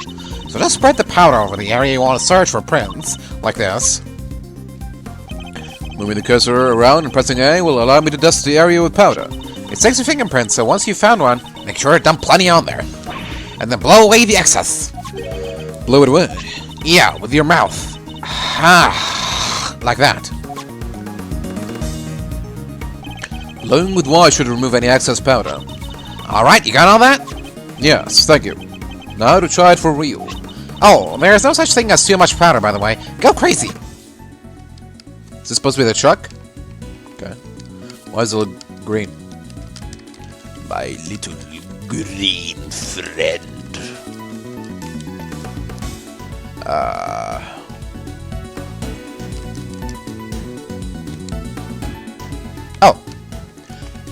Okay. We can do one big blow, alright? Sure.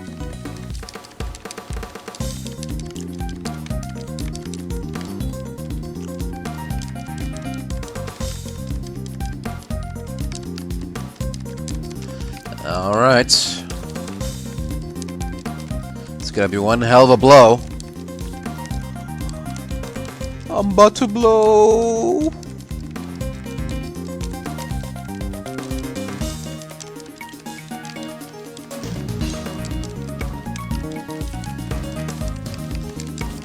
Alright, everybody, make your wish.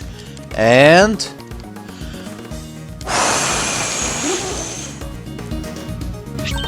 That's it! That's a nice clean print you got there.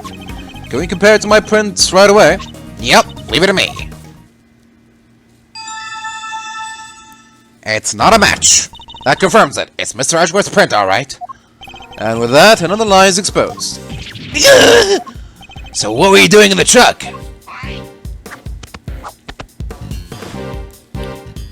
Oh, just driving around. For fun, you know. Objection! Kay was abducted 2 nights ago. And your balloon was sighted nearby. And then today, another abduction, this time involving a truck supposedly used to transport garbage. And your truck was sighted nearby. Objection! Coincidence, nothing more. You want me to believe that you were near the scene of 2 separate abductions simply by chance? Just be honest, you were involved in both. What makes you think they were even connected? Objection! A certain very important piece of evidence, that's what. Ah, this should be good. What connects Kay and Sean's abductions? The pin. Oh! What connects Kay and Sean's abductions?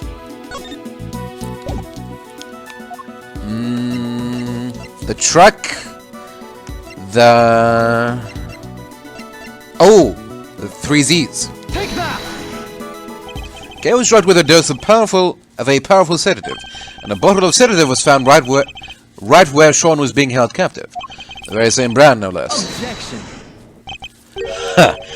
I knew you'd try something like this.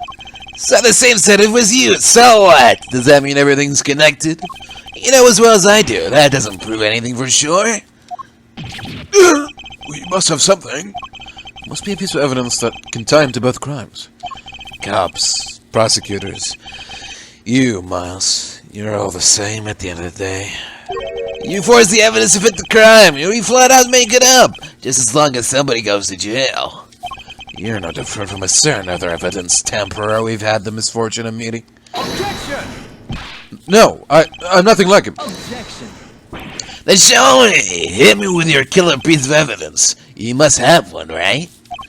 It's no use. We don't have anything that can tie him directly to both kidnappings. Okay. You about done there, Miles? No more cheap shots left to fire?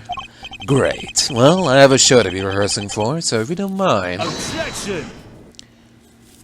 Hey, come on now, you two. There's no need to get all hot under the collar.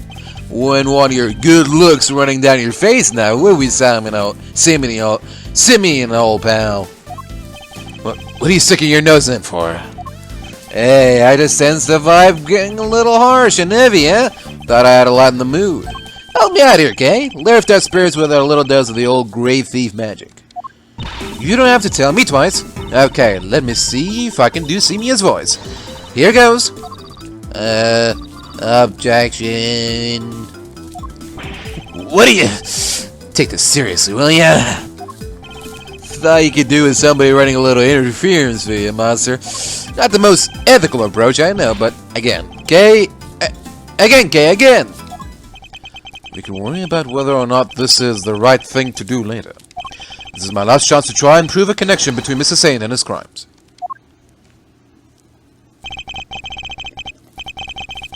Let's forget the kidnappings for now. Is there anything else that suggests that he is our mastermind?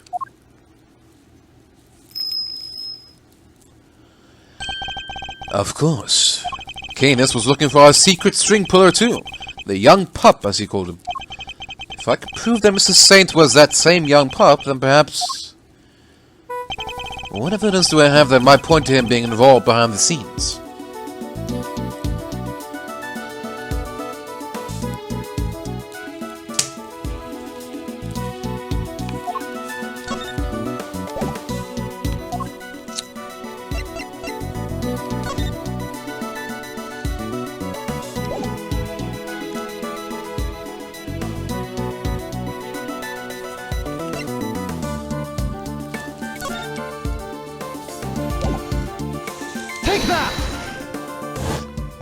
I think you and Mr. Knight were both communicating with this person, Mr. Canis.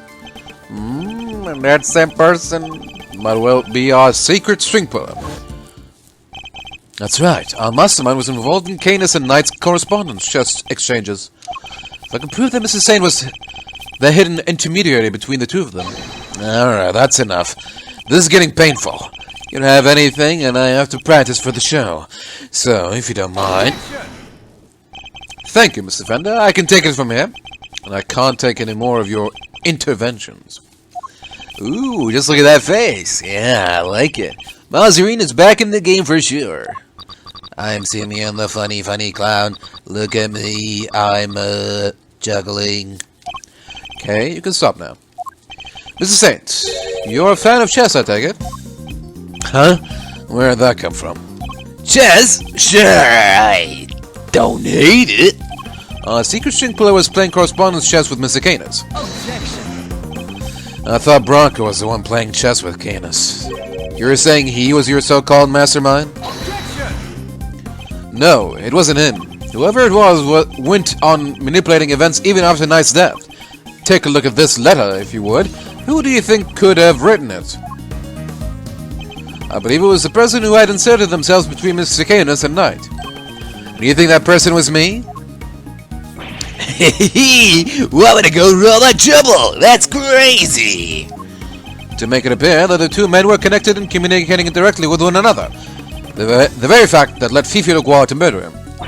What? You're saying You're saying he set that up to try and get Mr. Knight killed? Objection. Listen to yourself. What do you think I am? Some kind of evil puppet master?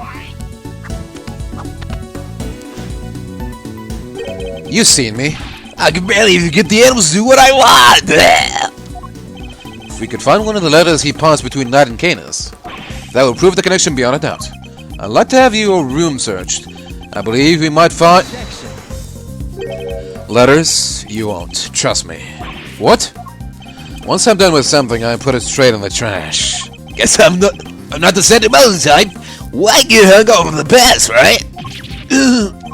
He must have disposed of any incriminating items in order to cover his tracks. Guess you went in without the evidence you needed once again, huh? That's a bad habit, you know. So this doesn't prove anything either. We've fallen short yet again. What do we do now? Are we out of options? You accuse me of betraying my friend and you have any proof? You're despicable. Who is that? Oh, hi. Miss Berry. What does she want? Sorry, it's just...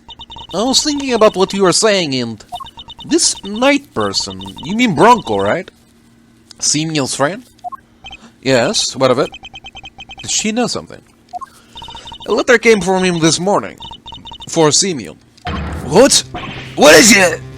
How's that possible? Knight is dead. Miss Berry, we need to see this letter right away. Sure, here you go. Let's open it up, shall we? It's another correspondence chest letter. Next move from the game with Mr. Canis. Can anybody else smell checkmate? Can't wait to see your face when you lose.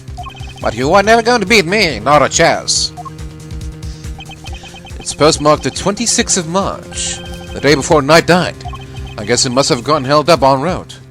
Well, we do move around a lot. It's part of being a traveling circus. Our mail arrives late all the time.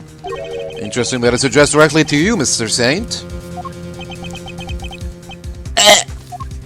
This is it, isn't it? The proof we needed that you are the one facilitating Mr. Canis and Mr. Knight's games. One of the letters you would have transcribed into Braille, in order to create the illusion that they were somehow connected. Curse you, Bronco! You're still getting in my way even now! I hate you! I hate you! Simeon, how could you? Mr. Knight was your only friend. Heh, we weren't friends. I stopped thinking he was my friend 18 years ago. Right around the time of the I-7 incident, in other words. I nearly froze to death because of him. I was just about to head out and meet my dad at the contest. But then Bronco showed up. He pinned me down and tied me up. He was crying the whole time, whining on and on. I'm sorry, but my dad says I have to do this, and if I don't do what he says, he's so scary. Stop it, Bronco. Stop it. I have to go meet my dad. I've promised. If I'm not there to taste his candy for him, he'll be so upset. He needs me. If I don't go, he won't be able to show everybody he's the best in the world. But no, he locked me in that car with him, and the two of us nearly died. He thought he could get out, but when he tried the door, it was frozen shut. We were trapped. And that's how I lost my dad. What? You lost your dad? Yeah, Bronco's dad killed mine. He was the son of a murderer. What does he mean? That doesn't match up with what we know at home.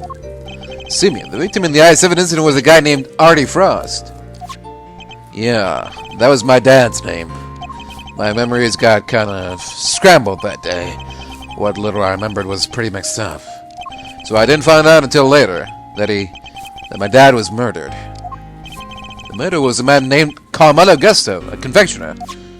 Really? I never knew Bronco's father's name. Or maybe I chose not to remember.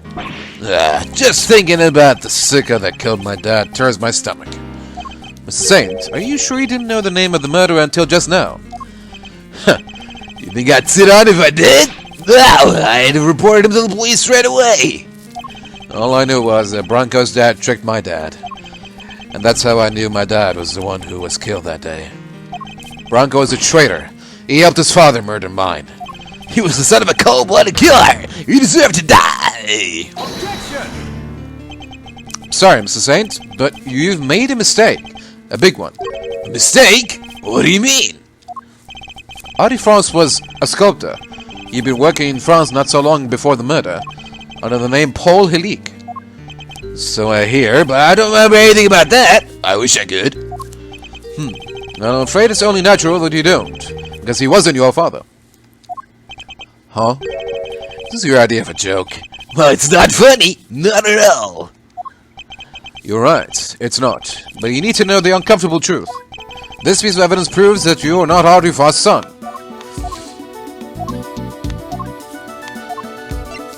Do we have the picture of the kids? No. Okay, so the Paul Hillique ring? Take that! Huh? Bronco's chest set and a ring. Yes, take a look at the ring for me, if you would. What does the engraving on it tell you? It's 2 letters, right? It is. This is the seal with which Paul Hillique used to mark his works. And it was found next to Artie Frost's body 18 years ago. But why would Bronco have a memento of my father? The police looked for Frost's son for a long time, and eventually they found him. The ring was handed over to the man they were able to prove was his child, Bronco Knight. What? But that's not... That would mean... I was... Precisely. That you are, in fact, the son of Carmelo Gusto. No, that can't be! My dad was... I remember, don't I?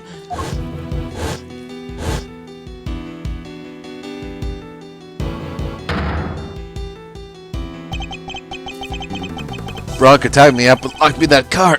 It was his fault I lost my dad. He deserved to die, didn't he? No way. So I get to see your circus thing even though I'm in jail? Heh. Was looking forward to the next move in our little chess game, so the show is just the icing on top. Yeah, I think you'll enjoy it. I will. And hey, come back soon, okay? I'll be mulling over my next move in the meantime. Oh, speaking of which, I put a little something in your chess set. But you can take a look at it later. A little something? No idea what that might be, but thanks. If you hadn't detained me 18 years ago, it wouldn't have had to end like this. Huh? Did you say something? Me? It was nothing. Goodbye, Bronco, and farewell. I do all that, and now you're telling me that it was my father who killed Broncos? Then what was all this for? I don't want to wind up dead too. I didn't want to be weak and vulnerable. That's why I try to be like Canis. Why I stayed in touch with him all these years? And there we have it. The truth at last. Mr. Saint, you were Mr. Guinness's correspondence chess partner. And you were the one manipulating events this whole time.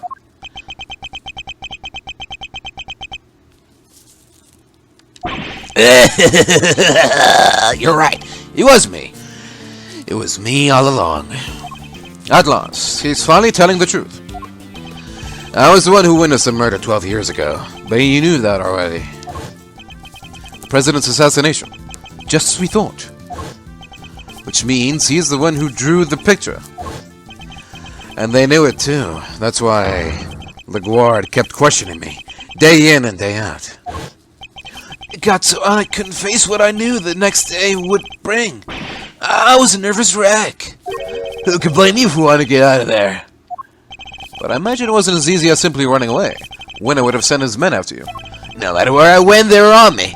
They never stopped coming. 24 hours a day, 365 days a year. I couldn't sleep at night. Even the smallest noise had me chasing shadows. It drove me crazy. So I joined the circus. At least that way, moving from place to place was part of the job. My whole life I've been up against the chief prosecutor and the warden of a prison. No regular person could hope to stand up to people like that. From the time I was a child, I had nobody. But they weren't even the worst of it. The body double was behind it all, controlling everything. He may have been a fake, but he was the president of an entire country. What hope did I have? There was only one person I could turn to, Canis, the man who saved my life. He wasn't like Bronco. He really did want to help me. That's quite a claim. Strange to think of our famously ruthless assassin winning the admiration of the child he saved. He showed me how to stop being a victim, to stop being hunted. I've become a hunter myself, and they all became my prey. Not even you imagined that the body double would ever go so far as to co-opt our country's police. No, I sure didn't. And as long as Winter was around, no evidence was ever gonna stand. He even nearly managed to ruin things this morning. The guard almost got away with it again. But I know him now like the back of my hand. I could see exactly how it was gonna all go down. So, he saw right through their plan. How Chairman Winter would try to suppress the evidence in Warden LaGuard's trial. I see. And that's why you kidnapped Sean, correct? You wanted to force a guilty verdict, regardless of the presence of evidence or the rule of law. Maybe I did, but how else was I going to make them pay for what happened 12 years ago? Whatever helps you sleep at night. The Winter pulled one last surprise, didn't he?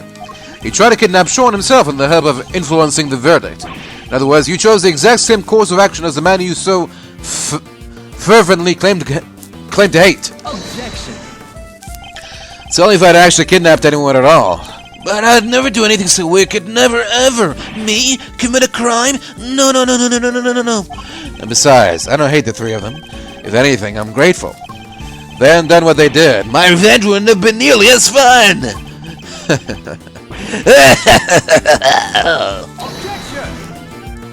So, you admit it. Your motive in all of this was nothing more than revenge? Sure, I admit it. So what? I despise every single one of them. But here's the kicker. I didn't kill anybody. The most you can blame me for is writing the odd letter here and there. A quick note to Ringer to tell her about Winter. Another to him so he knew about her. The fact that they wanted to kill each other and one of them succeeded, that was all on them. So, you take no responsibility for the fact that your actions resulted in multiple murders? Right! Same thing at Gore Lake. People are much easier to control than animals, you know. The whole fake assassination plot? I handed that to Bronco on a plate. That was part of his plan too? So Rook's murder was...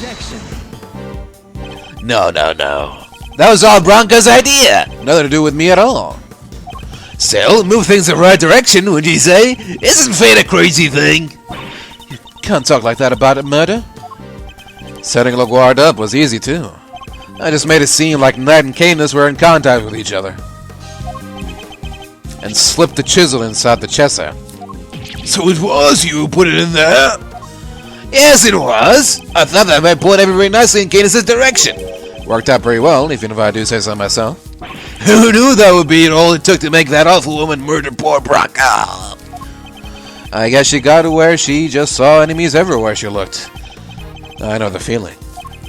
Even the smallest thing can send your paranoia into overdrive. And then, things get ugly quickly. I had a front row seat for the whole show!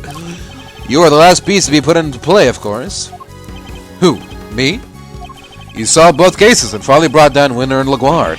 I guess you could say your powers of seduction were the weapon that put an end to them both! I just solve those cases for your sake. Sure, you didn't know you were doing me a favor. You were just playing at being an attorney for a little while, right? What did you say? All I had to do was cower and say, no, a few times. And you rode to my rescue like the hero you are. Is getting arrested part of your plan, too? No, that wasn't something I expected, I have to admit. I never thought they'd take the chisel for the murder weapon. That was a real plot twist. Made my blood run cold, for sure. But then who should come through with Turnabout to end all turnabouts? The greatest legal mind of a generation, one knight shining armor. I better feel pretty good saving me like that. Huh?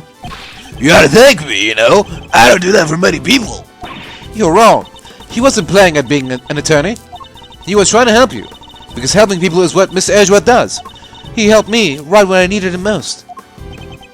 Okay. Oh, did he?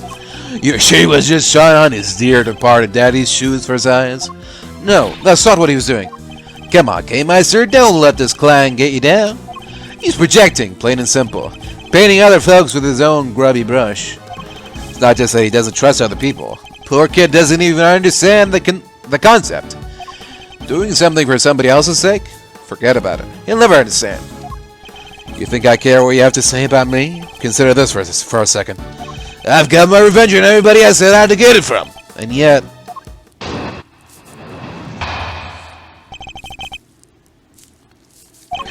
Think about it. I never actually did anything. What's my crime exactly? Explain it to me.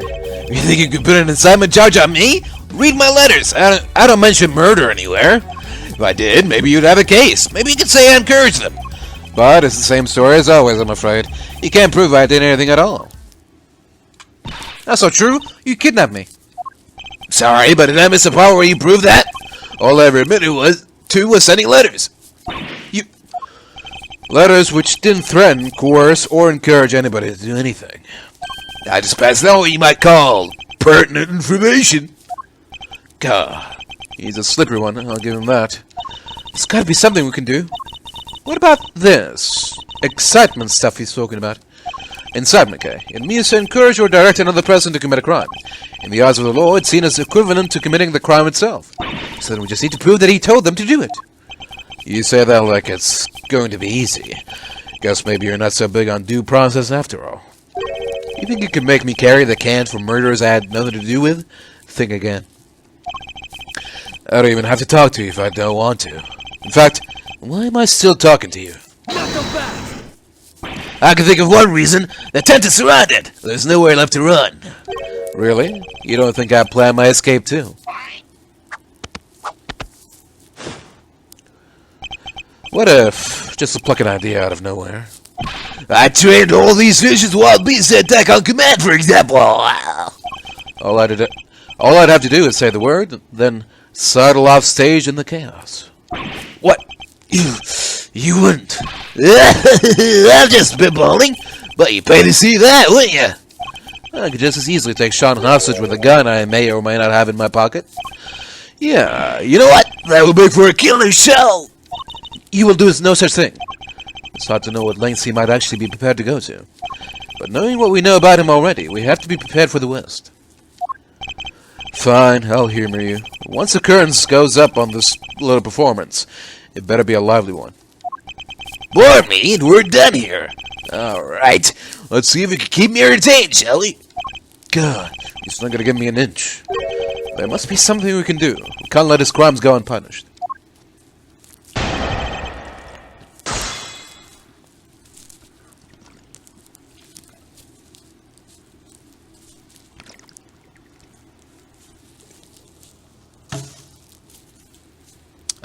Alright. Does this just mean that we're not allowed to press him on anything? Think about it.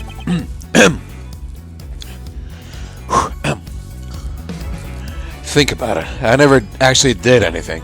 What's my crime exactly? Explain it to me. Hold it!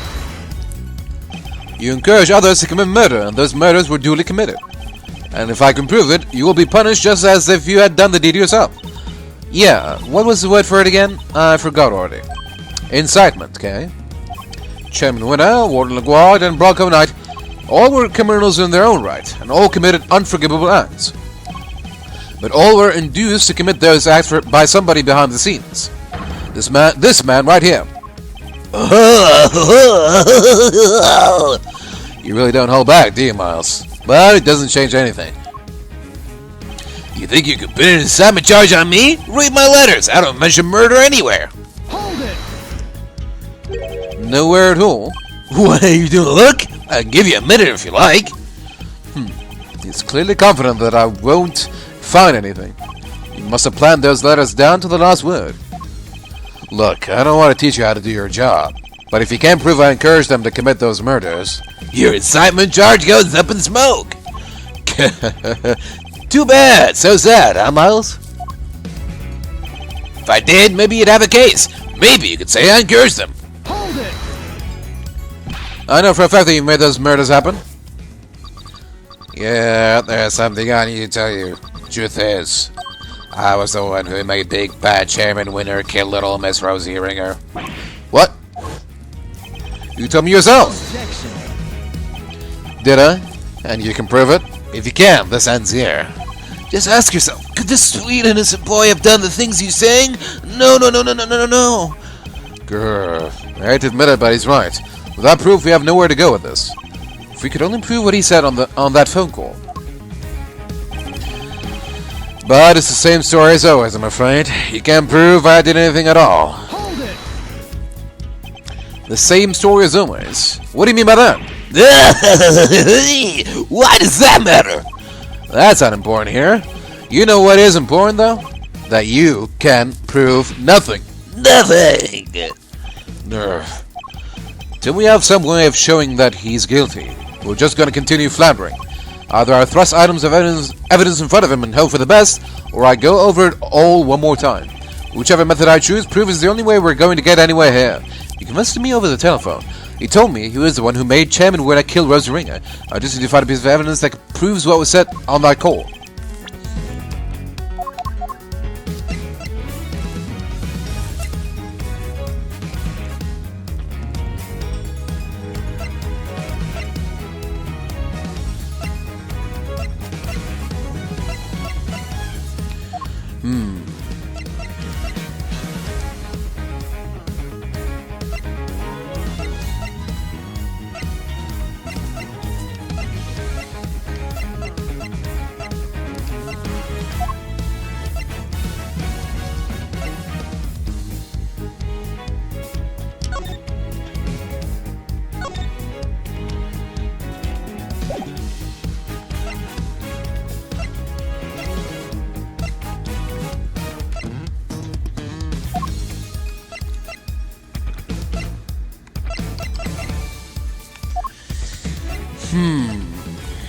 What could it be? What could it be?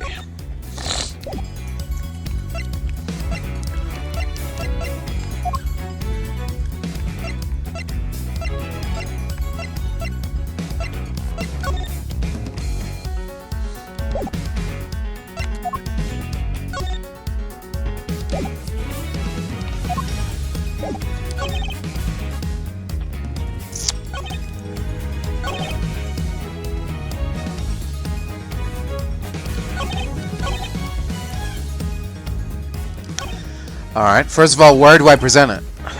Here? You can't prove I did anything at all? And then present the bug or the tape? Try the bug first. Objection! Mrs. Saint, this piece of evidence clearly contradicts your statement. I'm not sure it does. Any thoughts, Gavèlle? Me? Forgive me, Miss Edgeworth. But I fail to see the connection, I'm afraid. Could I really have gotten that wrong? Not even your friends agree with you. So sad. I could never do what you do, Mr. Genius Prosecutor, and for once, I'm glad about that. Uh-oh, Senior's enjoying this. You can't let him get the better of you. And I won't. I'm nowhere near done yet. The next piece of evidence I present will shut him up once and for all. Tape. Objection! Damn it. Come on. Well, whatever. I'm afraid you're wrong. I have proof that you meant for at least one murder to happen. Because you said so yourself. Yeah, there's something I need to tell you. Truth is, I was the one who made Big Bad Chairman when I killed little Miss Rosie Rigger. What? I said that? Weird, I don't remember. I know you think you can worm your way out of everything, but this time you're wrong. I am? Yes, because our conversation was being recorded by somebody intercepting the signal from the very listening device you planted. It Was? You got your conversation with the clown here on tape? That's what you're trying to tell us? No! Lang Z says a schemer's schemes will swallow him in the end. Miss Lloyd, could you play us a tape, please? You bet I can. Oh, it's missing. Got it. It was this part right here. Miss Edgeworth, that's just Gavèlle's cell phone. Who is this? You were the one who abducted Kay. I can't hear Miss Edgeworth. Sorry. It was right around here. I was as surprised as...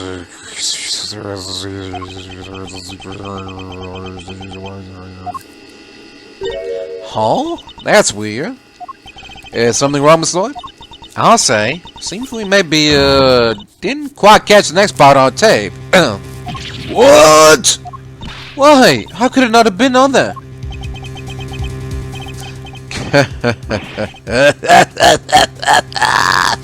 Oh, poor babies! You think I'd leave myself wide open like that? Well, think again. There's something a little special about that bug, you see. It can be turned on and off remotely. What? I never knew they make those. Remote control bugs? Sure, they exist, but... So you switched it off to avoid being recorded. Bingo! But how? You would have had to know you were being recorded in the first place. Objection! And I did. Of course I did. It was so obvious that someone was eavesdropping. And that's because... Miss Lloyd, was it? You knew about the kid prosecutor's kidnapping without any prompting. No. You heard that whole conversation? I did indeed, old pal, but But I must say, I thought you would have figured it all out much sooner. Aren't you supposed to be a genius prosecutor? Now, where were we again? oh yeah, at the part where if you couldn't prove incitement, it was game over. Oh well. Oh shucks, so my tape ain't gonna be no use to nobody after all? Come on, I must have recorded something you can use. If only that were true. Hey, Game Master. Yeah? The old buggeroo, it was hidden in your pen that whole time, right? That chick ain't even loose from the old brain tree? I don't know. Give me a sec to think. You're the only one who's been directly in contact with him before. Objection! So sad, relying on flawed evidence, desperately trying to make it stick. Well, that's quite enough of that for now. Next topic, please. Huh? He's trying to steer us away from our current line of inquiry? You're the only one who's been directly in contact with... Why are we getting... It just happened. Kay had a one-to-one encounter with him only recently. What if the sound from that point in time had been recorded? Miss Lloyd, how long were you recording the intercepts from the bug for? Start about, let's see now, 2 nights back? That's a large-ass tape. In which case, during which time frame would we be likely to find Mrs. Saint's voice on that tape? Mrs. Saint abducted Kay and took her up to the roof of the big building 2 nights ago. What if there was a recording from around that time? Miss Lloyd, quickly, play us any tape you have from the night before last. Huh? Oh, sure thing.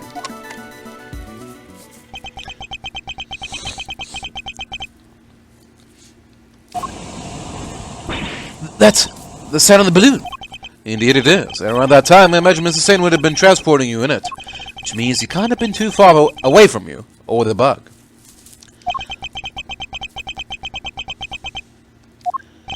Is there anything else on the recording, I wonder?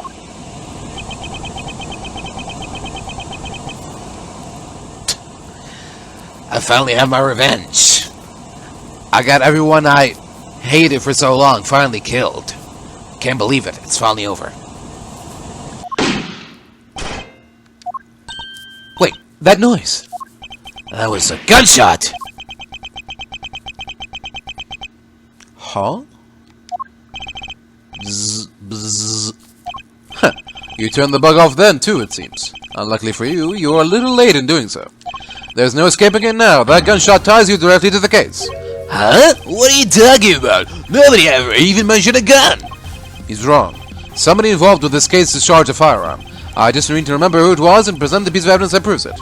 Which piece of evidence shows that a gun was used in an incident related to this case? Take that!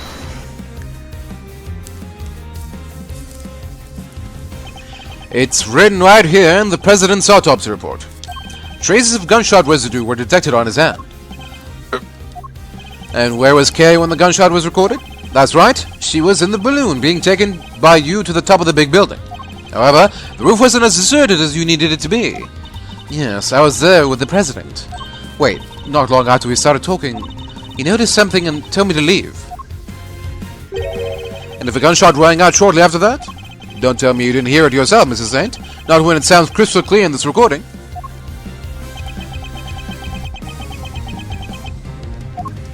You're just going to pretend to ignore me? What else do you expect me to do when he keeps spouting you weird theories? We didn't just hear a gunshot on that tape. If you listen carefully, you could hear that the bullet hit something, too. Could the President have been aiming at Mrs. Saint? Or would the bullet have struck? Take that! I think the President was firing at the balloon. And if he was, what we heard on that tape could have been the bullet hitting the basket. Let's take a look and see, shall we?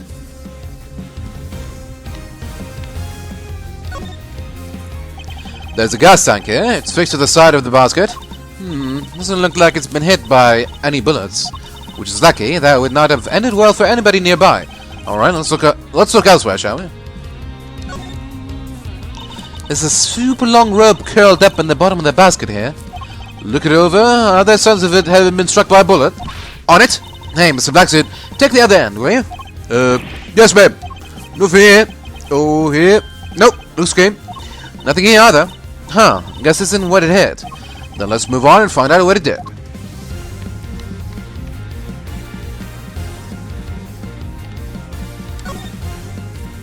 A hole with a bullet stuck in it. There's a bullet hole in the bottom of the basket. I'd call that pretty conclusive proof. Well, Mrs. Saint, how do you explain not just the sound on the tape, but the accompanying bullet hole? You see everything, don't you? It's pretty impressive, I have to admit. I doubt there's anything I could hide from you if you really wanted to find it. Just shut up and confess, will ya? Alright. No need to get cranky. Yes, I was carrying Kay on the balloon. Yes, I got shot by the President for some reason, but I didn't kill him. You gotta believe me. Come on.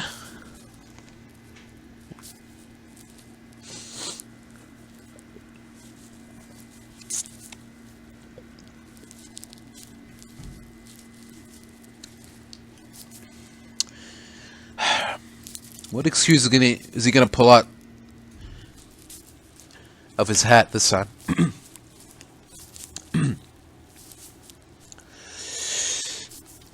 I'll admit I flew a balloon up to the roof, but when I arrived, Judge Gavèlle and the President were already there.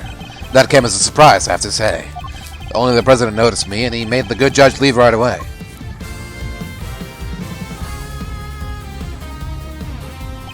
Then he pointed his gun at me and fired. But why was he trying to shoot down the balloon? Oh, that's simple enough. When I arrived, he was just about to murder your friend, the judge here. Me? Yeah, you. You told him about Sean. What did you think would happen? Why do you think he met with you in the first place? He thought you were going to expose him as an imposter.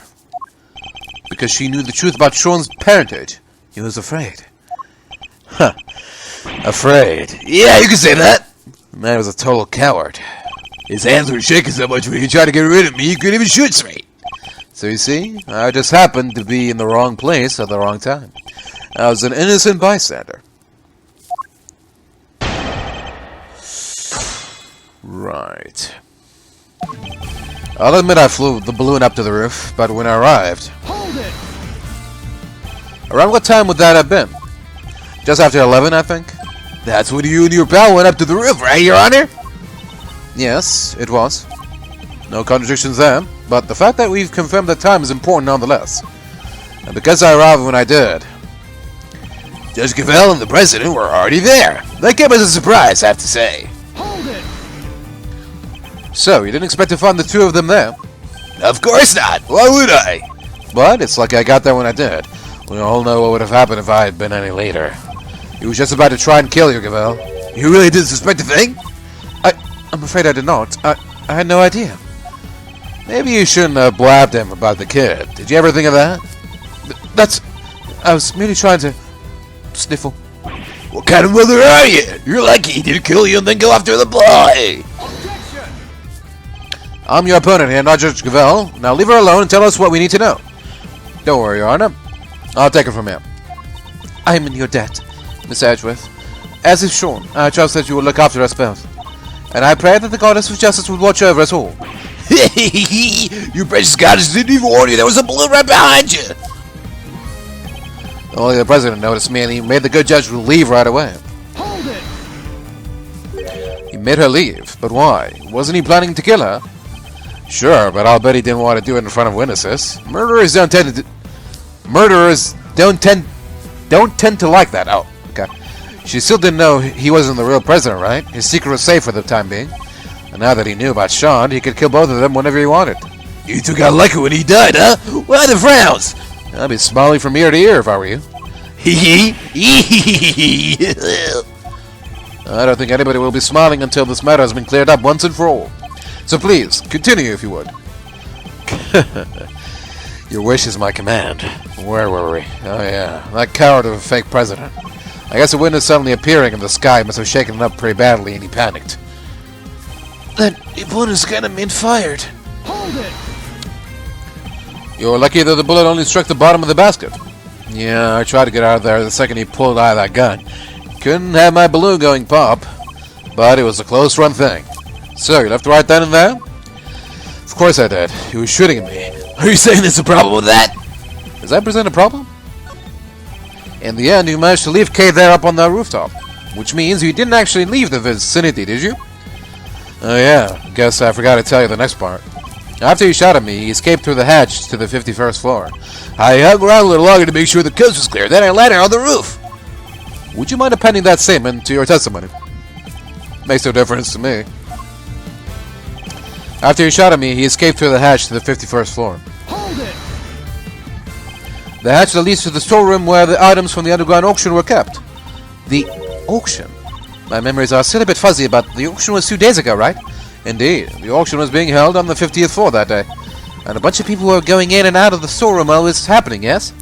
There were, which means that if the president really did escape that way, as Mrs. Saint says, somebody must have seen him. There's no way he could have passed through there unnoticed.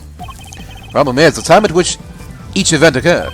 But should the times line up, I can think of a certain piece of evidence that could prove helpful to our cause. So, his story is that he just happened to witness the events on the roof from the balloon. Seeming hadn't come along when he did. Judge Gavèlle might have been in serious trouble. So he's basically our savior, right? I don't think it's quite that simple. After all, he was there to commit a crime too. But in order to expose that crime, we'll need to go over his testimony in detail. There must be a hole in it somewhere.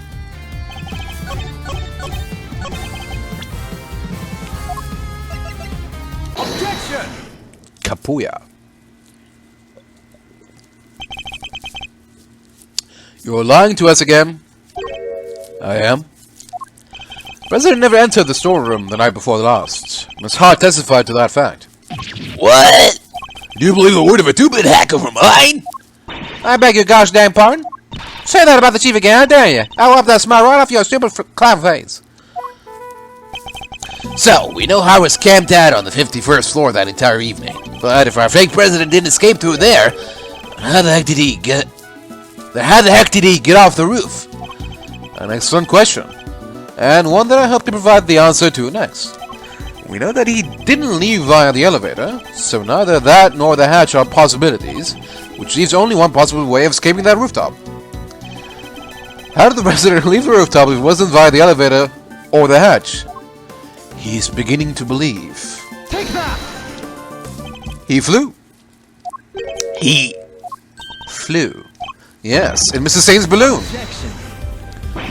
Whoa. Quit fooling around, will ya? Why in the world would I give that guy a lift in my balloon? Objection. There was a security camera on the elevator, and Miss Hart was on the 51st floor the whole time. There's no other way he could have left that rooftop. Objection. You know what the circus is all about? Making the audience think you're in danger. Giving them a thrill. But it's time to bring this act to an end. I'm not in danger here, even if you think I am. What do you mean? Watch and learn. Miss Hart, can I ask you something? You were keeping guard on the 51st floor the whole time, right? Never even blinking for a moment? You bet your big toe I was. I don't say it as much in my testimony. Objection. Huh. So the noise, the sound of Miles' faithful assistant falling through the hatch, that didn't scare you so badly that you fainted? So maybe I ought to have mentioned this before, but I fell asleep for a few winks after that. Well, passed out, unconscious, I might say. What? What happened? That explains the noise that caused you to faint as well, Miss Hart. It was the sound of Kay crash landing onto the storeroom floor. Well, so what if I did? Ain't a girl in the world don't get caught a little unaware sometimes. Sorry, Miles, but that's what you get for putting your faith in these people. Objection. It doesn't matter. Kay can't have fallen down the hatch until after the president left the roof. Objection. Are you sure about that? Allow me to offer a little counter theory. The coward fake president fired his gun at me. Then he hid in the shadows. Until after your friend fell down that hatch. So what if he did? What would that mean? Objection. Come now, surely even you can see what I'm insinuating here. It's elementary. If the president hid until after Miss Hart fainted, he could have passed right through the 51st floor undetected. No. And there we have it. Your little theory about the secret storeroom falls apart. Did he have to do that to me in my own voice? That's right. Oh, and another thing. I might have let Sean's identity slip to our pal, the president, while he was hiding in the shadows. That's why he went to the set to try and murder him the next day, only to wind up being killed himself. That's right. He was trying to murder the body double. Objection. What possible reason could the boy have for doing so? Objection. Oh, pretty good one. He already knew he was the president's son. And how did he discover that exactly? Because I told him. In one of my trademark letters. What?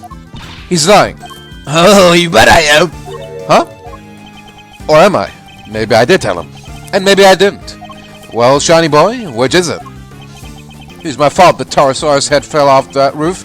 I admitted that much already. But I didn't find out about my dad until today, I swear. Huh. Well. I knew about the falling head thanks to the bug. But who knew it was you who made it fall? And the president died from being crushed, was it? Alright, well that's confirmed at least. You were the murderer. Congrats on getting your revenge. That ties everything up pretty neatly, when you say. Although I guess you'd say something more like... And so, the pieces fall into place at last. Well, counter my unassailable logic if you can.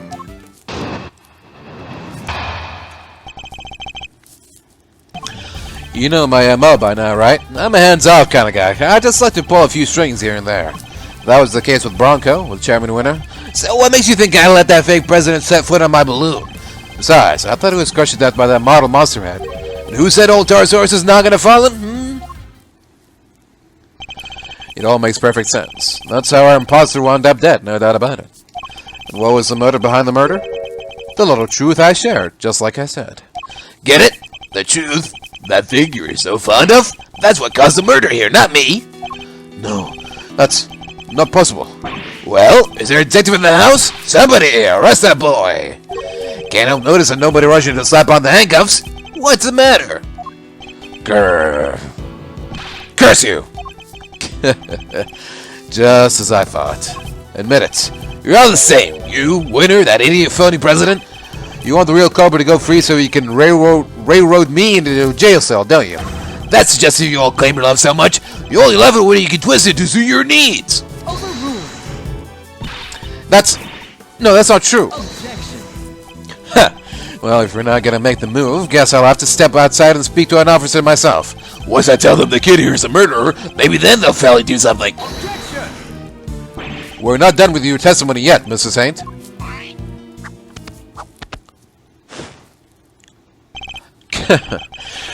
How did I know you'd make some excuse for stalling even longer? But you still don't have any proof, do you? Or any chance of winning this? Tell me I'm wrong. And you still want to prolong the agony? Well, as long as you know what you're doing.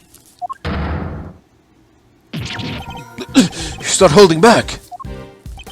What? Did you forget that little shiny's life is on the line too? Hey, Malzerino. Take a deep breath for me, would you? Why would I do that, Fender? Because it's times like these you need to kick back, take stock, and be grateful for what you have. The worst of times are when lawyers calmly show our biggest flaws, remember? The way in which the president made his escape is what you and Laughing Boy can't agree on. So how about this for a little thought experiment? What if it's not about whether the big guy in the purple jacket got on that balloon or not, but rather, under what conditions would Simeon have been cool with letting him get on board? A turnabout in thinking. I mean, he had a gun with him, didn't he? Forgive the interruption. Just my 2 cents worth. Or, your old man's, I guess I should say. Maybe Gregory's techniques can still prove useful in this crazy modern era. He's right. Under what circumstances could the body double have been allowed on that balloon? He was a physically imposing man, and what's more, he was carrying a gun. Could he have been drugged? No, there were no traces of sedatives found during his autopsy. In which case, surely not.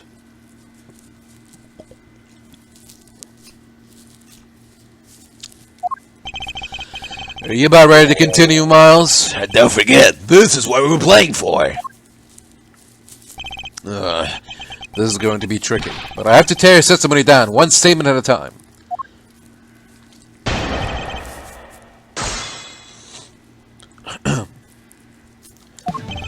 You know my MO by now, right? I'm a hands-off kind of guy. I just like to pull a few strings here and there. Hold it. The strings in question being those of Sean and the President's body double in this case. You seem pretty confident of your abilities in that particular arena. Is that so weird? I'm an animal tamer, remember? What's the wildest animal of them all? That's right, humans.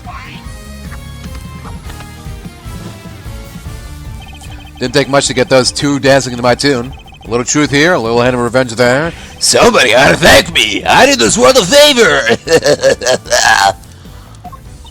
Sedgeworth, he's scaring me.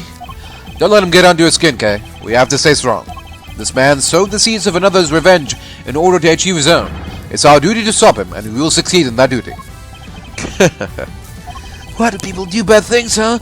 Don't they realize it'll just come back to bite them in the end? That was the case with Bronco, with Chairman Winner. Hold it.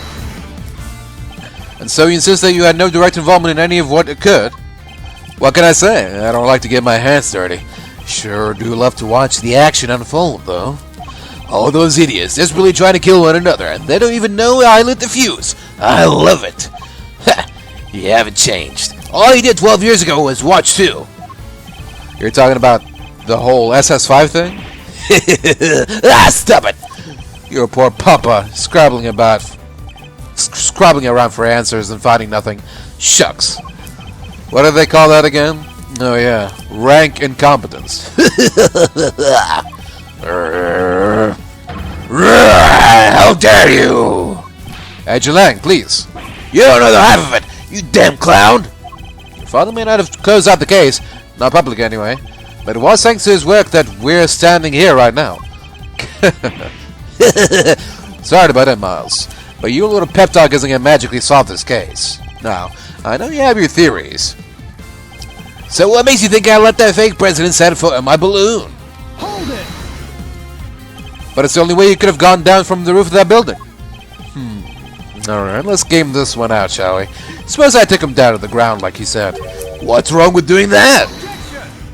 Objection. So you admit it! You did take him on your balloon! Objection. You're really obsessing over this one little detail. This isn't like you, Miles. How do you think you went down? You held me at gunpoint and said, "Show me the city at night"? That's ridiculous, and you know it is. Or would you really fail to think this through? You said yourself you gave him Sean's identity. Surely that was enough to win him over. Win him over? The man who shot at me? No. Then you must have put him to sleep and carried him away like he did with me. Very well, let us suppose that to be true for a second. Did the autopsy show the presence of sedatives? It's no good. He's just not giving us an opening. Anyway, never mind all that. There are way more interesting things I'd rather talk about. Besides, I always thought he was crushed to death by that model monster head. Hold it! Actually, I have some doubts about that.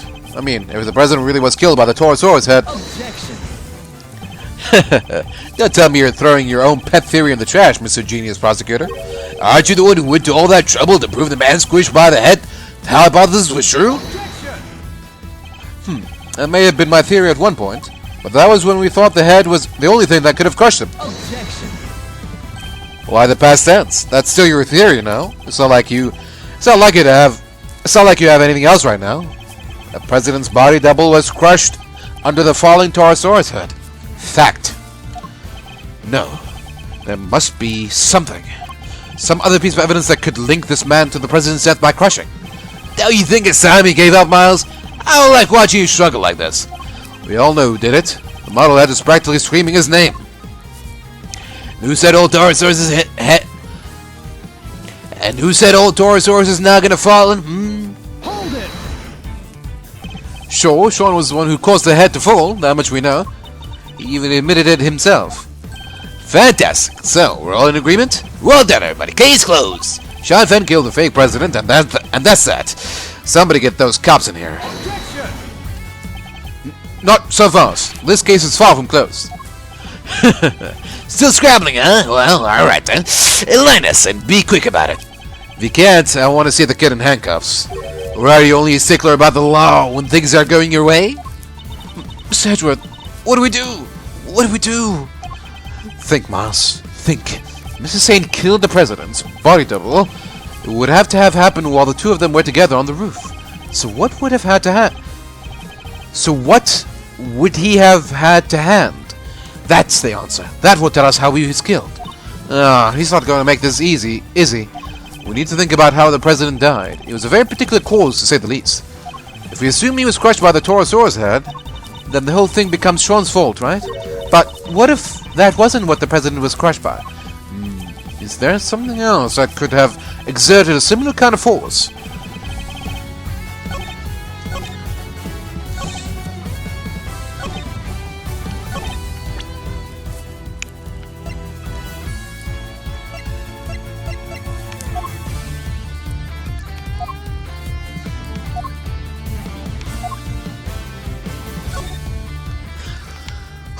Okay, so do we present the balloon or the picture with the yellow stuff on it? I was carried in this basket, right? Yes, although you were asleep, so I imagine you have no memory of it. It would be nice to have at least gotten some fun flying memories out of it. Curse you, Mr. Mastermind, I'm gonna kick your butt, just you wait and see. But that's not the main reason you want to get your revenge, is it? Okay, so I'm guessing it's the little gas canister? Objection! Wow, okay. Sean didn't kill the president.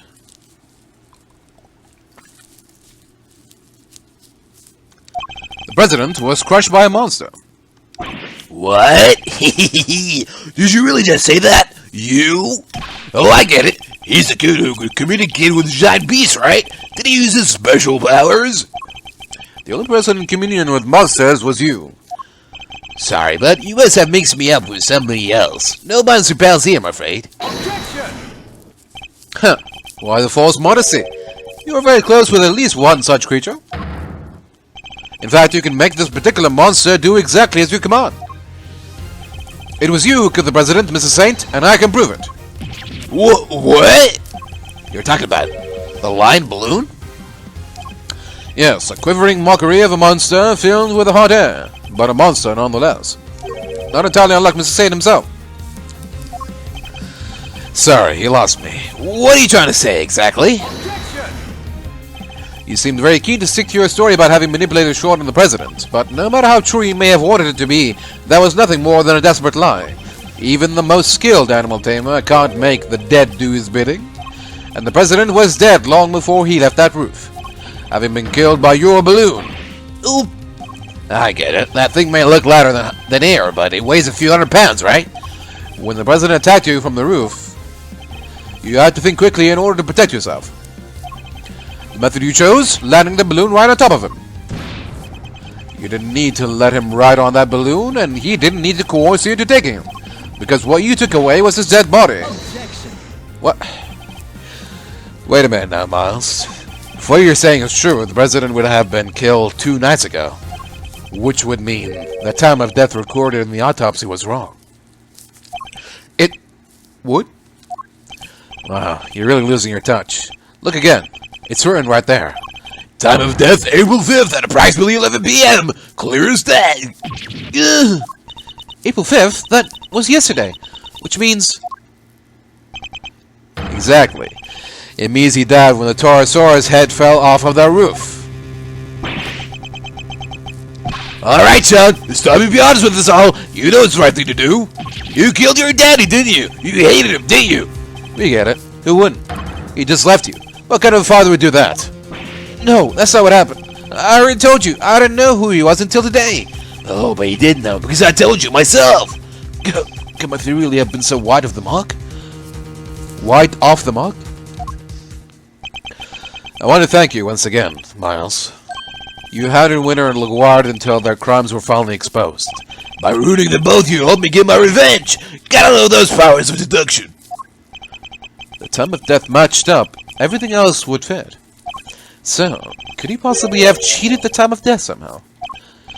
Oh, what was that other guy's name again? Carmelo Augusto?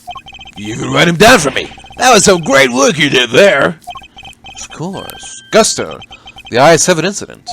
He killed Frost and froze his body in order to conceal it. Mr. Gusto needed to freeze Mr. Frost's body in order to obscure the time of death. They determined that the murder occurred during afternoon tea. You have been an obvious suspect. Bingo!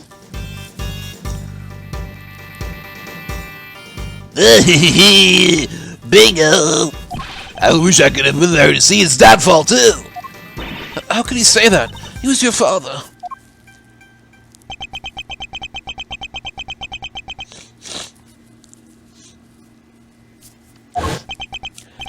It's so scary.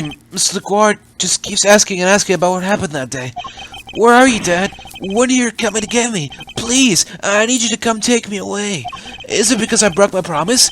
Because I didn't show up in time to help you taste your work? He was no father. He left me all on my own. What kind of person would do that? We may have shared the same blood, but that's it. Father? What a joke. Objection! You may not want to hear this, Mr. Saint, but you share more than blood. Hate him all you like, but you're more like your father than you know. Huh? What's that supposed to mean? Fate can be strange sometimes, but this was no coincidence. You and your father were the same, even in the methods you chose. You deliberately threw off the time of death, just as he did. That's right, we had to rescue him from a warehouse refrigeration unit down by the harbor. Refrigeration unit in the depot? I threw off the time of death? And how did I do that exactly? By hiding the president's body in a very specific place. You hit the body right Take that! here. You needed to keep the body cool somewhere, and you also needed somewhere to keep Sean. Who knew that the two were connected? You're talking about the kidnapping again? Why are we bringing that up now? Because as much as you may wish we had forgotten, we know that you kept Sean in a refrigeration unit. The same refrigeration unit in which you kept the president's body. Just as your father froze the body he was trying to conceal 18 years ago. What? You saying I'm the same as him? The same as the animal who abandoned me? A sad irony, but an undeniable truth nonetheless. Objection! Shut up! I'm nothing like him. I can never be like him. He's nothing to do with me, and we're nothing alike. Objection! Sorry, kiddo, but I think it's pretty clear that you and old Gus have more than a little in common. You even told us you didn't like sweet stuff way back when we first met, right? Heh. If that's not a product of your daddy issues, I don't know what is. You don't understand. You may have tried to disown your father, but he lives on in everything you do. You think the same way. And you're every bit as prepared as he was to sacrifice others in order to protect yourself. Your crimes were even exposed in the same manner. You can be more similar.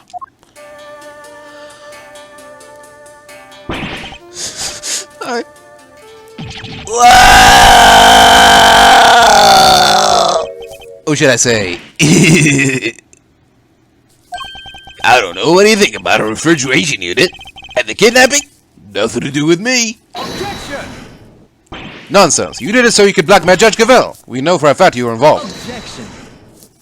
You're a real danger to be around. You know that, Miles? What aren't you going to be accusing me of? But it changes nothing. You still don't have any proof of incitement, of kidnapping, of anything. Oh, wait. Are you planning on maybe fabricating some? Taking a leaf out of the old winter playbook? Never. I would never do that. God, can't let myself to rise to the provocation. What was the line? No matter what happens, we must find the truth? Something like that? Huh. But only when the truth suits you, huh?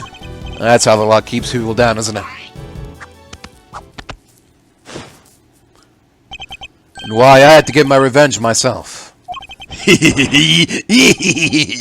I got away with it. I got away with it all. Look what, winner. And now you. None of you can touch me. This is bad, Miss Edgeworth. Isn't there anything we can do? Everything points to this man being our culprit. But we need evidence, even just one piece. Alright, it's been fun, but it's time we brought this little show to an end, don't you think? Stick around for the main event, though, won't you? I'll even let you in for free. If you finally admit defeat.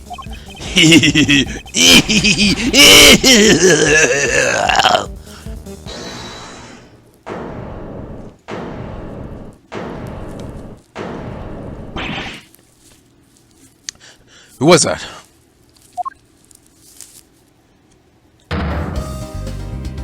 Sorry to keep you waiting, sir. Come here. Where have you been? I've been doing my job, just like Mr. Edgeworth asked me. And Detective Gumshoe? Do you have anything to report? I had to look into a few things real quick, sir, about the refrigeration unit where the kid was kept. It was registered to the Big Circus, just like you said.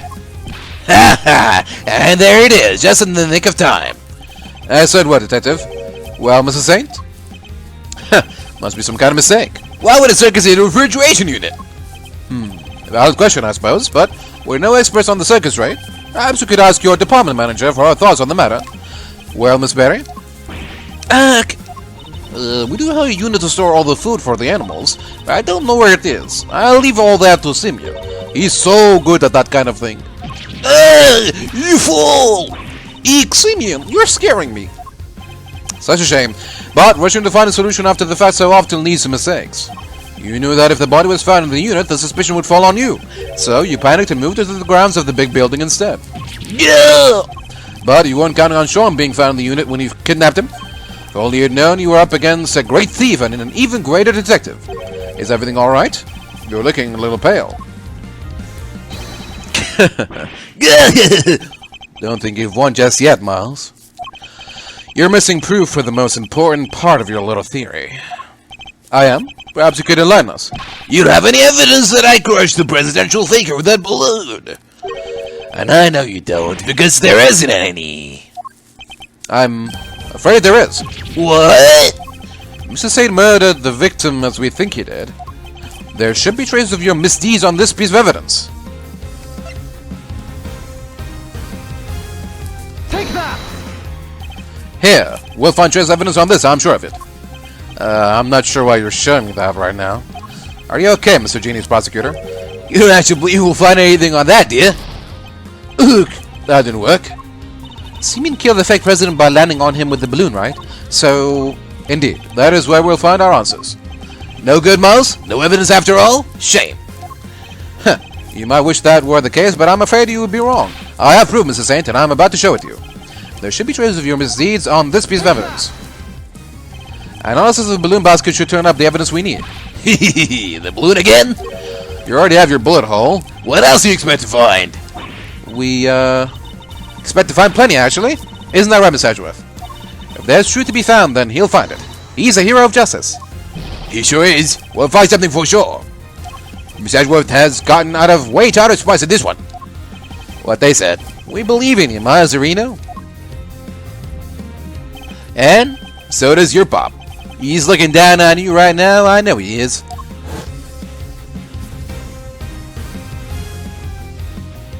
Just take calm and seize the straw to the end, Miles Edgeworth. A perfect victory is only moments away. The president's body double was killed by the balloon. Traces of a certain substance will prove that. And you, Simeon Saint, will pay for your crimes at last. I'm looking forward to this. Time to wrap up the mysteries of past and present once and for all. Please, Miss Edgeworth, deal the final blow to this unforgivably wicked man. This last piece of evidence will prove your guilt beyond a doubt. What should we expect to find on the balloon if it was used to crush the president? Take that! This is it, Mrs. Saint. This right here proves... Objection. Miles, you fell at the final hurdle. Did you really think that was how you were gonna lay me? What part of it would even stuck to the balloon? That doesn't make sense. Yeah, I must have picked the wrong thing. This isn't like him, Mr. Prosecutor. Just calm down, think so. We're nearly there. You just need to find the right piece of evidence to show it to him. Something left its mark on the balloon. Maybe it left its mark elsewhere too. I just need to think what it might have been. This is it, Mrs. Saint. This right here really is the final piece of evidence that will expose your crimes. Huh? What? I don't... Huh? Huh? Something on the... What? What should we expect to find on the balloon if it was used to crush the president? Oh. Huh? Really? Take that!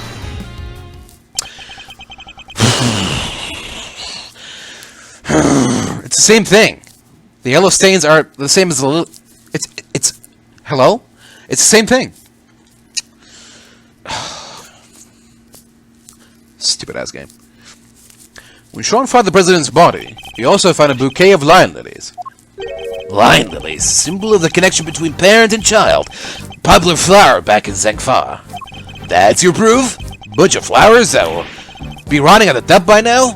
A bunch of flowers that Sean threw away? So much for your beautiful symbol of parental connection. That's got nothing to do with any of this. Ignore him, Sean. You threw those flowers away, that much is true. But the bond they represented remains as strong as it ever was. The president held on to them until they lost, an act which provided us with our final piece of evidence. What? What? What are you talking about? The flowers Sean disposed of had been squashed flat. They must have been crushed by the balloon.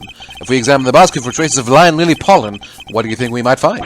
No. You don't need to do that. You looked over the basket just now. Anyway, if there was pollen stuck to it, you would have seen it. Those flowers are bright yellow. Objection! Not all evidence is visible to the naked eye, Mr. Saint. Huh? Emma? Yeah? I'd like to call on your scientific skills once again, if you don't mind. Leave it to me. Alright, let's take a look at this balloon basket, shall we? What, we're gonna use luminol? Ah, I've got something. Bright yellow pollen, just like you said. If it's from the same flowers, it shouldn't take more than another quick test to prove it. What? And there we have it. You murdered the president. And this murder you carried out yourself. No, how could this... No! You crushed the president with that balloon. Then you loaded his body into the basket and took him to the refrigeration unit. But why? Why go to the trouble of removing the body? Because he knew another incident was scheduled to occur that same evening. Oh, Rosie Ringer's murder. Exactly. If he had left the body there, it would have interfered with his other plans. I get it. And he couldn't leave the body in the refrigeration unit for too long either, right? Indeed not. So, while returning to the big building to drop the body off again the following night, he must have observed the fire Sean caused and the Torosaurus head falling as a result. That's what gave you the idea, wasn't it? To frame Sean for the murder. You made it seem as if the falling head was what killed him so that my son would take the blame. Despicable coward. In order to achieve your aim, you lowered the president's body from the balloon to the lot below. And while he was dangling from the rope you used, he was caught on Sean's...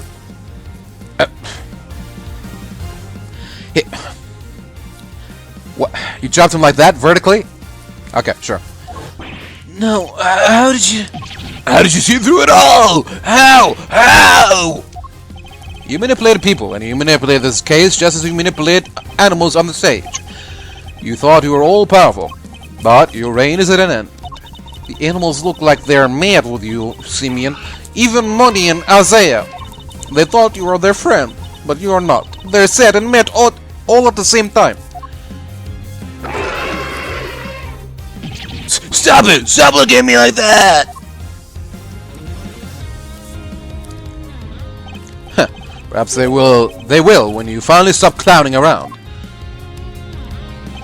You're not cut out for comedy. Your tale is destined to end with a whimper. I don't... Get away from me! Get away from me! Leave me alone! Dad, where are you? I'm so scared. I don't know what you're talking about. I've done nothing wrong. Nothing. I'm not the bad one. They are. Why, Bronco? Why did you stop me from going to see my dad? If only none of them did what they did, I wouldn't have had to... I couldn't trust the police. I could trust anybody. I was all alone with nobody to help me.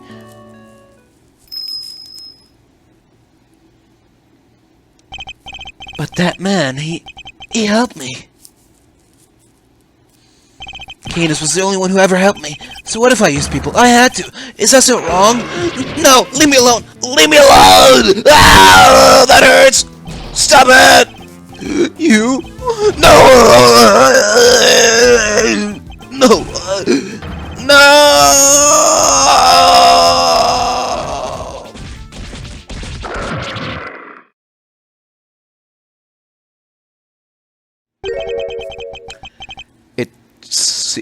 Who is it now? It seems the game is up at last. Oh. Okay, sure, why not? It seems the game is up at last. The killer. Mr. Edgewares, may I be the first to congratulate you? You have unmasked the person behind this entire story affair. Now I am free to... No. Guns are so clumsy, don't you find? I don't have a gun.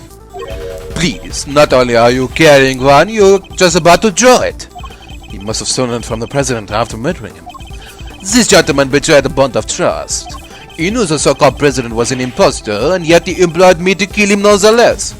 There is nothing more dangerous for an assassin than to be lied to about the nature of one's target. If one does not know what cards one's opponent is holding, one can be very unpleasantly surprised. But that was not your true crime. No, thinking you could deceive me, manipulate me, that is the crime for which you are about to pay. No!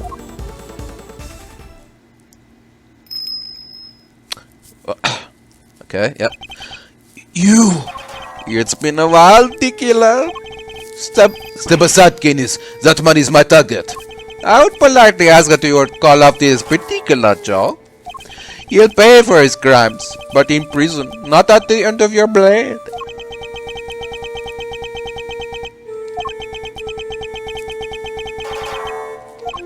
And if I refuse? Let us just say that I might not take the loss of the one life that I ever saved too well. You? Save a life? Put it down McCain is a blind butcher himself? Preposterous, I know. But yes, you have taken so many lives, once chose to preserve one, that of an innocent young pup, and he in his turn saved mine. Something of a bond formed between us. Laugh all you like, I know I would. But I would respectfully request that you spare him.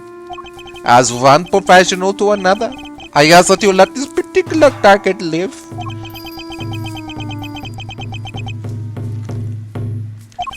Very well. The boy must mean a lot to you. Thank you. I am in your debt. You need not thank me. I simply see little point in the two of us killing one another. Now then, I bid you all good day. No, get back here! Is that a smoke bomb? What? Ninja vanish. You have my thanks, Mr. Archward. This young pup needed to be shown the error of his ways. And you have done just that. Alright, I suppose we'd better be getting back. Our ironclad enclosure awaits.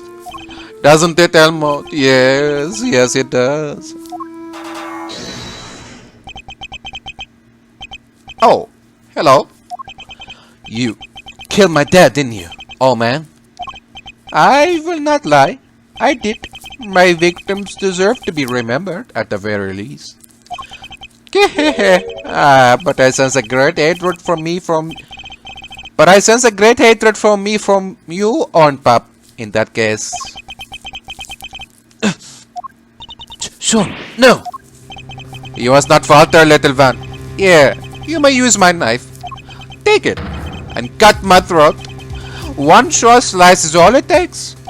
I was growing rather tired of carving my little statues anyway. I want revenge. I want it so badly. Sean, don't do it! Please, Sean. I beg of you. At least, I did until just now. I would have done anything to make you pay, no matter how long it took. But you should make those who have wronged you pay. It will make you feel so good. Trust me. All the pain, all the suffering, it all goes away. It drowns it all out. Numbs it. Maybe it does. Listening to you, I thought maybe that's what I wanted. Sean! But it's not just about me. Say I get my revenge. How does that help anybody else? If I become a murderer, my mom suffers 10 times more than I ever would. So would all the people I work with. They're counting on me. And they worry about me. Thoughtful words indeed, little one. Yeah, well, I get it now. I won't ever forgive you. But I shouldn't be the one who gets to punish you. That's what these guys are for. My mom, the prosecutor, people like that. Sean. Well, you may be young, Sean, but you're way wiser than I'll ever be. You could at least consider trying to better yourself, okay? Very well. Then I suppose we'll be on our way. With me, young pup. On our way? To where? Where else? To the prison. Our home. Our home?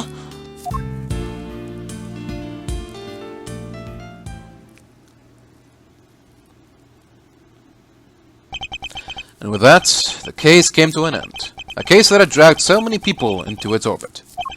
But as for me, there was one last thing I had to do. April 8th, 2:54 p.m. Committee for Prosecutorial Excellence, Chamber. Alright. Just a quick break and I'll be right back. Alright. I'm back. Let's continue.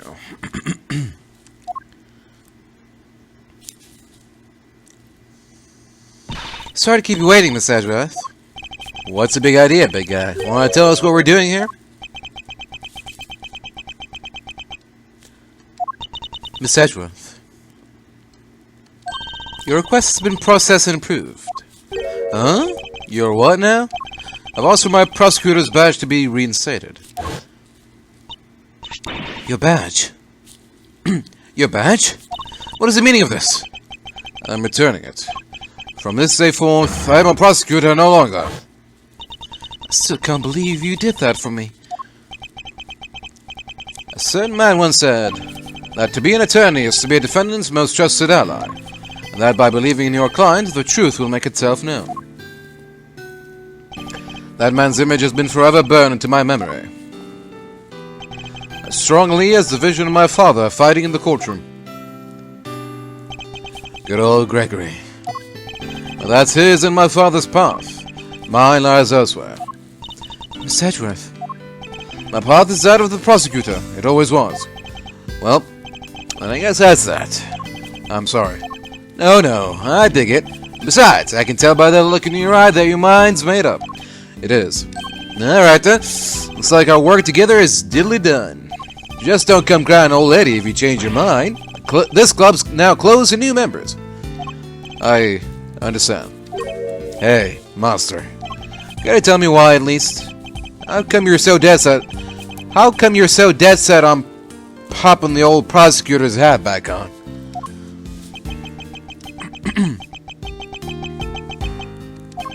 You once asked me something, Fenda. Are you gonna keep fighting crime as a prosecutor or help people as an attorney? Something tells me you've got a big decision ahead of you. One only you can answer. I've been thinking about that question ever since. About how I mean to live my life. And now that this case is over, I think I finally know the answer. I'm going to help people as a prosecutor. But can you also do that as an attorney? Look at it this way. Simeon Sane was also a victim of sorts. He lost his only parent all those years ago, and with him, his ability to believe in a just world. I know how that feels. To lose somebody so important to you. To lose faith in everything. To doubt everything, and be utterly alone. To fight and fight and fight. All that I can hope to do is get every defendant declared guilty, so I'll make that my policy. But I was lucky.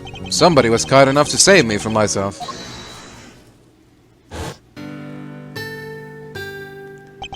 Mr. Sane had nobody. He had no faith in the law. He felt that seeking revenge himself was the only option. But I doubt even you imagine that the body double would ever go so far as to co-opt our country's police. No, I sure didn't. As long as Winter was around, no evidence was ever gonna stand. Even nearly managed to ruin things this morning. LaGuard almost got away with it again. I want to help people like him. And how do you plan to do that? If he had been able to rely upon the law, none of this would have happened. Chairman Winter made a mockery of justice, and in so doing, drove Mr. Saint away from seeking it. The law is only as good as its practitioners. It can be a shield that keeps the people safe from harm, or a sword wielded to wound them. Just one among many of the law's great contradictions. You can say that again. Yep, it's what we folks in the trade like to call a legal contradiction. The law is far from perfect. But one cannot solve such contradictions in the law without engaging with it. I don't think an attorney could have saved Mr. Saint. But a prosecutor, a custodian of the law, I think perhaps they could have.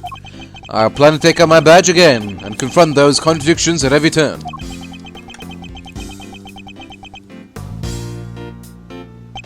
Very Malzerino, I like it. You know, it won't be easy breezy though, right? Fighting the law itself, that's lawing on hard mode. I understand that, but somebody has to do it. Oh, I don't doubt that. And if it has to be anybody, it should be you. Laws are like people, I guess. They both gotta grow and change. Adapt or perish, am I right? You're gonna smash this, I just know it. After all, you're Gregory's boy through and through. And if there's one thing that man did not know how to do, is give up. Eyes on the prize and straight on till sunset. That was his motto. You know what? I saw that same determination on your face the second you mentioned taking up prosecuting again. You know what's really grown and changed? Hate to be a great big cheeseball, but you. I wish your dad was here to see it. He'd be proud as all get out. Fenda, thank you. Well, Miss Edgeworth, if you're ready to begin, we can get the ceremony underway. Please. By the power vested in me by the Committee for Prosecutorial Excellence, I, Verity Gavèlle, do hereby, in the sight of the Almighty Goddess, reinstate Miles Edgeworth as a servant of the law. Oh, right, you're a prosecutor again.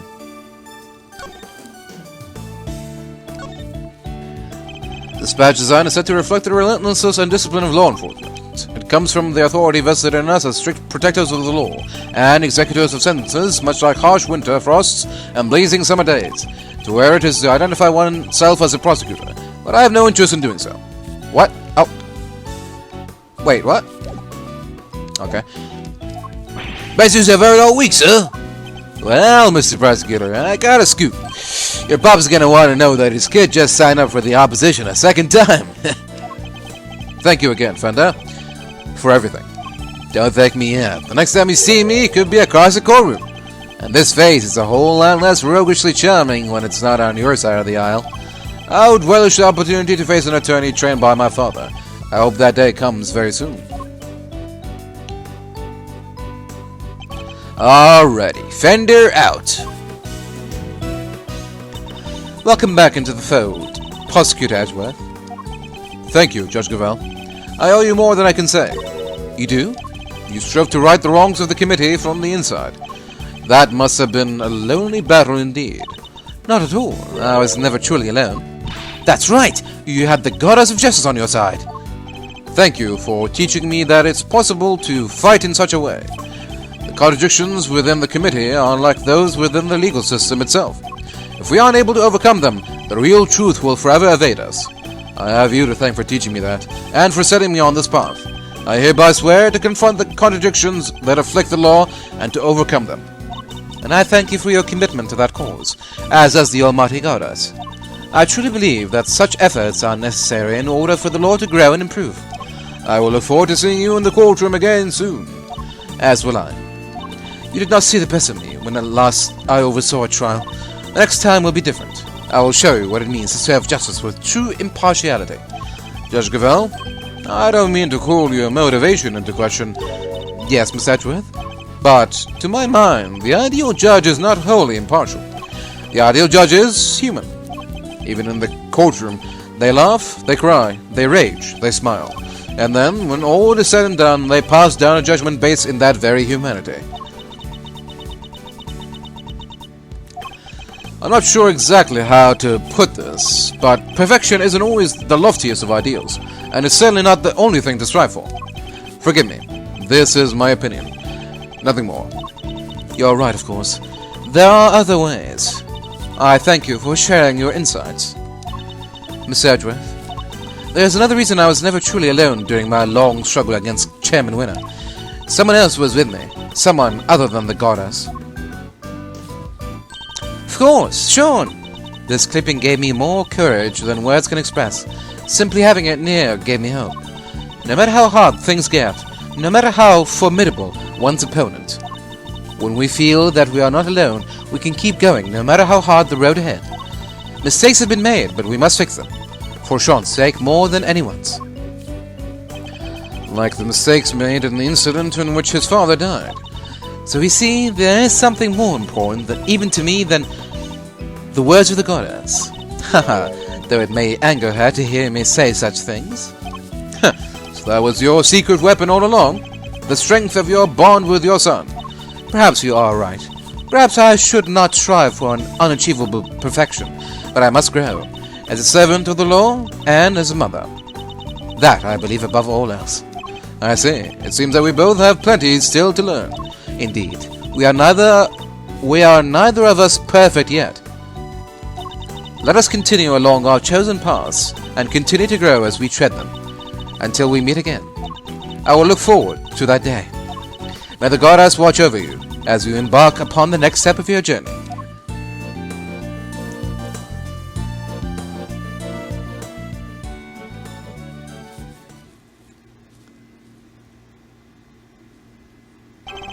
I lost the title of prosecutor, but now I have regained it, and in so doing I have seen a new way forward, a new path for justice, and I am determined to follow that path until it finally leads me to the truth, no matter how hard it might be, no matter what obstacles might arise. Woe betide anybody who stands in my way, for wherever they may be, whatever they might say, I will lift up my voice and shout, Objection! Alright, even the game is in a hurry to finish up. Takeshi Yamazaki.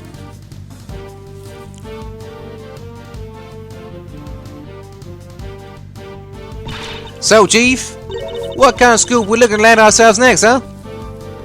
Did I teach you nothing, knucklehead? We're journalists, dang it. These are our stock and trade, our bread and butter. You don't just hand that stuff over, not even to your dang apprentice. Sorry, Chief. Guess I still got a whole bunch to learn, huh? Well, alright then. Better go check that some leads on my own self. Now, that's the spirit. You go get him, champ. Before you mosey on down the way, Mind sharing what kind of leads them there leads might be? Huh? But, Chief, you...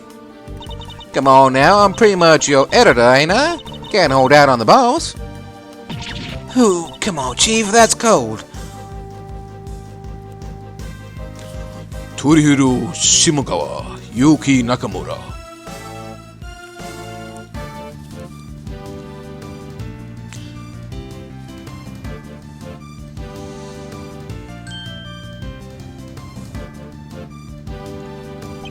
My arm wound is yet to fully heal even now. The bodyguard who inflicted it was a skillful practitioner indeed. I shan't be forgetting him in a hurry. But never mind that now. Time to return to the life of a simple ice cream seller. Although I have been thinking that perhaps crepes would be more my speed. Well, no rush. I am sure there'll be time to ponder the matter before my next job comes in. Yuki Furukawa, Takanori Amano.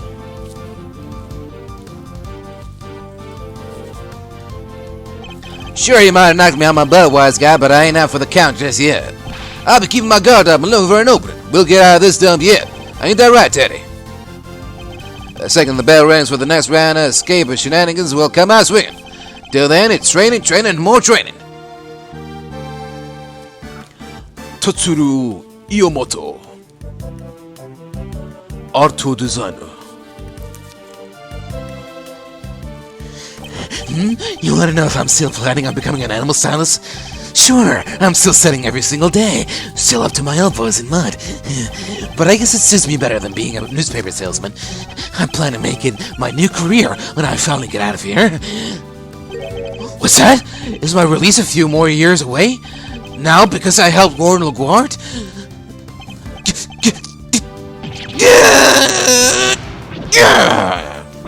Why do you think I'm being so nice to these stupid freaking animals? I don't care about the freaking license. I just want to get out of here. Why me? Airi Nakamura, Norihide Fuji, Yusuke Yamamoto, Shinji Kamuroguchi.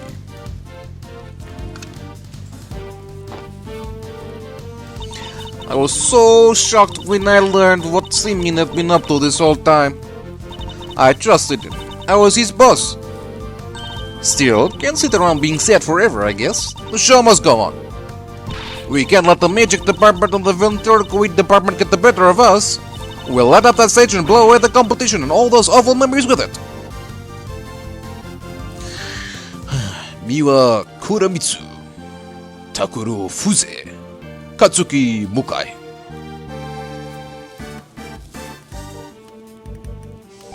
I must have gotten soft in my old age, haven't I, Elmot? Yes, I have. 18 years ago I saved a life, and the troublesome child is still keeping me busy to this day. And now here we are, back in the cage. Well, we'll have company soon at least, won't we, boy? Yes, our friend the Pup. Things certainly won't be dull with him around. No, they won't. Miho Morui, Ryuji Higurashi.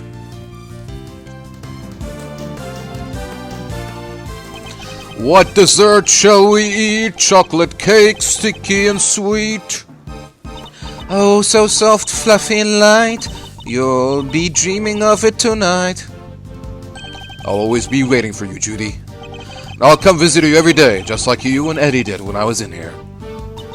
We have so much to thank him and Mr. Edgeworth for. Most of all, the fact that I get to eat your delicious desserts again, Samson. Not just you. They gave me permission to keep providing sweet treats to everyone here. I guess spreading the gospel of candy making for all these years is finally paying off. Completely forgot about those. Michinori Katakwa, Yuki Kajiwara, Nobuhito Shibuzo. Oh, God. Oh, hello, sweeties. Fancy seeing you here. I owe you a great big fatty, you know. And dear old Greggy Pearlet too, of course. After all, it's thanks to all of you that I can eat semi-poo-poo sweets again. I'm even thinking of making a lovely medicine out of him. I'm going to call it Snacker's Delight. It makes your stomach so small you can hardly eat snacks. so he can get skinny as a tent peg and love every minute. I'm gonna make a fortune. Noriyuki Iwadare. Musical. Man, I've met so many beautiful people now and drawn so many beautiful sketches. Lula isn't the biggest fan of my new work, though. She took one look at my sketchbook and hit me over the head with it. Bam! Just like that. And, then she left. Guess that's one less beautiful person in my life now. So I've got a big decision ahead of me. Do I follow my art or follow my heart? By heart, I mean new girlfriend. You got that, right? Right. Yurushi Hiroguchi.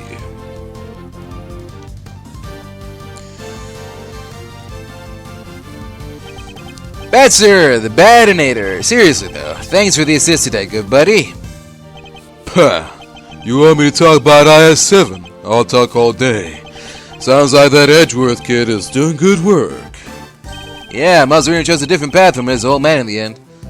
Bad that means we can't work together, but that won't stop me looking in on him from time to time. Heh. You've come pretty far for yourself.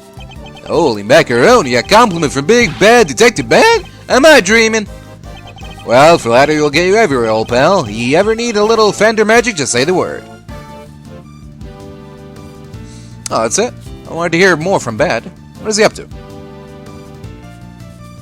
Oh, God. Looks like they'll be letting me off a little easier than I thought for what I did. I guess because I told them I was kind of forced to do it. Ouch! Ain't no such thing as easy when it comes to crime, dang fool child. Sorry, Grandma. I still feel awful about it, of course. But I'm just so glad I get to stay out here with you. What's that? You think we should be getting back to work? Hehe, I guess you're right.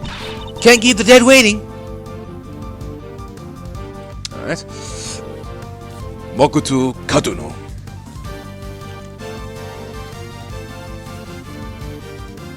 Science saves the day again, huh? Good thing I happen to be around, right? Even if I do have to jump right back on a plane again and go back to Europe. Sigh. All this flying around is gonna get tiring. Still, it's all part of becoming a first-class forensic investigator. Guess I'd better get going. Oh, but if you ever need me, just say the word, okay? I'll come running. You know I will. All the way from Europe? Takahiro Tokuda, Fumio Yamauchi, Chika Sugawara, Ayumi Akutagawa.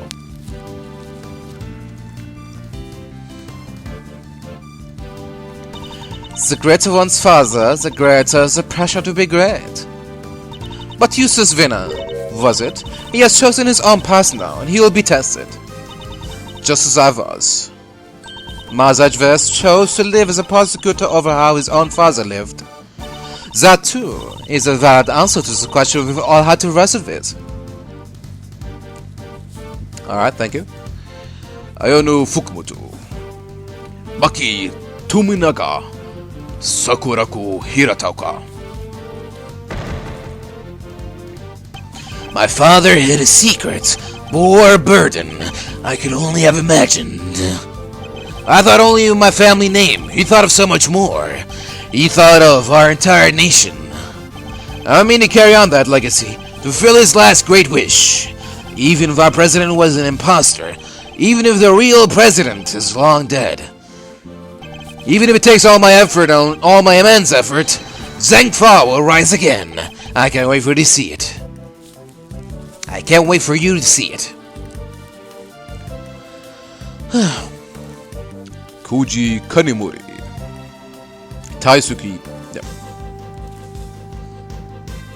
I gave up on the winner thing. Well, I told everybody to stop calling me that. Because I didn't win. My dad did it all for me. I'm going to start again from scratch. I won't let what he did ruin everything. And pretty soon I'll be better than him. Better than the truth, so watch out! Now, first order of business, get a new nickname. Guessing useless uses is out of the question. Yoshiki Santo. Well, it was eventful to say the least, but we got it done. And the movie's going down great. I think the murder stories in the gossip magazines might have helped. Big Bad Man emerges from Big Bad Bull. Reveal, true face of monster bound Zengfa president murder plot. Huh? Wait, this is a picture of you, Mr. Powers. What? But why? Hey, it's not so bad. After all, it'll make people come and see the movie, right? Yeah, I guess. Okay. They use his picture as the monster who killed the president? What?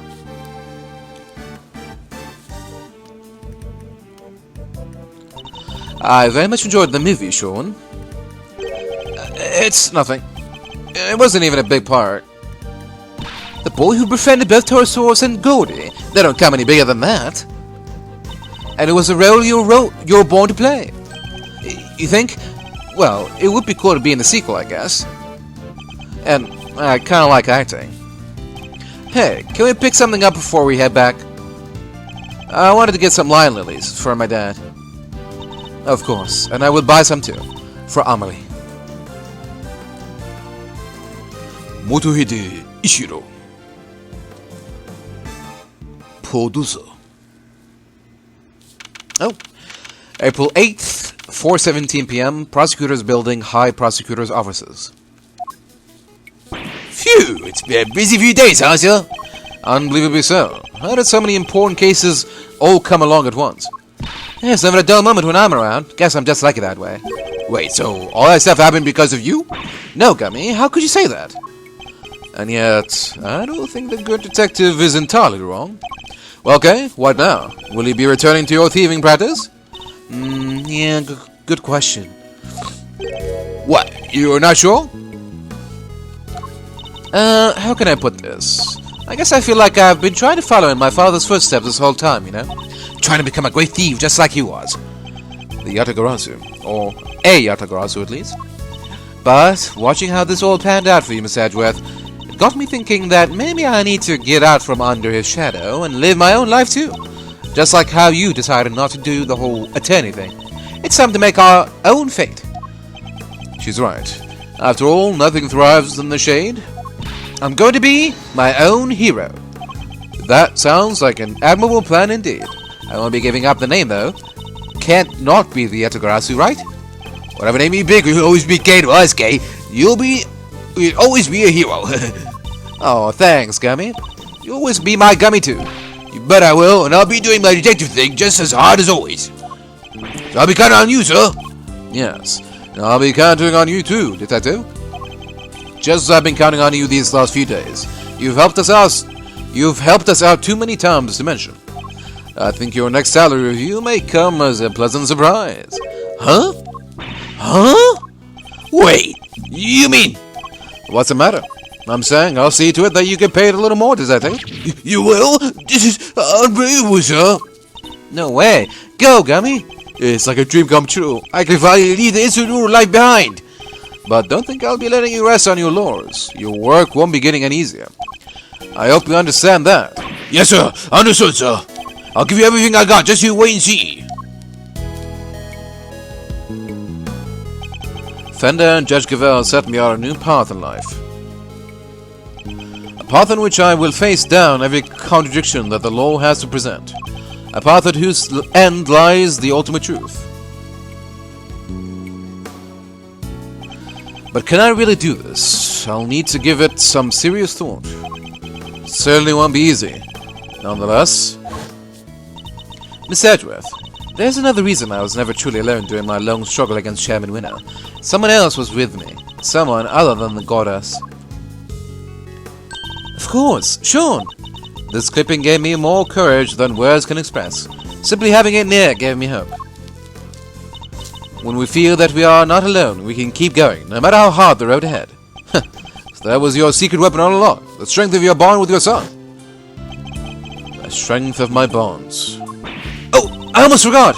What? What is it? I was trying to find other members for my Yatagarasu team, right? I do vaguely remember something about that. I never even found a single one. We were going to be unstoppable in our quest to steal the truth. So much for that little pipe dream. You're kidding, right? You already have a team. A team that can solve any case the world cares to throw at it. Huh? Yeah, I guess I do. The prosecutor, the detective, and the great thief. Between the three of us, we can hunt down the truth, put it in handcuffs, and seal it once and for all. I can't help feeling a little sorry for the truth in that case. As long as the three of us stick together, we got nothing to fear, right, Mr. Edgeworth? Indeed. Nothing at all. My father followed his own path, right to the end. And now I follow a path of my own making, too. But not alone. I have some colorful companions to help me. As long as they're beside me, I won't lose my way. It's a new path and a new me. And I'll be walking it as a prosecutor, not an attorney. My father's path and mine are different. But they're not as separate as they may seem. Though the routes differ, the destination is the same. Because, of course, both end at the truth.